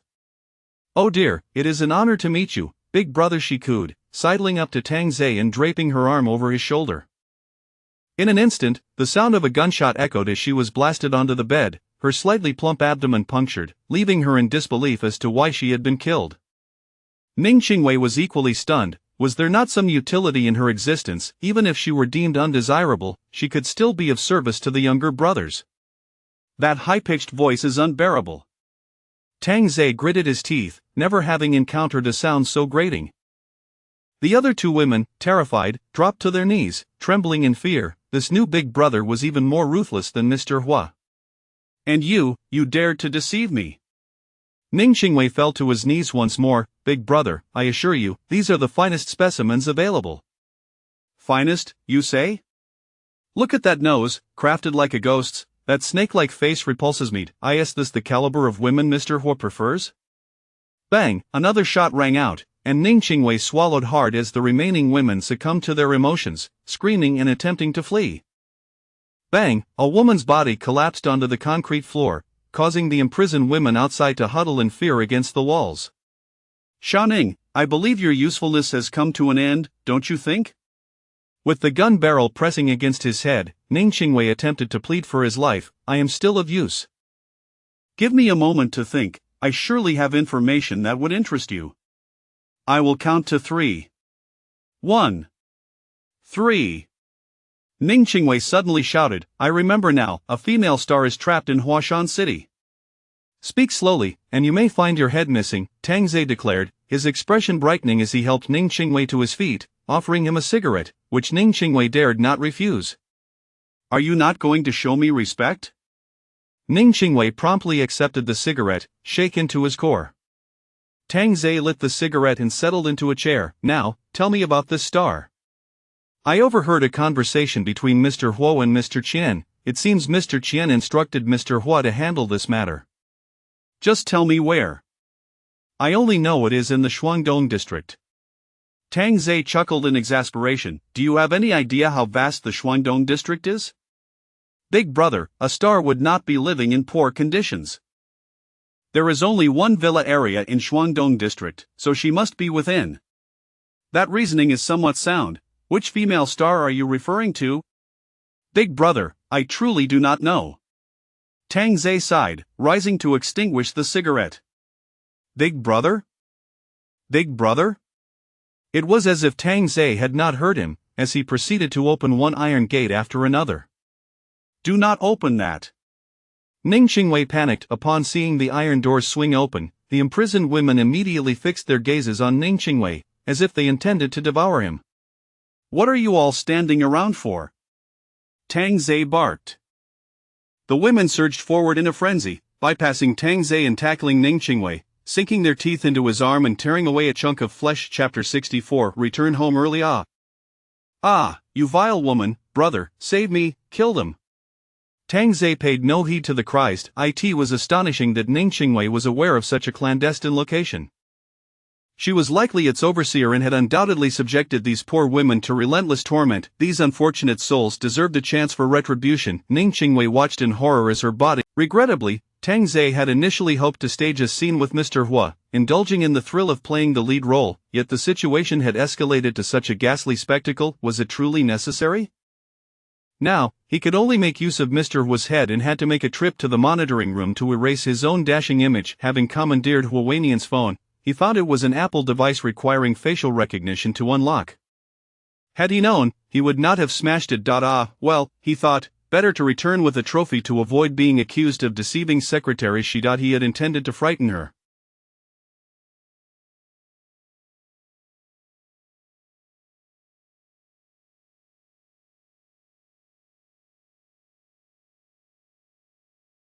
What sort of business deal warranted such violence? Right, Mr. Huo. He wondered if Secretary Shi would even recognize him now, but he thought to capture some footage to support his claims. Otherwise, no one would believe him, especially not little Miao Miao, who had been overly picky about their living conditions. After Tang Zei departed, the women, bloodied, rushed out. Upon seeing the corpses in the hall, they momentarily froze before erupting into frenzied screams, as if releasing pent-up anguish. A few appeared to be searching for someone, and upon recognizing a familiar face, they bit and wept without hesitation.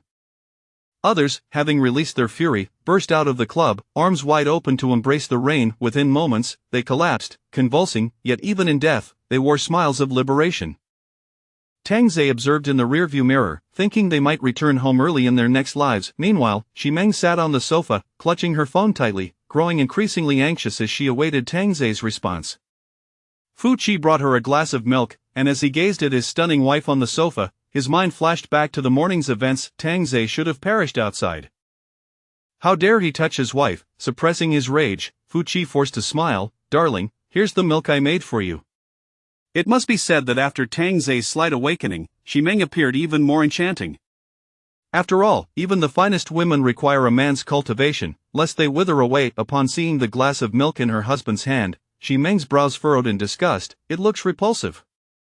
You drink it. Fu Qi was taken aback, glancing at the milk in the glass, his face twitching involuntarily. Ximeng was oblivious to her husband's expression, her thoughts consumed by her plans. After investing so much, she awaited this day, yet she hesitated to call Tang Zei, fearing he might be hiding in some corner of a bookstore, and a single call could expose her. Checking the time, it was already 4 in the afternoon. Go summon some people, it's time to set off. Anxious, Xi Meng could barely contain her impatience. If something happened to Tang Zhe, Huawanian would surely call to mock her. Darling, isn't it a bit early? It's safer to go early and avoid being deceived. With that, Xi Meng rose to freshen her appearance. When Xi Meng emerged, Fu Qi's anger flared anew. How could his exquisite wife be subjected to this? He had scarcely had the chance to appreciate her stunning legs, and here he was, pretending to be virtuous. Clad in high heels, Xi Meng glared at the dazed Fu Qi, saying, "What are you dawdling for? Let's go." Oh, right. Fu Qi felt a pang of frustration. If only he possessed some capability, would she allow Tang Zhe to toy with her so? Yet, to be fair, seeing his wife return home had elicited an unprecedented feeling. Shaking his head, he chided himself for allowing Tang Zhe to cloud his judgment. This time, he hoped for nothing less than Huawanian's demise, or else he chuckled darkly. In the parking lot, over a dozen men wielded kitchen knives, bidding farewell to their families, uncertain if they would return alive. In a corner, several executives whispered among themselves. "Mr. Chen, if Secretary Xi doesn't return, it seems you'll have to take charge." "Don't worry, Mr. Liang, I can manage far better than Secretary Xi. Collaborating with Huawanian isn't a bad idea. It's Xi Meng who is too greedy, unwilling to live under someone else's roof. Indeed, we can't gamble our lives for her whims." Just then, Xi Meng stepped out of the elevator, prompting the men to fall silent.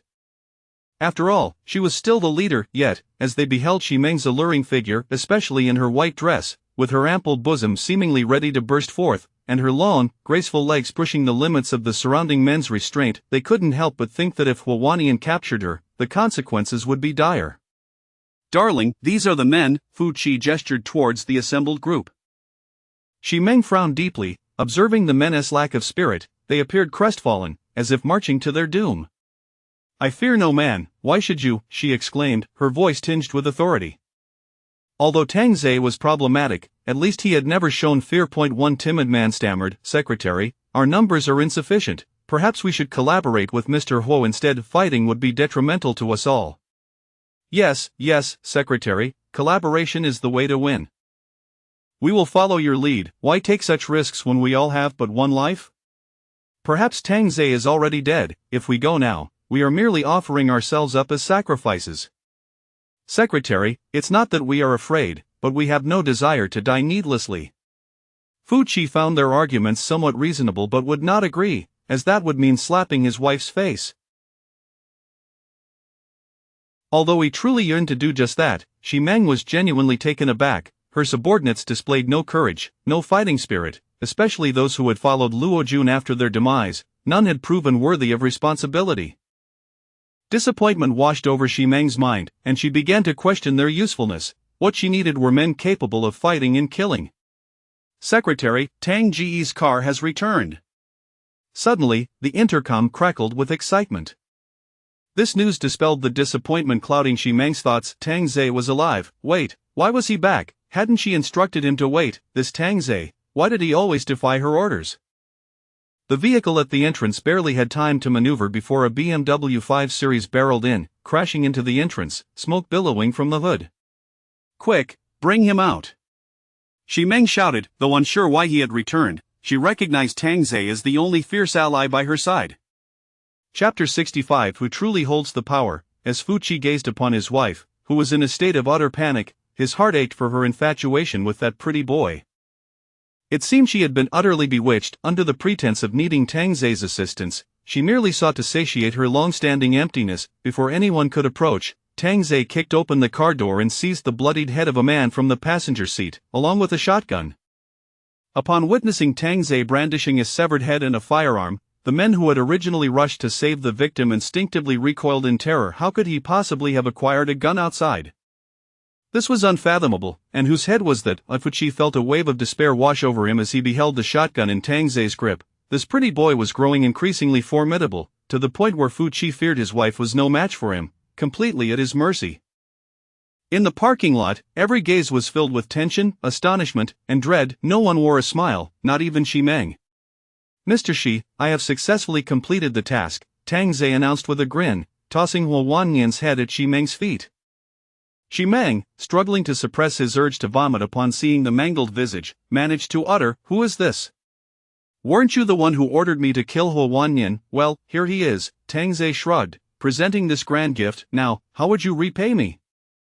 At this proclamation, the onlookers stared in disbelief at the fallen head. Huo Wanyan, beheaded by Tang Ze. Wasn't it said that Huo Wanyan had hundreds of loyal brothers? How could Tang Ze have achieved this? It was simply inconceivable. Xi Meng's inner satisfaction was fleeting. He desired not only Huo Wanyan's demise but also the loyalty of his reckless band of brothers. The assassination was merely a tactic to instill fear and facilitate the subjugation of those underlings. Yet, here was Tang Ze, having outright killed him and returned with the head. Xi Meng nearly choked on his fury, for it seemed his meticulously laid plans had been utterly obliterated. "How can you prove this is Huo Wanyan?" Fu Qi immediately inquired, suspicious. "For all we know, you could have just killed anyone and claimed it was him." Tang Ze turned his gaze towards Fu Qi, a sly smile playing on his lips, causing Fu Qi's heart to race. What did that smile signify? Mr. Xi could always make a phone call to verify, Tang Ze suggested. Xi Meng, harboring his own doubts, decided to heed the advice. He took out his phone to call Huo Wanyan.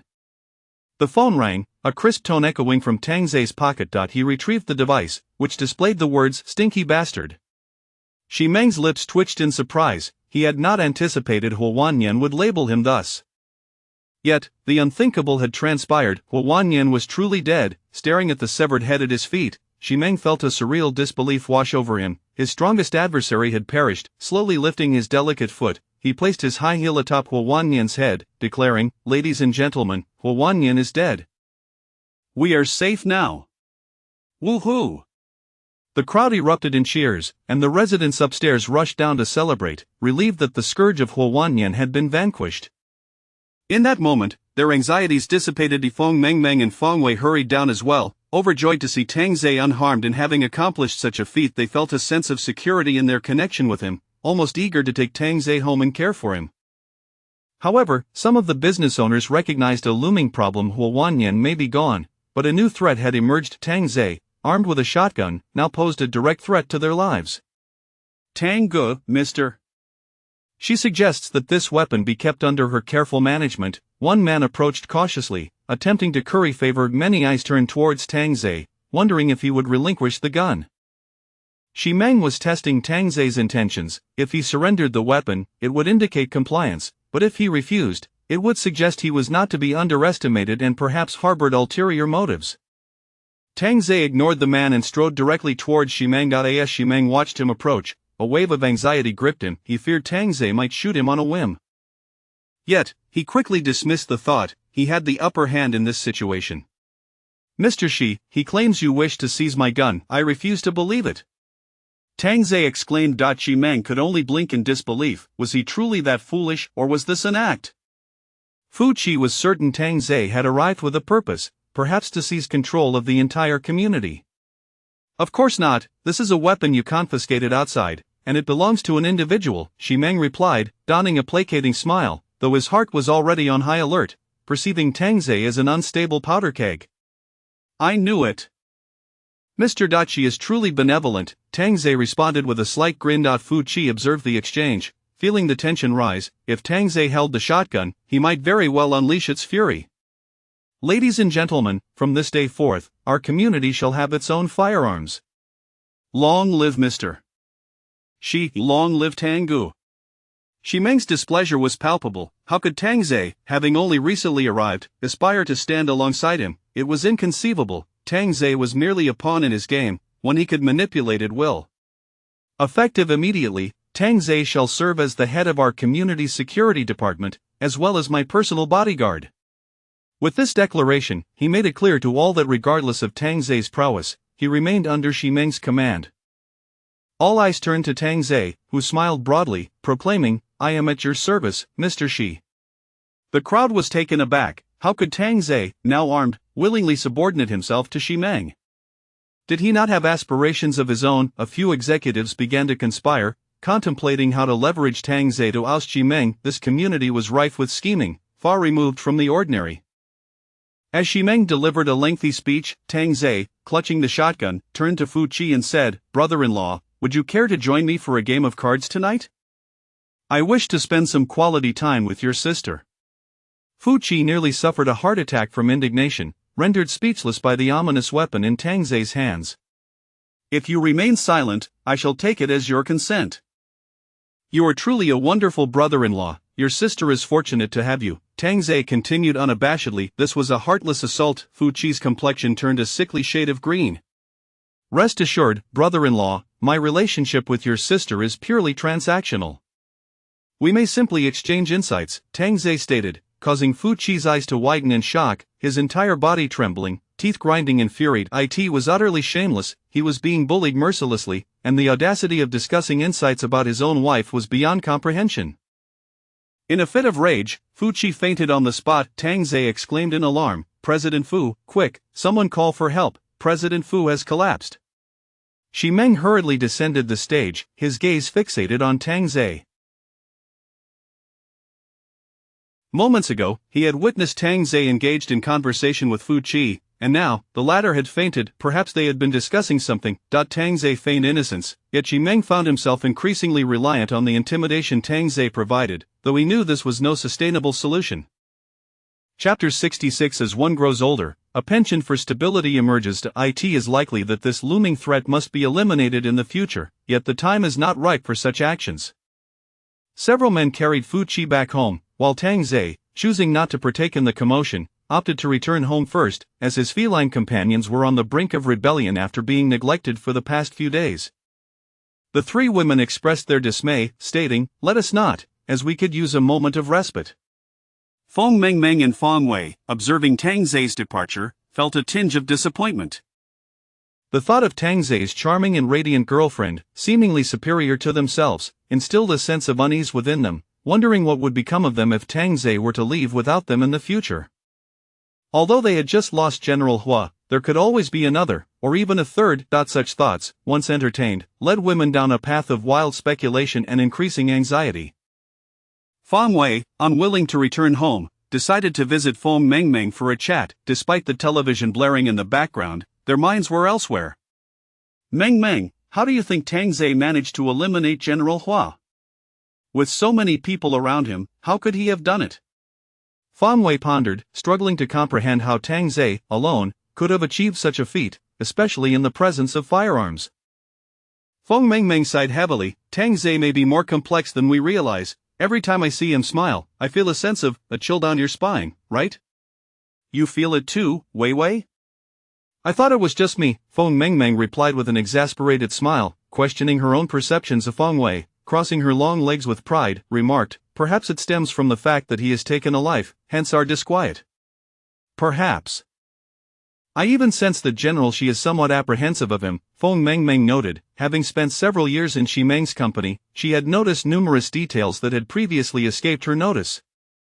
Feng Wei sat up, her expression tense. Now that Tang Zei possesses a firearm, could he potentially take control of the entire neighborhood? "I cannot say for certain, not at least for now. It seems General Xi still has him in check. But if the day comes when he cannot," Feng Mengmeng bit her lip, feeling an increasing sense of insecurity. Feng Wei shared her sentiments, particularly during moments of intimacy with Tang Zei, who showed no regard for her well-being, treating her merely as an outlet for his desires. Despite the guise of a transaction, the more she contemplated, the less reliable Tang Zei appeared. His postcoital reassurances felt deceitful, emphasizing the need for self-reliance. As they chatted, the two women succumbed to slumber on the sofa, even sharing the same dream. Tang Zei arrived, awakening them abruptly.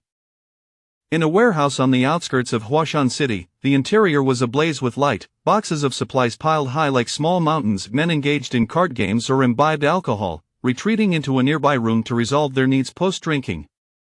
In an office on the second floor, a man in his 60s listened intently to his subordinates report. This man, with graying temples, was Chen Zhongran, a figure of modest stature who had never possessed the privilege to serve General Hua, as he merely owned a few large warehouses. However, the situation had changed. The value of these warehouses now surpassed that of gold. Compelling obedience from all of this particular warehouse was among the least stocked, and the logistics of supply transport were entrusted to his two sons, ensuring that outsiders remained oblivious to their operations, thus controlling their lifelines. Coupled with 2 shotguns in their possession, the subordinates were even more compliant. "Dad, there has been an incident with Huo Wanyan," reported his eldest son, Xian Ming, aged 42, who appeared somewhat aged himself, resembling his father closely.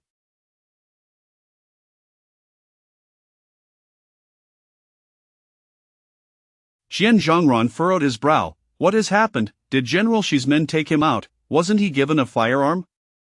"Our underlings went to collect goods today, only to find the place littered with corpses. Huo Wanyan's head is missing, and the ground is strewn with shotgun shells matching our model," Xian Ming replied gravely, acknowledging the strength of their adversaries. Xian Zhongran's eyes narrowed, a fierce glint emerging. "It seems others share our ambitions, but why would they target Huo Wanyan?" "Dad, could it be General Shi's people?" "Ha!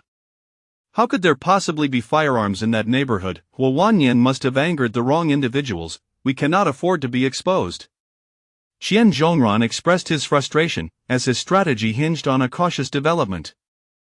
However, the younger Qian Ming held a differing viewpoint. "Dad, we have firearms. We could simply storm in without seeking assistance." "Are you so naive as to think there aren't more formidable players?"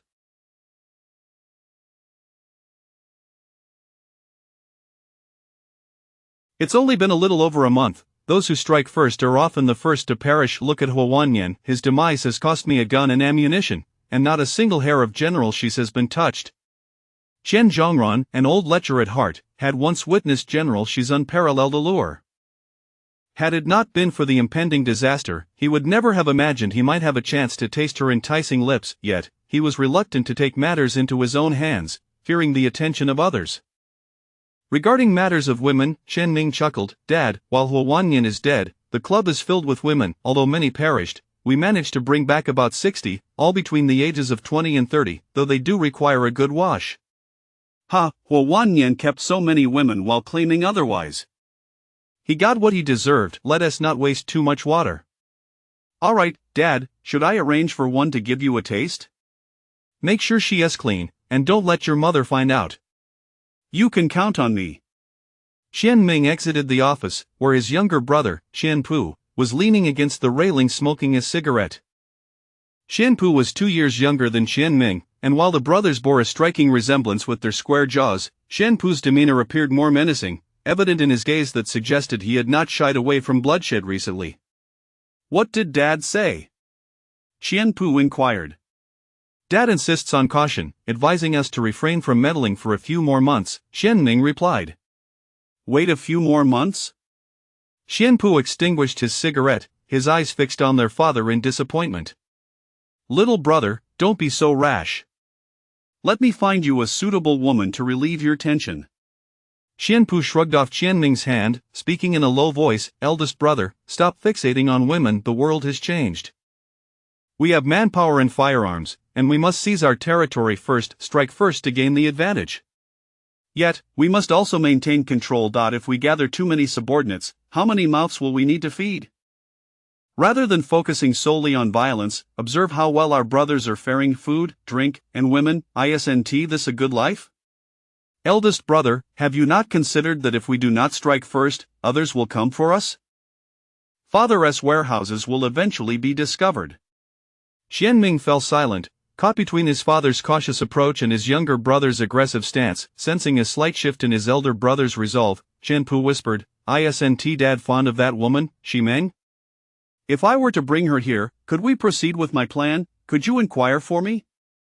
"This brother, Dad is aging. Older individuals tend to prefer stability." Xian Ming sighed deeply, feeling compelled to return to the office to consult their father once more. Xian Pu stood outside, casting furtive glances at their father. Minutes later, Qian Ming emerged, his expression grave, prompting a sense of foreboding in Qian Pu. Suddenly, Qian Ming broke into a grin, patting his brother on the shoulder. "Dad said, if you can truly bring Xi Meng here, he will acquiesce to your request." Chapter 67. Preparing for the assault. Isn't it just right? If Huo Wanyan cannot handle it, then I shall take charge. Qian Pu twisted his neck with an air of arrogance, completely disregarding those around him. "However, you must remain cautious. The deaths of Huo Wanyan's men are rather suspicious. It is quite possible that the residents of Shanhui community are involved.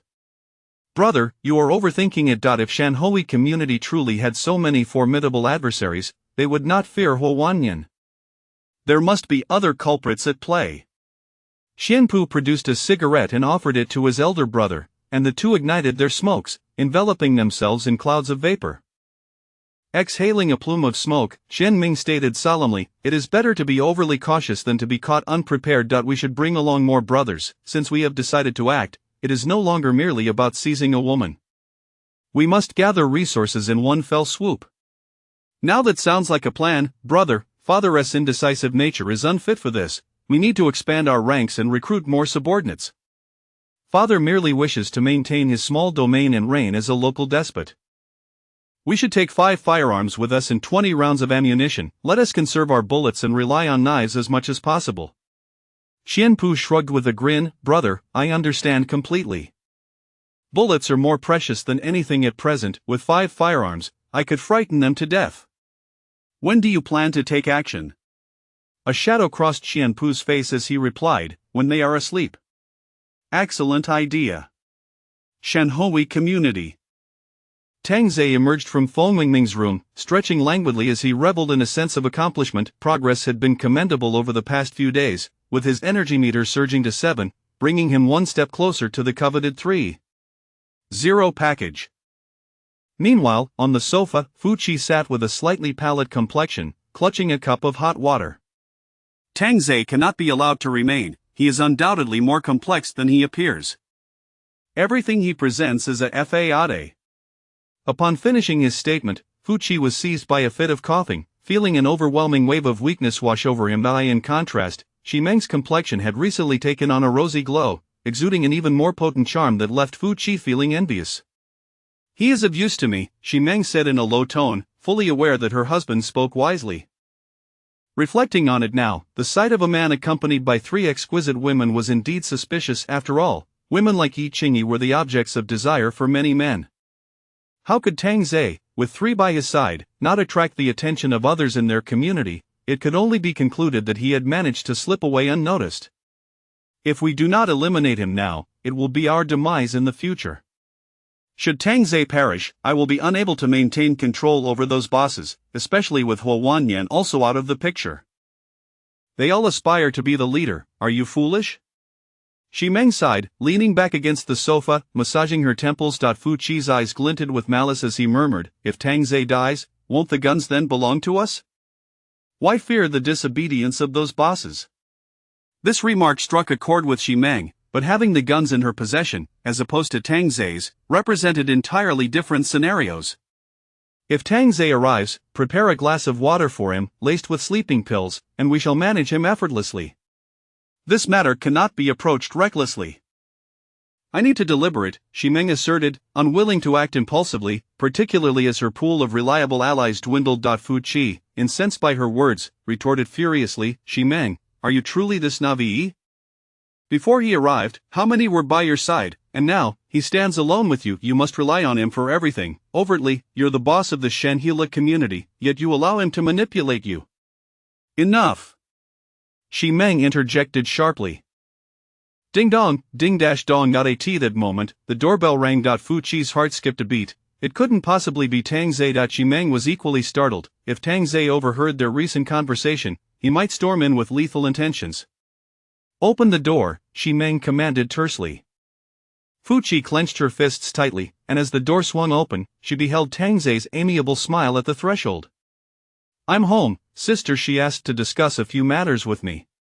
Fu Qi's face flushed crimson as she forced out a few words through clenched teeth. "I was just about to leave." "I see, understood," he replied, saying nothing further as Fu Qi hurriedly stepped out. Observing Fu Qi's hasty demeanor, Tang Zei closed the door and turned to Xi Meng on the sofa with a smile. "Sister Xi, today has been quite perilous for me. I narrowly escaped from the gates of hell, almost missing the chance to see you." Xi Meng scrutinized Tang Zei, as if attempting to pierce through his pretenses. His act of playing the victim was clearly a ruse to extract benefits from her.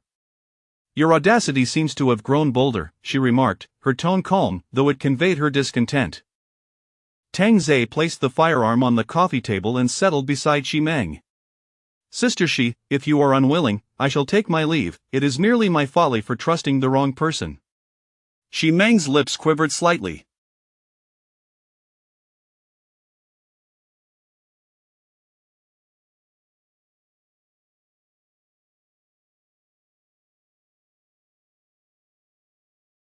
Was he threatening her while accusing her of being untrustworthy? Initially, she had intended to control him, yet now found herself ensnared by his manipulation, infuriating. Very well, I shall depart, just be cautious in the future. With that, Tang Zhe picked up the firearm and began to rise. Come back. Tang Zhe halted, a subtle smirk playing at the corners of his mouth. Sister Xi, I assure you, I am not a man to be trifled with. Xi Meng could only respond with silence. The audacity of his words left her speechless. Am I not permitted to admit my fault? This was precisely the moment. Was it truly so difficult for a girl to acknowledge an error? In an exceedingly foul mood, Fu Qi opted to descend the stairs, seeking solace from Feng Mengmeng, and promptly unlocked the electronic door. The interior was cloaked in darkness, and upon illuminating the living room, Fu Qi's gaze fell upon scattered garments on the sofa. A wave of foreboding washed over her. Chapter 68. Have you truly fled? With great strides, they entered the bedroom and turned on the lights, leaving Fu Qi momentarily stunned. The harsh brightness caused Feng Wei to shield her eyes. Please don't turn on the lights, it's too glaring. President Fu. At this point, Feng Wei finally recognized the figure, hastily pulling the covers over herself. Beside her, Feng Mengmeng stirred awake, startled to find Fu Qi standing at the door. After a brief silence, Feng Mengmeng spoke helplessly, Brother Fu, why have you suddenly come?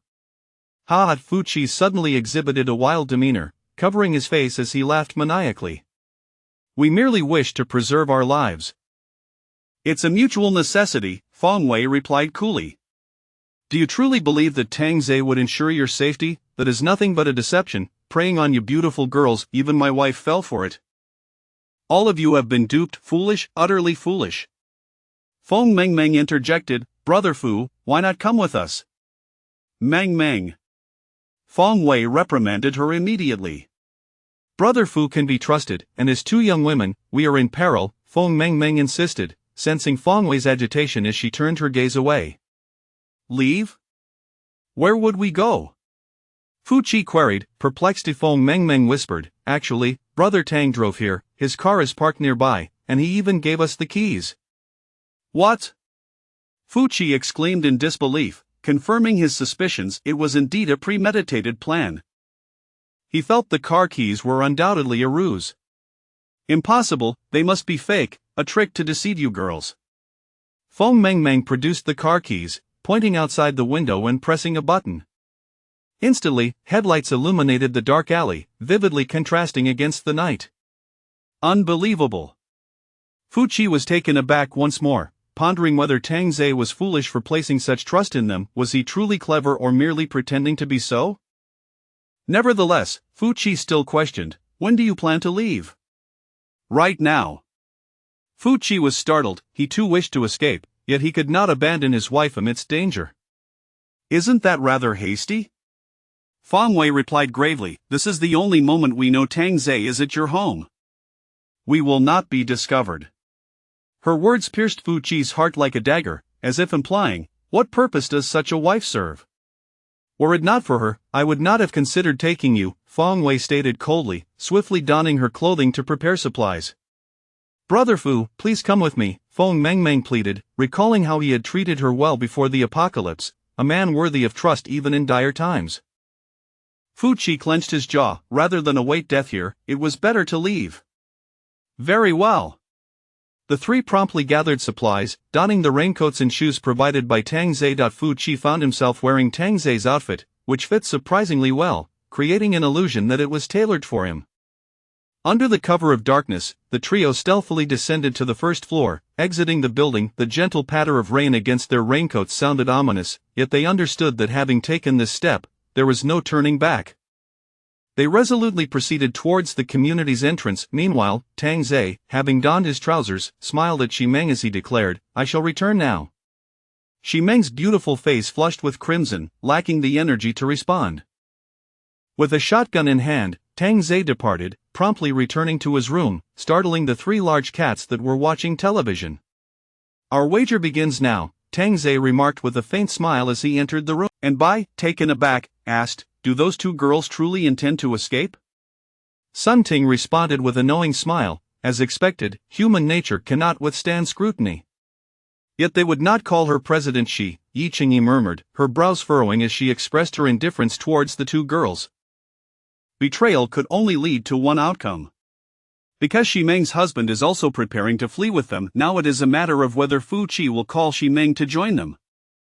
If Fu Qi does not make the call and Xi Meng remains unaware, it would be counted as a victory for you, Tang Ze generously stated, wishing to avoid the impression of bullying them. Yi Qingyi felt a surge of confidence, realizing Tang Ze was offering her a lifeline. She promptly kissed him in gratitude. Sister Yi is no longer shy, Xiaobai teased immediately. Tang Ze retrieved a listening device, and the four sat in silence, awaiting the outcome. Yi Qingyi also felt a wave of anxiety. Should she lose, the consequences were all too clear. In the shadowy alley, the three individuals discovered the modified Tank 300. Particularly upon seeing the treaded wheels, Fu Qi was convinced. It was no wonder it had been able to traverse the terrain. Upon opening the trunk, they were astonished to find several boxes of mineral water, along with a variety of vacuum-sealed food items. "Let us get in and depart swiftly," Feng Wei urged, acutely aware that lingering in the night could lead to unforeseen troubles, especially since they had essentially stolen Tang Ze's vehicle. Should he capture them, their fate would be dire. Fu Qi took the wheel, with Feng Mengmeng seated in the passenger seat and Feng Wei positioned in the rear. "Do not turn on the headlights," Feng Wei cautioned. Her voice, however, reached Tang Ze, prompting him to reflect. "I actually hold a rather favorable impression of them. What a pity they chose to flee behind my back. They have truly abandoned a life of stability," Sun Ting sighed. Suddenly, Tang Ze chuckled. "In fact, you could also give it a try and see if you can escape. Should you succeed, it would certainly reflect your capabilities." His words sent a chill down the spines of the three women, causing them to instinctively huddle closer to him. "I was merely jesting." "Look at how frightened you are." "How vexing, master." Inside the vehicle, Fu Qi started the engine, the roar resonating loudly, yet he couldn't help but reminisce about his beautiful wife. "Perhaps I should bring my wife along. Given her status, our arrival in Zhonglin City would facilitate matters, especially since she has her own enterprises there." Chapter 69. She is my wife, after all. Feng Wei immediately exclaimed, "No way, what if she tells Tang Ze?" "Brother Fu has a point. If Zhonglin City is indeed safe, then President Xi would wield influence, and we could lead a good life," Feng Wei said, her anger turning to laughter. "Feng Meng, his wife is here. What is it to you? If Xi Meng finds out you're the mistress, she might just kick you to the curb." Fu Qi quickly interjected, "I promise it won't happen. Meng, you must trust me." "Of course, I trust you. Brother Fu, you are the most capable." At her words, Fu Qi felt as though he had been imbued with superhuman strength and immediately pulled out his phone to call his wife.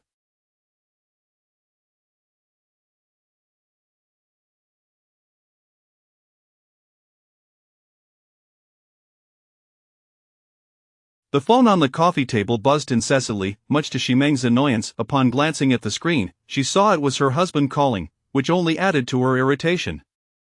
Couldn't she have a moment of peace? "What is it? Aren't you coming back?" "Wife, please pack up and come downstairs immediately. I found Tang Ze's car, and it's fully modified." Xi Meng instantly snapped to attention, standing up in excitement, but then furrowed her brow and sat back down. "How did you find it?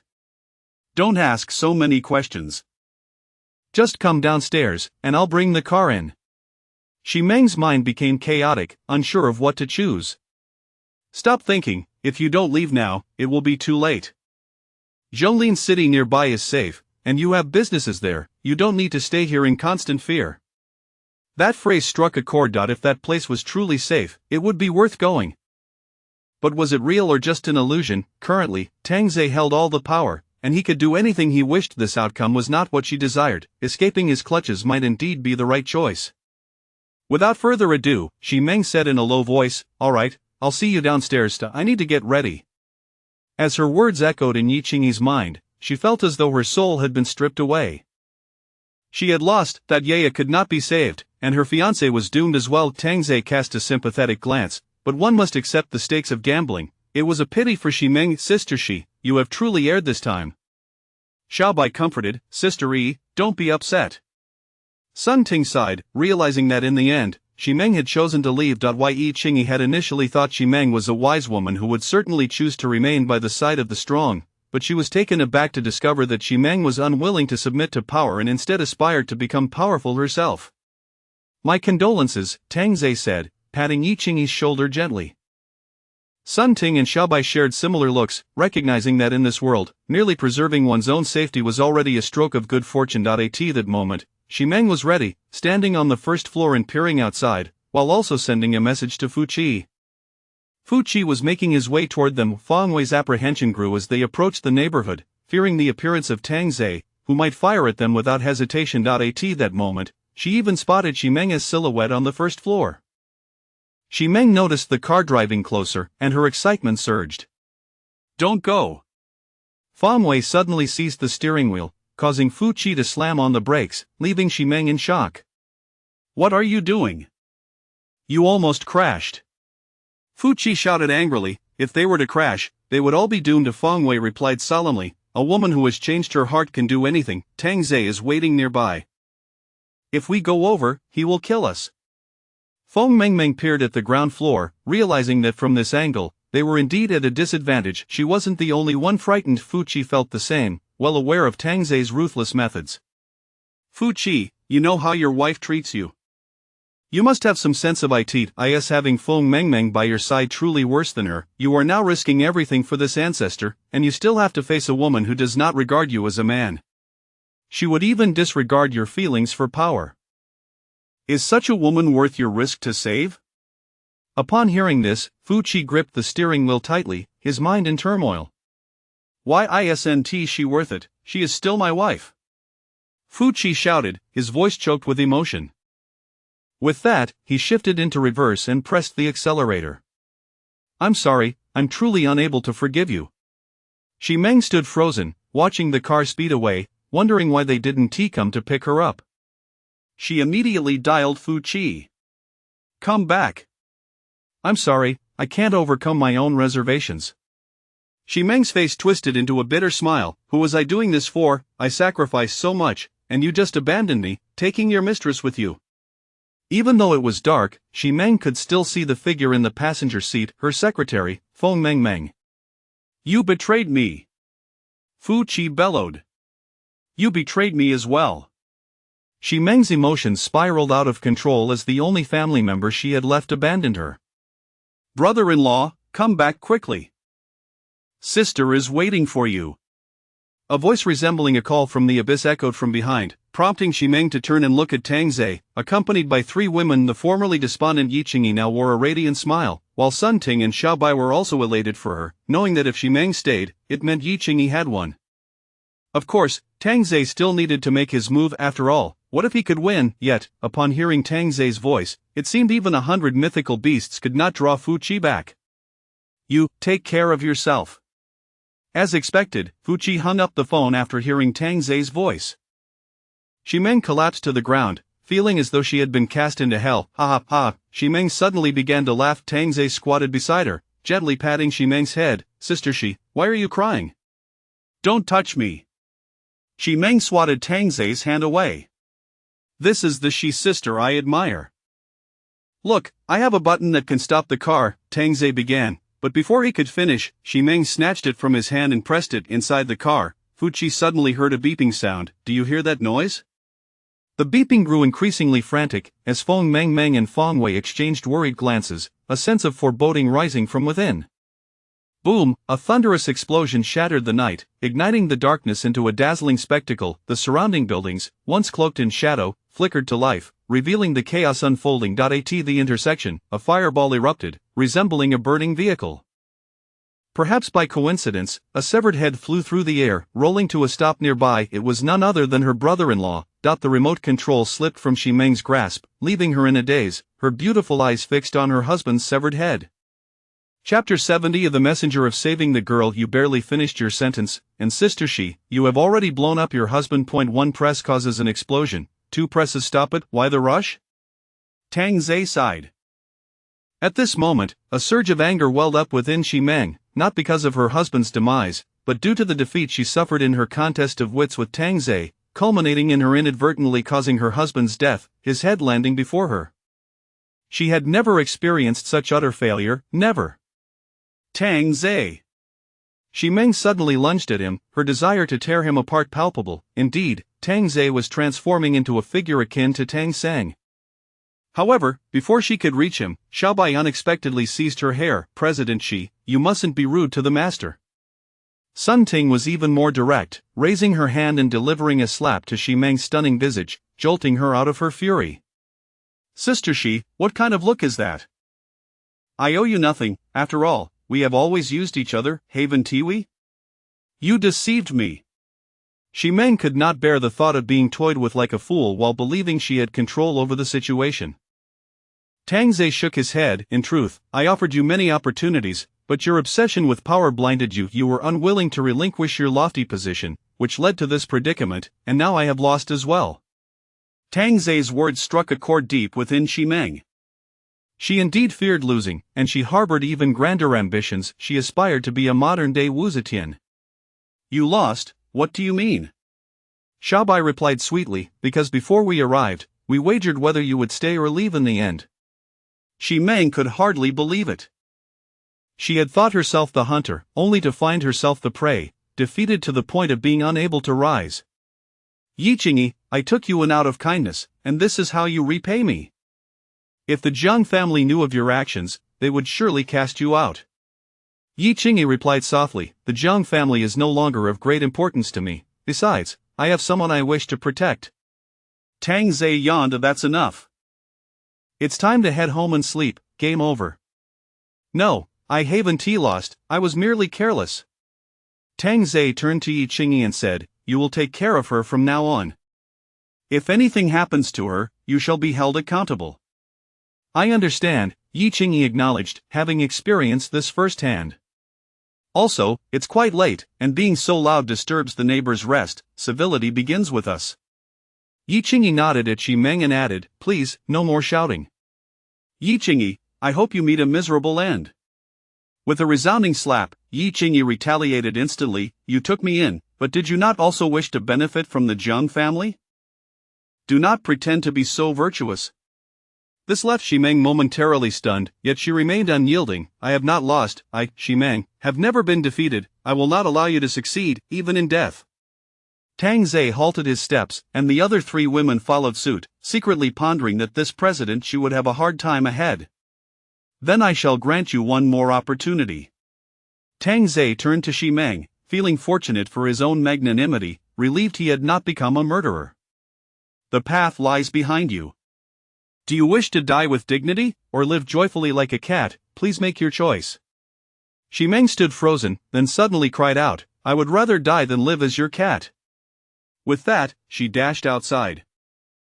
This left the 3 women dumbfounded. They had not expected Shi Meng to be such a resolute woman. A sense of admiration surged within them, especially in Yi Qingyi, who realized she was not as strong as Shi Meng. Facing the choice of life and death, she chose dignity, while she herself had bowed to death.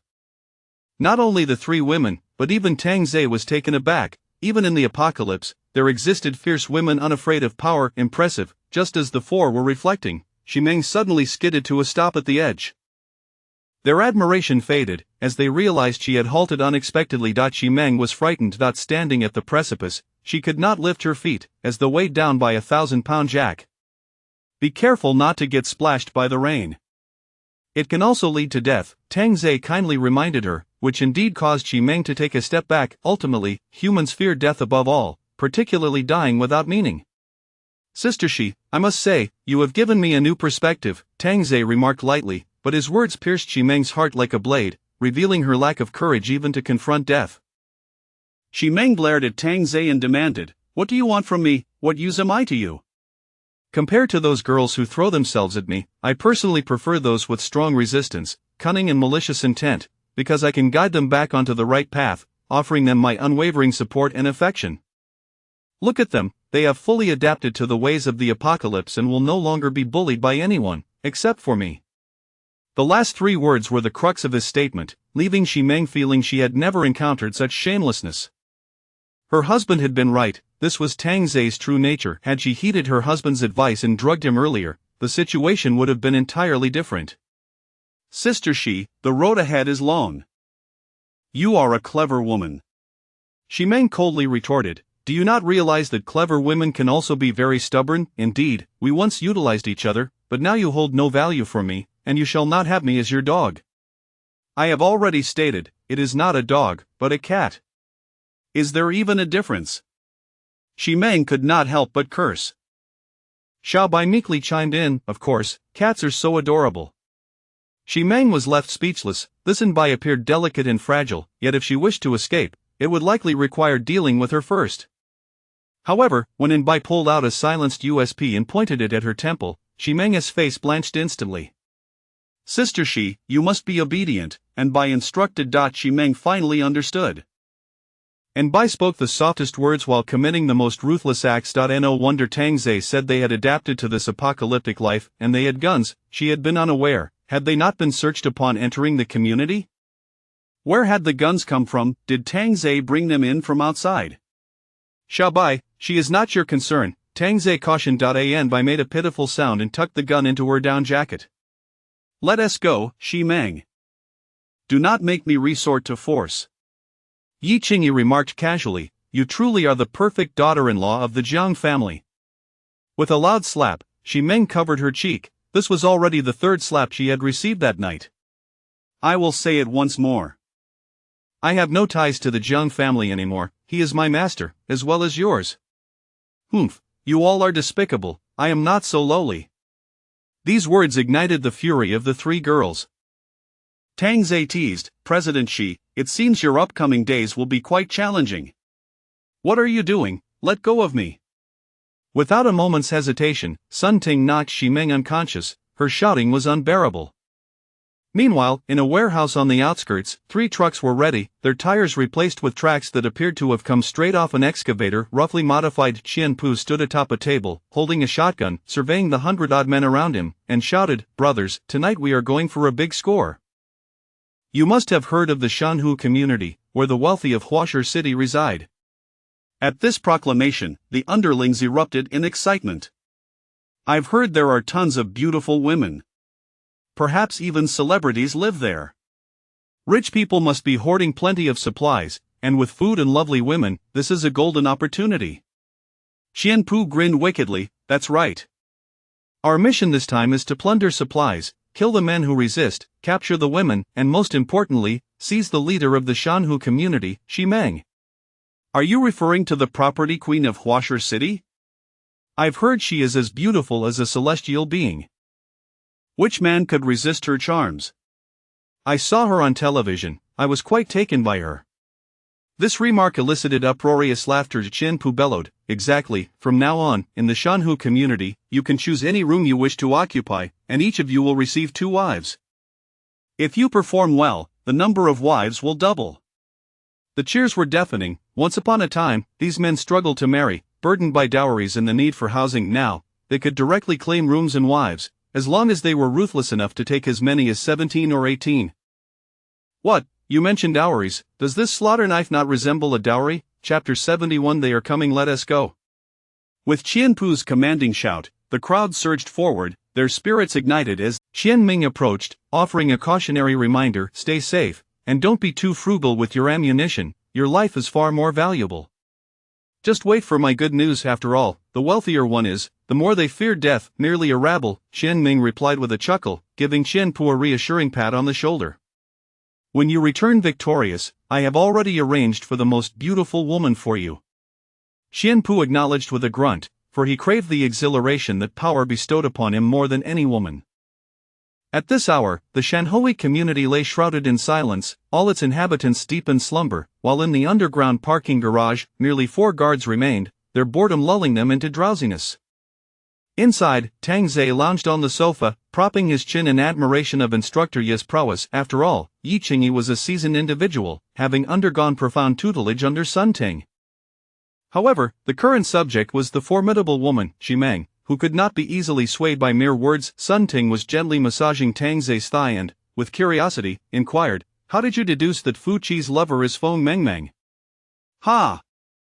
I sensed something amiss at Fu Qi's home. Their glances were laden with meaning. It's a certainty she would steal my car. Such individuals cannot withstand scrutiny." Sun Ting promptly showered him with compliments, acknowledging that Tang Zai was ever vigilant in testing others. Failure in his eyes could lead to utter ruin. "I will not stoop to your level, dreaming of collusion." Ximeng's resolve was unwavering. She had resisted since awakening. Why? Yi Qingyi spoke with a serious tone. "What do you mean by collusion? In this apocalyptic world, women are no match for men. They have become mere commodities, subservient. Yet, if we stand united, we can endure. Surely, you grasp this notion? Ha, are you not subservient yourselves? What use is it to speak so grandly?" Sun Ting smiled and suggested, Perhaps you should employ my method." "Isn't that a bit too ruthless?" Xiao Bai whispered, ever the delicate and endearing figure. Upon hearing this, Ximeng paused momentarily. Tang Zai rose and stretched lazily. Shouting, "Ting, come with me, you all keep up the good work." Sun Ting felt a thrill of joy. It was the first time he had invited her to the bedroom. And Bai and Yi Qingyi exchanged surprised glances, as this was indeed a first. Soon, faint sounds emanated from the bedroom, which filled Xiao Bai with envy. "Next time, I hope I'll be included. You have all been brainwashed by him." Yi Qingyi remarked flatly, "Without him, we would have perished long ago in this community." "You have yet to witness the chaos of an ordinary neighborhood. There are no boundaries to the depravity." "Indeed, without him, my corpse might have been left behind." Ximeng was taken aback, questioning if it could truly be so exaggerated. Yi Qingyi continued in a low, persuasive tone, "As long as you follow him, you need not worry about resources or being abducted by men. As long as you serve well, you will be above all others." "Is he truly invulnerable? You are all living in a fantasy." "Our master will not perish," Xiao Bai asserted resolutely. Yet in Ximeng's eyes, this girl appeared deranged. Only Yi Qingyi seemed to retain a semblance of rationality. Ximeng scoffed, "Will he not die? Does he possess some immortal body?"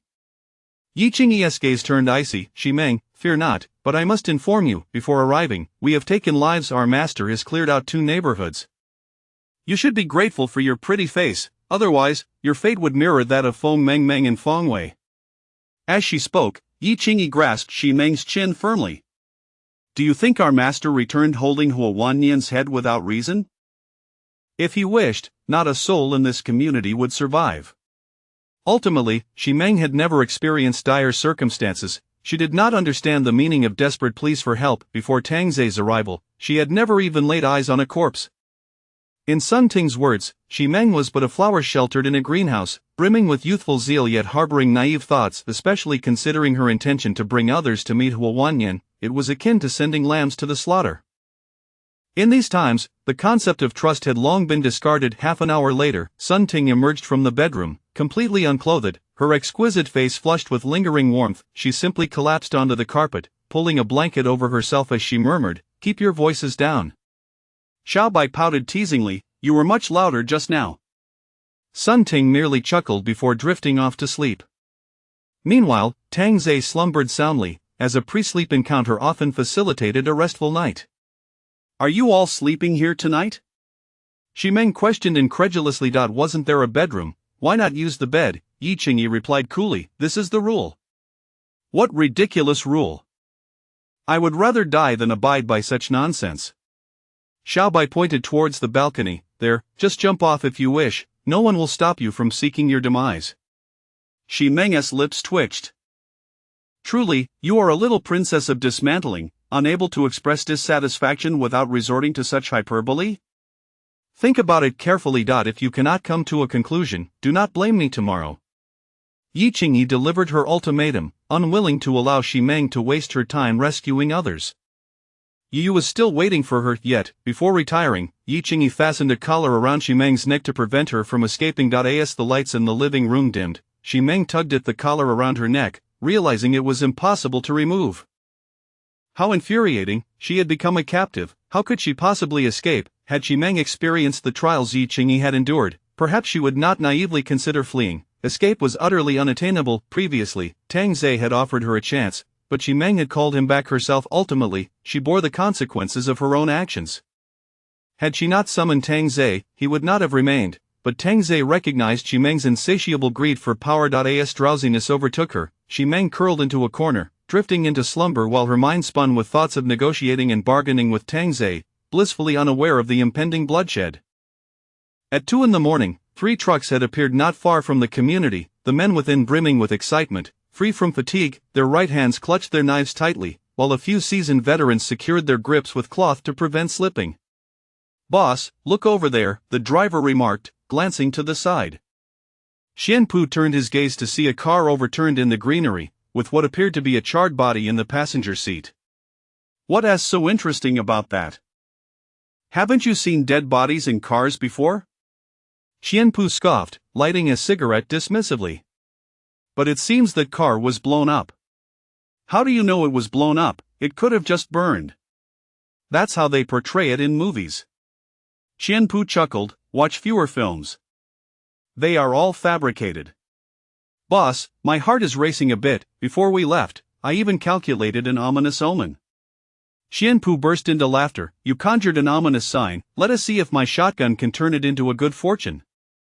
During their banter, they had already arrived beside the community. "Let us charge straight into the underground garage." With that, Xianpu seized his shotgun, loading the ammunition. In the garage, the guards were sound asleep. Even those stationed at the entrance had succumbed to slumber. Even if they were awake, it would be challenging to notice. The 3 trucks approached without their lights on, and they remained oblivious to the imminent arrival of death. Chapter 72. Find Me. With a resounding crash, the vehicle blocking the door was forcefully struck aside, startling the drowsy man who stood frozen in place, still seemingly caught in the remnants of slumber, as 3 trucks came to a halt before him. Bang, bang, bang, as the cargo doors swung open, a group of men with sinister grins leapt out, brandishing sharp knives. "What do you want?" The on-duty man finally reacted, his grip on the kitchen knife trembling slightly. A burly man approached directly, his fierce demeanor rendering the man utterly rigid. "What do you think? I'm here to chop you up." With that, he swung down towards the man's neck. A thud, the blade failed to sever the head but struck the carotid artery instead, blood spraying wildly. The victim's eyes widened in disbelief, unable to fathom that this was his end. Xianpu, holding a shotgun, hopped out of the vehicle, chuckling, "Humph, pathetic, that idiot Huanyan can't even handle this little neighborhood." One man lay dead, while the others on duty quaked in terror, collapsing to their knees. "Big brother, we're just the property owners, on duty tonight. Spare us. Please don't kill me, I'll kowtow for you." "Me too." Xianpu beckoned with a finger, and a subordinate promptly handed him an axe. Raising his arms high, Xianpu aimed a powerful swing at the man in the middle, intending to demonstrate a beheading to his underlings while instilling fear. To his surprise, the axe lodged in the cervical spine instead, but blood splattered onto the faces of the 2 men beside him, one fainting from fright while the other soiled himself. "Damn it, I need to sharpen this when I get back." Yes, the subordinate hurriedly replied, though he had sharpened it before leaving. Xianpu kicked the man who had soiled himself down. "Do you know where Simeng lives?" I know. "If you know, lead the way to. I truly wonder how you used to make money, acting like a fool." His words elicited laughter from his subordinates. The wealthy were no different from anyone else. Just a month ago, they had ignored us, and now they were on their knees begging for mercy. Thank this apocalypse for giving us lowly folks a chance to rise. Soon, Xianpu arrived at Simeng's doorstep. The subordinate, prepared to unlock the door, was halted by Xianpu. "At the very least, she is the real estate queen of Huashi City. We must show some respect." With that, Xianpu rang the doorbell. Ding dong, ding dong. After 5 minutes of waiting, Xianpu's expression darkened.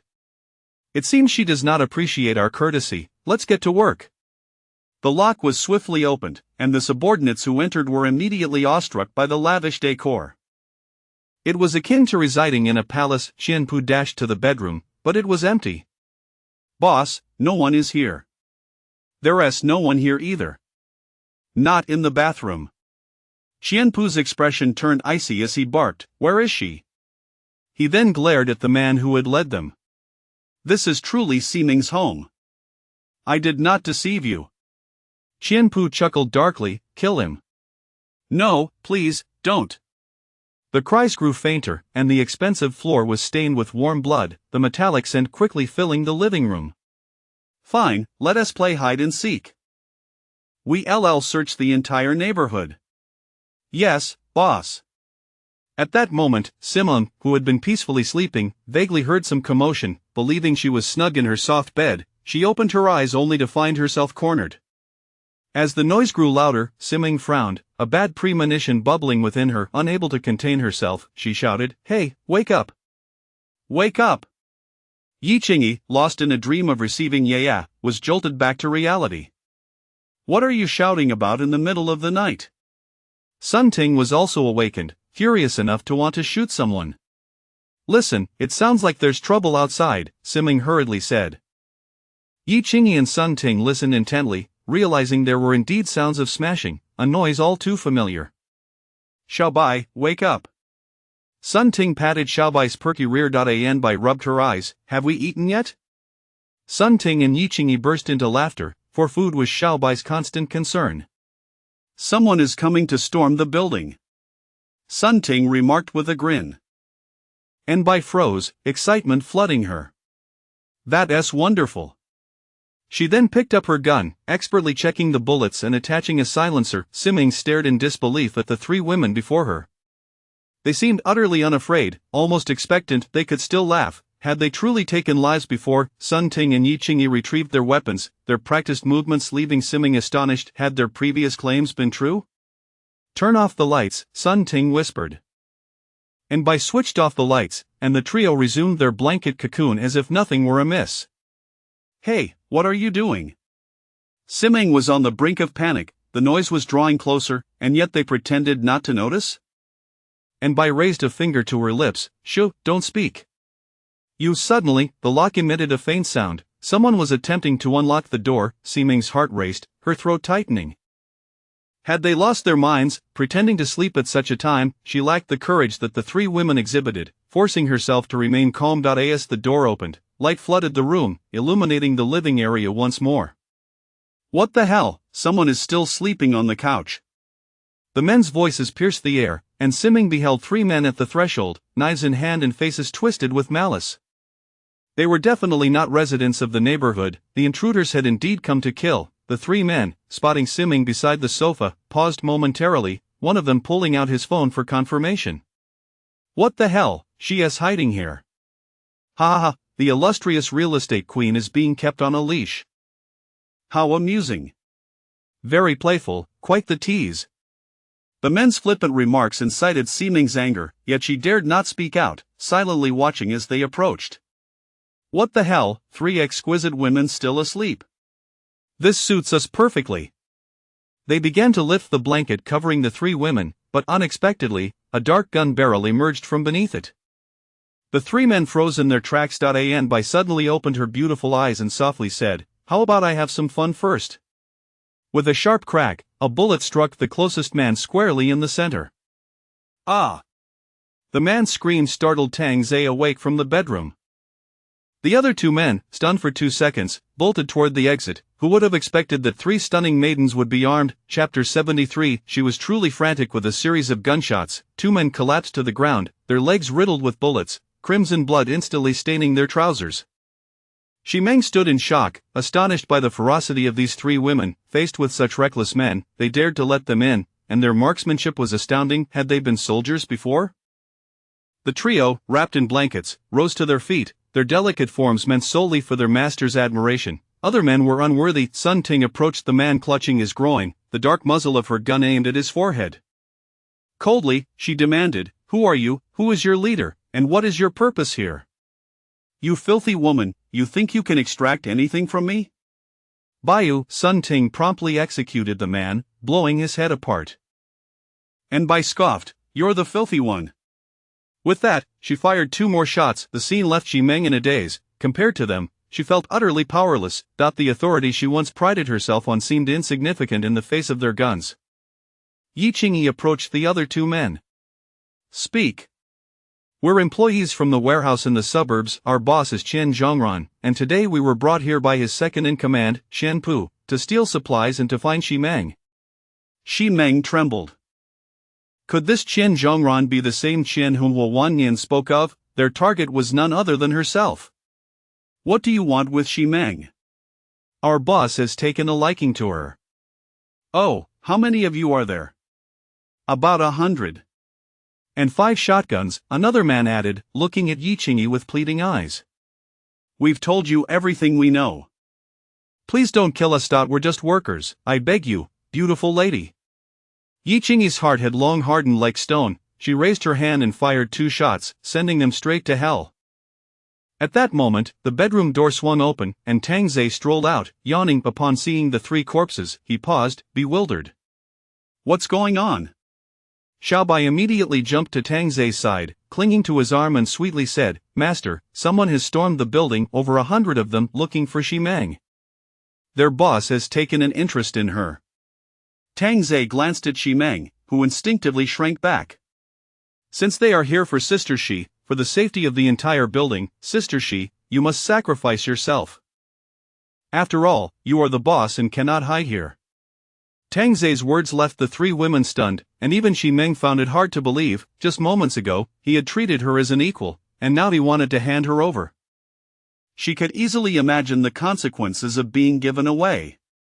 Release her, Yi Qingyi said, and with a sigh, she unclipped Xi Meng's collar, offering no further assistance. If they can't find you, they will surely kill someone, Tang Zhe remarked calmly. No.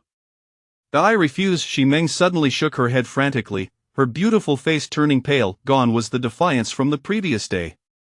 Her mental fortitude was being relentlessly shattered. Tang Zhe lit a cigarette and advised, being a leader often requires sacrifice. Did you not meet with Huo Wannian for the sake of everyone before? No, I was pretending. I want to go, please, don't hand me over. As she spoke, Xi Meng crawled to Tang Zhe's feet, gripping his trousers in a desperate plea. Tang Zhe patted her head and chuckled, it's too late. Please, I can be like them, call you master, let you toy with me, even lick your toes. She genuinely lowered her head in submission. Tang Zhe felt a surge of amusement and replied with a gentle smile, since you have expressed such willingness, I shall grant you another chance. Xi Meng's heart raced with excitement. She preferred to follow Tang Zhe than face betrayal. Thank you, master. Don't thank me too soon. Let us make a wager. If you win, you stay by my side. If you lose, you must shoulder the responsibilities of the community leader, saving everyone and earning a good reputation. Isn't that your forte? Xi Meng gazed up at Tang Zhe, astonished by such a proposition, but at least it offered a glimmer of hope. All right, I accept the bet. Let us keep it simple. Although you have your selfish motives, you have treated the people in this community well, encouraged them to live on and distribute supplies. Who knows, they might feel grateful and bravely stand against the forces of evil. Thus, the wager is straightforward. Will they assist you, or will they cast you into the fire? Ladies first. Xi Meng bit her lip, finding it difficult to decide. Knowing her life was at stake suddenly, she recalled Yi Qingyi's words. In this apocalyptic world, human selfishness was magnified, and people would do anything to survive. What if some are willing and others are not? Xi Meng inquired. Then it will depend on the level of their enthusiasm. Rest assured, I am fair, he assured her. They will push me into the fire, Xi Meng reluctantly confessed, though she hated to voice such a thought, it felt like reality. Such lack of confidence, Tang Zhe remarked. Xi Meng whispered, I know their character better than you, even if I try to avoid it, I must ultimately face it. Heh, so you believe my fire pit is the easier option? Xi Meng remained silent, tacitly agreeing. Both were fire pits, yet she would choose Tang Zhe. Honestly, I am hopeful that they will choose to keep you. After all, I genuinely wish to see if there are still good people among them. Now, let us go. Xi Meng longed to ask, are we just walking out like this? There are over 100 of them. Let us go, what are you waiting for? Sun Ting's voice was low, lacking any fondness for Xi Meng. With no other choice, Xi Meng followed, feeling like a lamb being led to slaughter. Shouldn't she be fleeing instead? In the underground parking lot, owners gradually descended, most still clad. The defiant men had mostly been killed on the spot, while the men now emerging were compliant, and the women were even more so. With a knife raised, they would agree to anything. Boss, it's no surprise that this is a wealthy neighborhood. The women are of a far superior quality. One of the underlings gazed greedily at the descending women, their elegance unmatched by the ordinary. Have we not found Ximeng yet? Xianpu had no interest in these women, as his primary target was still unlocated. No news yet, but she must be hiding somewhere. Xianpu scanned the surroundings, where the owners all averted their gazes, too fearful to look up. Boss, I might know. A man in the crowd raised his hand. Xianpu turned to him, smiling as he asked, "Then speak. If you dare deceive me, your fate will be decapitation." "I believe Ximeng is definitely at Brother Tang's place." "Who is Brother Tang?" Xianpu inquired, perplexed. Brother Tang was the one who brought back Huo Wanyan's head. He has earned Ximeng's favor. This revelation tightened Xianpu's brow, his grip on the shotgun instinctively tightening. He had not expected that it was indeed someone from here. What does he do? Is he a special forces soldier? He delivers takeout. What, a delivery boy? Are you mocking me? Kill him. Xianpu's rage ignited, and he immediately ordered the execution. Chapter 74. If you must blame your own strength. The man, caught off guard, believed that merely voicing his truth would spare his life. "Boss, I swear everything I said is true."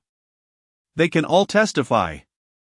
Yet, those around him remained silent, their heads bowed, as if his plight were of no concern to them.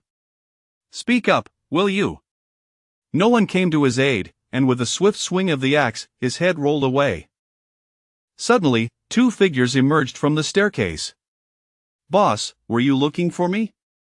The crowd turned to see Tang Ze brandishing a shotgun, with the pale-faced Ximeng trailing behind him. In an instant, 5 shotguns were aimed at Tang Ze, causing Ximeng to quiver at the sight of the gun barrels. Whoa, everyone calm down." "This gun is unloaded," Tang Ze declared, tossing the shotgun to the ground. This action sent a wave of panic through Qianpu and his companions, who feared an imminent shootout. The homeowners cursed inwardly, wondering how they could be rescued when Tang Ze had just discarded his weapon. "Boss, I actually brought someone for you," Tang Ze continued, wrapping an arm around Ximeng's slender waist, his hand resting brazenly on her shapely rear. Xianpu finally laid eyes on the legendary Ximeng. Having only seen her on television before, in person, she was even more enchanting and graceful. It was no surprise that his father remained infatuated with her. Even Xianpu found her irresistible. "Those who know how to adapt are the true talents, young brother. I admire you greatly. I've heard it was you who dispatched Huo Wanyan?"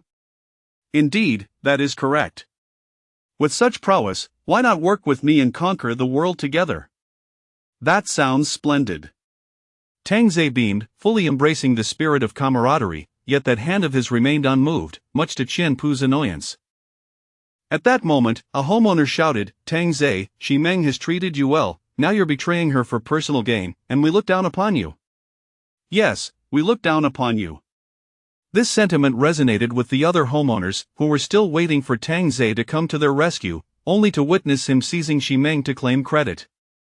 Qianpu chuckled, "Your community is quite lively." "Indeed, it is," Tang Ze replied, addressing the homeowners. "It's not that I seek personal gain, the situation has changed. You are all captured, and I alone would be of no help. Ximeng has treated you well in normal times, ensuring you were not left hungry in this apocalypse. Now that trouble has arisen, if you stand with me in defiance, I, Tang Ze, will go all out. They have 5 guns, which amount to just over 20 bullets, we still have a chance."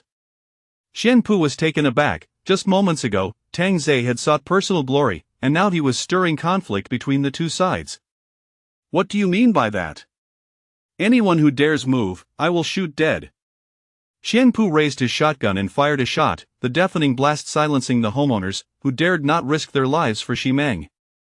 Ximeng still harbored a glimmer of hope that at least half of them would stand up for her. Given their previously cordial relations, however, she soon realized that those she thought were allies kept their heads down, as if she were invisible. In that moment, her heart sank. She understood that no one would come to her aid, not a single soul. Ultimately, she had raised a pack of ingrates. Tang Ze sighed deeply, Look at you all, you've benefited from her kindness, yet now you turn your backs in her time of need. Do not blame me for seeking personal gain. I have saved you on multiple occasions. Had it not been for me, you would have long been slaughtered by Huo. Hey, may I interject?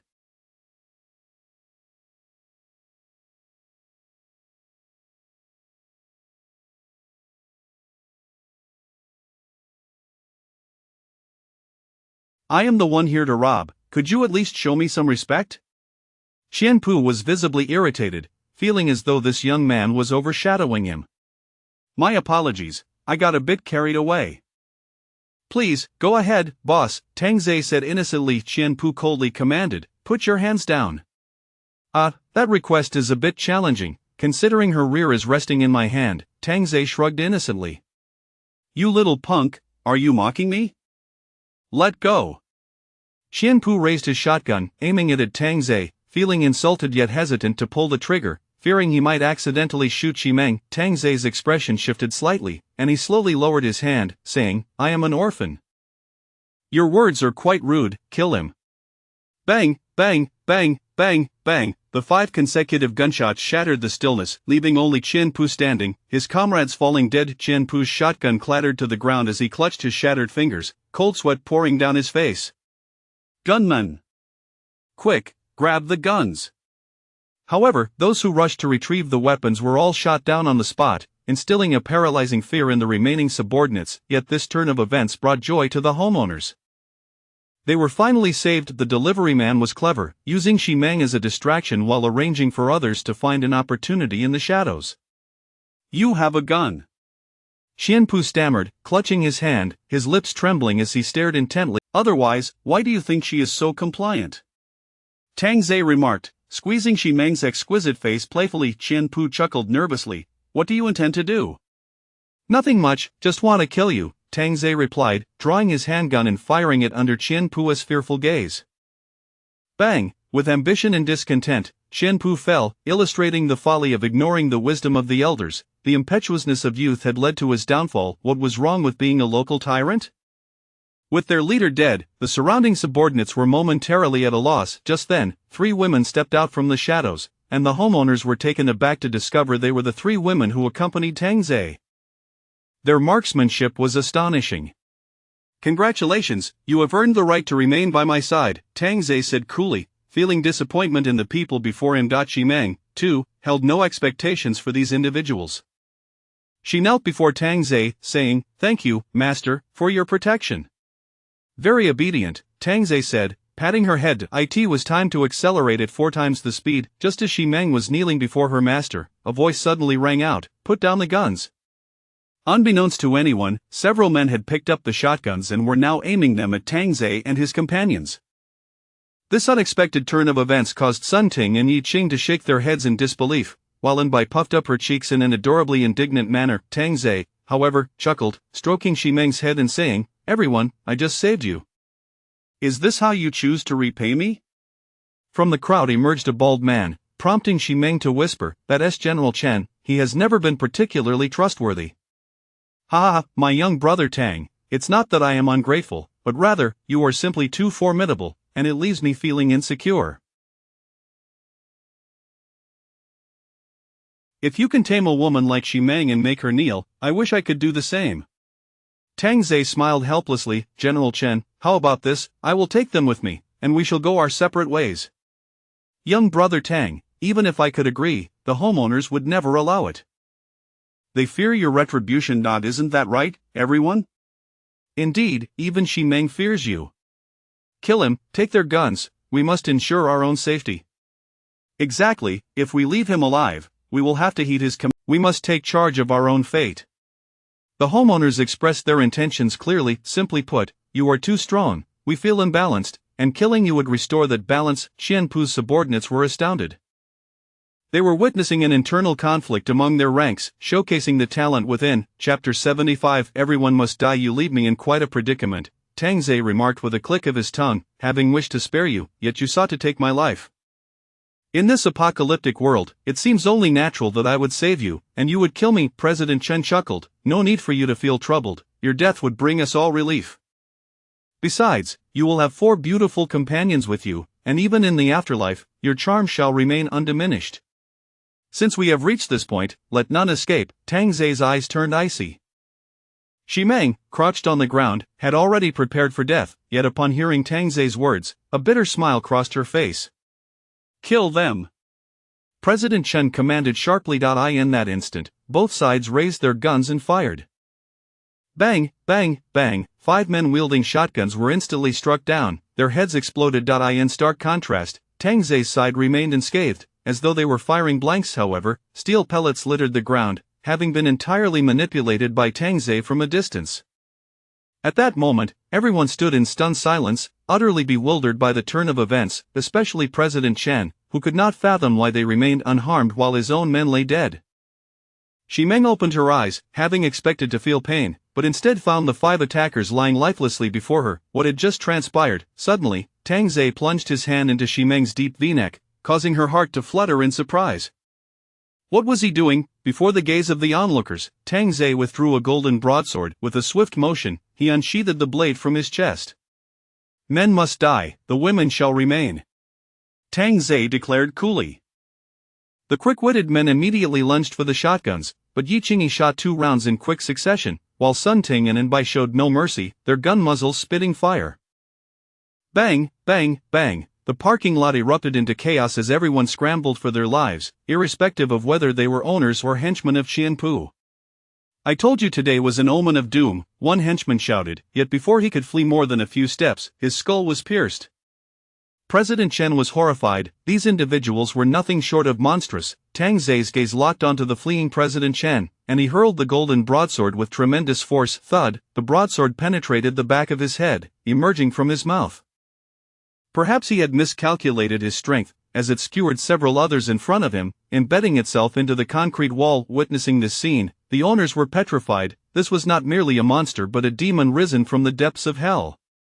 As Tang Zei extended his hand, the broadsword embedded in the wall was drawn back. "No more pretense, you all must die."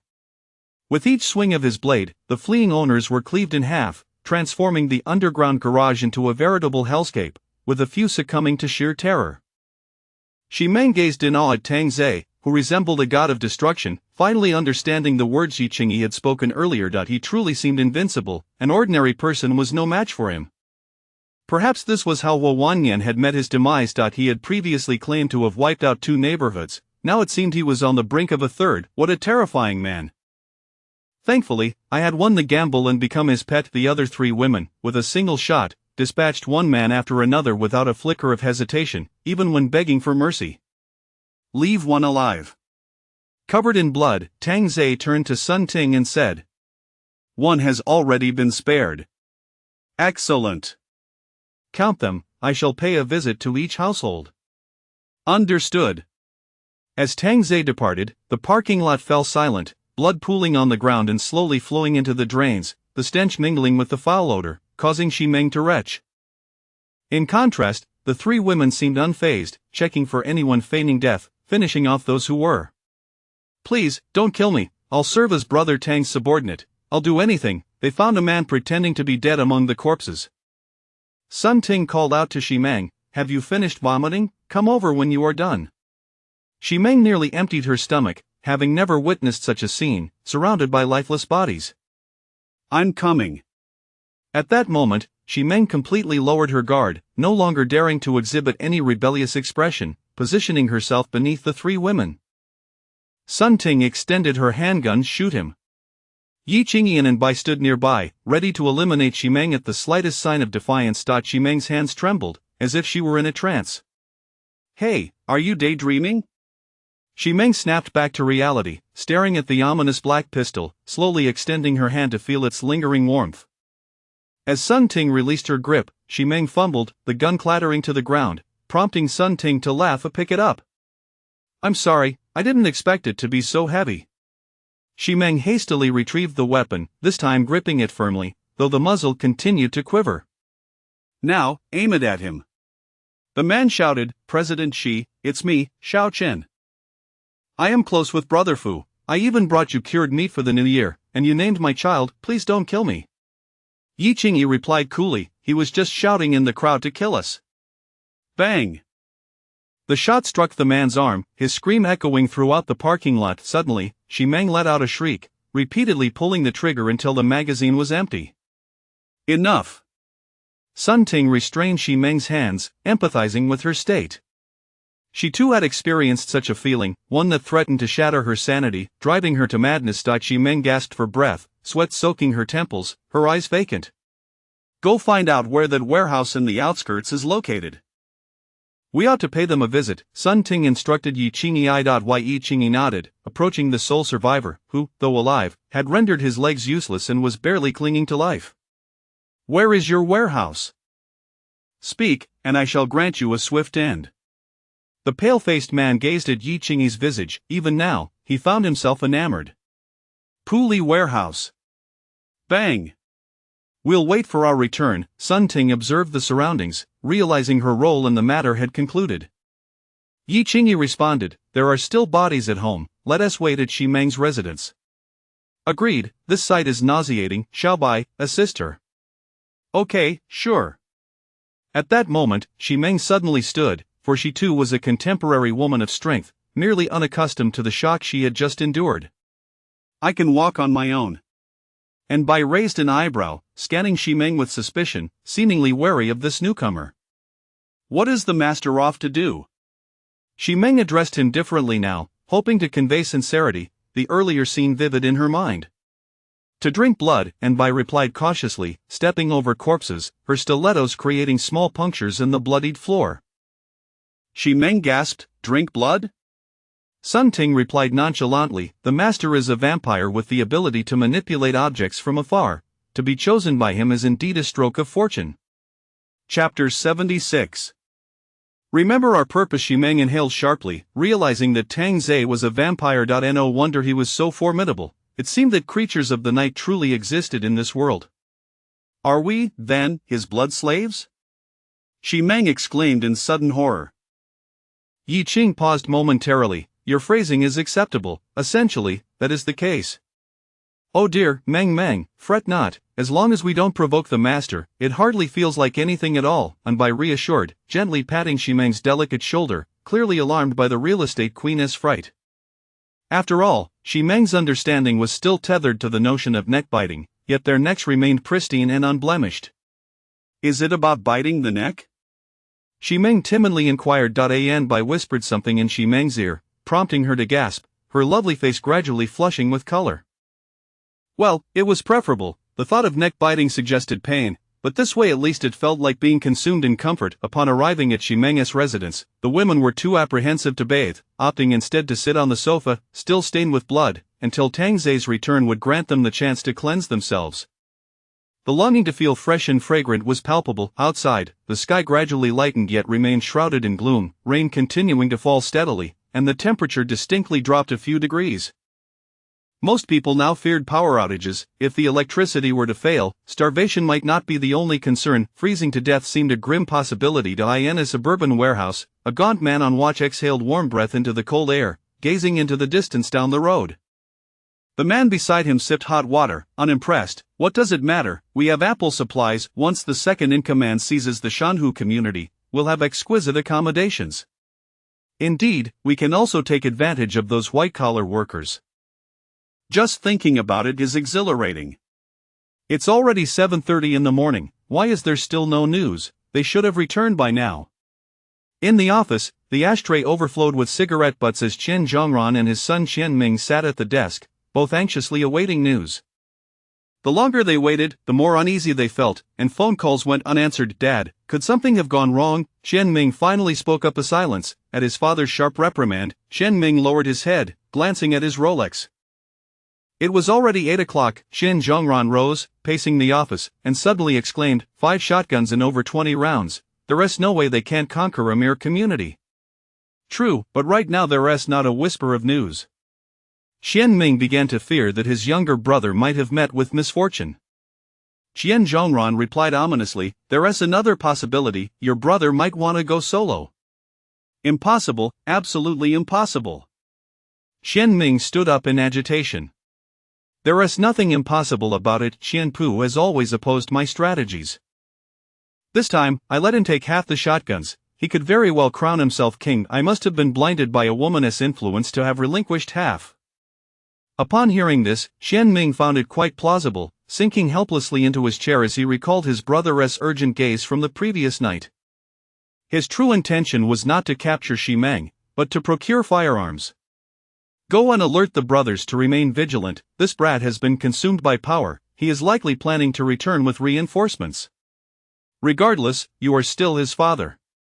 Xian Zhongran suddenly chuckled. Now I understand. Those rebellious princes of ancient times would even dare to kill their fathers, realizing that a father could turn against his son. It's a matter of survival. Perhaps Qian Pu's phone simply ran out of battery or he is unable to take calls. Dad, you must be overthinking it. Is it conceivable that everyone's phone is dead? How long will you indulge in self-deception? This wretched brat must have reaped considerable benefits from the Shanhu community, intending to keep it all for himself. Though Qian Ming was reluctant to accept the truth, the evidence was inescapable. Severing contact could only signify betrayal. I understand now. Just instruct the brothers to be cautious, and do not speak of the second's treachery to avoid sowing discord. As for the remaining 5 shotguns, allocate 1 to yourself, and distribute the others to 3 trusted brothers. Hearing these words felt as though war with his brother was imminent. Xian Ming could only sigh in resignation, hoping this was merely his father's conjecture and that his brother would return soon. However, by noon, there was still no sign of his return, and Xian Ming knew in his heart that his brother had indeed betrayed him. Around 3 in the afternoon, Tang Zhe finally returned to Xi Meng's residence. You are indeed still here, Tang Zhe remarked with a smile as he entered, though the grin was unsettling, his face smeared with blood. And Bai immediately rushed to him. Master, I'm hungry. Tang Zhe chuckled and patted in Bai's head. Go wash up first, then we shall dine. This haul had indeed been substantial, the energy gauge had surged to 63. A large community yielded a bountiful reward. Moreover, they had scavenged considerable supplies. Though they served him little purpose, he was no altruist. He was mere moments away from upgrading the system, which, at a quadruple speed, would take at least a month. We are civilized people, after all. The key is to uphold principles. As long as I am not wronged, I shall not wrong others. If you wish to kill me, I shall annihilate your entire family. The notion of sparing family from harm is utter nonsense. Nurturing a tiger leads to peril. Aside from Xi Meng, who seemed somewhat hesitant, the other 3 women bonded harmoniously. Entering Xi Meng's wardrobe, they were met with a dazzling array of high-end garments, with LV and Hermes as standard fare, naturally opting for styles that Tang Zhe favored. What is our purpose? It is not to engage in romance, but to serve our master well, to bring him joy, and to relish an unparalleled existence. In the living room, Tang Zhe sat on the sofa, indulging in durian pizza, and the 4 women emerging from the bedroom were immediately enveloped by its enticing aroma. Xi Meng was left utterly astonished, as the scent evoked memories of a past life. Chapter 77 of The Return of the Mortuary. Take out. The 4 women cast their gazes upon the pizza, questioning its origin. You may divide it among yourselves, said Tang Zhe with a cheerful demeanor, almost as though he were a slave master, effectively painted as the villain in their little play. His initial intention had been to correct their bad habits, yet his suggestion was met with sharp retorts, leaving him utterly astonished. Particularly striking was in Bai's proclamation as the master's little kitten. How could I possibly share a table with my master? That would be a desecration and a sign of disrespect. I implore you, master, to honor us and acknowledge our most genuine sentiments. From that moment onward, Tang Zhe decided to indulge their whims, lest he be accused of trampling on their rights or disrespecting women. Such a barrage of rhetoric nearly left him dazed. Once they had satiated their hunger, they naturally prepared to embark on their tasks. Do not misconstrue this. When Tang Zhe spoke of tasks, he meant seeking out Chen Zhongran and the others, as they intended to head towards Yunhai City. After all, one must fulfill promises made to others. Following his vengeance, a visit to Shuangdong district was also in order. Uncertain if Ning Qingwei had deceived him. A superstar, how renowned could one possibly be? It must not surpass Xi Meng. What's the matter? Reluctant to part, perhaps you should stay behind? Tang Zhe inquired, glancing at the wistful Xi Meng. Xi Meng hurriedly clarified, Master, you have misunderstood me. This is my first property, and I may never see it again. Tang Zhe chuckled, lighting a cigarette as he remarked, Yi Qingyi has endured nearly a week, yet you barely last a day. Should I commend your cleverness or question your lack of boundaries? To serve you, master, will be the greatest honor of my life, she declared, kneeling at Tang Zei's feet and gently kissing his shoes to express her loyalty.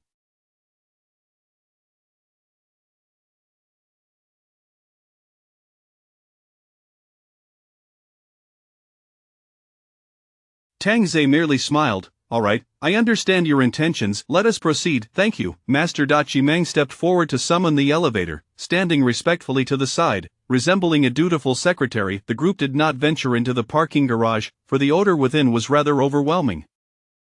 They made their way directly to the entrance on the first floor. As they stepped outside, the four women were bundled up in warm-down jackets, completely covered, while the exquisite scenery remained exclusively for Tang Zei to appreciate. At that moment, Tang Zei was selecting a vehicle. The previous Tank 300 had been utterly obliterated, and he felt the rear seats were lacking. Thus, this time, he resolved to focus on the back row. A Maybach would suffice, as Mercedes-Benz specializes in rear seat comfort. The four-seater Maybach was unsuitable, so he opted for the basic model, the Maybach 480, a five-seater, which was just right for their number. Allow me to perform a magic trick for you. Wow, is the master beginning to flirt? And by asked with eager anticipation, Tang Zei shrugged. Do I need to flirt with you? It seems rather that you are the ones pursuing me. With a giggle, Yi Qingyi and Sun Ting laughed, while Ximeng wished to join in but refrained. Come forth, Taishang Laojun, by the decree of urgency, grant me this transformation. Suddenly, a golden, tracked version of the Mercedes Maybach appeared out of thin air. The four beauties gasped in astonishment, their mouths forming perfect os. De Meng, you drive. Yi and Ting Ting shall accompany me in the back, master, shall I wishes to sit with you in the rear. Do not rush, we shall take turns. Tang Zei reflected, having once been an inconspicuous nobody before the apocalypse, now transformed into an object of desire, with everyone eager to take a bite. As the five of them entered the vehicle, the illustrious real estate queen took the wheel, while Bai occasionally glanced back with envy. Tang Zei felt a sense of fulfillment. This was the essence of life. A comfort. De Meng, play some soothing music. Certainly, master, let us depart for the Puli warehouse. Tang Zei focused intently at the 12-cylinder engine roar to life, the tracks sparking against the concrete as they burst forth from the Shanhu community. Such a vehicle on the main road drew attention, residents along the street gazing in awe, some even shouting for help inside the car. However, the soundproofing was impeccable, with pink ambient lights and tender melodies filling the air, infused with the delightful scent of femininity. How long until we arrive? Approximately half an hour. Tang Zei acknowledged this, realizing he had time to recharge his energy reserves. This was the essence of living, unlike his previous existence, which could only be described as mere survival. Ximeng, gripping the steering wheel tightly, occasionally glanced at the rearview mirror, lost in thought. The Puli warehouse loomed ahead, and tension permeated the air, as unsettling rumors had begun to circulate, causing unease among the populace. What could soothe the anxious hearts, besides food? Women, of course. Having procured several from Huwanyan, Shen Ming promptly presented 10 to his brothers, thus providing a slight semblance of stability. Dad, they can guess without us saying a word now, Shen Ming lamented, heartbroken that his own brothers were fracturing over greed. Qian Zhongran tapped his fingers against the desk. You must exercise caution. A blend of sugar and stick is necessary. Eliminate a few troublemakers, use firearms. I understand. With that, Shen Ming took a gun and exited the office. A bald man sauntered out of a room, a toothpick dangling from his mouth. Boss, I'm bored. Do you have any better goods? Shen Ming smiled as he approached the bald man. Indeed, then why not bring them out for the brothers to enjoy? Ha! But as he laughed, the humor quickly faded. The gun was now pressed against his jaw. The bald man froze, forcing a smile. Boss, be careful not to misfire. Bang! In the face of the gun, all were equal. A hole was blown through his head, and Shen Ming was splattered with warm blood and brain matter, startling the surrounding underlings. You truly called it. I misfired, Shen Ming remarked, glancing at the man who had just agreed with him. The man immediately knelt. Boss, I said nothing. Truly, please, do not kill me. Yet what awaited him was a bullet. Such brutal methods instantaneously instilled fear, silencing all of the efficacy of 2 bullets satisfied Shen Ming. Who else is unsatisfied? Shen Ming surveyed the room, finding not a single soul willing to speak. At that moment, a knock echoed from the iron door. Is anyone inside? I'm here to deliver takeout. Chapter 78 of Fratricide. A sudden sound rendered everyone in the warehouse momentarily speechless, their gazes drawn to the closed iron door. In that instant, it felt as though they had been transported back in time, as if the apocalypse had never occurred. But no, the world had indeed ended. What delivery could possibly be made now? In this day and age, if someone is delivering food, they must be courting death. Go and open the door, Xian Ming commanded in a low voice, reloading his shotgun once more. The underling dared not defy his leader's orders. Money equated to power. He obediently approached the iron door. With a forceful push, he flung it open, only to retreat hastily, his terrified expression comically exaggerated. In walked Tang Ze, holding hands with Xi Meng. The men in the warehouse were left dumbfounded, unable to comprehend the significance of this encounter. The young man appeared harmless, sporting a cheerful smile as if visiting a friend, while the woman he held was mature and alluring, resembling a ripe peach. Her voluptuous curves and exquisite features would undoubtedly incite fierce competition among men in this desolate world. You are Xi Meng. Xian Ming quickly recognized her, though his mind struggled to grasp the situation. How had she come here alone? The men began to murmur among themselves, their gazes unified in their covetous admiration of Xi Meng. It was no wonder their leader desired her. A beauty of such caliber was a rare prize. "Welcome, Miss Xi," a voice called from the second floor. It was Qin Zhongran, standing by the railing, looking down upon Tang Ze and Xi Meng, specifically focusing on Xi Meng. At that moment, Xi Meng regained her regal demeanor, shedding any pretense of submissive charm in favor of an air of haughty indifference. Tang Ze silently communicated that they need not alter themselves for his sake. Authenticity was far more intriguing than soulless facades. "You must be the Qianzong mentioned by Huazong," Xi Meng remarked, initially expecting a grand mogul but surprised to find merely a small-time owner of a few warehouses. Were it not for the supply stored within, few would bother with him. Qin Zhongran sensed the disdain in Xi Meng's eyes but merely chuckled. "I have only seen you on television, Miss Xi. In person, you truly are a vision of beauty." "My beauty is beyond your judgment," she retorted with a hint of arrogance, igniting the men's desire, for the unattainable is always the most enticing. At that moment, Tang Ze leaned closer to Xi Meng and whispered, "Big Meng, I must say, I admire the person you are now." A shiver coursed through Xi Meng, a tingling sensation spreading to her ears. Xian Zhongran, observing the intimate exchange, interjected, "Xi Meng, where is my son? He must be with you." "I have killed him," Xi Meng replied nonchalantly, accepting the blame without hesitation. "Damn!"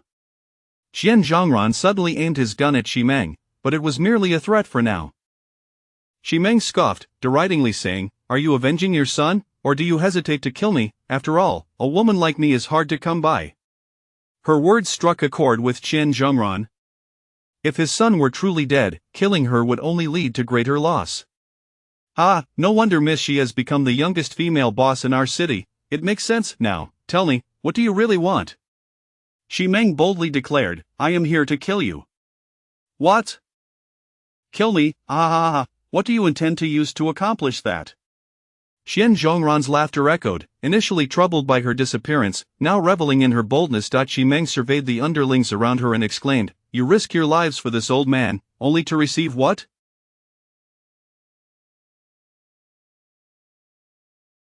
"Cheap women, yet he gets to enjoy my company, is that fair?"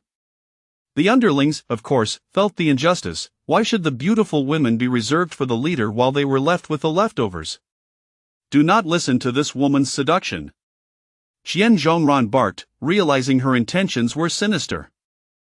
Xi Meng pointed at Qian Zhongran and declared, "Whoever kills him, I shall be his woman." A profound silence enveloped the warehouse, broken only by the sound of men swallowing hard as they beheld Xi Meng's stunning visage. To kiss her would be the pinnacle of their lives. Tang Ze was momentarily taken aback. This was not how the plan was supposed to unfold, as Xiao Bai and the others were positioned far away with sniper rifles. Yet, Xi Meng was inciting them to turn on each other. Could one's moral compass truly be swayed by mere appearances? Suddenly, Xian Ming pointed his gun at another armed man. "Zhu Hai, what are you doing?" "Put down your weapon." "Brother Ming, why are you pointing at me? Are you mad?" Zhu Hai retaliated, raising his gun at Qian Ming. In this tense moment, Xi Meng added fuel to the fire. "Do you not desire me? Do you not long to experience my fiery embrace? Kill them." Bang! Qian Ming suddenly shot Zhu Hai dead, injuring two of Zhu Hai's companions in the process. "Damn, you killed my brother." The other gunman, clearly close to Zhu Hai, immediately retaliated, firing at Qian Ming. With a resounding bang, Qian Ming fell, shot in the chest, but not before returning fire and taking down two more underlings. On the second floor, witnessing his son fall, Chen Zhongran grabbed his shotgun and began firing at the gunman, chaos erupting in the warehouse. Someone even charged with a knife toward the second floor, intent on killing Qian Zhongran to claim Xi Meng for himself. Many coveted Qian Zhongran's position, and now they had a chance not only to usurp his power but to win the heart of a beauty like Xi Meng. It was a lucrative opportunity. Tang Zhe surveyed the tumultuous scene, astonished, and glanced at Xi Meng. Yes, she was beautiful, but was it truly to this extent? In truth, Tang Zhe was experiencing aesthetic fatigue. He saw beauties every day upon waking, while others were confronted by unkempt appearances. Having gone days without bathing thus, he could not fully grasp the allure Xi Meng held for others. Utilizing her beauty was not a new tactic for Xi Meng, especially in the Shanhu community, where many men had fought for her favor. However, her previous misstep with Tang Zhe lingered in her mind. Why had Xi Meng thought that half of the men would fight for her? It stemmed from her previous experience, yet she had forgotten that last night she had been submissive to Tang Zhe, and the allure of her elevated status had diminished. Now, with her commanding presence reasserted and the atmosphere charged with anxiety, the men turned against one another. Shaoli, do not act recklessly. Qian Zhongran shouted at the young man wielding a dagger, who had once been his loyal employee, now transformed into a threat. Shaoli breathed heavily. Boss, thank you for your guidance over the years. You are growing old, the opportunity should be left for us, the youth. You have greatly disappointed me, Shaoli. Qian Zhongran pulled the trigger, but it merely clicked. Shaoli smiled. Boss, I counted, you have no bullets left. In a moment of desperation, Chen Zhongran hurled the gun away and dashed toward his office, hoping to lock himself inside. However, as he turned to open the door, he felt a sharp pain in his back. Chapter 79. Did your mother not tell you? You.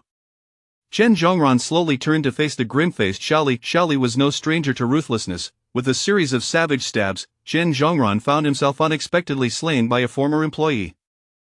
After killing Qian Zhongran, Shaoli raised his dagger and shouted, I have slain Qian Zhongran.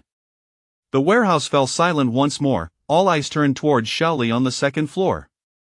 Suddenly, a shadow appeared beside Shaoli, delivering a chilling blow from behind, followed by maniacal laughter. From now on, I am the boss, and Xi Meng is mine. How dare you claim to be the boss? Brothers, kill him. At that moment, everyone fought with fervor for dominance in Xi Meng, knowing that by eliminating the one before them, they would ascend to leadership board. Tang Zhe lit a cigarette and remarked, I didn't expect you to possess such charisma. Master, weren't you the same initially? Cough, cough, cough, I was merely pretending. All right then, the master was pretending. Tang Zhe playfully slapped her pert rear, saying, De Meng Meng, you're being a bit mischievous. I learned it from Xiao Bai. Indeed, bad habits are easily picked up. Xi Meng smiled subtly. Without Tang Zhe by her side, she would never dare to venture alone into such a den of wolves. She understood the significance of having a powerful ally. At that moment, the voice of Xiao Bai crackled through their earpiece. Sister Xi, you really know how to shift the blame. This is called awakening, Sun Ting teased. While the battle raged fiercely across the room, the banter between Tang Zhe and Xi Meng grew increasingly risky, almost leading him astray. Amidst their conversation, most of the combatants had perished, leaving only two valiant souls locked in a duel. Tang Zhe wondered, do I truly appear this feeble? Am I merely invisible to them? To his dismay, the men regarded him as if he were air, completely dismissing him, merely a testament to the deceptive nature of his appearance. Bro, let us not fight each other. How about we team up? One suggested. Heh, I'm not interested in that, come on. The negotiations collapsed, and the blades ruthlessly struck at one another, leaving even the eventual victor with numerous wounds. Absent medical treatment, survival was unlikely. Tang Zhe sighed, I didn't anticipate that a single word from you would leave them with only one. Forgive me for the spectacle, she replied, as the victor approached slowly, fingers dripping with blood, staining the ground, his face marred by deep cuts. Yet his gaze remained fixated on the stunning Xi Meng, as if he were the one unscathed. Was the allure of beauty truly that potent? I have succeeded, you shall be mine, the victor proclaimed, greed glimmering in his eyes as though announcing his prize. Xi Meng smiled beautifully and replied, Little brother, didn't your mother tell you that the more beautiful a woman is, the more deceitful she can be? The young man looked puzzled, and when he saw Xi Meng draw a handgun from her down jacket, he froze as if petrified. Bang! As the shell clattered to the floor, the warehouse fell utterly silent. Tang Ze couldn't help but applaud. Truly, De Meng, a single bullet has resolved everything. It is primarily because the master is by my side that De Meng feels emboldened. Modesty doesn't suit you. Let us go. Master, wait a moment. Shimeng grasped Tang Ze's hand, her beautiful eyes shimmering with emotion. What is wrong? Suddenly, Shimeng adopted a commanding tone and whispered in Tang Ze's ear, do me. I, Tang Ze, an upstanding gentleman, am truly at risk of being led astray by these women, utterly lacking in boundaries. I must resist and condemn such behavior. Nearby, on another floor, 3 Barrett rifles were aimed at the warehouse, with 3 alluring figures lying on the ground, yet, the images through the scopes were no longer of enemies. How provocative, Sun Ting chuckled through the sight. Quite impressive, and Bai admitted, a tinge of envy in her tone. Yi Qingyi rolled her eyes, unwilling to continue observing, and nudged Sun Ting and Bai, urging them to mute their earpieces. What is going on? Sun Ting inquired, puzzled. Yi Qingyi replied earnestly, Shimeng's behavior upon arrival could prove disadvantageous for us. And Bai, ever naive, responded, Sister Yi, you're overthinking it. Yi Qingyi had given up on Xiao Bai. One could be sold out and still count their coins. She turned to Sun Ting. Indeed, she does possess a knack for captivating the master. Let us observe her attitude first. We no longer have any justification to eliminate her, and should the master be displeased, we may not perish but will certainly suffer. Then we can only proceed as such, and Bai stated seriously, I don't see any issues. Simultaneously, Sun Ting and Yi Qingyi rolled their eyes. Had you not followed the master during the apocalypse, your intellect would have led you straight to demise. Before departing, Tang Ze gathered all the supplies from the warehouse, leaving not a grain of rice behind in his wake. Once back in the vehicle, Sun Ting took the wheel while Shimeng rested in the passenger seat. De Meng, where is your warehouse? Shimeng opened her eyes, a bit embarrassed. The items in my warehouse have long since vanished. I was merely deceiving them, otherwise, I wouldn't have sought out Huowanyan. Sun Ting remarked nonchalantly, you're quite the deceiver.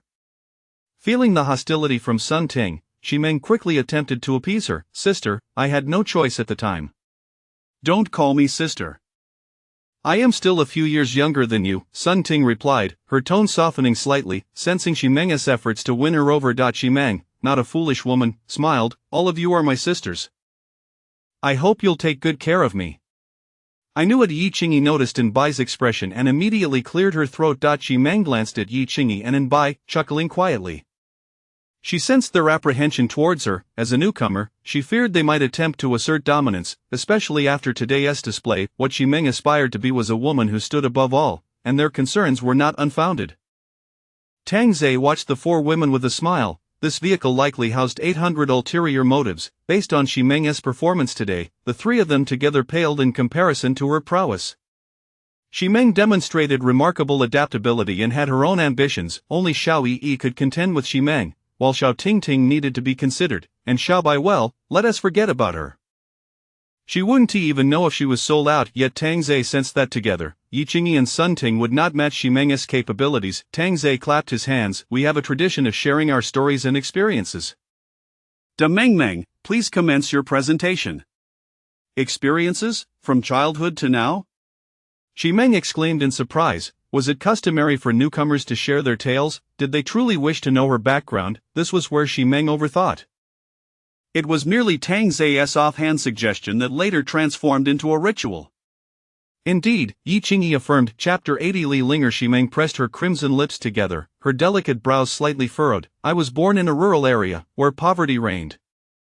While my father worked away from home, my mother eloped with a man from the city. My father fell into despair and passed away a few years later. I dropped out of high school and came to Huashan City to seek work.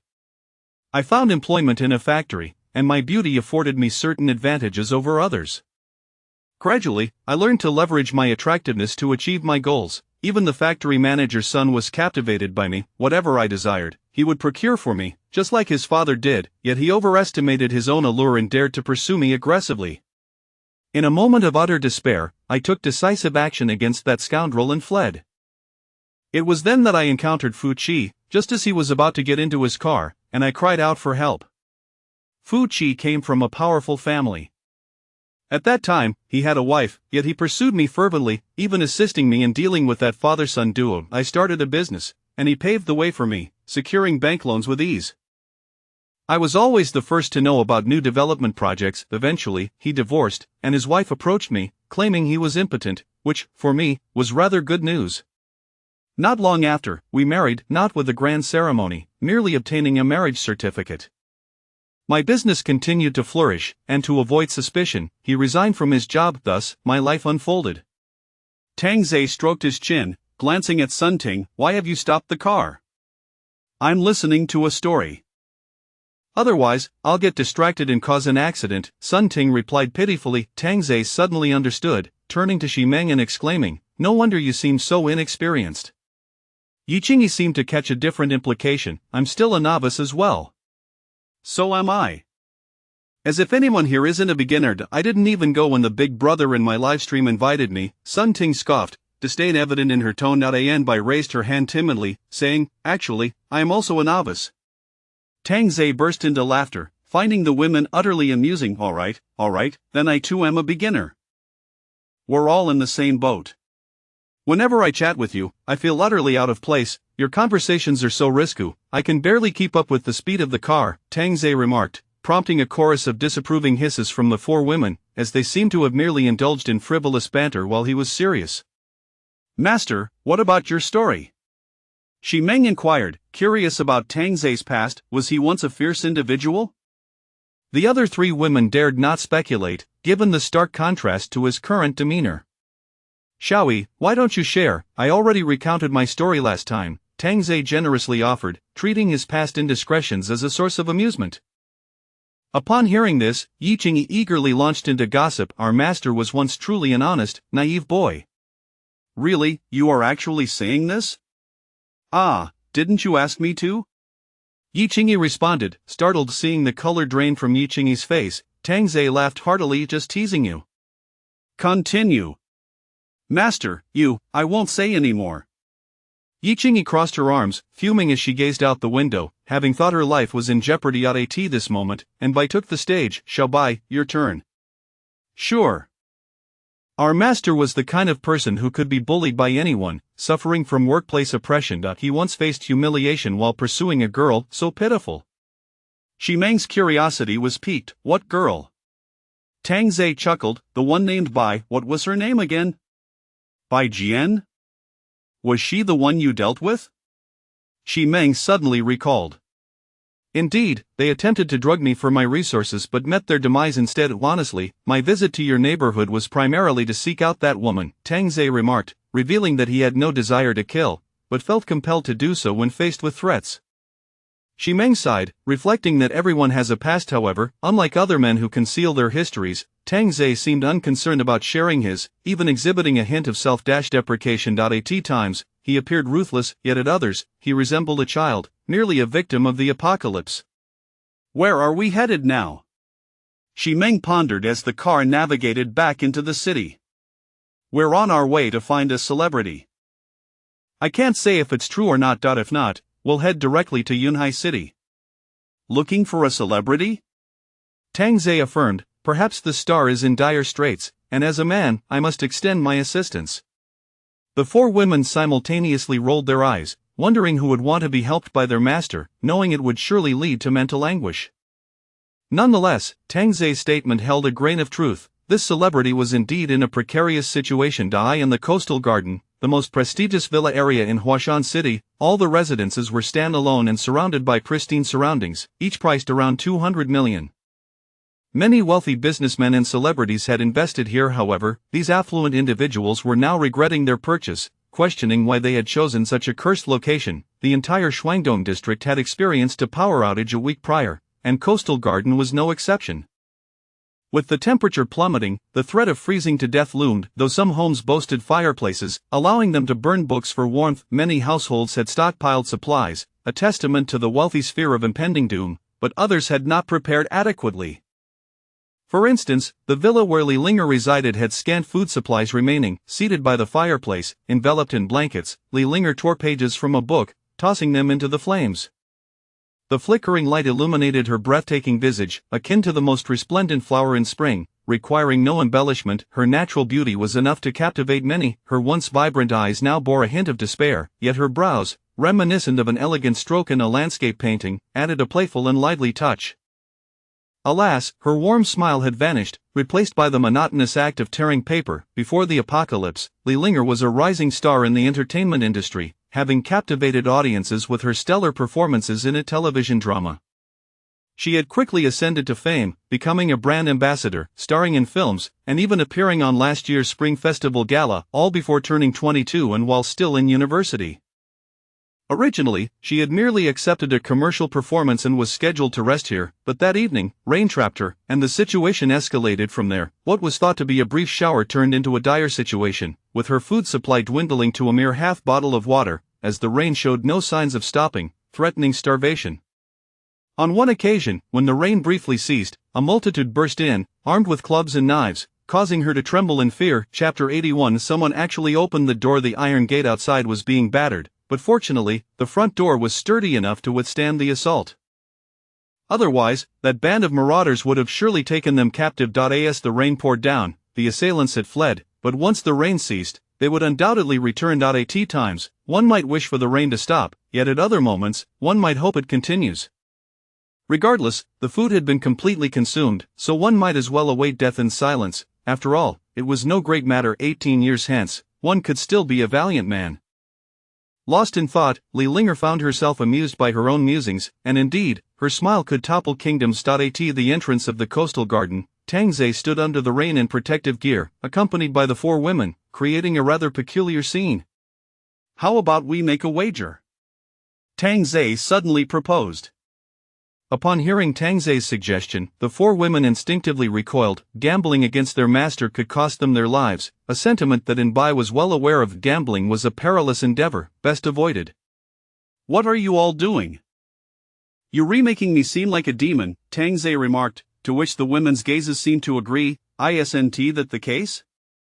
"If we win, I shall reward you with your favorite food. If we lose, a dance will suffice. What do you say, are you in?" The four women stepped forward in unison, relieved that the stakes were not as dire as they had feared. "How shall we gamble?"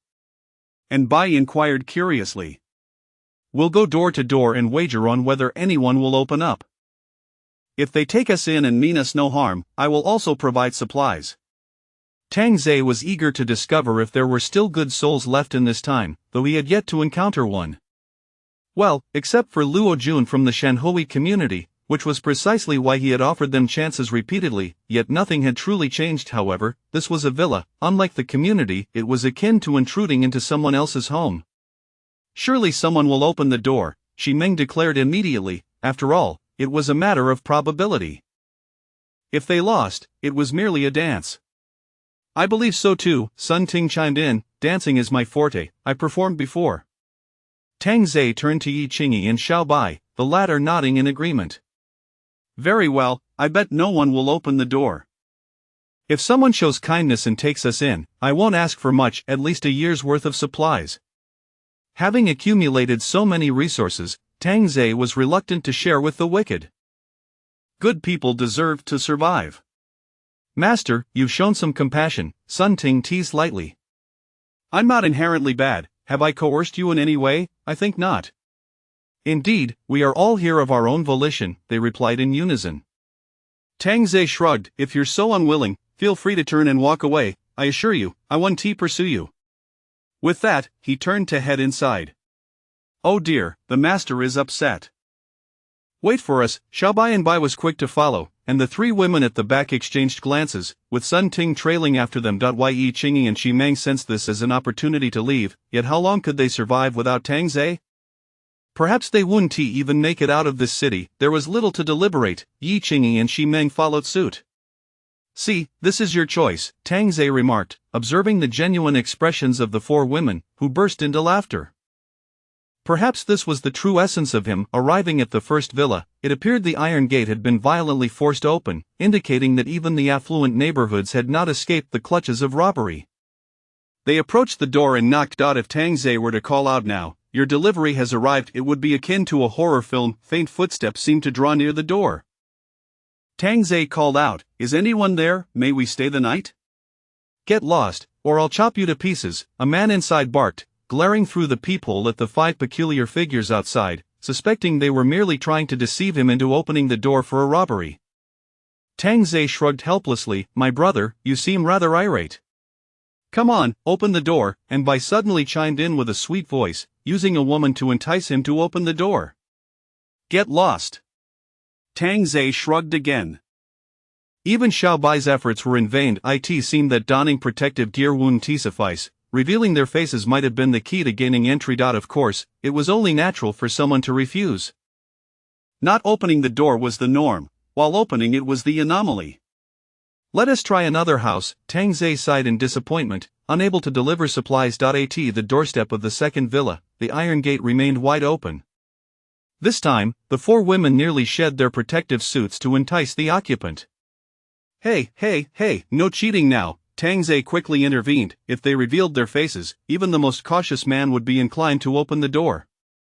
"Dear brother inside, please open the door," they called out. "It's so cold, brother, please let us in." Tang Ze felt a few beads of sweat form on his forehead, the cringe factor rising exponentially. Yet, a woman's voice rang out from within, "Get lost." "Pfft, ha ha ha ha ha ha." Tang Ze erupted in laughter upon realizing they had encountered the mistress of the house. There was no way she would let them in to seduce her man. "Let us move on." An hour later, Tang Ze wore a victorious grin, finally on the cusp of winning. "Since the rest to be dancing, you'll need to rehearse." It must be the kind of sultry and fiery performance akin to those Korean dance troupes. Tang Ze began issuing demands, envisioning a post-apocalyptic girl group. Yi Qingyi pursed her lips. "We haven't lost yet." How stubborn. "In this day and age, if anyone opens the door, I'll chop myself up," Shi Meng quipped with a playful laugh. "Please don't, we'd be left with nothing," Sun Ting echoed. Tang Ze mused, once ignored, but now they were cherished, held delicately as if afraid they might dissolve. At the next villa, Tang Ze knocked on the door. "Is anyone there?" Inside, Li Linger glanced anxiously toward the entrance. Sun Ting called out with a slight tremor in her voice, "We are refugees seeking shelter. May we stay for the night? Please, we beg you," and Bai added, her voice soft and pleading, undeniably captivating. Upon hearing the girl's voice, Li Linger, still wrapped in her blanket, stood up, donned a mask, and approached the door. Tang Ze, discerning the weight of the footsteps, concluded that it was likely a woman inside. They had now found themselves in a precarious situation. Rather than force their way in, it was best to refrain from such actions. After all, strong-arming a woman in broad daylight was not his style. Li Linger peered through the peephole at the 5 figures clad in protective gear, reminiscent of a rescue team. "Where do you come from?" Li Linger inquired, her voice resonating. Tang Ze's heart sank. A young girl might be swept up in sympathy and unwittingly open the door, an unwise move indeed. Yi Qingyi quickly replied, "We escaped from the Shanhui community." "Was your community attacked by bad people?" Shi Meng sensed an opening, and the girl's soft tone seemed to resonate with them. "Yes, my parents were killed, and we have nowhere else to go. The roads are filled with danger." Her words seemed to strike a chord with Li Linger, who began to feel they were not so different from her, and she slowly unlocked the door. As Tang Ze watched the door creak open, his eyebrows twitched. How could it be that they had won yet again? Chapter 82. Is there still a white moonlight in this era? For women wore radiant smiles, and the host remarked, "Your luck at gambling seems rather poor." Tang Ze was curious to see what kind of woman could be so bold as to open the door at such a time, seemingly unafraid of the potential danger. She appeared to be a naive little girl who had not yet faced the world. Gazing at the woman before him, wrapped in a blanket and donning a mask, Tang Ze paused for a moment, noting that her eyes were indeed quite captivating. However, he had not yet lost. Perhaps there were a few burly men hiding behind the door, ready to ambush him, allowing him to turn the tables. "Thank you, we will stay for just one night," and Bai said, her tone easily endearing. Li Linger nodded. "Then please, come in." Tang Ze's hand was already gripping his gun, prepared to fire. "Little sister, your acting skills are rather lacking. Call out your accomplices." However, upon entering the room, he was met only with a chilling atmosphere, devoid of any other presence. Tang Ze understood, they must be concealed in the bedroom, which explained the absence of any footsteps. "I apologize, but we have consumed all the food, leaving only half a bottle of water." I hope you don't mind that I've already taken a sip. Li Linger's words left the five of them momentarily speechless. Could one really still entertain guests in such a manner? Did she not realize how precious water was at this time? Tang Zhe chuckled inwardly. The water was likely poisoned, and he saw through her ruse immediately. The five of them first removed their protective gear, and Li Linger finally caught sight of the four women's appearances, which were nothing short of stunning. It was remarkable that a young man was accompanied by four such beautiful women. Well then, we shall not be polite, Tang Zhe said with a smile, secretly thinking that she must be reluctant to part with them. Yet, Li Linger took the half bottle of Bai Sui Mountain from the coffee table and found 5 paper cups, pouring water as if she were welcoming guests in a time-honored manner. Tang Zhe narrowed his eyes slightly, suspecting she had poisoned the water before they entered. Time to test it. Accepting the paper cup, he immediately produced a testing device and plunged it into the liquid, which displayed a green light. Safe, impossible. Oh, now he understood, a pretense of half a bottle of water to win their favor. Such a large villa must harbor more supplies. He would investigate further. I need to use the restroom. Where is it? Tang Zhe inquired with a grin. Just go straight and take a right, Li Linger replied. Thank you. With that, Tang Zhe pretended to head to the restroom, seizing the opportunity to ascend the stairs while Li Linger was distracted.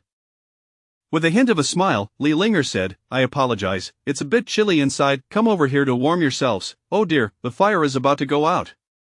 She hurried to the fireplace to gather paper. I'll help you, and Bai said, eagerly rushing to assist. The three women at the back exchanged glances, their initial thoughts upon entering the room mirroring Tang Zhe's. They sensed an air of conspiracy, while the naive girl remained utterly unguarded. As the fire blazed brighter, Li Linger sighed in relief. Come closer to the fire, don't catch a cold, there are no medicines for a cold these days. Little sister, do you live here alone? Shi Meng inquired as she approached the fireplace, feeling much more comfortable. Li Linger responded with a soft affirmation, her voice tinged with resignation. Yes, there was electricity before, but it suddenly went out last week. What about your parents? Yi Qingyi asked, her curiosity piqued as she surveyed the surroundings. At this, Li Linger's eyes glistened with unshed tears. They have been killed. What happened? Yi Qingyi asked with genuine concern. My parents lived in a Tier 5 city. Initially, we kept in touch, but gradually, my father said the neighborhood was unsafe, and my mother urged me not to go out. After a few days, they stopped replying, and when I inquired with a neighbor, I learned that my father had resisted those men, and as a result, Li Linger's voice cracked, and tears began to stream down her cheeks. Such tales had been too familiar to Sun Ting, and Bai, and Yi Qingyi, especially Yi Qingyi, who felt a sense of authority. Her own brother-in-law was a good man, yet had met an unjust fate. Shi Meng sighed, offering comfort. Sister, do not be sorrowful, take heart. To meet you all at this time and share a few words is already a great comfort, Li Linger said, wiping away her tears and removing her mask. When her face was revealed, the four women were momentarily taken aback. Why Yi Qingyi murmured, Sister, you bear an uncanny resemblance to a celebrity. I think so too, it's almost too similar, and Bai exclaimed, moving closer to Li Linger and playfully pinching her cheek to ascertain her authenticity. Sun Ting marveled, you must be Li Linger. Shi Meng felt that Tang Zhe was truly fortunate. Amidst so many doors, only Li Linger had opened this one, and her beauty was on par with theirs, even enhanced by a star-like aura. What man wouldn't he want to claim her for himself? If outsiders were to learn that Li Linger resided here, they would surely ravage the place. Her survival thus far was thanks to the isolation of this villa district. Had she lived in a community, she would have been overwhelmed long ago. Yes, Li Linger acknowledged, sensing no malice from Yi Qingyi and the others, and thus faced them with ease. Could I have your autograph? I am such a huge fan, the naive girl exclaimed joyfully, having only ever seen her on television before today. Shi Meng chuckled, thinking, what need is there for an autograph, she will soon belong to the host. At that moment, Tang Zhe had nearly searched the entire villa.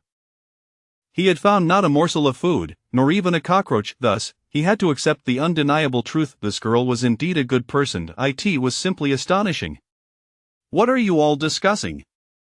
Tang Zhe approached with a smile, but when he caught sight of Li Linger looking back at him, he froze in place. As a passionate young man, how could he not have seen her face on his phone, even in an AI rendition? Yet, he suddenly realized that the live version of Li Linger was not inferior to the others. She appeared almost malnourished, her skin lacking the luster of those like Sun Ting, whose complexions were flawless and radiant as jade. It seemed she had not enjoyed a proper meal in quite some time. After a nourishing period, her beauty would surely rival theirs. You are Li Linger? Li Linger nodded in response, yes. The other 4 women cast him envious looks, as if to say he was incredibly lucky to encounter Li Linger, an encounter of a lifetime. Tang Zhe had initially thought her to be merely a minor celebrity, never anticipating she would be the illustrious Li Linger. But why did she not come to harm him? If she did, he would have a reason to guide her back onto the right path. I am your fan, Tang Zhe said with a resigned smile, moving to lean against the sofa. Xi Meng regarded Tang Zhe with a hint of suspicion, wondering why he had not yet made a move. It was not only her who thought this, the other 3 women shared the same sentiment. However, Tang Zhe found it impossible to act against a good person, especially one who would open that door for him. She deserved a year's worth of supplies as a reward. Thank you. Are you all from the same neighborhood? Li Linger inquired with genuine curiosity, grateful for the conversation, as she felt that otherwise she might have succumbed to despair. Chapter 83. Our team. She could not integrate. Tang Zhe pointed at Sun Ting and the other 2 women, then turned to Xi Meng and said, we are from the same neighborhood, but when we ventured into hers, chaos ensued, and we had to escape with them. Alas, many lives were lost. Oh my, you are truly remarkable to have made it out alive, Li Linger exclaimed in disbelief, feeling it was miraculous that Tang Zhe could lead 4 women to safety, especially given his refined demeanor. Tang Zhe extended his hands towards the fireplace and curiously inquired, why do you live here alone? I came to participate as a guest in a commercial event and was arranged by the organizers to rest here for a night, only to find myself trapped, she replied. Tang Zhe acknowledged with a slight O and lapsed into silence. Yi Qingyi and Sun Ting exchanged glances, sensing an unusual demeanor from their host. Could it be that he was a bit timid in the presence of his ideal goddess?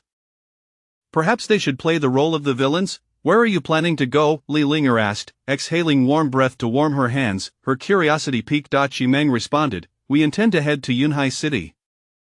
Yunhai City, that is over 400 kilometers away. Are you walking or driving? Oh, but it seems driving is not an option now. Tang Zhe suddenly stood up, interrupting the conversation. Why don't we eat something first? I have no food left, truly, Li Linger hurriedly explained, mistakenly thinking Tang Zhe was asking her to fetch something to eat. Seeing her pitiful expression, Tang Zhe chuckled wryly, I didn't ask you to bring food. I have provisions, I'll go fetch the car. One cannot simply perform magic tricks. After all, he was still not well acquainted with Li Linger, but he intended to keep his word. No less than a year's worth of supplies would be diminished.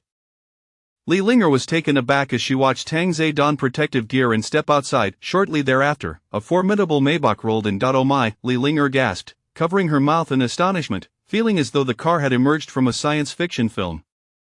Not only Li Linger, but the residents of the surrounding villas cast incredulous glances toward the vehicle, their eyes alight with surprise and greed. If they could seize that car, they would no longer be trapped here. Due to the car's height, it could not be maneuvered into the garage and had to be parked outside. I'll go lend a hand, Li Linger offered, but was halted by and by. Yi Qingyi chuckled, there is no need for assistance, we girls cannot lift it. Then I feel quite embarrassed. There is nothing to be embarrassed about, do not overthink it, Sun Ting reassured, patting Li Linger's shoulder, recognizing how rare it was to encounter such a girl, someone who had evidently not seen the harshness of the world and still retained a pre-apocalyptic mindset. Had she experienced true suffering, she would not be so naive. Tang Zhe lingered in the garage for a moment before re-entering the house. It's about time, let us see what we can have for lunch. When Li Linger entered the garage, her jaw dropped in disbelief at the sight before her. Over 40 boxes of mineral water stacked to the side, along with an abundance of food ranging from snacks to fresh meat, fruits, and even red wine and skincare products. Li Linger rubbed her eyes, incredulous that such a scene was real. Wait, could that car really hold all these items? Why aren't you all coming to choose? Tang Zhe remarked with a smirk, while the others, who had called him master sweetly, seemed oblivious to the notion of letting their host enjoy a moment of triumph. Xi Meng tugged at Li Linger's arm, laughing, let us do it together, take what you desire. I consider it a form of compensation for our stay, choose freely and don't feel shy, Tang Zhe said, opening a bottle of soda and downing it with satisfaction. After pondering for a moment, Li Linger replied earnestly, then I shall cook, as I cannot simply take your food without giving something in return. If fair enough, Sun Ting gently offered, I'll assist you. No, you should rest, just tell me what you want, and I'll see what I can prepare. Tang Zhe teased, I didn't expect a big star like you to be a chef.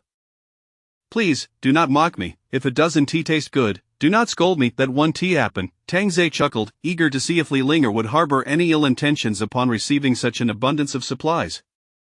If she did, he would have to act as the arbiter of justice. However, his hopes were soon dashed. Li Linger proved to be as genuine as they come, swiftly transforming into a little chef, presenting exquisitely arranged fruit platters.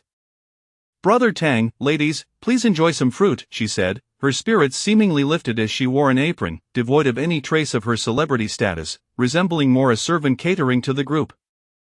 Xi Meng observed Li Lingu intently, noting that she hadn't taken a single piece of fruit after slicing them. If it were her, after such a prolonged hunger, she would have snuck a bite.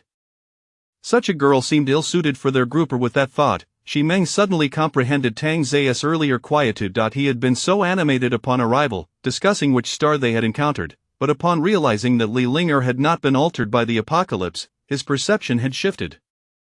After all, these women had harbored some degree of self-serving calculation, hoping to gain something from Tang Ze, but Li Linger seemed unaffected, perhaps still oblivious to the chaos outside. "Eat your fill, it's all packed with vitamins," Yi Qingyi smiled, her warmth resonating with Li Linger, akin to a caring older sister, filling her heart with gratitude. It had been a long time since anyone had shown such concern for her. Tears of emotion welled in her eyes as she murmured, "Thank you. Do not mention it, good deeds will be rewarded." Tang Ze smiled, believing that the world had not completely succumbed to despair, that there were still virtuous souls like Li Linger, though one must wonder how long such goodness could endure. Li Linger only took a slice of orange. "I'll go prepare the meal, but there is no electricity. There are self-heating rice packets among the supplies, go look for them," Tang Ze instructed. "Okay, I understand." As Li Linger went to search, the four women turned their gazes toward Tang Ze, their expressions peculiar. "What are you all staring at? Do you have something on your minds?" Tang Ze intended to issue a stern reprimand. Xi Meng leaned closer to Tang Ze and murmured, "Master, should we not invite such a stunning beauty to warm your bed? She is different from you all. She lacks the necessary cunning to fit in." Yi Qingyi pouted, "I'm not cunning either, yet I was still taken advantage of by you. Not cunning, I saved you, and you simply ran off without a second thought. Where is the fairness in that?" Xi Meng smirked, "This time I stand with the master, condemning your ungratefulness." Yi Qingyi could only concede, recognizing the validity in their arguments. "All right, I admit my fault. But what about Li Linger? She has received so many supplies, how shall she repay us?" and Bai inquired curiously. Tang Ze promptly tapped in Bai's forehead. "Silly girl, she opened her door for us to stay. We ought to repay her kindness. Besides, I've already stated that anyone who opens their door with no ill intentions deserves supplies." "Master, you're making in Bai more foolish with your reprimands," Sun Ting teased. "Indeed, the more you scold her, the dimmer she seems, like a naive little lamb," Yi Qingyi added, which left in Bai fuming, her lips nearly quivering with indignation. Chapter 84. The unexpected kiss from Tang Ze. Upon hearing the footsteps of Li Linger returning, the five individuals ceased their conversation. Approximately an hour and a half later, a delightful spread of 7 dishes and a soup was presented by Li Linger. Initially, Tang Ze harbored no expectations for a delectable meal, yet he was pleasantly surprised by the appealing presentation, particularly the braised pork ribs, which boasted a vibrant red hue that was quite appetizing. Additionally, the chicken stewed with mushrooms emitted a rich aroma, and the stir-fried beef with garlic stalks was truly a testament to her culinary prowess. "I haven't cooked in a while, so I'm a bit out of practice." "I apologize," Li Linger humbly remarked as she stood by, wiping her hands. "You've done splendidly," came the encouragement. "Please, take a seat. Don't just stand there," Tang Ze interjected, reminding them of the decorum. In the presence of outsiders, they should refrain from adopting such undignified eating postures, lest he be perceived as a peculiar figure. "Everyone, please sit." With this, Tang Ze cast a warning glance, ensuring that while Li Linger was present, he upheld his own image. Sun Ting and Bai felt as if it had been ages since they had dined while seated, making them slightly uncomfortable. As the final bowl of soup was placed on the table, Li Linger inquired, "Brother Tang, would you like something to drink? I can pour it for you." "No, thank you, please, don't trouble yourself, sit down and enjoy your meal," he replied. "Indeed, Linger, come join us. We appreciate your efforts in preparing the meal," Sun Ting urged, gently nudging Li Linger into a chair, causing her to feel bashful. Yi Qingyi stood up, smiling, "I'll fetch a bottle of red wine." "I'll go," Li Linger exclaimed, only to be restrained by Sun Ting once more. Tang Ze sighed inwardly, pondering why such a wonderful girl couldn't exhibit a hint of mischief. A touch of playful wickedness would hardly be blameworthy. Before long, Sun Ting returned with a bottle of red wine, pouring it for everyone. Cheers, today, we finally get to see the star in person, Tang Zhe said cheerfully. I'm no longer a star. If it weren't for you all, I might have starved in a few days, replied Li Linger with a laugh. With these supplies, you could survive for 2 years by rationing, Si Meng chimed in. Thank you, sister. I appreciate it, Li Linger said, raising her glass and taking a hearty sip. Sun Ting chuckled, sister, you have a good tolerance for alcohol, I shall join you. I'll have one too. Xiao Bai chimed in, eager to partake. Tang Zhe, bemused, cautioned, everyone should drink less, I have no desire to play the role of a rescuer. Come on, let's celebrate together, they urged. It was evident that a single bottle of red wine would not suffice. They soon brought out an entire case, determined to indulge until inebriated. Meanwhile, Tang Zhe abstained, finding the wine rather lackluster compared to the joy of simpler pleasures. As the evening wore on and the wine flowed freely, the girls became slightly tipsy, their beauty radiating even more as they took out their phones for group selfies. Sister, may I borrow your phone to make a call? Li Linger asked. Of course, Si Meng replied, handing her the device. Li Linger attempted to call a neighbor from her hometown, but upon dialing, the message came through, the number you have dialed is not in service. Why can't I get through? She furrowed her brow, recalling that she had been able to connect previously. Sun Ting noted, many areas have lost signal recently, it's likely that communication will soon be entirely disrupted. Oh, I see, Li Linger said, returning the phone to Si Meng. Si Meng raised her glass once more, exclaiming, let us drink to the present moment. Well said, living in the now, Tang Zhe agreed, standing to finish his glass of red wine. The meal stretched for 2 full hours, with an hour and a half spent drinking. As they surveyed the empty bottles scattered about, the atmosphere turned lively, with everyone singing and dancing, including Li Linger, who seemed to revel in her emotions. Observing the 5 women in the living room, Tang Zhe took out his phone to capture the moment, cherishing this rare joy that felt like a reunion of friends rather than a master-servant dynamic. Yet, he couldn't help but reflect on how, were it not for the apocalypse, he would never have found himself dining with these extraordinary women, witnessing their candid antics after a few glasses of wine. Come join us in the fun. And Bai called out to Tang Zhe. He shook his head, you all enjoy yourselves, I'll sit this one out. Please, come on. Sun Ting and Yi Qingyi insisted, pulling him toward them. It seemed he had transformed into a bashful young man. When they had teased him, he had been quite bold. However, Tang Zhe soon realized that the women were playfully pushing him closer to Li Linger, their intentions not entirely pure. Noticing Li Linger's shy demeanor, he thought, how unlike these bold women. When they grew weary from the revelry, they gathered around the fireplace for warmth. I haven't felt this joyful in ages, Yi Qingyi murmured, gazing into the flames. Neither have I, Sun Ting echoed softly. Xiao Bai had already dozed off. Though Si Meng remained silent, it was clear that today was special, largely due to Li Linger's kindness, which had allowed everyone to let their guard down. Li Linger nestled beside Si Meng, her beautiful eyes fixated on the flames, her cheeks flushed with a newfound glow, appearing less fragile than before. What occupies your thoughts? Si Meng inquired curiously. Nothing much, Li Linger replied softly, feeling genuinely happy today, though she knew tomorrow she would be alone again. Si Meng gently stroked Li Linger's back, encouraging her, if you have something to say, please voice it, don't bottle it up inside. Could I accompany you all when you leave? Li Linger asked timidly, a hint of desperation in her voice. Before Si Meng could respond, Tang Zhe interjected with a smile, the supplies are sufficient for a year, by then, the apocalypse may have passed, and order restored. I realize my request may be unreasonable, but I can cook for you, do laundry, and help with chores. I truly do not wish to remain here alone. As she spoke, her emotions began to swell, but Si Meng was there to comfort her. Tang Zhe had not anticipated that after such a meal and a spirited evening, Li Linger would seek to join them actively. Our group may not be suitable for you. It would be more comfortable for you to stay here, Tang Zhe advised, knowing they required daily sustenance and often found themselves in perilous situations. I am quite adaptable, she replied earnestly. Tang Zhe sighed and said, Li Linger, to be frank, we have eliminated numerous threats. It would not be safe for you to follow us.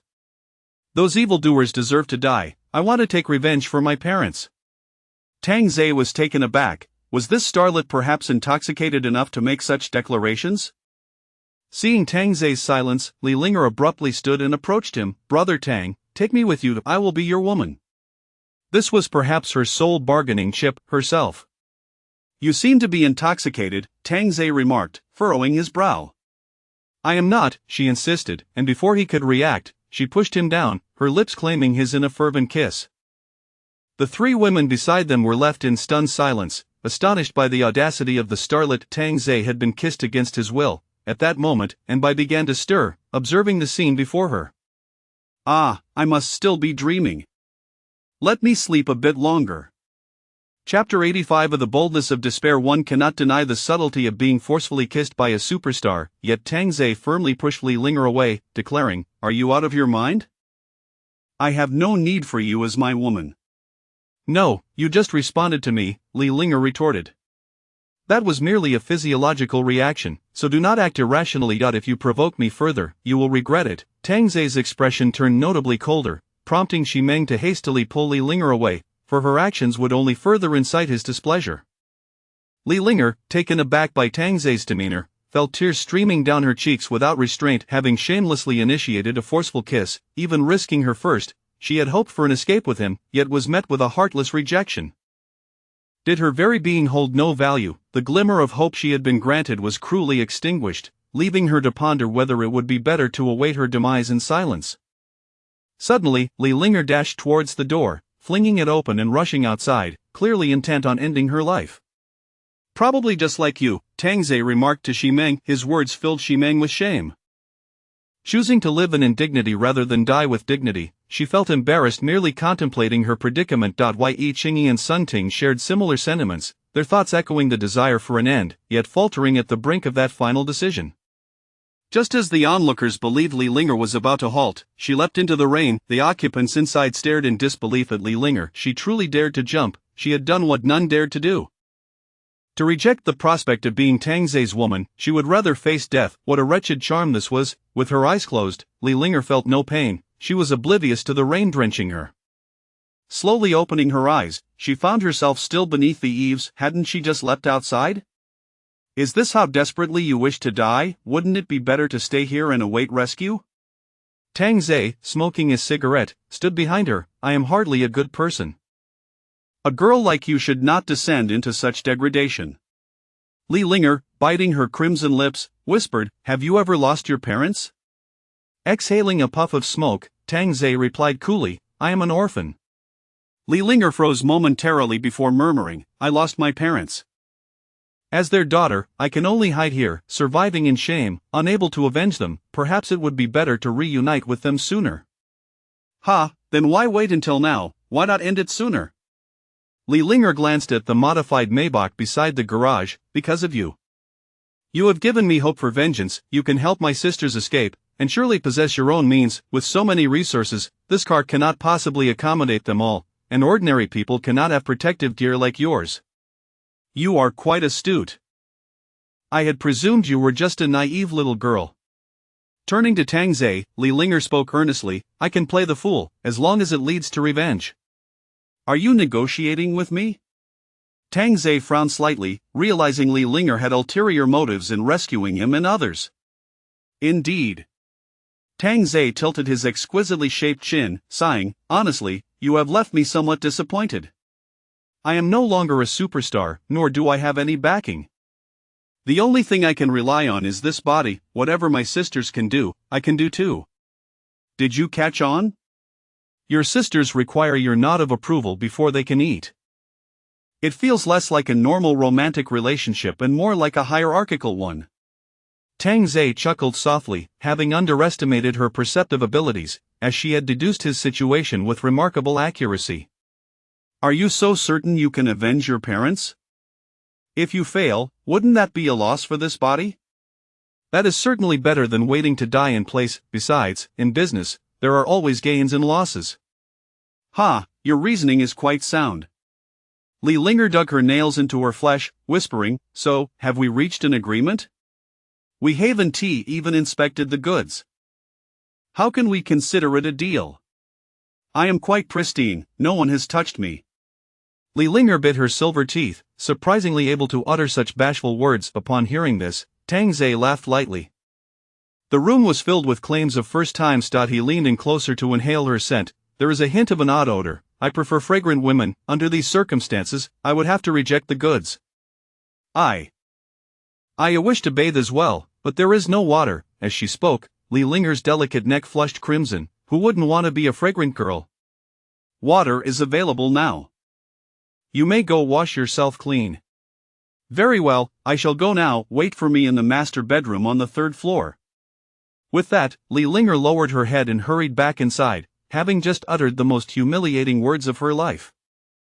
Yet, for the sake of revenge, what did it matter? Watching her retreat, Tang Zhe flicked away his cigarette, but, pondering how since entering the house, everyone had been calculating their moves. One could hardly blame them. In this world, there were no longer individuals with pure intentions, nor were there unmotivated requests for help. Everyone sought to achieve their own ends, and Li Linger was no exception. The upside was having a superstar like Li Linger by his side, while the downside was also having a superstar like her. Oh well, let us first inspect the goods. Entering the room, Sun Ting immediately performed a deep bow. Congratulations, master. Yi Qingyi and Bai and Ximeng followed suit, bowing sweetly as they chimed, Congratulations, master. I truly suspect you are corrupting others, Tang Zhe mused, feeling that Li Linger had changed far too quickly, without any prior indication. We would never, absolutely never. It is simply a heartfelt congratulations for you acquiring such a stunning beauty. Another one here to share the burden. Half an hour later, Tang Zhe arrived at the master bedroom, finding Li Linger shivering on the bed. Do you not know how to operate the air conditioning? He picked up the remote and turned on the air conditioner, cranking the heat to maximum while also switching on the lights. Is the power back on? Li Linger exclaimed. Tang Zhe shook his head, sitting at the edge of the bed, speaking mildly, I just tinkered with the generator. I initially had no intention of doing so. After all, if the lights in your villa illuminate, those surrounding us will surely come looking for trouble. Hearing Tang Zhe's words of concern, warmth spread through her heart, yet she could only manage a wry smile. Your car parked outside is already a problem. Once you leave, I doubt I will survive for long. Are you blaming me? Li Linger slowly lowered her head. Lift your head. She hesitantly raised her gaze, meeting Tang Zhe's fierce eyes, her delicate face blossoming with a tinge of crimson. Indeed, it is a lovely face. Barely passable. His fingers brushed against her soft lips as he spoke coolly. Upon hearing this, Li Linger exhaled in relief, though she wondered if it truly was a mere concession. Despite no longer being a superstar, her beauty remained a point of pride. You may come over and kiss me now. Ah! Li Linger gasped, surprised. Was it not usually the boys who took the initiative? Chapter 86 The Taste of Home. Ah, what is this? Am I to serve you? I'm sorry, I don't quite understand. It seemed that further instruction was required for the novice. An hour later, Tang Zhe descended the stairs, still yearning for more. The sensation brought by the celebrity was indeed unparalleled, though his stamina could use some improvement. The master shows no mercy, Ximeng teased with a chuckle, having grasped Tang Zhe's boundaries. Sometimes, a playful jest could add a touch of charm, yet there were moments when jesting was ill-timed, something even a novice could comprehend. Tang Zhe rolled his eyes dramatically. Well, at least I taught for half an hour. You all ought to instruct her properly. The women burst into laughter, eagerly anticipating the playful banter that awaited when Li Linger made her descent. I've noticed that the residents of the surrounding villas are casting furtive glances our way. After the jest, Yi Qingyi remarked cautiously, aware that with the flick of a switch, they had become the center of attention. Suddenly, Tang Zhe scooped Yi Qingyi into his arms, declaring, they can only envy us, they should remain modest and simply admire, or face dire consequences. With her arms wrapped around Tang Zhe's neck, Yi Qingyi felt a rising admiration as she listened to his commanding words, Master, I wasn't fully satisfied earlier. With that, he randomly selected a bedroom and stepped inside. And Bai, being astute, stealthily followed him. In the living room, Sun Ting and Ximeng exchanged glances, pondering when it would finally be their turn amidst the growing number of women. As night fell, the entire Shuangdong district succumbed to darkness, save for this one villa, which radiated a brilliant glow, akin to a mirage, yet it seemed to beckon, come, seize me. I have electricity. The temperature had plummeted to -6°C, and the ground was beginning to freeze. Everyone in Shuangdong district huddled under blankets, shivering, while Tang Zhe, clad only in shorts and a black tank top, was doing push-ups in the living room. Sun Ting, Yi Qingyi, and Xi Meng were preoccupied with their yoga practice, clad in leggings that were undeniably alluring, their long legs a testament to their prowess. Occasional bursts of laughter resonated from the kitchen. Li Linger, descending to prepare a meal despite her injuries, blushed under the playful teasing, wishing for a hole to burrow into. Fortunately, Anbai rushed to assist her, providing some relief, considering the meal was for 6 people. Tang Zhe mused to himself that perhaps it was best to go with the flow. At this pace, he was already operating at 5 times the speed, and to his surprise, Li Linger's energy reserves had risen to 74. This indeed comes as quite a surprise. The 3.0 package is set to be unlocked imminently, and I am curious about the delightful treasures it may contain. The 2.0 version has now become unparalleled. Once the 3.0 package is unveiled, how can others possibly survive? Could you all lower your voices a bit? I can hear you speaking ill of me. With a single finger, Tang Zhe, while doing push-ups, shouted towards the kitchen, "Am I deaf or what?" Anbai, wielding a spatula, poked her head out and replied, "Master, I did not." Xiao Linger, don't follow their bad example. Focus on proper conduct, Tang Zhe admonished earnestly, prompting a stifled giggle from the 3 women practicing yoga nearby. One must wonder if the proper conduct spoken by the master is indeed proper. Li Linger responded with a nearly inaudible murmur, her graceful neck flushed crimson, and with Anbai's relentless teasing, she could barely maintain her balance.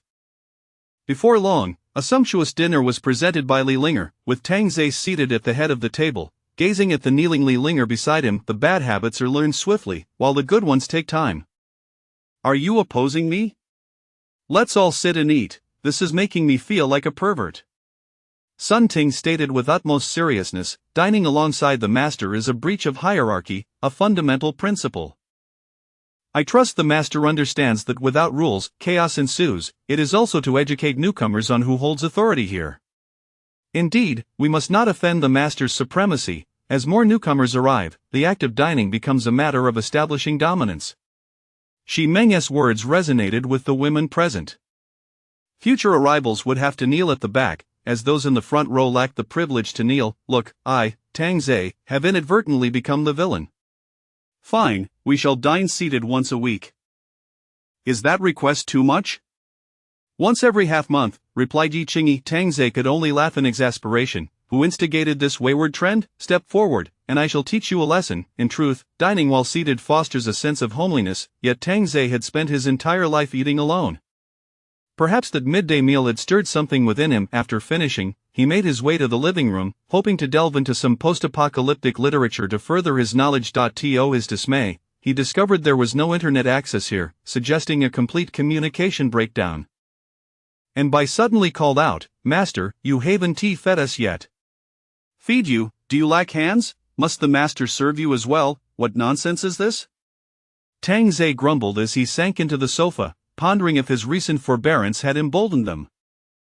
It seemed he would need to toss some bones their way to restore order. One could manage, but 5? "Xiao Ling, have you angered the master?" Anbai whispered. "Huh, I don't think so." "Oh, but you have. The master said your little canine teeth are far too sharp." Li Linger's face flushed with embarrassment as she quietly replied, "Sister Bai, please teach me later." "Of course, no problem. First, practice with a banana." Yi Qingyi inquired curiously, "What are you two whispering about while skipping the meal?" "Oh, nothing at all, just eating," and Bai and Li Linger fervently shook their heads, while Li Linger felt her cheeks ablaze. After the meal, the group sat on the sofa, munching on fruit while staring vacantly at the television, which was absent, and the internet, which was non-existent. By the way, let us listen to Xiao Linger's story. Tang Zhe suddenly found a topic to discuss, the self-introduction of the newcomer. With a banana in hand, Li Linger snapped back to reality. "I'm not very good at telling stories." "Oh, the master merely means you should share your experiences from childhood to now," and Bai conversed easily with Li Linger, perhaps due to her status as a devoted fan. After a brief silence, Li Linger began, "I was born in a small city, Both my parents are teachers, perhaps that's why they were quite strict with me, especially forbidding early romance and insisting I focus on my studies, promising that it would lead to a good job. I did not disappoint them, gaining admission to a prestigious 985 university to study English, with aspirations of becoming an English teacher. You studied English, I thought you were pursuing acting. How did you end up in that field? Sun Ting peeled grapes, promptly feeding the unpeeled ones into Tang Zai's mouth, who now resembled a character merely waiting to be fed. Sitting across from him, Yi Qingyi took it a step further, biting into a grape before offering it to Tang Zai, taking advantage of the situation. Li Linger, witnessing this scene, felt her face grow warm and shyly averted her gaze.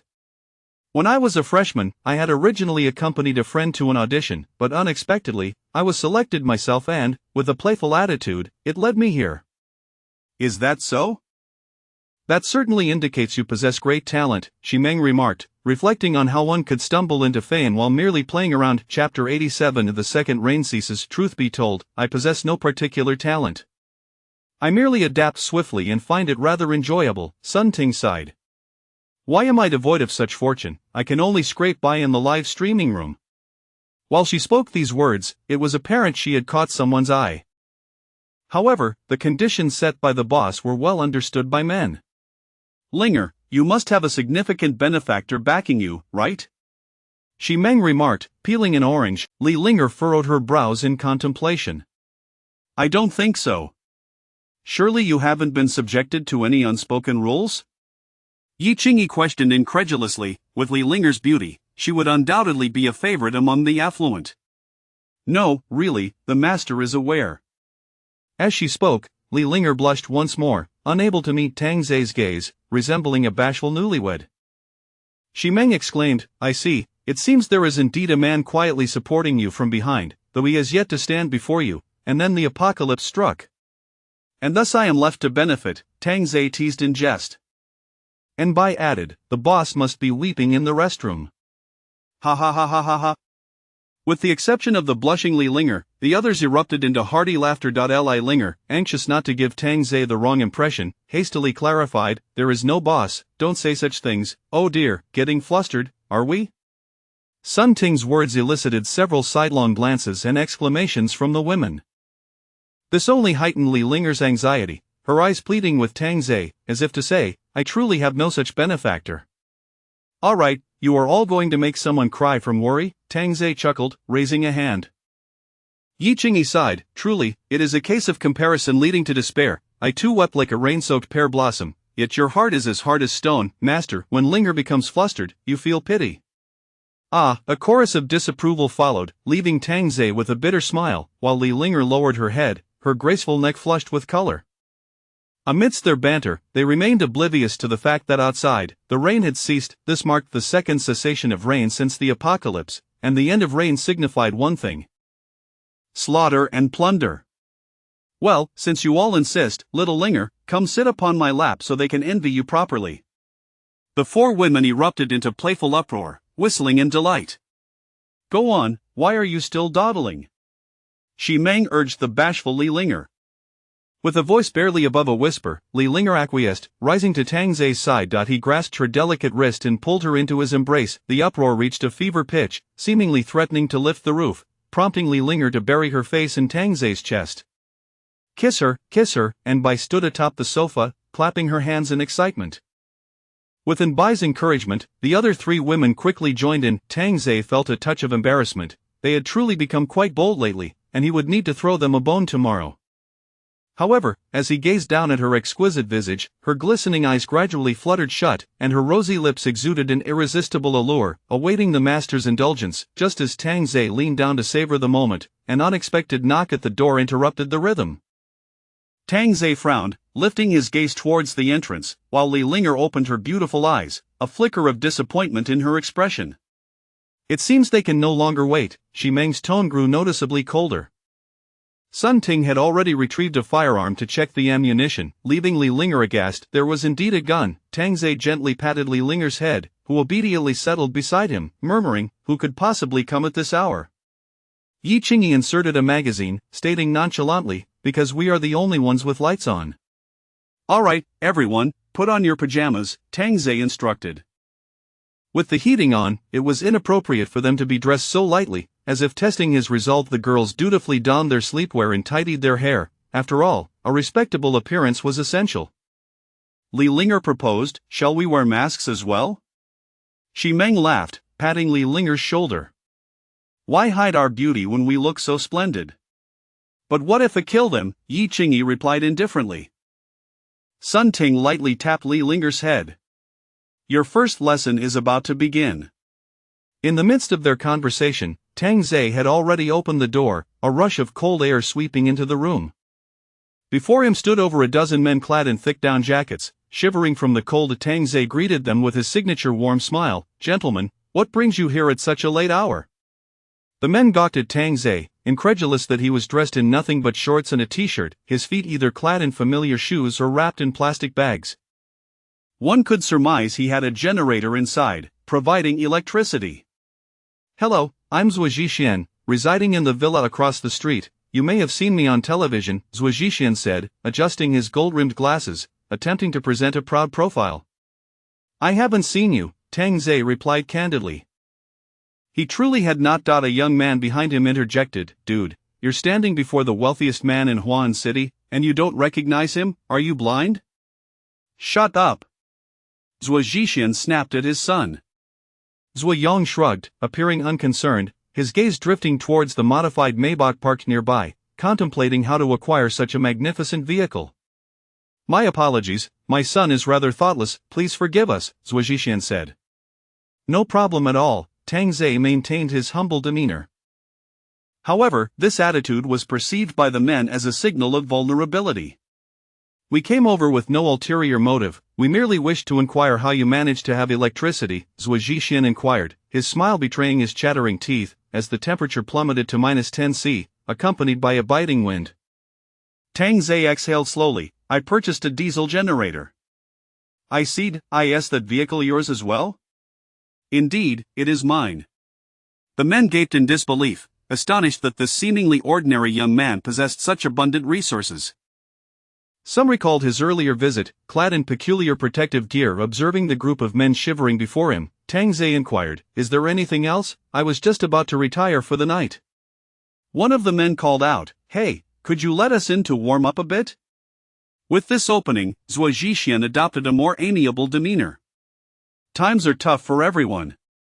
The temperature has dropped exceptionally low these past few days, and our homes are without power. Would you be so kind as to allow us to rest for a moment? Rest assured, we will leave promptly." "Not a problem at all. Please, come inside." Seeing Tang Zhe's unexpected generosity, those who had previously hesitated felt a pang of guilt. Upon entering, they were immediately enveloped by warmth from all directions, a sensation akin to being cradled in a mother's embrace. Could there truly be a fairy present? Surely the cold hadn't conjured illusions. Chapter 88. You are all good people. Zhuo Yong rubbed his eyes, and upon confirming the reality, he nearly drooled. Not only Zhuo Yong, but even his father wore an expression of astonishment, while the men nearby stood frozen, as if they had never encountered such beauty in their lifetimes.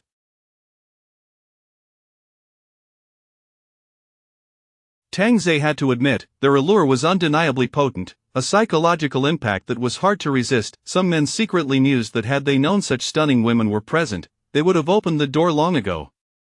"Wait, that woman looks somewhat familiar, she resembles a celebrity." It turned out to be Li Linger. How could it be that she lived here without anyone knowing? Zhuo Yong also noticed Li Linger. She was even more beautiful in person, radiant and exuding a captivating charm. The woman beside her was equally alluring, as were those on either side. Good heavens! They were all so appealing, he yearned for them all. "Hello, beautiful ladies, I am Zhuo Yong, and this is my father, the wealthiest man in Huan City." Zhuo Yong boldly stepped forward to introduce himself, immediately inhaling a delightful fragrance that was utterly enchanting. "President Xi?" Zhuo Zhixian instantly recognized Xi Meng, astonished to find her here as well. Xi Meng smiled. "Zhuo Zong, what a coincidence. What brings you here? Aren't you residing in the Shanhui community?" "Our community has become chaotic, so everyone decided to come here to take refuge." Xi Meng appeared quite at ease, while the men could only focus on her beautiful visage and the devilish figure concealed beneath her nightwear. Zhuo Zhixian sighed deeply and said solemnly, in times like these, it is we wealthy individuals who bear the brunt of misfortune. After a recent downpour, there were numerous robbers who almost stormed into our home. Thankfully, the rain deterred them, leaving several soaked and muddy as they fled. Indeed, without unity, we are vulnerable to theft and violence. Xi Meng looked resigned, yet the men seemed oblivious to her words, their gazes fixated on her face and the ample curves of her figure. Zhuo Zhixian, adopting the demeanor of an elder statesman, lamented, "Thus, we must unite, only then can we hope to survive. A selfishness will surely lead to our downfall." Zhuozong is absolutely right, I wholeheartedly agree. Xi Meng replied with a smile, though a glint of coldness flickered in her eyes. At that moment, Zhuo Yong discovered there were fruits on the coffee table in the living room. Good heavens, you actually have fruits to eat. Without waiting for any objections, Zhuo Yong dashed over and bit into a half slice of watermelon. As he munched, he exclaimed, "Damn, I used to disdain watermelon, but now I find it exceptionally sweet." Watermelon, you say? The men, upon hearing this, flocked to the living room, taking fruits without hesitation, as if they were their own belongings. Tang Ze observed with a grin, while Li Linger, feeling a bit frightened, leaned against him, clutching his large hand tightly for her. She had given everything to Tang Ze, he was her entire world. If anything were to happen to him, she feared the men would turn her into a mere plaything. The men devoured the watermelon voraciously, disregarding their image. It was worth noting that anyone residing here was a boss of sorts, and watermelon juice dripped from their mouths, staining the expensive carpet. Sun Ting and Yi Qingyi were nearly livid. After all, that was where they intended to sleep tonight, and they would need to replace the carpet, those good-for-nothings. "Xiaobai, Linger, please cut some more watermelon for the gentleman." "The wealthiest have yet to have their share," Tang Ze generously suggested, which pleased Zhuo Zhixian immensely. This young man showed him great respect, even a hint of reverence. Xiaobai, still a bit anxious, took Li Linger to fetch more watermelon, while the men in the living room continued to eat, their greedy eyes fixated on Xiaobai and Li Linger, particularly Zhuo Yong, whose malicious intent was barely concealed. As the watermelon was brought to the table again, the men who had not yet had their fill lunged for it, while Zhuo Zhixian refrained from joining in, mindful of the image of the wealthiest man. Internally, he berated his son for not bringing him a slice. Tang Ze, smiling, handed a piece to Zhuo Zhixian. "Here, Zhuozong, try this, it's incredibly sweet." "Thank you, young brother, there are indeed many good people around." "Indeed. I've encountered nothing but villains, including women." Tang Ze's comment drew discontented glances from the girls, who protested, "How are we bad?" Zhuo Zhixian, momentarily perplexed by the remark, shifted the topic while savoring his watermelon. "Even in winter, Huan City rarely drops below zero. This cold weather is truly a cherry on top." Tang Ze pulled out a pack of cigarettes and offered one to Zhuo Zhixian, who was taken aback. "You even have cigarettes?" Zhuo Zhixian accepted the cigarette without hesitation, placing it between his lips, but there was no fire. At that moment, Tang Ze offered a lighter, and Zhuo Zhixian, without moving his hands, leaned forward to ignite the cigarette, prompting a broader smile from Tang Ze. "I've worked in Huan City for several years and have never encountered such frigid weather. Only northerners could endure it." Zhuo Zhixian exhaled a puff of smoke and chuckled, "If the temperature drops any further, even northerners may not withstand it." "You little rascal," Tang Ze, feigning innocence, produced a pack of Huazi cigarettes, only for Zhuo Yong to snatch it away. Tang Ze waited for Zhuo Zhixian to intervene, but the father merely watched without a word. Zhuo Yong, cigarette in hand, sauntered over to Sun Ting, provocatively blowing a puff of smoke in her direction. "Beautiful lady, dressed so scantily, why not strip entirely?" He reached out to tug at Sun Ting's nightgown. Sun Ting was on the verge of losing control, tempted to draw a gun and give this brat a bullet to the head. However, since the host hadn't finished his fun, she suppressed her fury, displaying a look of panic as she retreated behind Tang Ze. "What are you doing?" Zhuo Zhixian's words sounded like a warning, yet his tone lacked any sternness. Zhuo Yong flicked the ash from his cigarette, which fell onto the pristine floor, driving the cleanliness-obsessed Yi Qingyi to the brink of madness. "Just a joke," Zhuo Yong sneered. "Come on, Dad, it's been nearly a month since I last touched a woman." The other men began to form a circle around them, while two wandered off, seemingly searching for supplies. Zuozong, we need to rest, Shimeng said coolly. Zhuo Zhixian crushed the cigarette butt underfoot, and Yi Qingyi could no longer contain herself. Goodness, there are so many supplies in the garage. Suddenly, a man shouted. All the men rushed into the garage, their eyes lighting up at the sight of a small mountain of supplies. Beautiful women and abundant resources, was this not the pinnacle of a post-apocalyptic world? Witnessing the men's pillaging, Li Linger couldn't help but exclaim, "Those are our supplies." Yet her plea fell on deaf ears, and the melodious tone of her voice only fueled the men's greed. You've got quite the means, haven't you?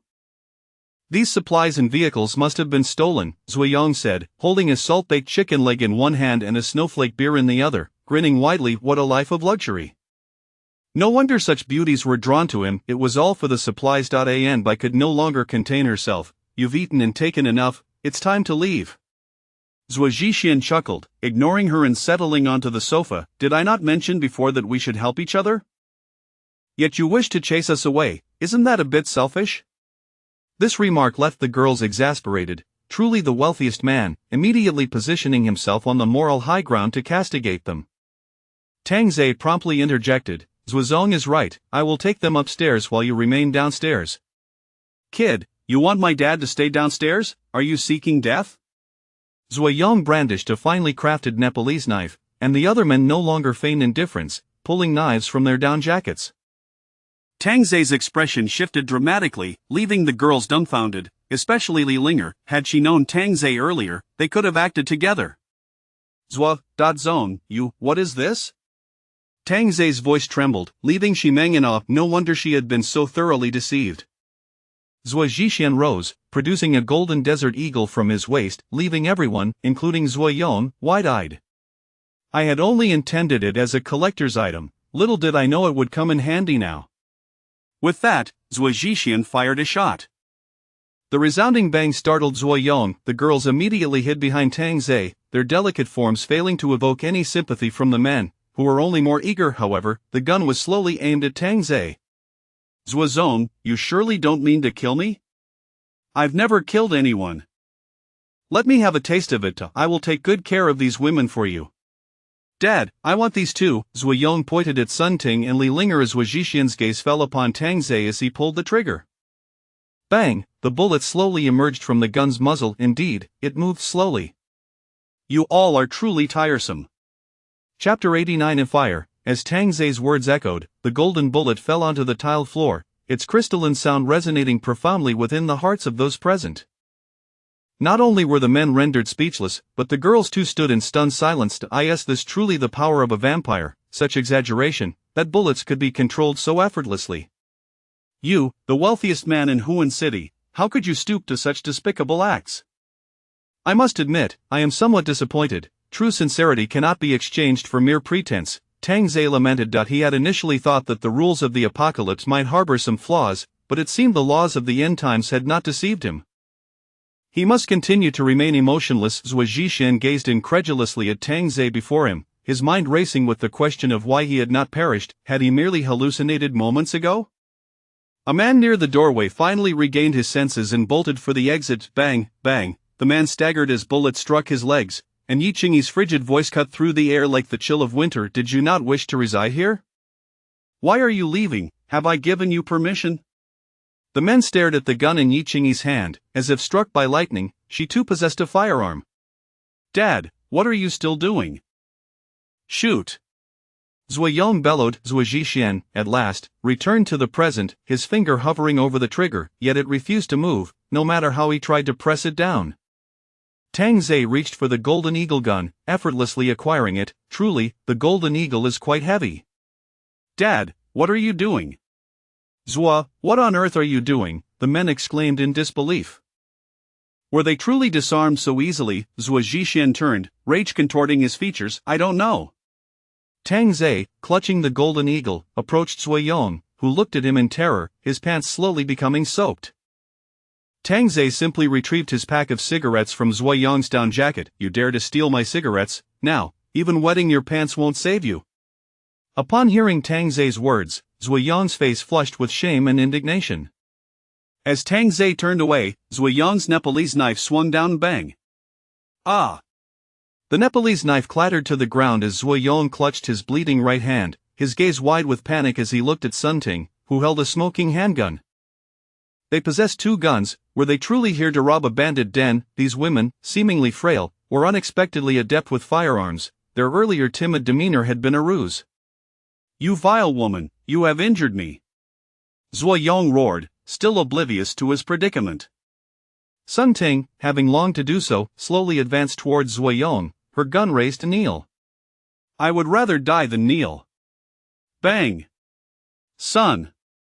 Zhuo Zhixian screamed. Zhuo Yong's eyes widened in shock, a red spot appearing on his forehead, as if his skull had been cracked open.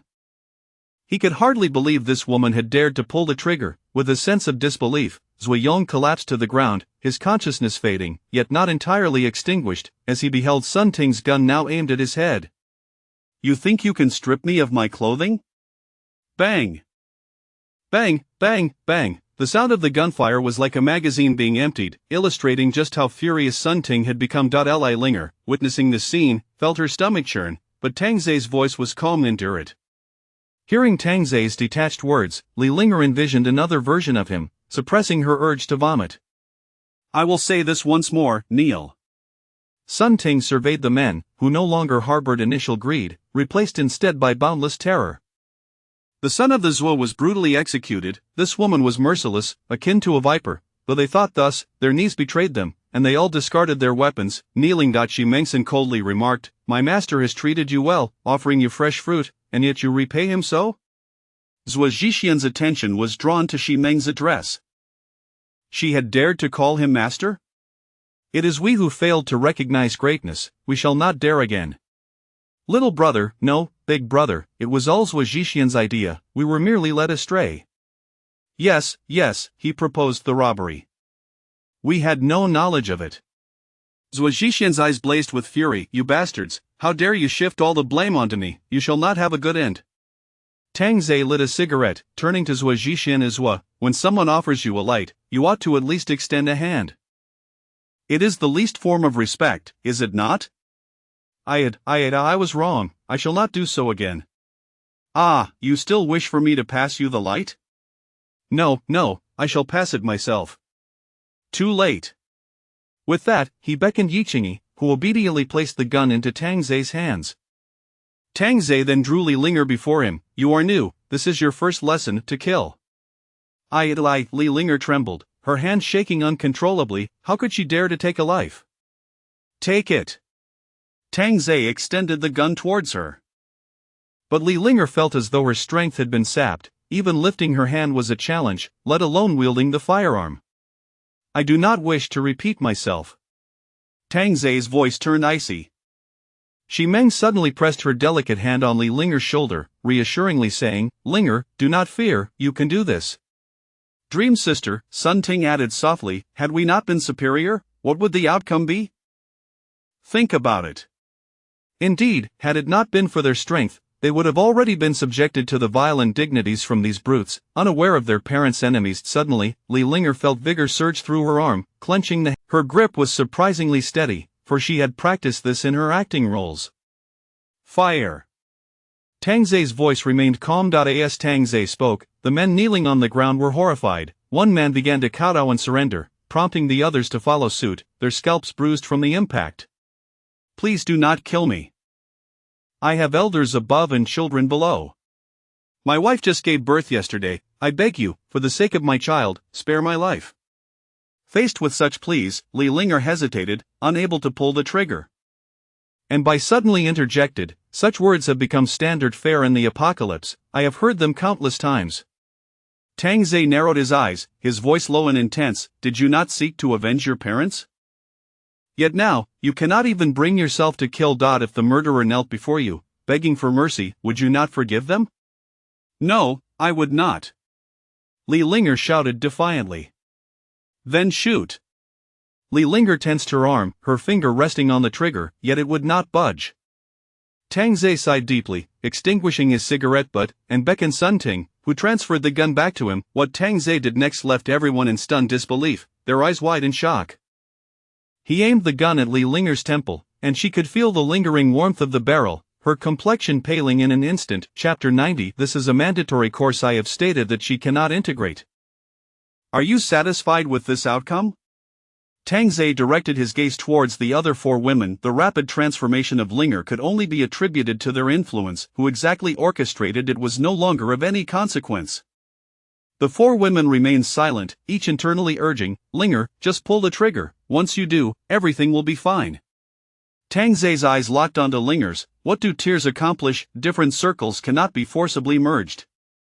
Perhaps it would be best if you did not accompany us further. Stay here. However, with the rain subsiding, it is likely that others will soon arrive to seize you. You might be taken away.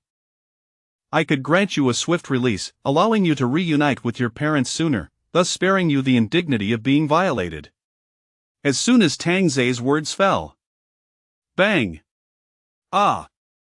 Linger screamed as she frantically pulled the trigger, each shot seeming to shatter her inner fragility, obliterating any semblance of compassion. The men kneeling on the ground felt as though death loomed over them. However, as the gunfire ceased and they opened their eyes, they found themselves unscathed. Glancing left and right to confirm that all were unharmed, it was merely a blind firing spree. Cock. Although the magazine had been emptied, Linger continued to pull the trigger incessantly. Change her magazine, Tang Ze stated nonchalantly, believing that simply firing the weapon would suffice. How naive. An Bai promptly approached to replace the magazine, offering Linger an encouraging embrace. The men thought it was over, only to be taken aback as she received a new magazine. Was this not sheer audacity? Consider your parents, they too were slain by these brutal individuals. As their daughter, reflect upon this. Bang! The first man on the left collapsed, a bullet through his head. There was some accuracy. It seemed she had practiced, especially at this close range of 5 or 6 meters. Yet, the recoil still caused Linger's arm to rise significantly. Tang Ze gently advised, maintain your center of gravity. Linger remained silent, firing again. The second man fell. In that moment, her gaze transformed, becoming resolute and starkly different from her earlier vulnerability, as if she had matured in an instant, adapting to the harsh realities of this dystopian world. It's either you or me. There is no third option.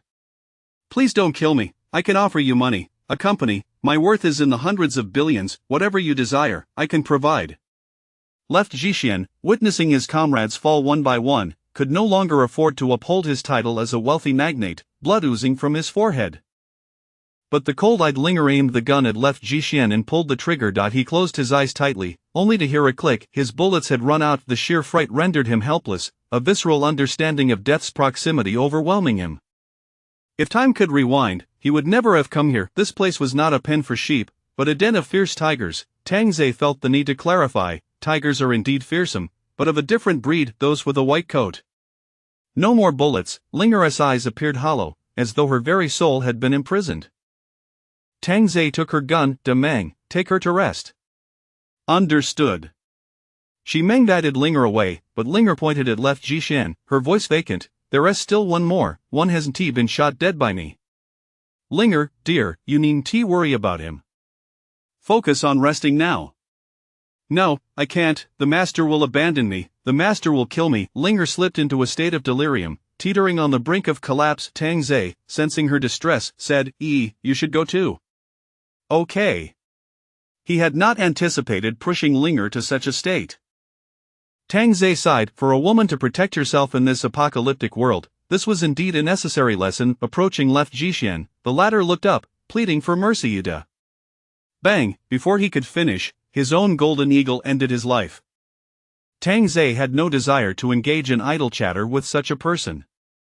You all clean up, I'm going for a walk, he stated flatly, stepping out of the blood-soaked living room, his good mood extinguished by their presence. As he exited, he looked up at the night sky, feeling as though he had not witnessed such a bright full moon in ages, the ground illuminated by its silvery glow.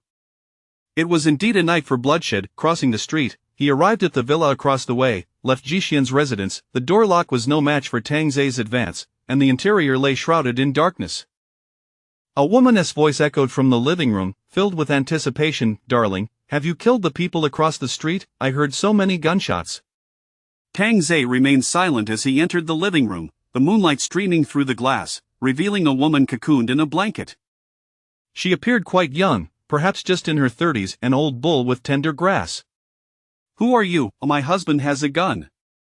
As she spotted the stranger, fear propelled her backward. Is this the weapon you speak of? The woman gazed at the gun in his hand, wide-eyed. Sister-in-law, do not be afraid, I do not harm women. After a moment, a gunshot rang out from the villa, and Tang Ze emerged, taking a deep breath as he returned to Linger's villa. The bodies lay discarded on the lawn. Upon entering, he found Sun Ting and in by mopping the floor, while above, the sound of Linger's anguished cries echoed. Tang Ze smiled. It was natural to cry. Shortly thereafter, Xi Meng and Yi Qingyi descended the stairs, with Linger trailing behind like a startled little rabbit, her eyes swollen and red, evoking pity. Everyone, please tidy up, Tang Ze stated without glancing at Linger. Faced with Tang Ze's indifference, Linger bit her lip, lowering her head in silence. Xi Meng gently reassured, go on, he won't blame you. He enjoys frightening people the most, Yi Qingyi added. While it was true that Tang Ze relished instilling fear, one never knew when he might become serious. That was the truly terrifying aspect. Linger inhaled deeply, taking small steps towards Tang Ze, who still did not lift his gaze, softly instructing, first, attend to the cleaning, we shall discuss other matters later. Tears, as large as pearls, cascaded down her exquisite face. I was wrong. What was your error? This question left the other four women momentarily stunned. Those three words seemed to belong to women in the past. I was cowardly. I cry too easily. Weren't you the one boasting of your strong adaptability? I have no desire to traverse the world with a weeping woman by my side. Linger immediately wiped away her tears, her gesture reminiscent of a child. The night is still young, and your trials have yet to conclude. This rain won't cease anytime soon. Tang Ze gazed at the eerie full moon outside, as if aware that the darkness cast a luminous glow, inciting humanity to engage in bloody slaughter. The girls peered out the window. Previously, the rain had ceased for only 10 minutes. This time, it had been over 20 minutes. Chaos must surely have erupted in the streets and alleys. Chapter 91. The apocalypse has just begun. I shall not disappoint you again, Li Linger said respectfully. Tang Ze gently patted Li Linger's head, a gesture that eased her previously tense disposition, for she had indeed been quite frightened earlier. With a wave of Tang Ze's hand, 5 automatic rifles, the 416 Hong Kong dollars, materialized upon the coffee table. Beside them lay an array of accessories: gun barrels, scopes, grips, magazines, and over 10 boxes of 5.56 ammunition. Once the cleaning is done, each of you will receive a weapon. The one with the highest kill count shall be granted a wish. Such a reward was undoubtedly a considerable temptation, prompting the 5 young women to hastily scrub the floors, spray freshener, and replace the carpets. Soon, they found themselves seated beside the coffee table, each with an ammunition box at their side, eagerly loading bullets into the magazines. Neither Li Linger nor Xi Meng had any familiarity with automatic rifles, and even Xi Meng had never handled such a weapon. Enbai took it upon herself to instruct Li Linger, while Sun Ting guided Xi Meng, focusing on some basic designs since there was no time for disassembly knowledge. It's more suitable to attach a red dot sight, use this right-angle grip, and this longer barrel. It will enhance accuracy, Enbai advised, resembling a seasoned veteran as she equipped Li Linger. Sister Xiaobai, how do you know so much? Enbai proudly placed her hands on her hips, declaring, who says girls can't handle guns? Besides, I adore our master. This declaration elicited laughter from the girls present, while Tang Ze, polishing his machete, couldn't help but smile at their playful banter. Go outside and fire a few shots to acclimate to the recoil. We wouldn't want you to embarrass yourselves later, Tang Ze cautioned, having already witnessed Enbai and her companions adapt throughout the day, while Xi Meng and Li Linger had yet to experience a single day of preparation, with the outside world teeming with potential threats. As they opened the door, Xi Meng and Li Linger raised their weapons, feeling the weight of the automatic rifles. A bang, the sound of gunfire resonated through the night, distinctly alarming the surrounding residents, who were left bewildered as to whether they were hearing fireworks or gunshots. Experiencing the recoil of an automatic rifle for the first time, both Xi Meng and Li Linger were taken aback. The report was markedly different from that of a handgun. Grip tightly.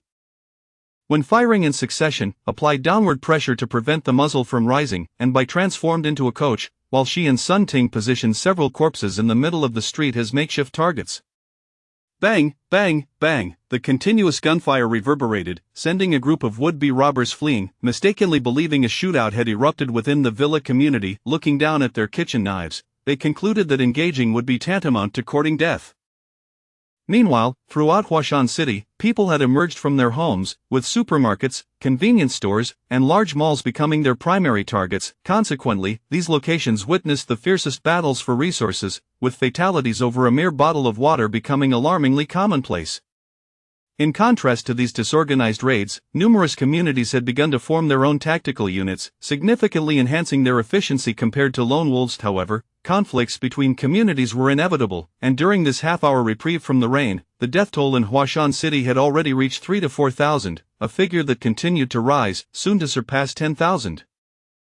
The streets were littered with corpses, while emaciated individuals scavenged for sustenance among the dead. Discovering nothing. In their desperation, they resorted to cannibalism, a sight both grotesque and terrifying. Such scenarios were becoming increasingly frequent, as not everyone possessed the strength to fight for food. Many, having been confined at home for days, lacked the energy to seize provisions, and those in frail condition often succumbed after falling. The apocalypse, it seemed, had truly arrived. In the Happiness community, a fleet of vehicles, many stripped to their wheels, numbered over 30, with an elderly man's vehicle at the forefront, yet, trailing behind this vehicle were gruesome severed heads, eliciting an intense sense of discomfort. Inside the community, a brutal slaughter and plunder unfolded, as this group of assailants left no survivors, executing all, regardless of gender, and collecting resources of the leader. A man in his 30s clad in a black overcoat with a neat buzz cut, bore a stern expression devoid of emotion. In his right hand, he wielded a tang knife, its scabbard showing signs of age, suggesting it had seen many years of service. Many followers behind him brandished an assortment of cold weapons, including a green dragon crescent blade, which he used to swiftly behead a homeowner, demonstrating a mastery of technique honed through practice. Please, please don't kill me. I can be your woman, I'll do anything you ask. A woman in her mid-20s pleaded, kneeling desperately. The man's gaze remained calm as he swiftly drew his knife, severing her head with a single stroke. Leave no supplies behind, Luo Chang reiterated, wiping the blood from the blade before sheathing it with an air of nonchalance.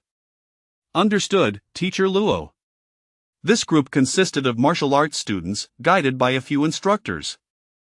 After enduring several skirmishes within their school, only these individuals remained, having anticipated starvation, but with the rain's cessation, they surged into the city, killing indiscriminately. That elderly vehicle was Luo Cheng's transport, the severed heads hanging behind it belonging to vanquished foes, including 2 former colleagues.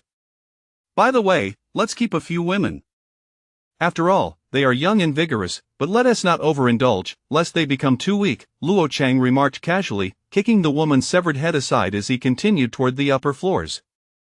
Before long, the entire community fell silent, nearly all inhabitants eliminated, and all resources transported downstairs, where several young men tossed women into the trunk.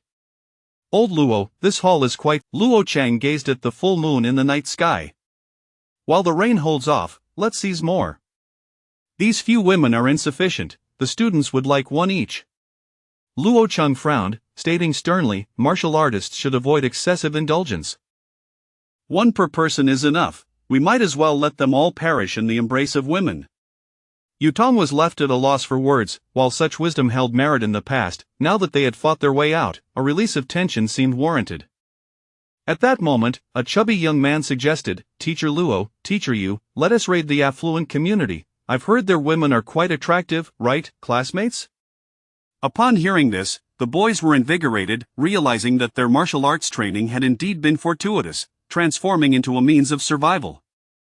Old Luo, let the students indulge for one night. Don't be so strict. Luo Cheng glanced at Yutong, who replied with a grin, let us head to the Shanha community, that's where the wealthy of Huashan City reside. If we eliminate them, we can claim their luxurious quarters. Then let's proceed.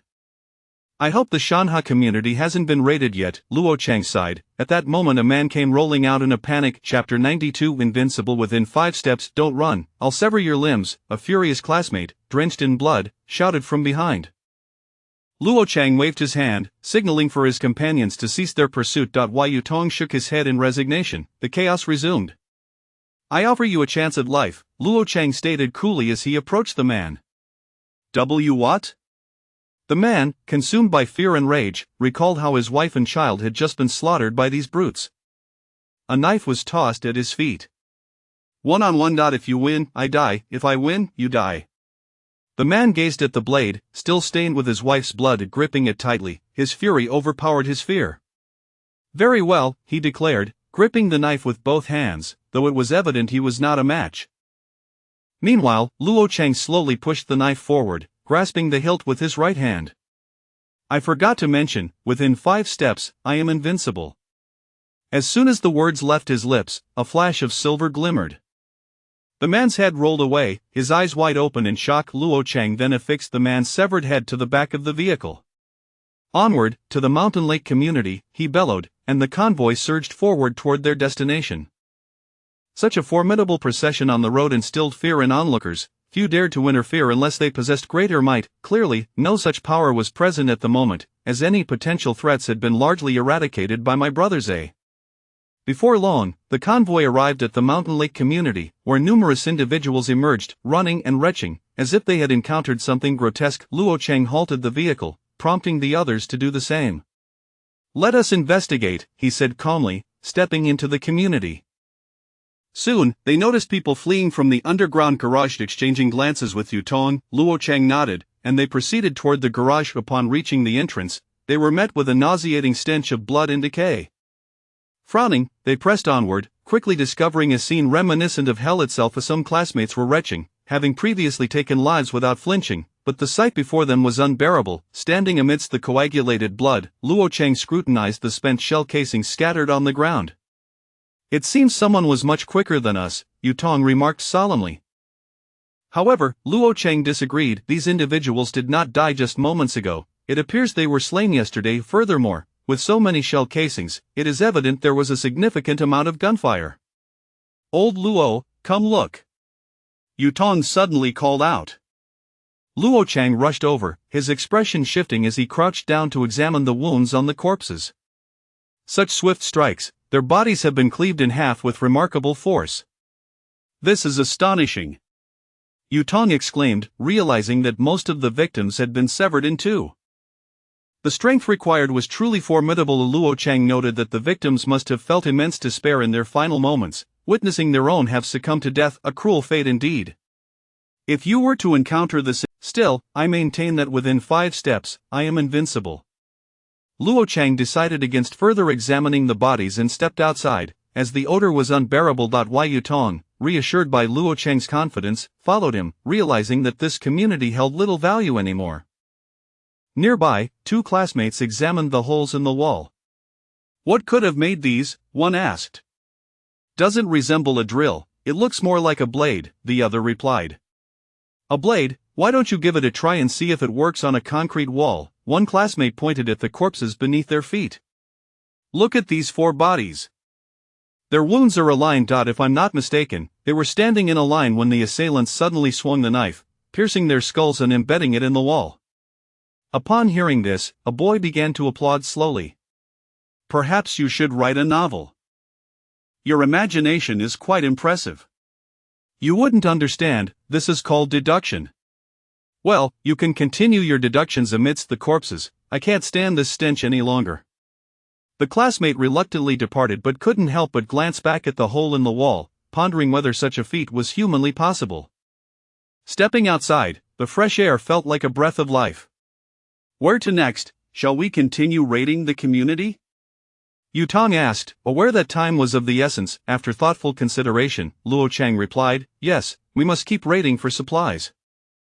I sense the weather will grow increasingly frigid, and without adequate provisions, we may perish from the cold. Classmates, get in the vehicles, we shall continue our raid on the community. Teacher, I've heard there's a wealthy community nearby, filled with villas owned by affluent individuals. Luo Cheng raised a hand to halt them, speaking gravely, our primary objective is to gather supplies. If it aligns with our route, we may proceed. In a villa, Yi Qingyi played an elegant melody on the piano, while in 416 Hong Kong dollars lay atop the piano lid. The juxtaposition of these disparate items was striking. Yet, when coupled with the screams outside, the scene took on a different tone. The looting of the villa district had commenced early, as this particular residence was secluded, and they had not yet reached it. Tang Zhe had deliberately turned off the lights, not wishing to attract attention from other wealthy residents. The open door allowed the enchanting music to waft outside, drawing attention. "Brother, listen," one of the men said, as 7 or 8 of them scavenged for supplies in a nearby villa, where the entire family had been brutally slaughtered. The leader, hearing the melody, chuckled. "The wealthy indulge in sophistication, brothers, let us go take a look." As they loaded supplies into their vehicle, the sound of the piano became clearer, leading them swiftly to the villa's entrance. Unlike others, the door was wide open, and a dozen corpses lay scattered across the lawn. "Brother, this feels a bit eerie," one of the younger men cautioned. The leader dismissed his concern. "What's so strange about it? Just someone playing the piano while there are corpses outside. It's like a film, come on." With that, the leader boldly ascended the steps and entered the house. Just as he was about to cross the threshold, a chill ran down his forehead. His heart raced as he slowly raised his gaze into the darkness. A gun, the barrel of a gun. The leader instinctively began to retreat, but the figure in the shadows stepped forward, revealing a visage so stunning it nearly made him forget his fear. What a beautiful face, identical to a star from the television. "Brother, what are you doing?" the younger men called out, watching their leader back away in alarm. Li Linger had conquered her timidity by imagining herself in a performance, today embodying the role of a ruthless female assassin. "Beautiful lady, is that a toy gun?" the leader forced a smile. "Why don't you test it and see whether it's a toy?" Before he could respond, Li Linger squeezed the trigger. Bang! Chapter 93. Yet another forceful kiss. The underlings stood frozen as if struck by lightning, their leaderess head bursting with fury. The dazed minions had yet to flee when Li Linger decisively pulled the trigger. Bang bang bang. As the final shot rang out, one underling remained rooted in place, bewildered. Li Linger ejected the magazine and retrieved a fully loaded one from her waist. With a resounding shot, Siming appeared from the side, effortlessly dispatching the threat. "See, not too difficult, is it?" Tang Zhe remarked, patting Li Linger on the shoulder. She chambered a bullet and suddenly turned to plant a kiss on Tang Zhe's lips, declaring, "I will not let you down." With that, she strode out the door, leaving Tang Zhe momentarily speechless. "She certainly carries herself with a queenly grace now," Siming teased, leaving a kiss on Tang Zhe's cheek before following Li Linger out. Inside, the sound of the piano faded, and Yi Qing emerged, gun in hand, her long hair tied into a ponytail. She tiptoed over to Tang Zhe and gave him a deep kiss, then confidently followed suit.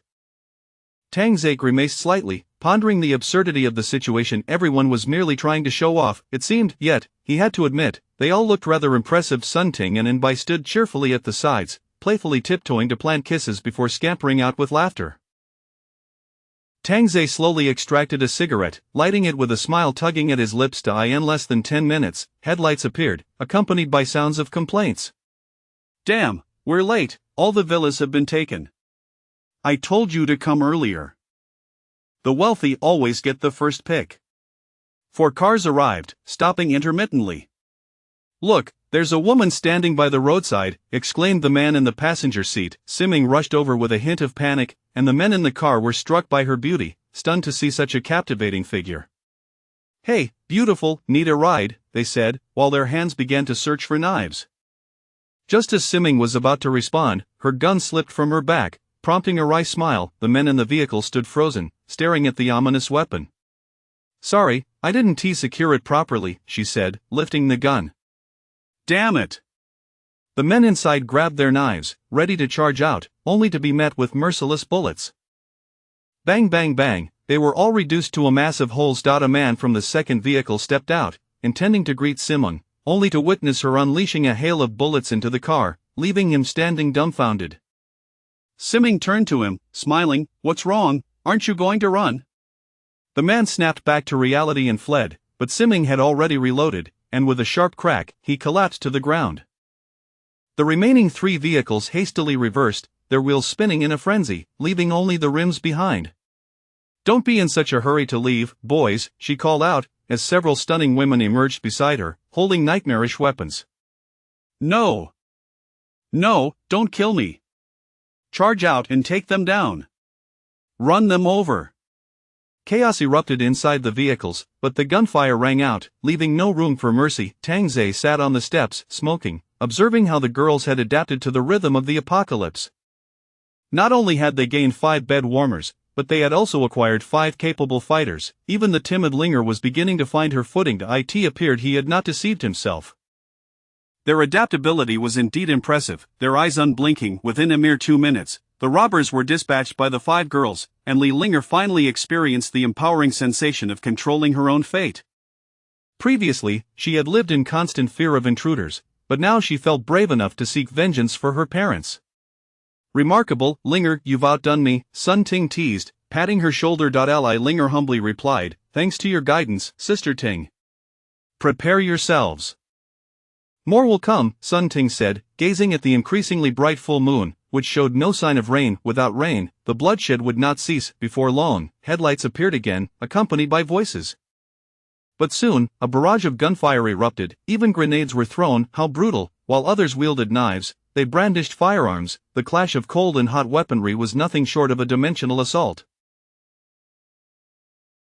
Yet, Tang Ze refrained from intervening, feeling the solitude of a master. What had once seemed impossible on screen was now a stark reality. He figured it was best to grab a bite.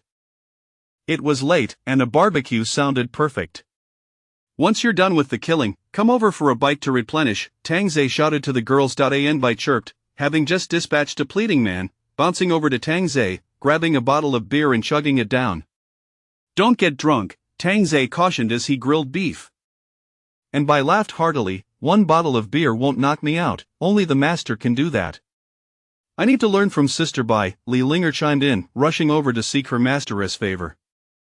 Tang Ze cleared his throat, don't follow her example, the more you learn, the worse you'll become. I want to be bad, the really bad kind, Sister Meng, come join me for barbecue. The master is treating us. Tang Ze couldn't help but chuckle, the tables had turned, and now they were teasing him, savoring barbecued meat and sipping beer beneath the full moon. It was the perfect evening, though it was merely Tang Ze's casual outing with 5 girls. Not only was it his daily life, but it was also the dream of many others. Before long, headlights brightened again, and from the sounds, it was clear that a significant number of vehicles were approaching, not just 3 or 4, but possibly 30 or 40. Everyone, hide well, Tang Ze instructed, eager to discern the origins of this group. The 5 girls dispersed into the surrounding villas, quietly waiting for their prey. Soon, the girls spotted the lead vehicle, a rickety old car. But what was that trailing behind? As the moonlight illuminated the scene, they gasped in shock.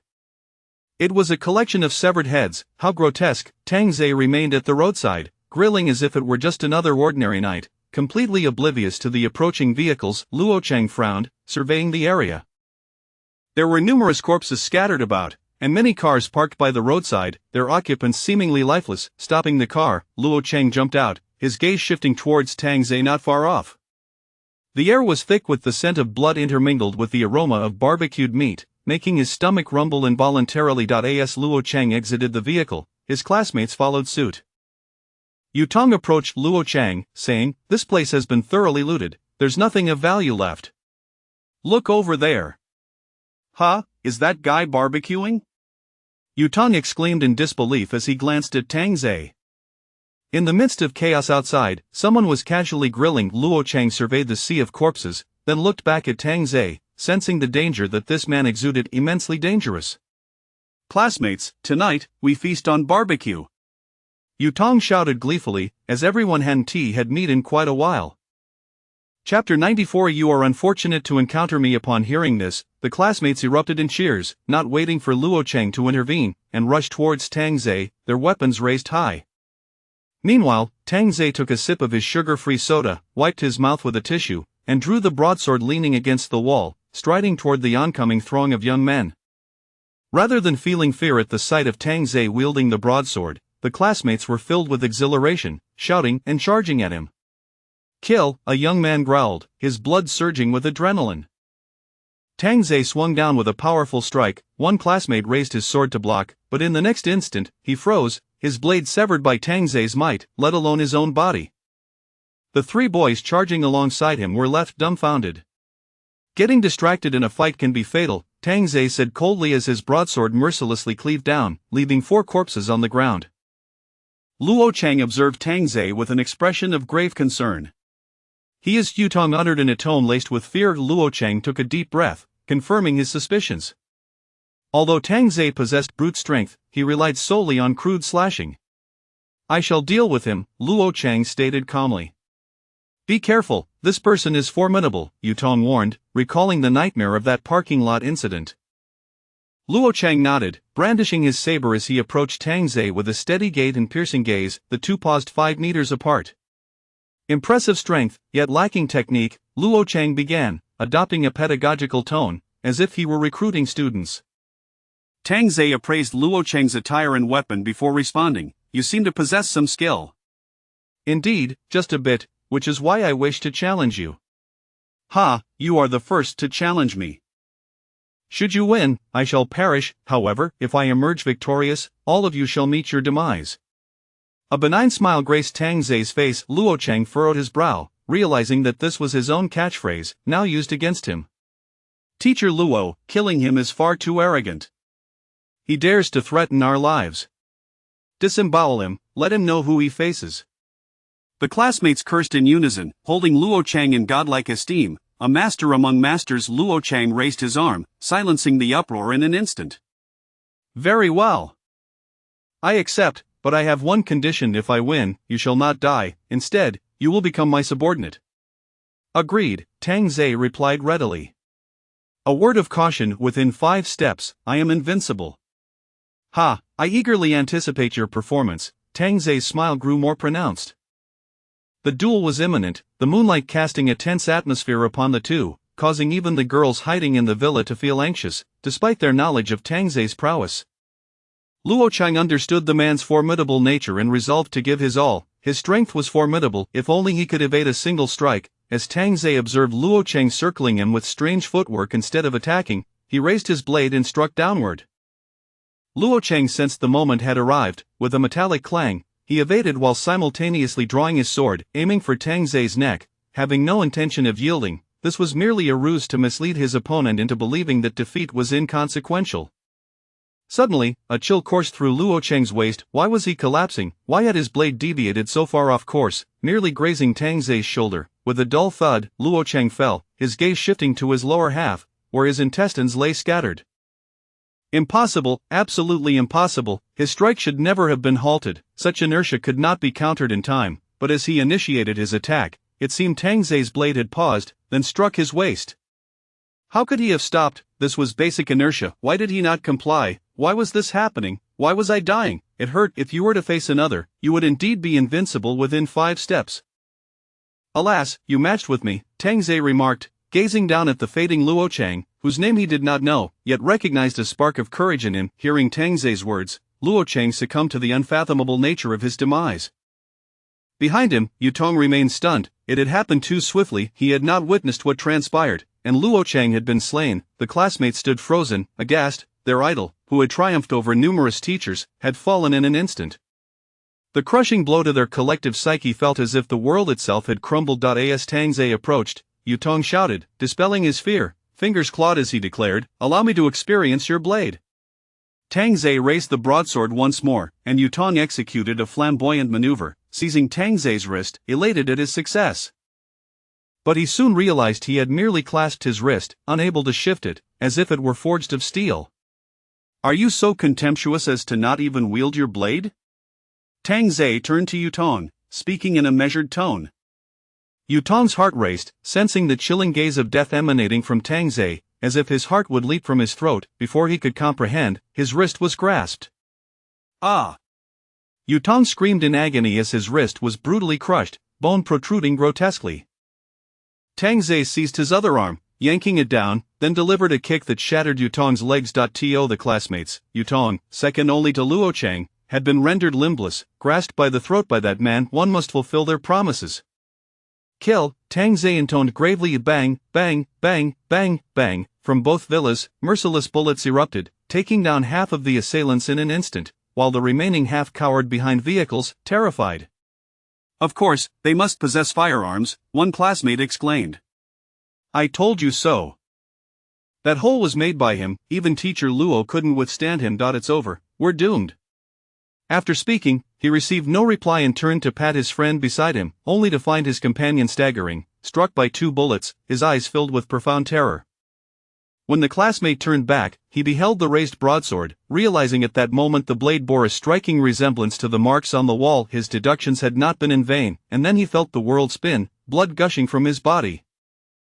The girls in the villa emerged to clear the scene, facing the oncoming youth wielding cold weapons without a hint of trepidation, their brows unflinching, as they pulled their triggers. Some hurled throwing knives, initially startling the girls. However, they soon recognized that the blades fell harmlessly to the ground before reaching them, a testament to their master's terrifying prowess. Now, they felt no hesitation. Shell casings clattered beneath their high heels, these young men unable to appreciate the stunningly beautiful legs. For each step the girls took claimed 2 or 3 lives, their slender fingers transformed into the harbingers of death, their angelic visages morphing into infernal seductresses. Chapter 95 Departure to the Sea of Clouds. This was the sensation of wielding control over life and death. Xi Meng and Li Linger finally experienced it. No longer did they need to concern themselves with the opinions of others, nor did they need to dread the threats posed by men, for they had become the very threat themselves. With the final gunshot echoing through the air, a spent shell fell, releasing a wisp of smoke as it landed upon the lifeless body. Tang Zhe, gripping the broadsword, was splattered with blood, his eyes devoid of any emotional hue, as if he had transformed into a soulless machine of slaughter. The girls gazed at Tang Zhe amidst the corpses, their beautiful eyes reflecting a strange mixture of infatuation and admiration. In this apocalyptic world, having encountered numerous men, some noble, some selfish, some ruthless, he seemed to embody all these traits. Initially, they had felt a strong aversion, constantly contemplating ways to escape his grasp, but now they found themselves desiring to remain by the side of this terrifying yet captivating man. Tang Zhe did not look at the girls, nor did he wish to fathom their thoughts. He plunged his broadsword into a nearby corpse and lit a cigarette. A thin plume of smoke ascended as he withdrew the sword, and he vaguely noticed more vehicles approaching. "It is not over yet," Tang Zhe remarked casually. The girls snapped back to reality and began counting their ammunition. A new round of carnage unfolded, and gradually, the road was strewn with bodies, resembling a pathway to the gates of hell. The villa area attracted its share of looters, but by the time Tang Zhe reached the villa's entrance, blood had already flowed to the outside, and no one dared to enter the compound. The sight of the bodies within was a clear warning of impending doom. Though fantasies of supplies and beautiful women lingered, they paled in comparison to the value of their own lives. Looting elsewhere would yield the same results. Thus, a procession of vehicles arrived at the villa's entrance, but upon seeing the bodies littered at the threshold, they immediately turned and fled. Tang Zhe and his companions returned to the villa, still riding the high of adrenaline. "Who was in first place?" Tang Zhe inquired, sipping water. Li Linger eagerly reported, "I killed 109, impressive, what about the rest of you?" Xi Meng sheepishly admitted, "I lost count. I did too," Yi Qingyi added in agreement. Turning to Enbai and Sun Ting, both shrugged nonchalantly. Li Linger quickly understood, "Sisters are leaving it to me. You must not disappoint their earnest intentions. Speak, what is your wish?" Tang Zhe was somewhat taken aback that he would grant this opportunity to a newcomer, especially to a woman as ambitious as Xi Meng. Li Linger had never imagined she could claim the top spot. Now she felt a bit dazed. "Linger, hurry and tell us," Enbai urged playfully, curious about her wish, knowing their master would surely fulfill it. I want the master to love me again." Upon uttering this, Li Linger wished she could bury herself among the corpses, her cheeks flushed crimson. The other girls were momentarily stunned, then erupted into teasing cheers, exclaiming how adept Li Linger was at charming their master, admitting they had underestimated her. Tang Zhe, equally surprised, wrapped his arm around Li Linger's delicate waist. "Very well." Li Linger buried her face in Tang Zhe's chest, even as it became stained with blood. This feeling was akin to descending into hell, yet having someone accompany you, though they had only known each other for a day, it felt as if they had traversed an eternity together. This was the man who could change a life. Encountering a girl like Li Linger was indeed delightful for Tang Zhe, yet he understood the need for balance. That night, Tang Zhe swiftly replenished 3 of his energy reserves, leaving the girls too exhausted to lift a finger.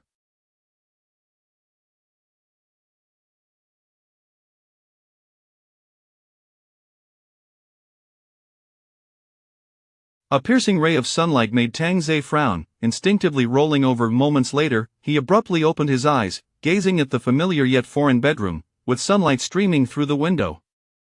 It felt as though he had returned to the world before the apocalypse, when he still needed to rise and deliver takeout. He raised his hand to touch the sunlight, finding it no different from before.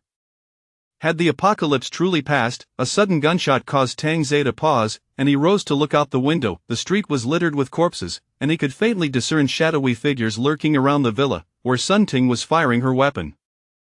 Stretching his slightly sore neck, having barely rested, working until after 7 in the morning, he noted it was now already 4 in the afternoon. Descending the stairs, Tang Ze found Li Linger cooking, Xiaobai assisting with the chopping, while Yi Qingyi and Xi Meng were busy loading magazines, each performing their designated roles with precision. "Up so early, aren't you tired?" Tang Ze teased as he descended. The girl shot him playful, pleading glances, lamenting their unfortunate fates, knowing they might very well collapse from overwork. At that moment, Sun Ting entered, a chilling gust sweeping through, making Tang Ze shiver. Despite the sun shining outside, it felt even colder than the previous night. "What is the temperature now?" "It is over 20 degrees below zero," Sun Ting exhaled, clearly relieved to be indoors, as the outside was frigid and windy. Xi Meng remarked, "I suspect it will drop to -40 tonight." "Will that allow anyone to survive?" Enbai lamented, glancing down at her attire, a mere tank top, leaving her half-dash exposed. Yi Qingyi, silently loading magazines, wore a furrowed brow, and Tang Ze understood why. He had initially planned to depart for Yunhai City today, and they were now on the verge of doing so. "Everyone, get ready. We're heading to Yunhai City," Tang Ze announced, gently patting Yi Qingyi's head, assuring her that he would fulfill his promises. Upon hearing of the impending departure, Yi Qingyi finally broke into a smile. "Thank you. I prefer a more action-oriented expression of gratitude." Yi Qingyi immediately leaped forward, wrapping her arms around Tang Ze's neck, offering him her sweet, red lips. This, without a doubt, drew playful jeers from the other girls. Sun Ting exclaimed, "It seems Yi has found a new affection." This comment sent Yi Qingyi chasing after her in embarrassment. With the growing number of companions, Tang Ze decided it was time to change vehicles, opting for one that was still comfortable, preferably with a large bed. Soon, he settled on a motorhome, a 2-story design with an apocalyptic aesthetic, equipped with treads, fully automated driving, and opulent interior furnishings. The lower level comprised a living room with an entertainment area, a tea room, and even a KTV, while the upper level had been transformed into a spacious bedroom, capable of accommodating even 20 more women. It was a veritable fortress for the apocalypse. When such a vehicle stood before them, Li Linger marveled if Tang Ze possessed a pocket like Doraemon's. How astonishing! The other girls seemed unfazed. With Tang Ze, nothing was truly surprising anymore, though the vehicle still elicited gasps of awe. Once inside, the girls shed their down jackets, relishing the warmth within by flopping onto the soft carpet and rolling about. "It feels like we're on a vacation." "Indeed, while others struggle to survive, we are thriving," Sun Ting mused, grateful that fateful day when she had knocked on Tang Ze's door. It was as if the heavens had opened a door to salvation for her. Chapter 96. It snowed. If heaven were to grant another chance, I would still choose to knock on that door of survival. It is not only Sun Ting who harbors such sentiments. Enbai and Yi Qingyi feel similarly. Had it not been for Tang Ze, these beautiful young women might now be uncertain of their very existence, perhaps even devoured by misfortune. "Let us set off." With a resounding roar, the broad tracks began to move, crushing the remnants of the fallen beneath them. One would expect a jolt within the vehicle, yet it glided smoothly as if traversing flat terrain. The sheer weight of the vehicle, far exceeding that of an opulent golden Maybach, rivaled that of a tank, effortlessly shattering the ordinary cement road beneath. In no time, the tracks were smeared with blood and flesh, the bodies crushed into the ground, utterly immovable beneath the steel leviathan. Witnessing such a display, Tang Ze mused that it should have been employed much sooner. It was certainly superior to smaller vehicles. The only drawback was its sluggish pace, with 2 trails of blood marking its passage. The vehicle exited the villa district, disregarding the parked cars, which were simply battered aside. "Wow, impressive," Xiaobai exclaimed, clapping her hands in excitement, her innocence reminiscent of a child. Xi Meng was taken aback, realizing she was no match for Tang Ze. Thankfully, her beauty afforded her some reprieve. Otherwise, she might have found herself without a ticket. As they approached the highway, traversing through the city, the sight of this colossal machine rendered onlookers speechless. How could such a thing exist? Vaguely, they could discern figures within. On the streets, many stood, pointing and whispering about Tang Ze. My goodness, is that an armored RV? How fearsome! It seems there is a lovely lady inside. Her figure is stunning. What good is that? The disaster has passed. Indeed, it's merely a bit chilly now. Rescue will arrive shortly. You killed 2 people last night. Surely, they will apprehend you and execute you. A man nearby turned pale, his thoughts racing at the sudden sunlight, haunted by the knowledge of his actions the previous night, fearing the inevitable reckoning. Tang Ze lounged on the plush sofa, while the starlit Li Linger massaged his shoulders. An Bai brought forth a platter of fresh fruit, with Yi Qingyi and Sun Ting flanking them, now feeding him directly with their mouths instead of their hands. Each piece of fruit was accompanied by a deep kiss, causing Yi Qingyi and Sun Ting to blush, their hearts aflutter. Why has the commotion ceased? Why are they standing idly in the street? An Bai asked, setting the fruit platter down with curiosity. Shi Meng chuckled as she playfully patted Tang Ze's leg. They probably think the apocalypse has ended. If they continue their violent ways, they risk being caught. Indeed, just look at those men, they no longer exude the frenzy of last night, their faces ashen, Li Linger observed, noting the subdued demeanor of the thugs who had laid down their weapons, appearing somewhat dazed.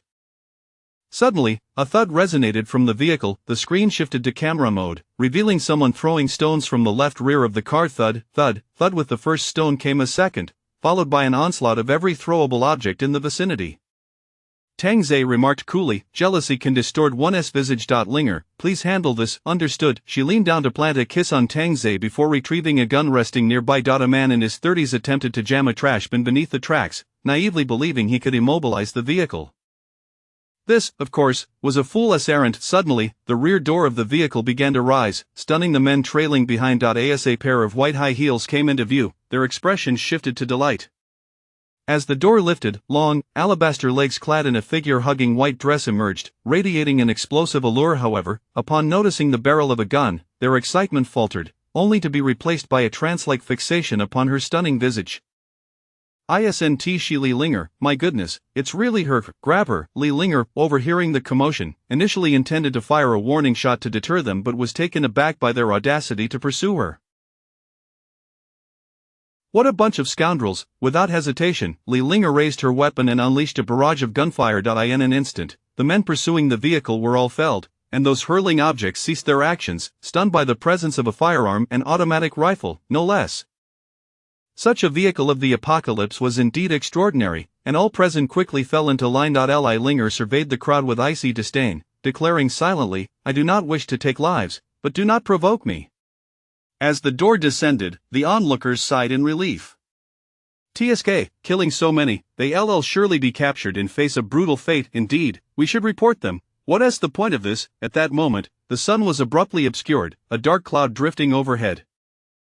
Some despondent men looked up at the sky, their hollow gazes regaining a semblance of life. Suddenly, one man erupted into wild laughter. Excellent, the apocalypse is not over, ha ha ha. I will not face retribution. Just now, someone dared to threaten me, and I shall end them. Brother, no. In an instant, the city, which had seemed to calm, plunged back into chaos, with some individuals rushing home in panic.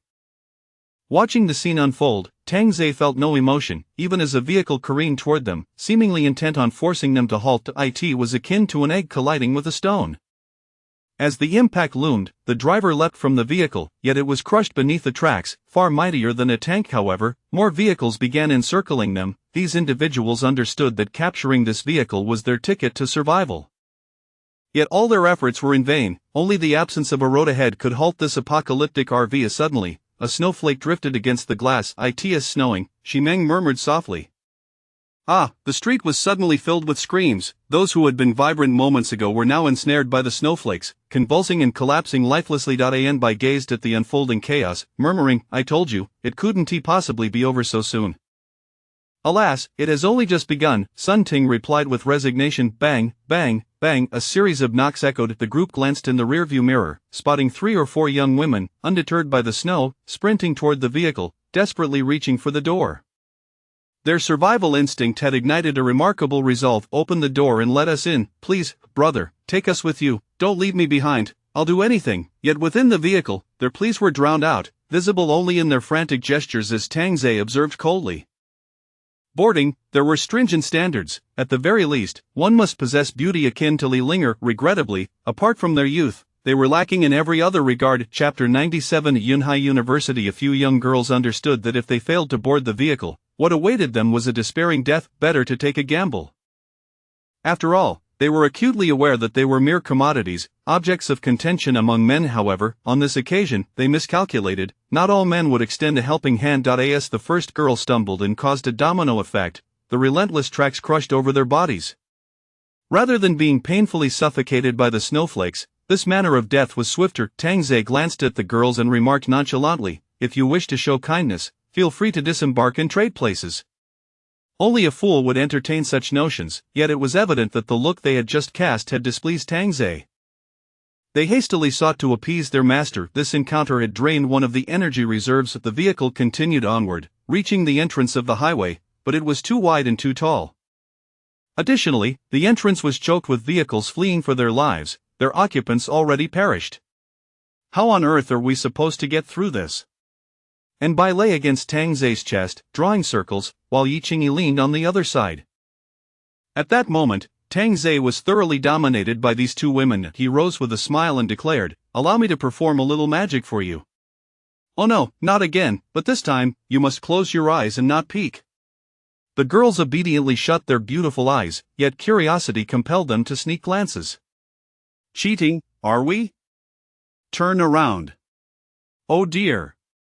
The girls protested, their playful voices reminiscent of 5 large kittens. Before the unyielding Tang Ze, they ultimately had to comply and turn away. Tang Ze directed his gaze toward the toll booth, witnessing it begin to tremble and, in an instant, collapse. Once he completed the task, he plopped down onto the couch, feeling dizzy. Though a telekinetic was indeed powerful, such a grand objective was still quite taxing. "Master, what is wrong?" Seeing Tang Ze suddenly weaken, the girls grew anxious, fearing that if anything were to happen to him, their own lives would be forfeit. Tang Ze, noticing their worried expressions, couldn't help but chuckle. "I'm not dead yet, why the long faces? You nearly scared us to death."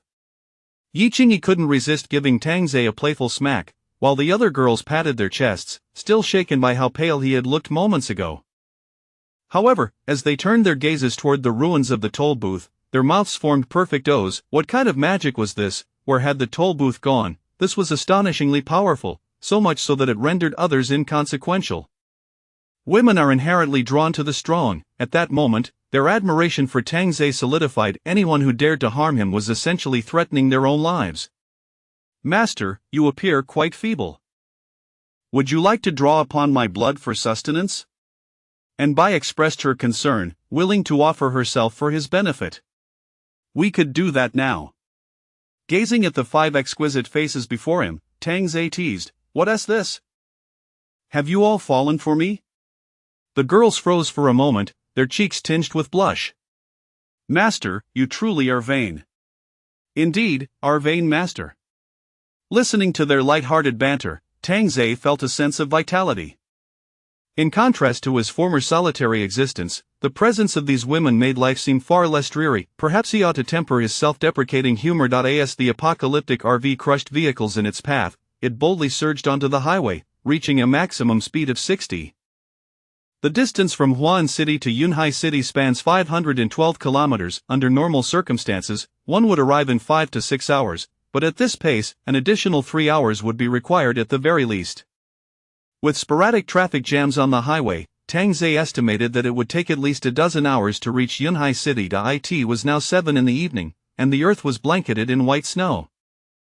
They anticipated arrival at the destination by 6 or 7 in the morning. As they charged their energy reserves, the group gathered together to play cards, accompanied by the live rendition of Li Linger's songs. However, when Tang Ze offered his opinion, he declared that the sweetest melodies were those sung by Li Linger from the bed, evoking a soul-stirring resonance. It's your turn to draw a card," Simeng reminded. Yi Qingyi replied, still appearing somewhat distracted. Sun Ting played a 5 of dots, stating, "The rain stopped yesterday, and there are several areas where robberies are concentrated. The university is one such place. Although there are no supplies, it houses many young and beautiful girls." "Isn't that the truth?" "Those brutes are especially fond of that." 9 of dots, Simeng scoffed, harboring a deep disdain for men who prey upon women. "What, you say Tang Ze is one of them?" Simeng argued, asserting that their master relied on charm to attract, and each of those present was there of their own volition. Tang Ze, drawing a card, remarked nonchalantly, "Please don't frighten her. If something were to happen, there would be no remedy." Yi Qingyi's eyes immediately glistened with tears. Simeng and Sun Ting exchanged glances with Tang Ze, realizing that this was indeed a proper scare, enough to bring her to tears.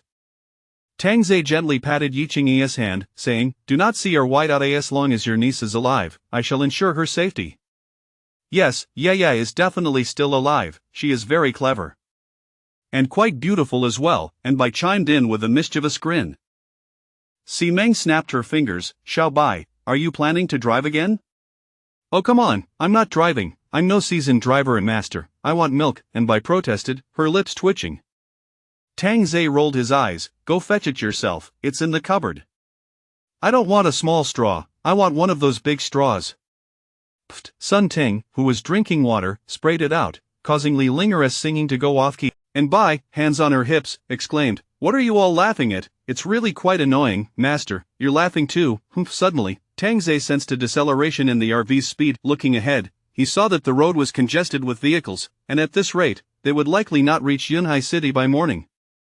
It seemed necessary to make some modifications to the front of the vehicle, installing a triangular shovel to clear the obstructing cars without reducing speed.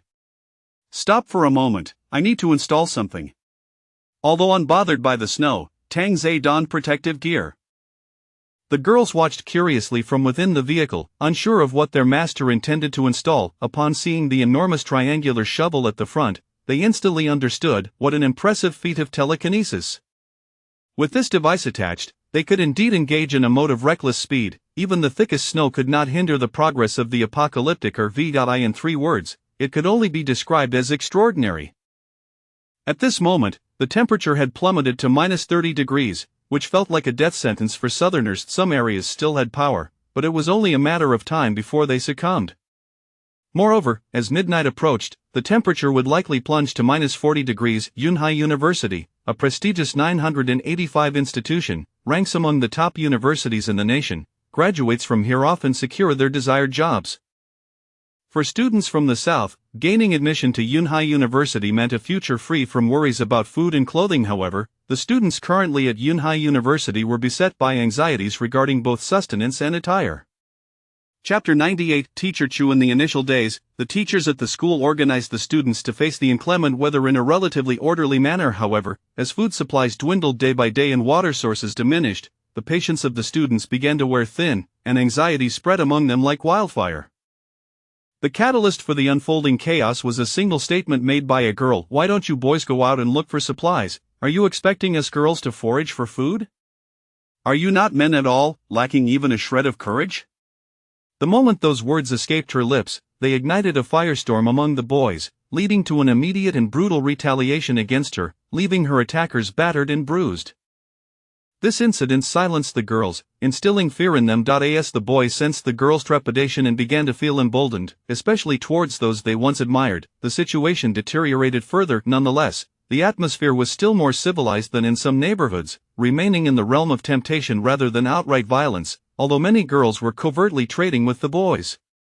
Yet, with the temperature plummeting and the rain having ceased, many individuals began storming into the school, targeting the younger girls. The boys were naturally unwilling to allow this, resulting in a brutal confrontation. The boys sustained severe casualties, and numerous girls were taken as well. The dire weather conditions led everyone to contemplate the grim possibility of perishing in the prime of their youth. No longer were the temptations for food hidden, demands were now made openly. However, not all the boys had crossed their moral boundaries, a few still clung to their sense of ethics, striving to protect the girls from harm. Those steadfast boys were few, with the leader among them being a sophomore named Su Fu, a humble and kind-hearted lad from the countryside who had toiled tirelessly since the onset of the apocalypse. Disturbed by the conduct of some boys, he had chosen to part ways with them, seeking a more righteous path. The separation, however, was merely a shift from the library to the indoor basketball court, where, fortunately, power had not yet failed, allowing them to temporarily escape the cold. Su Fu, that group led by Gao Shengtian will inevitably come for us. Our numbers are dwindling, spoke Jiang Shan, one of Su Fu's dormitory mates. The other 2 dorm mates had already fallen victim to the chaos outside when the rain had stopped. What was once a group of over 100 now stood at merely 30, with more than 20 injured, tasked with the protection of over 100 girls.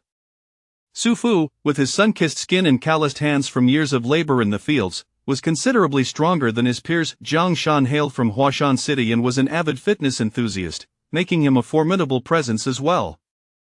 Together, they formed the core of their group's defense. Su Fu gazed not far off, where the girls tended to the injured, their spirits visibly low, yet they all gritted their teeth in hope of rescue. But after so many days, the prospect of a rescue team seemed more like a fantasy than reality. "Teacher Chu, I can't drink any more water. I am done for," a sudden voice broke through, prompting Su Fu and Jiang Shan to rush over. A boy lay there, his arm severed, the wound hastily bound with a girl's undergarment to staunch the bleeding. His pallid complexion spoke of excessive blood loss. Beside him, Teacher Chu was regarded as the most beautiful teacher in the hearts of the boys, her elegant demeanor and gentle nature captivating all, especially her eyes, which sparkled like clear lakes, maintaining their luster even in dire circumstances. "Don't say such foolish things. You are going to survive," Teacher Chu admonished firmly, but the boy managed a faint smile before slowly closing his eyes. Holding tightly to a bottle of mineral water, Teacher Chu noticed the surrounding girls beginning to weep. "Teacher Chu, there are many mats in the warehouse. We can move them," exclaimed Xia Mingyue, who rushed over, but upon seeing the lifeless boy, her previously bright expression turned to one of shock. Taking a deep breath, Teacher Chu rose, addressing the girls, "All of you, come and help move the supplies." The girls who refused to sully their hands alongside Gao Xingtian stood up, their dignity and principles intact, eager to assist. They understood that the boys needed rest to protect them, and they could contribute to the logistical efforts. "Teacher Chu, we are here to help you," Su Fu offered. Teacher Chu shook her head, "No need. We girls must also do our part. We cannot always be a burden to you." "Indeed, we are capable, you all should rest well," Xia Mingyue chimed in, her carefree demeanor earning her the affection of many boys, as her approachable nature contrasted with that of the aloof school beauty. Su Fu remained silent. The boys, having fought throughout the day, indeed required rest. "Thank you, Teacher Chu," he muttered. Suddenly, Xia Mingyue called out to the girls, "Sisters, we can also take up arms and fight those brutes. We cannot always rely on the boys to protect us." The girls paused, contemplating her words, wondering how they could possibly match up against those men. They were no more than children in comparison. Many had come merely to benefit from the situation, while she boldly stepped forward to take on the role of a hero. At least 30 girls shared this sentiment, yet over 10 stood in support of Xia Mingyue, while others insisted they could care for the injured, with one even claiming to have sprained her ankle. "All right, we are all volunteers here. No one is being forced," Teacher Chu interjected, recognizing the need for unity in this dire moment. The girls respected her authority, for she was the only teacher present. When the others had dispersed, Teacher Chu quietly addressed Xia Mingyue, "What you said earlier may have been off-putting to the boys." "What? I only wanted to help them," Xia Mingyue hurriedly defended herself, bewildered by the notion. "But after you spoke, what was the reaction of the other girls? How did their expressions affect the boys? What of their sacrifices yesterday? Human emotions are intricate," Teacher Chu explained, prompting Xia Mingyue to realize her well-intentioned words had backfired. "I'm sorry, I didn't think it through," she admitted. "However, you are correct. The girls must indeed take up arms." Teacher Chu's gaze deepened, understanding that at this stage, one must be even more ruthless than men to survive. Xia Mingyue nodded, pulling out her phone, which displayed no signal. What had become of her aunt? Was she safe? Were her parents all right? Hadn't her aunt said her husband would come to rescue her? Why had no one arrived after the rain had ceased? Teacher Chu, aware of Xia Mingyue's circumstances, sensed her aunt was likely in grave danger, especially after the events that had unfolded during the rain. Those brutes, willing to storm a university to claim women, resorted to unspeakable acts. Chapter 99 of the Aloof School. Belled Teacher Chu, "When can we return to the past?" murmured Xia Mingyue, her head bowed. At times, she felt utterly on the brink of collapse, wishing to dash into the snow and rain. Chu Lu revealed a faint smile, placing her hand gently on Xia Mingyue's delicate shoulder. "It won't be long." Observing Teacher Chu's smile, Xia Mingyue nodded, wiping her tear-stained eyes before proceeding to gather mats. Chu Lu sighed softly, inwardly questioning herself. Could they truly return to the way things were, just like yesterday, when it seemed the calamity had ended? Everyone believed that rescue would soon follow. Yet, who could have anticipated the snowfall? Some boys were even heard cheering, reveling in their newfound freedom, behaving less like individuals and more like untamed beasts. Suddenly, the lights in the entire arena extinguished. Everyone froze in shock. Su Fu shouted, "Don't panic, I'll check the circuit." He promptly departed with Jiang Shan to investigate. However, a lookout shouted, "The library over there hasn't lost power." Su Fu immediately ascended the steps and peered out the window, confirming that indeed, the library remained illuminated. Before long, Jiang Shan returned. "The circuit's fine, I'm afraid." It was Gao Shengtian who had cut the power, intending to freeze them alive. The heating had never been adequate, and now, without electricity, the temperature plummeted drastically. Chu Lu and Xia Mingyue illuminated their phones and rushed over. Chu Lu inquired, "Did the circuit trip?" "Teacher Chu, it's not that. It's likely that scoundrel Gao Shengtian's doing," Jiang Shan exclaimed, striking the wall in frustration, wincing from the pain yet filled with anger. Chu Lu glanced at the students and immediately called out, "Everyone, let us gather in the small storage room nearby. There are plenty of mats to keep warm." Some girls, poorly dressed with merely a coat, trembled in the cold, their hearts wavering. Why had they followed along, when now they could neither escape nor endure the bitter chill? Not just one girl was plagued by such thoughts, at least half of them regretted their decision, realizing that, in the face of survival, sharing a bed with a boy was not fatal.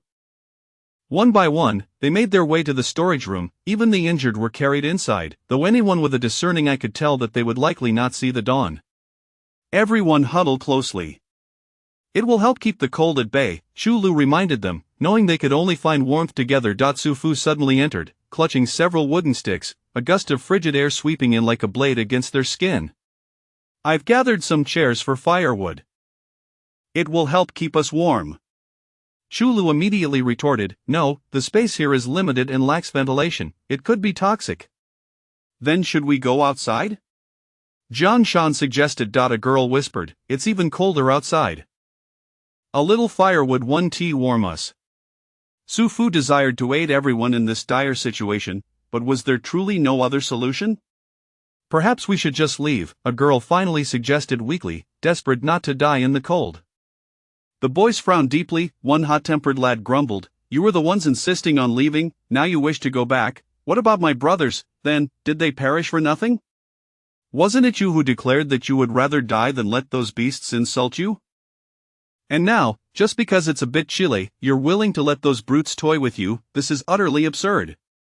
The boys seethed in indignation, feeling their sacrifice was in vain, bewildered by the thought of protecting these ungrateful creatures. Su Fu bellowed, "Quiet down." Instantly, silence enveloped the room. "Everyone has their own aspirations. Su Fu, will never force anyone to stay out. If you wish to go, then by all means." At that moment, a girl stood and called out, "Who will accompany me? Rather than freezing here, it's better to venture forth. At worst, we can exchange our bodies for warmth." "I'll go with you," a frail girl raised her hand, standing resolutely. "I'll join as well," another girl with long hair echoed, her head bowed low. The boys scoffed. It was this long-haired girl who had previously claimed to fear no power, yet now, without even a challenge, she had already surrendered. Gradually, over 40 girls chose to venture out, while many others opted to remain, resolute in their decision not to allow those beasts to touch them, even if it meant freezing to death. The departing girls began to fashion makeshift tools, for it was snowing, not raining. Proper protection was essential, or it would mean certain death. They dismantled cardboard, preparing to shield themselves, covering their bodies with it to avoid snow contact, and used plastic or metal barrels on their feet, taking advantage of the relatively shallow snow to make their escape before it deepened overnight. In the storage room, Xia Mingyue watched as those girls gradually stepped out, truly unafraid of death in their quest for survival. Suddenly, the frail girl stumbled, collapsing to the ground. Xia Mingyue gasped, for she had been on good terms with her. In mere moments, the girl began to convulse, resembling an epileptic fit, and within seconds, she ceased to breathe. "What are you all standing around for? If you don't want to end up like her, hurry and leave." With that, the leading girl spurred the others into motion. 300 meters lay ahead, and one had already fallen. Although the library was somewhat cold, at least there was still warmth. Remaining within tolerable limits, the library had gathered over 300 individuals, including 100 boys and 200 girls. The boys had dwindled significantly due to casualties. "Quick, look, those people are coming back," a girl shouted mockingly. Everyone rushed to the windows to observe. "What a farce, why are they still pretending? Shouldn't they just come here and submit?" she taunted, glancing at Gao Shengtian. But Gao Shengtian merely pushed her away, coldly declaring, "Get lost, if you come any closer, I'll toss you outside." The girl hurriedly retreated, watching as Gao Shengtian approached another girl, her heart seething with jealousy. Even in this apocalyptic scenario, he still wore a disdainful expression, acting aloof. Only Gao Shengtian could pull off such an attitude, while any other man would have long since taken action. By the bookshelves, another girl was searching for books, her exquisite face appearing remarkably calm, a stark contrast to the other girls, as if the chaos outside held no bearing on her. All knew that while the common school belle was Xia Mingyue, the aloof school belle was Lu Yudi, hailing from immense wealth, with her chariot being a Bentley GT model. Chapter 100. Ruthless means each time she disembarked from the vehicle, a throng of men would invariably gather around, eagerly anticipating the sight of Lu Yudi's graceful legs. After all, not only was she strikingly beautiful, but her figure was also exquisite. Her sole drawback was her aloof demeanor. It was not merely her personality that was frosty, but even her speech was curt and reserved, rarely exceeding 3 words. Some upperclassmen remarked that they had gone an entire year without hearing her utter a single word, leading many to speculate whether she was mute. Nevertheless, despite this, Lu Yudi's popularity eclipsed that of Xia Mingyue. The aura of the unattainable swan only serves to fuel fantasies. What are you staring at? Gao Shengtian leaned against a nearby bookshelf, his gaze fixed intently on Lu Yudi's face, particularly her soft, crimson lips, savoring the exquisite sight.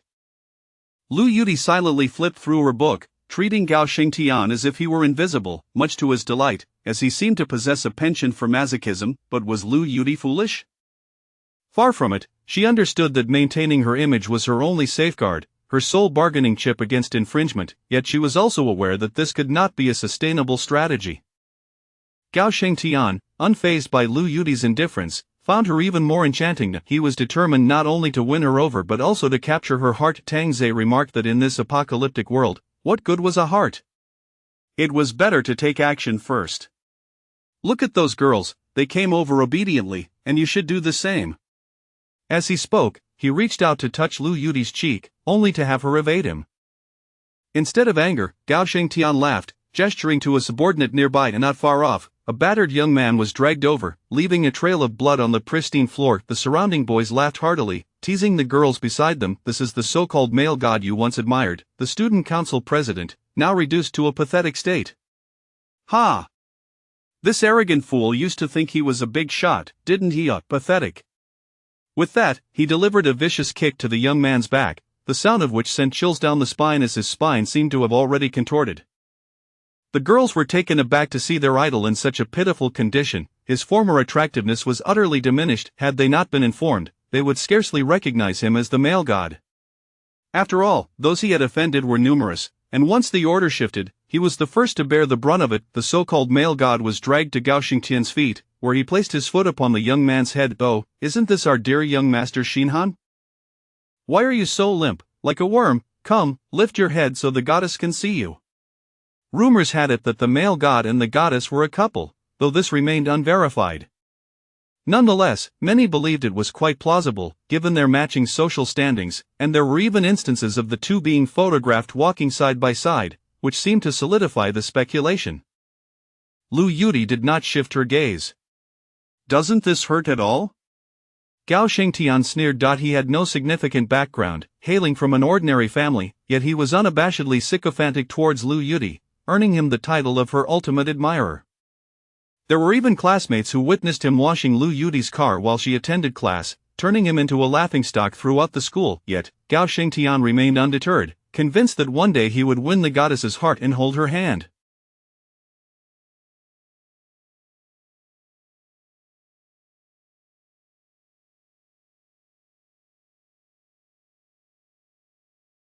However, Lu Yudi's persistent disregard only reinforced his belief that Xinhan was the stone obstructing their path, compounded by the rumors circulating within the school. As Gao Shengtian pressed down harder, Xinhan felt the pressure on his head and emitted a pained scream.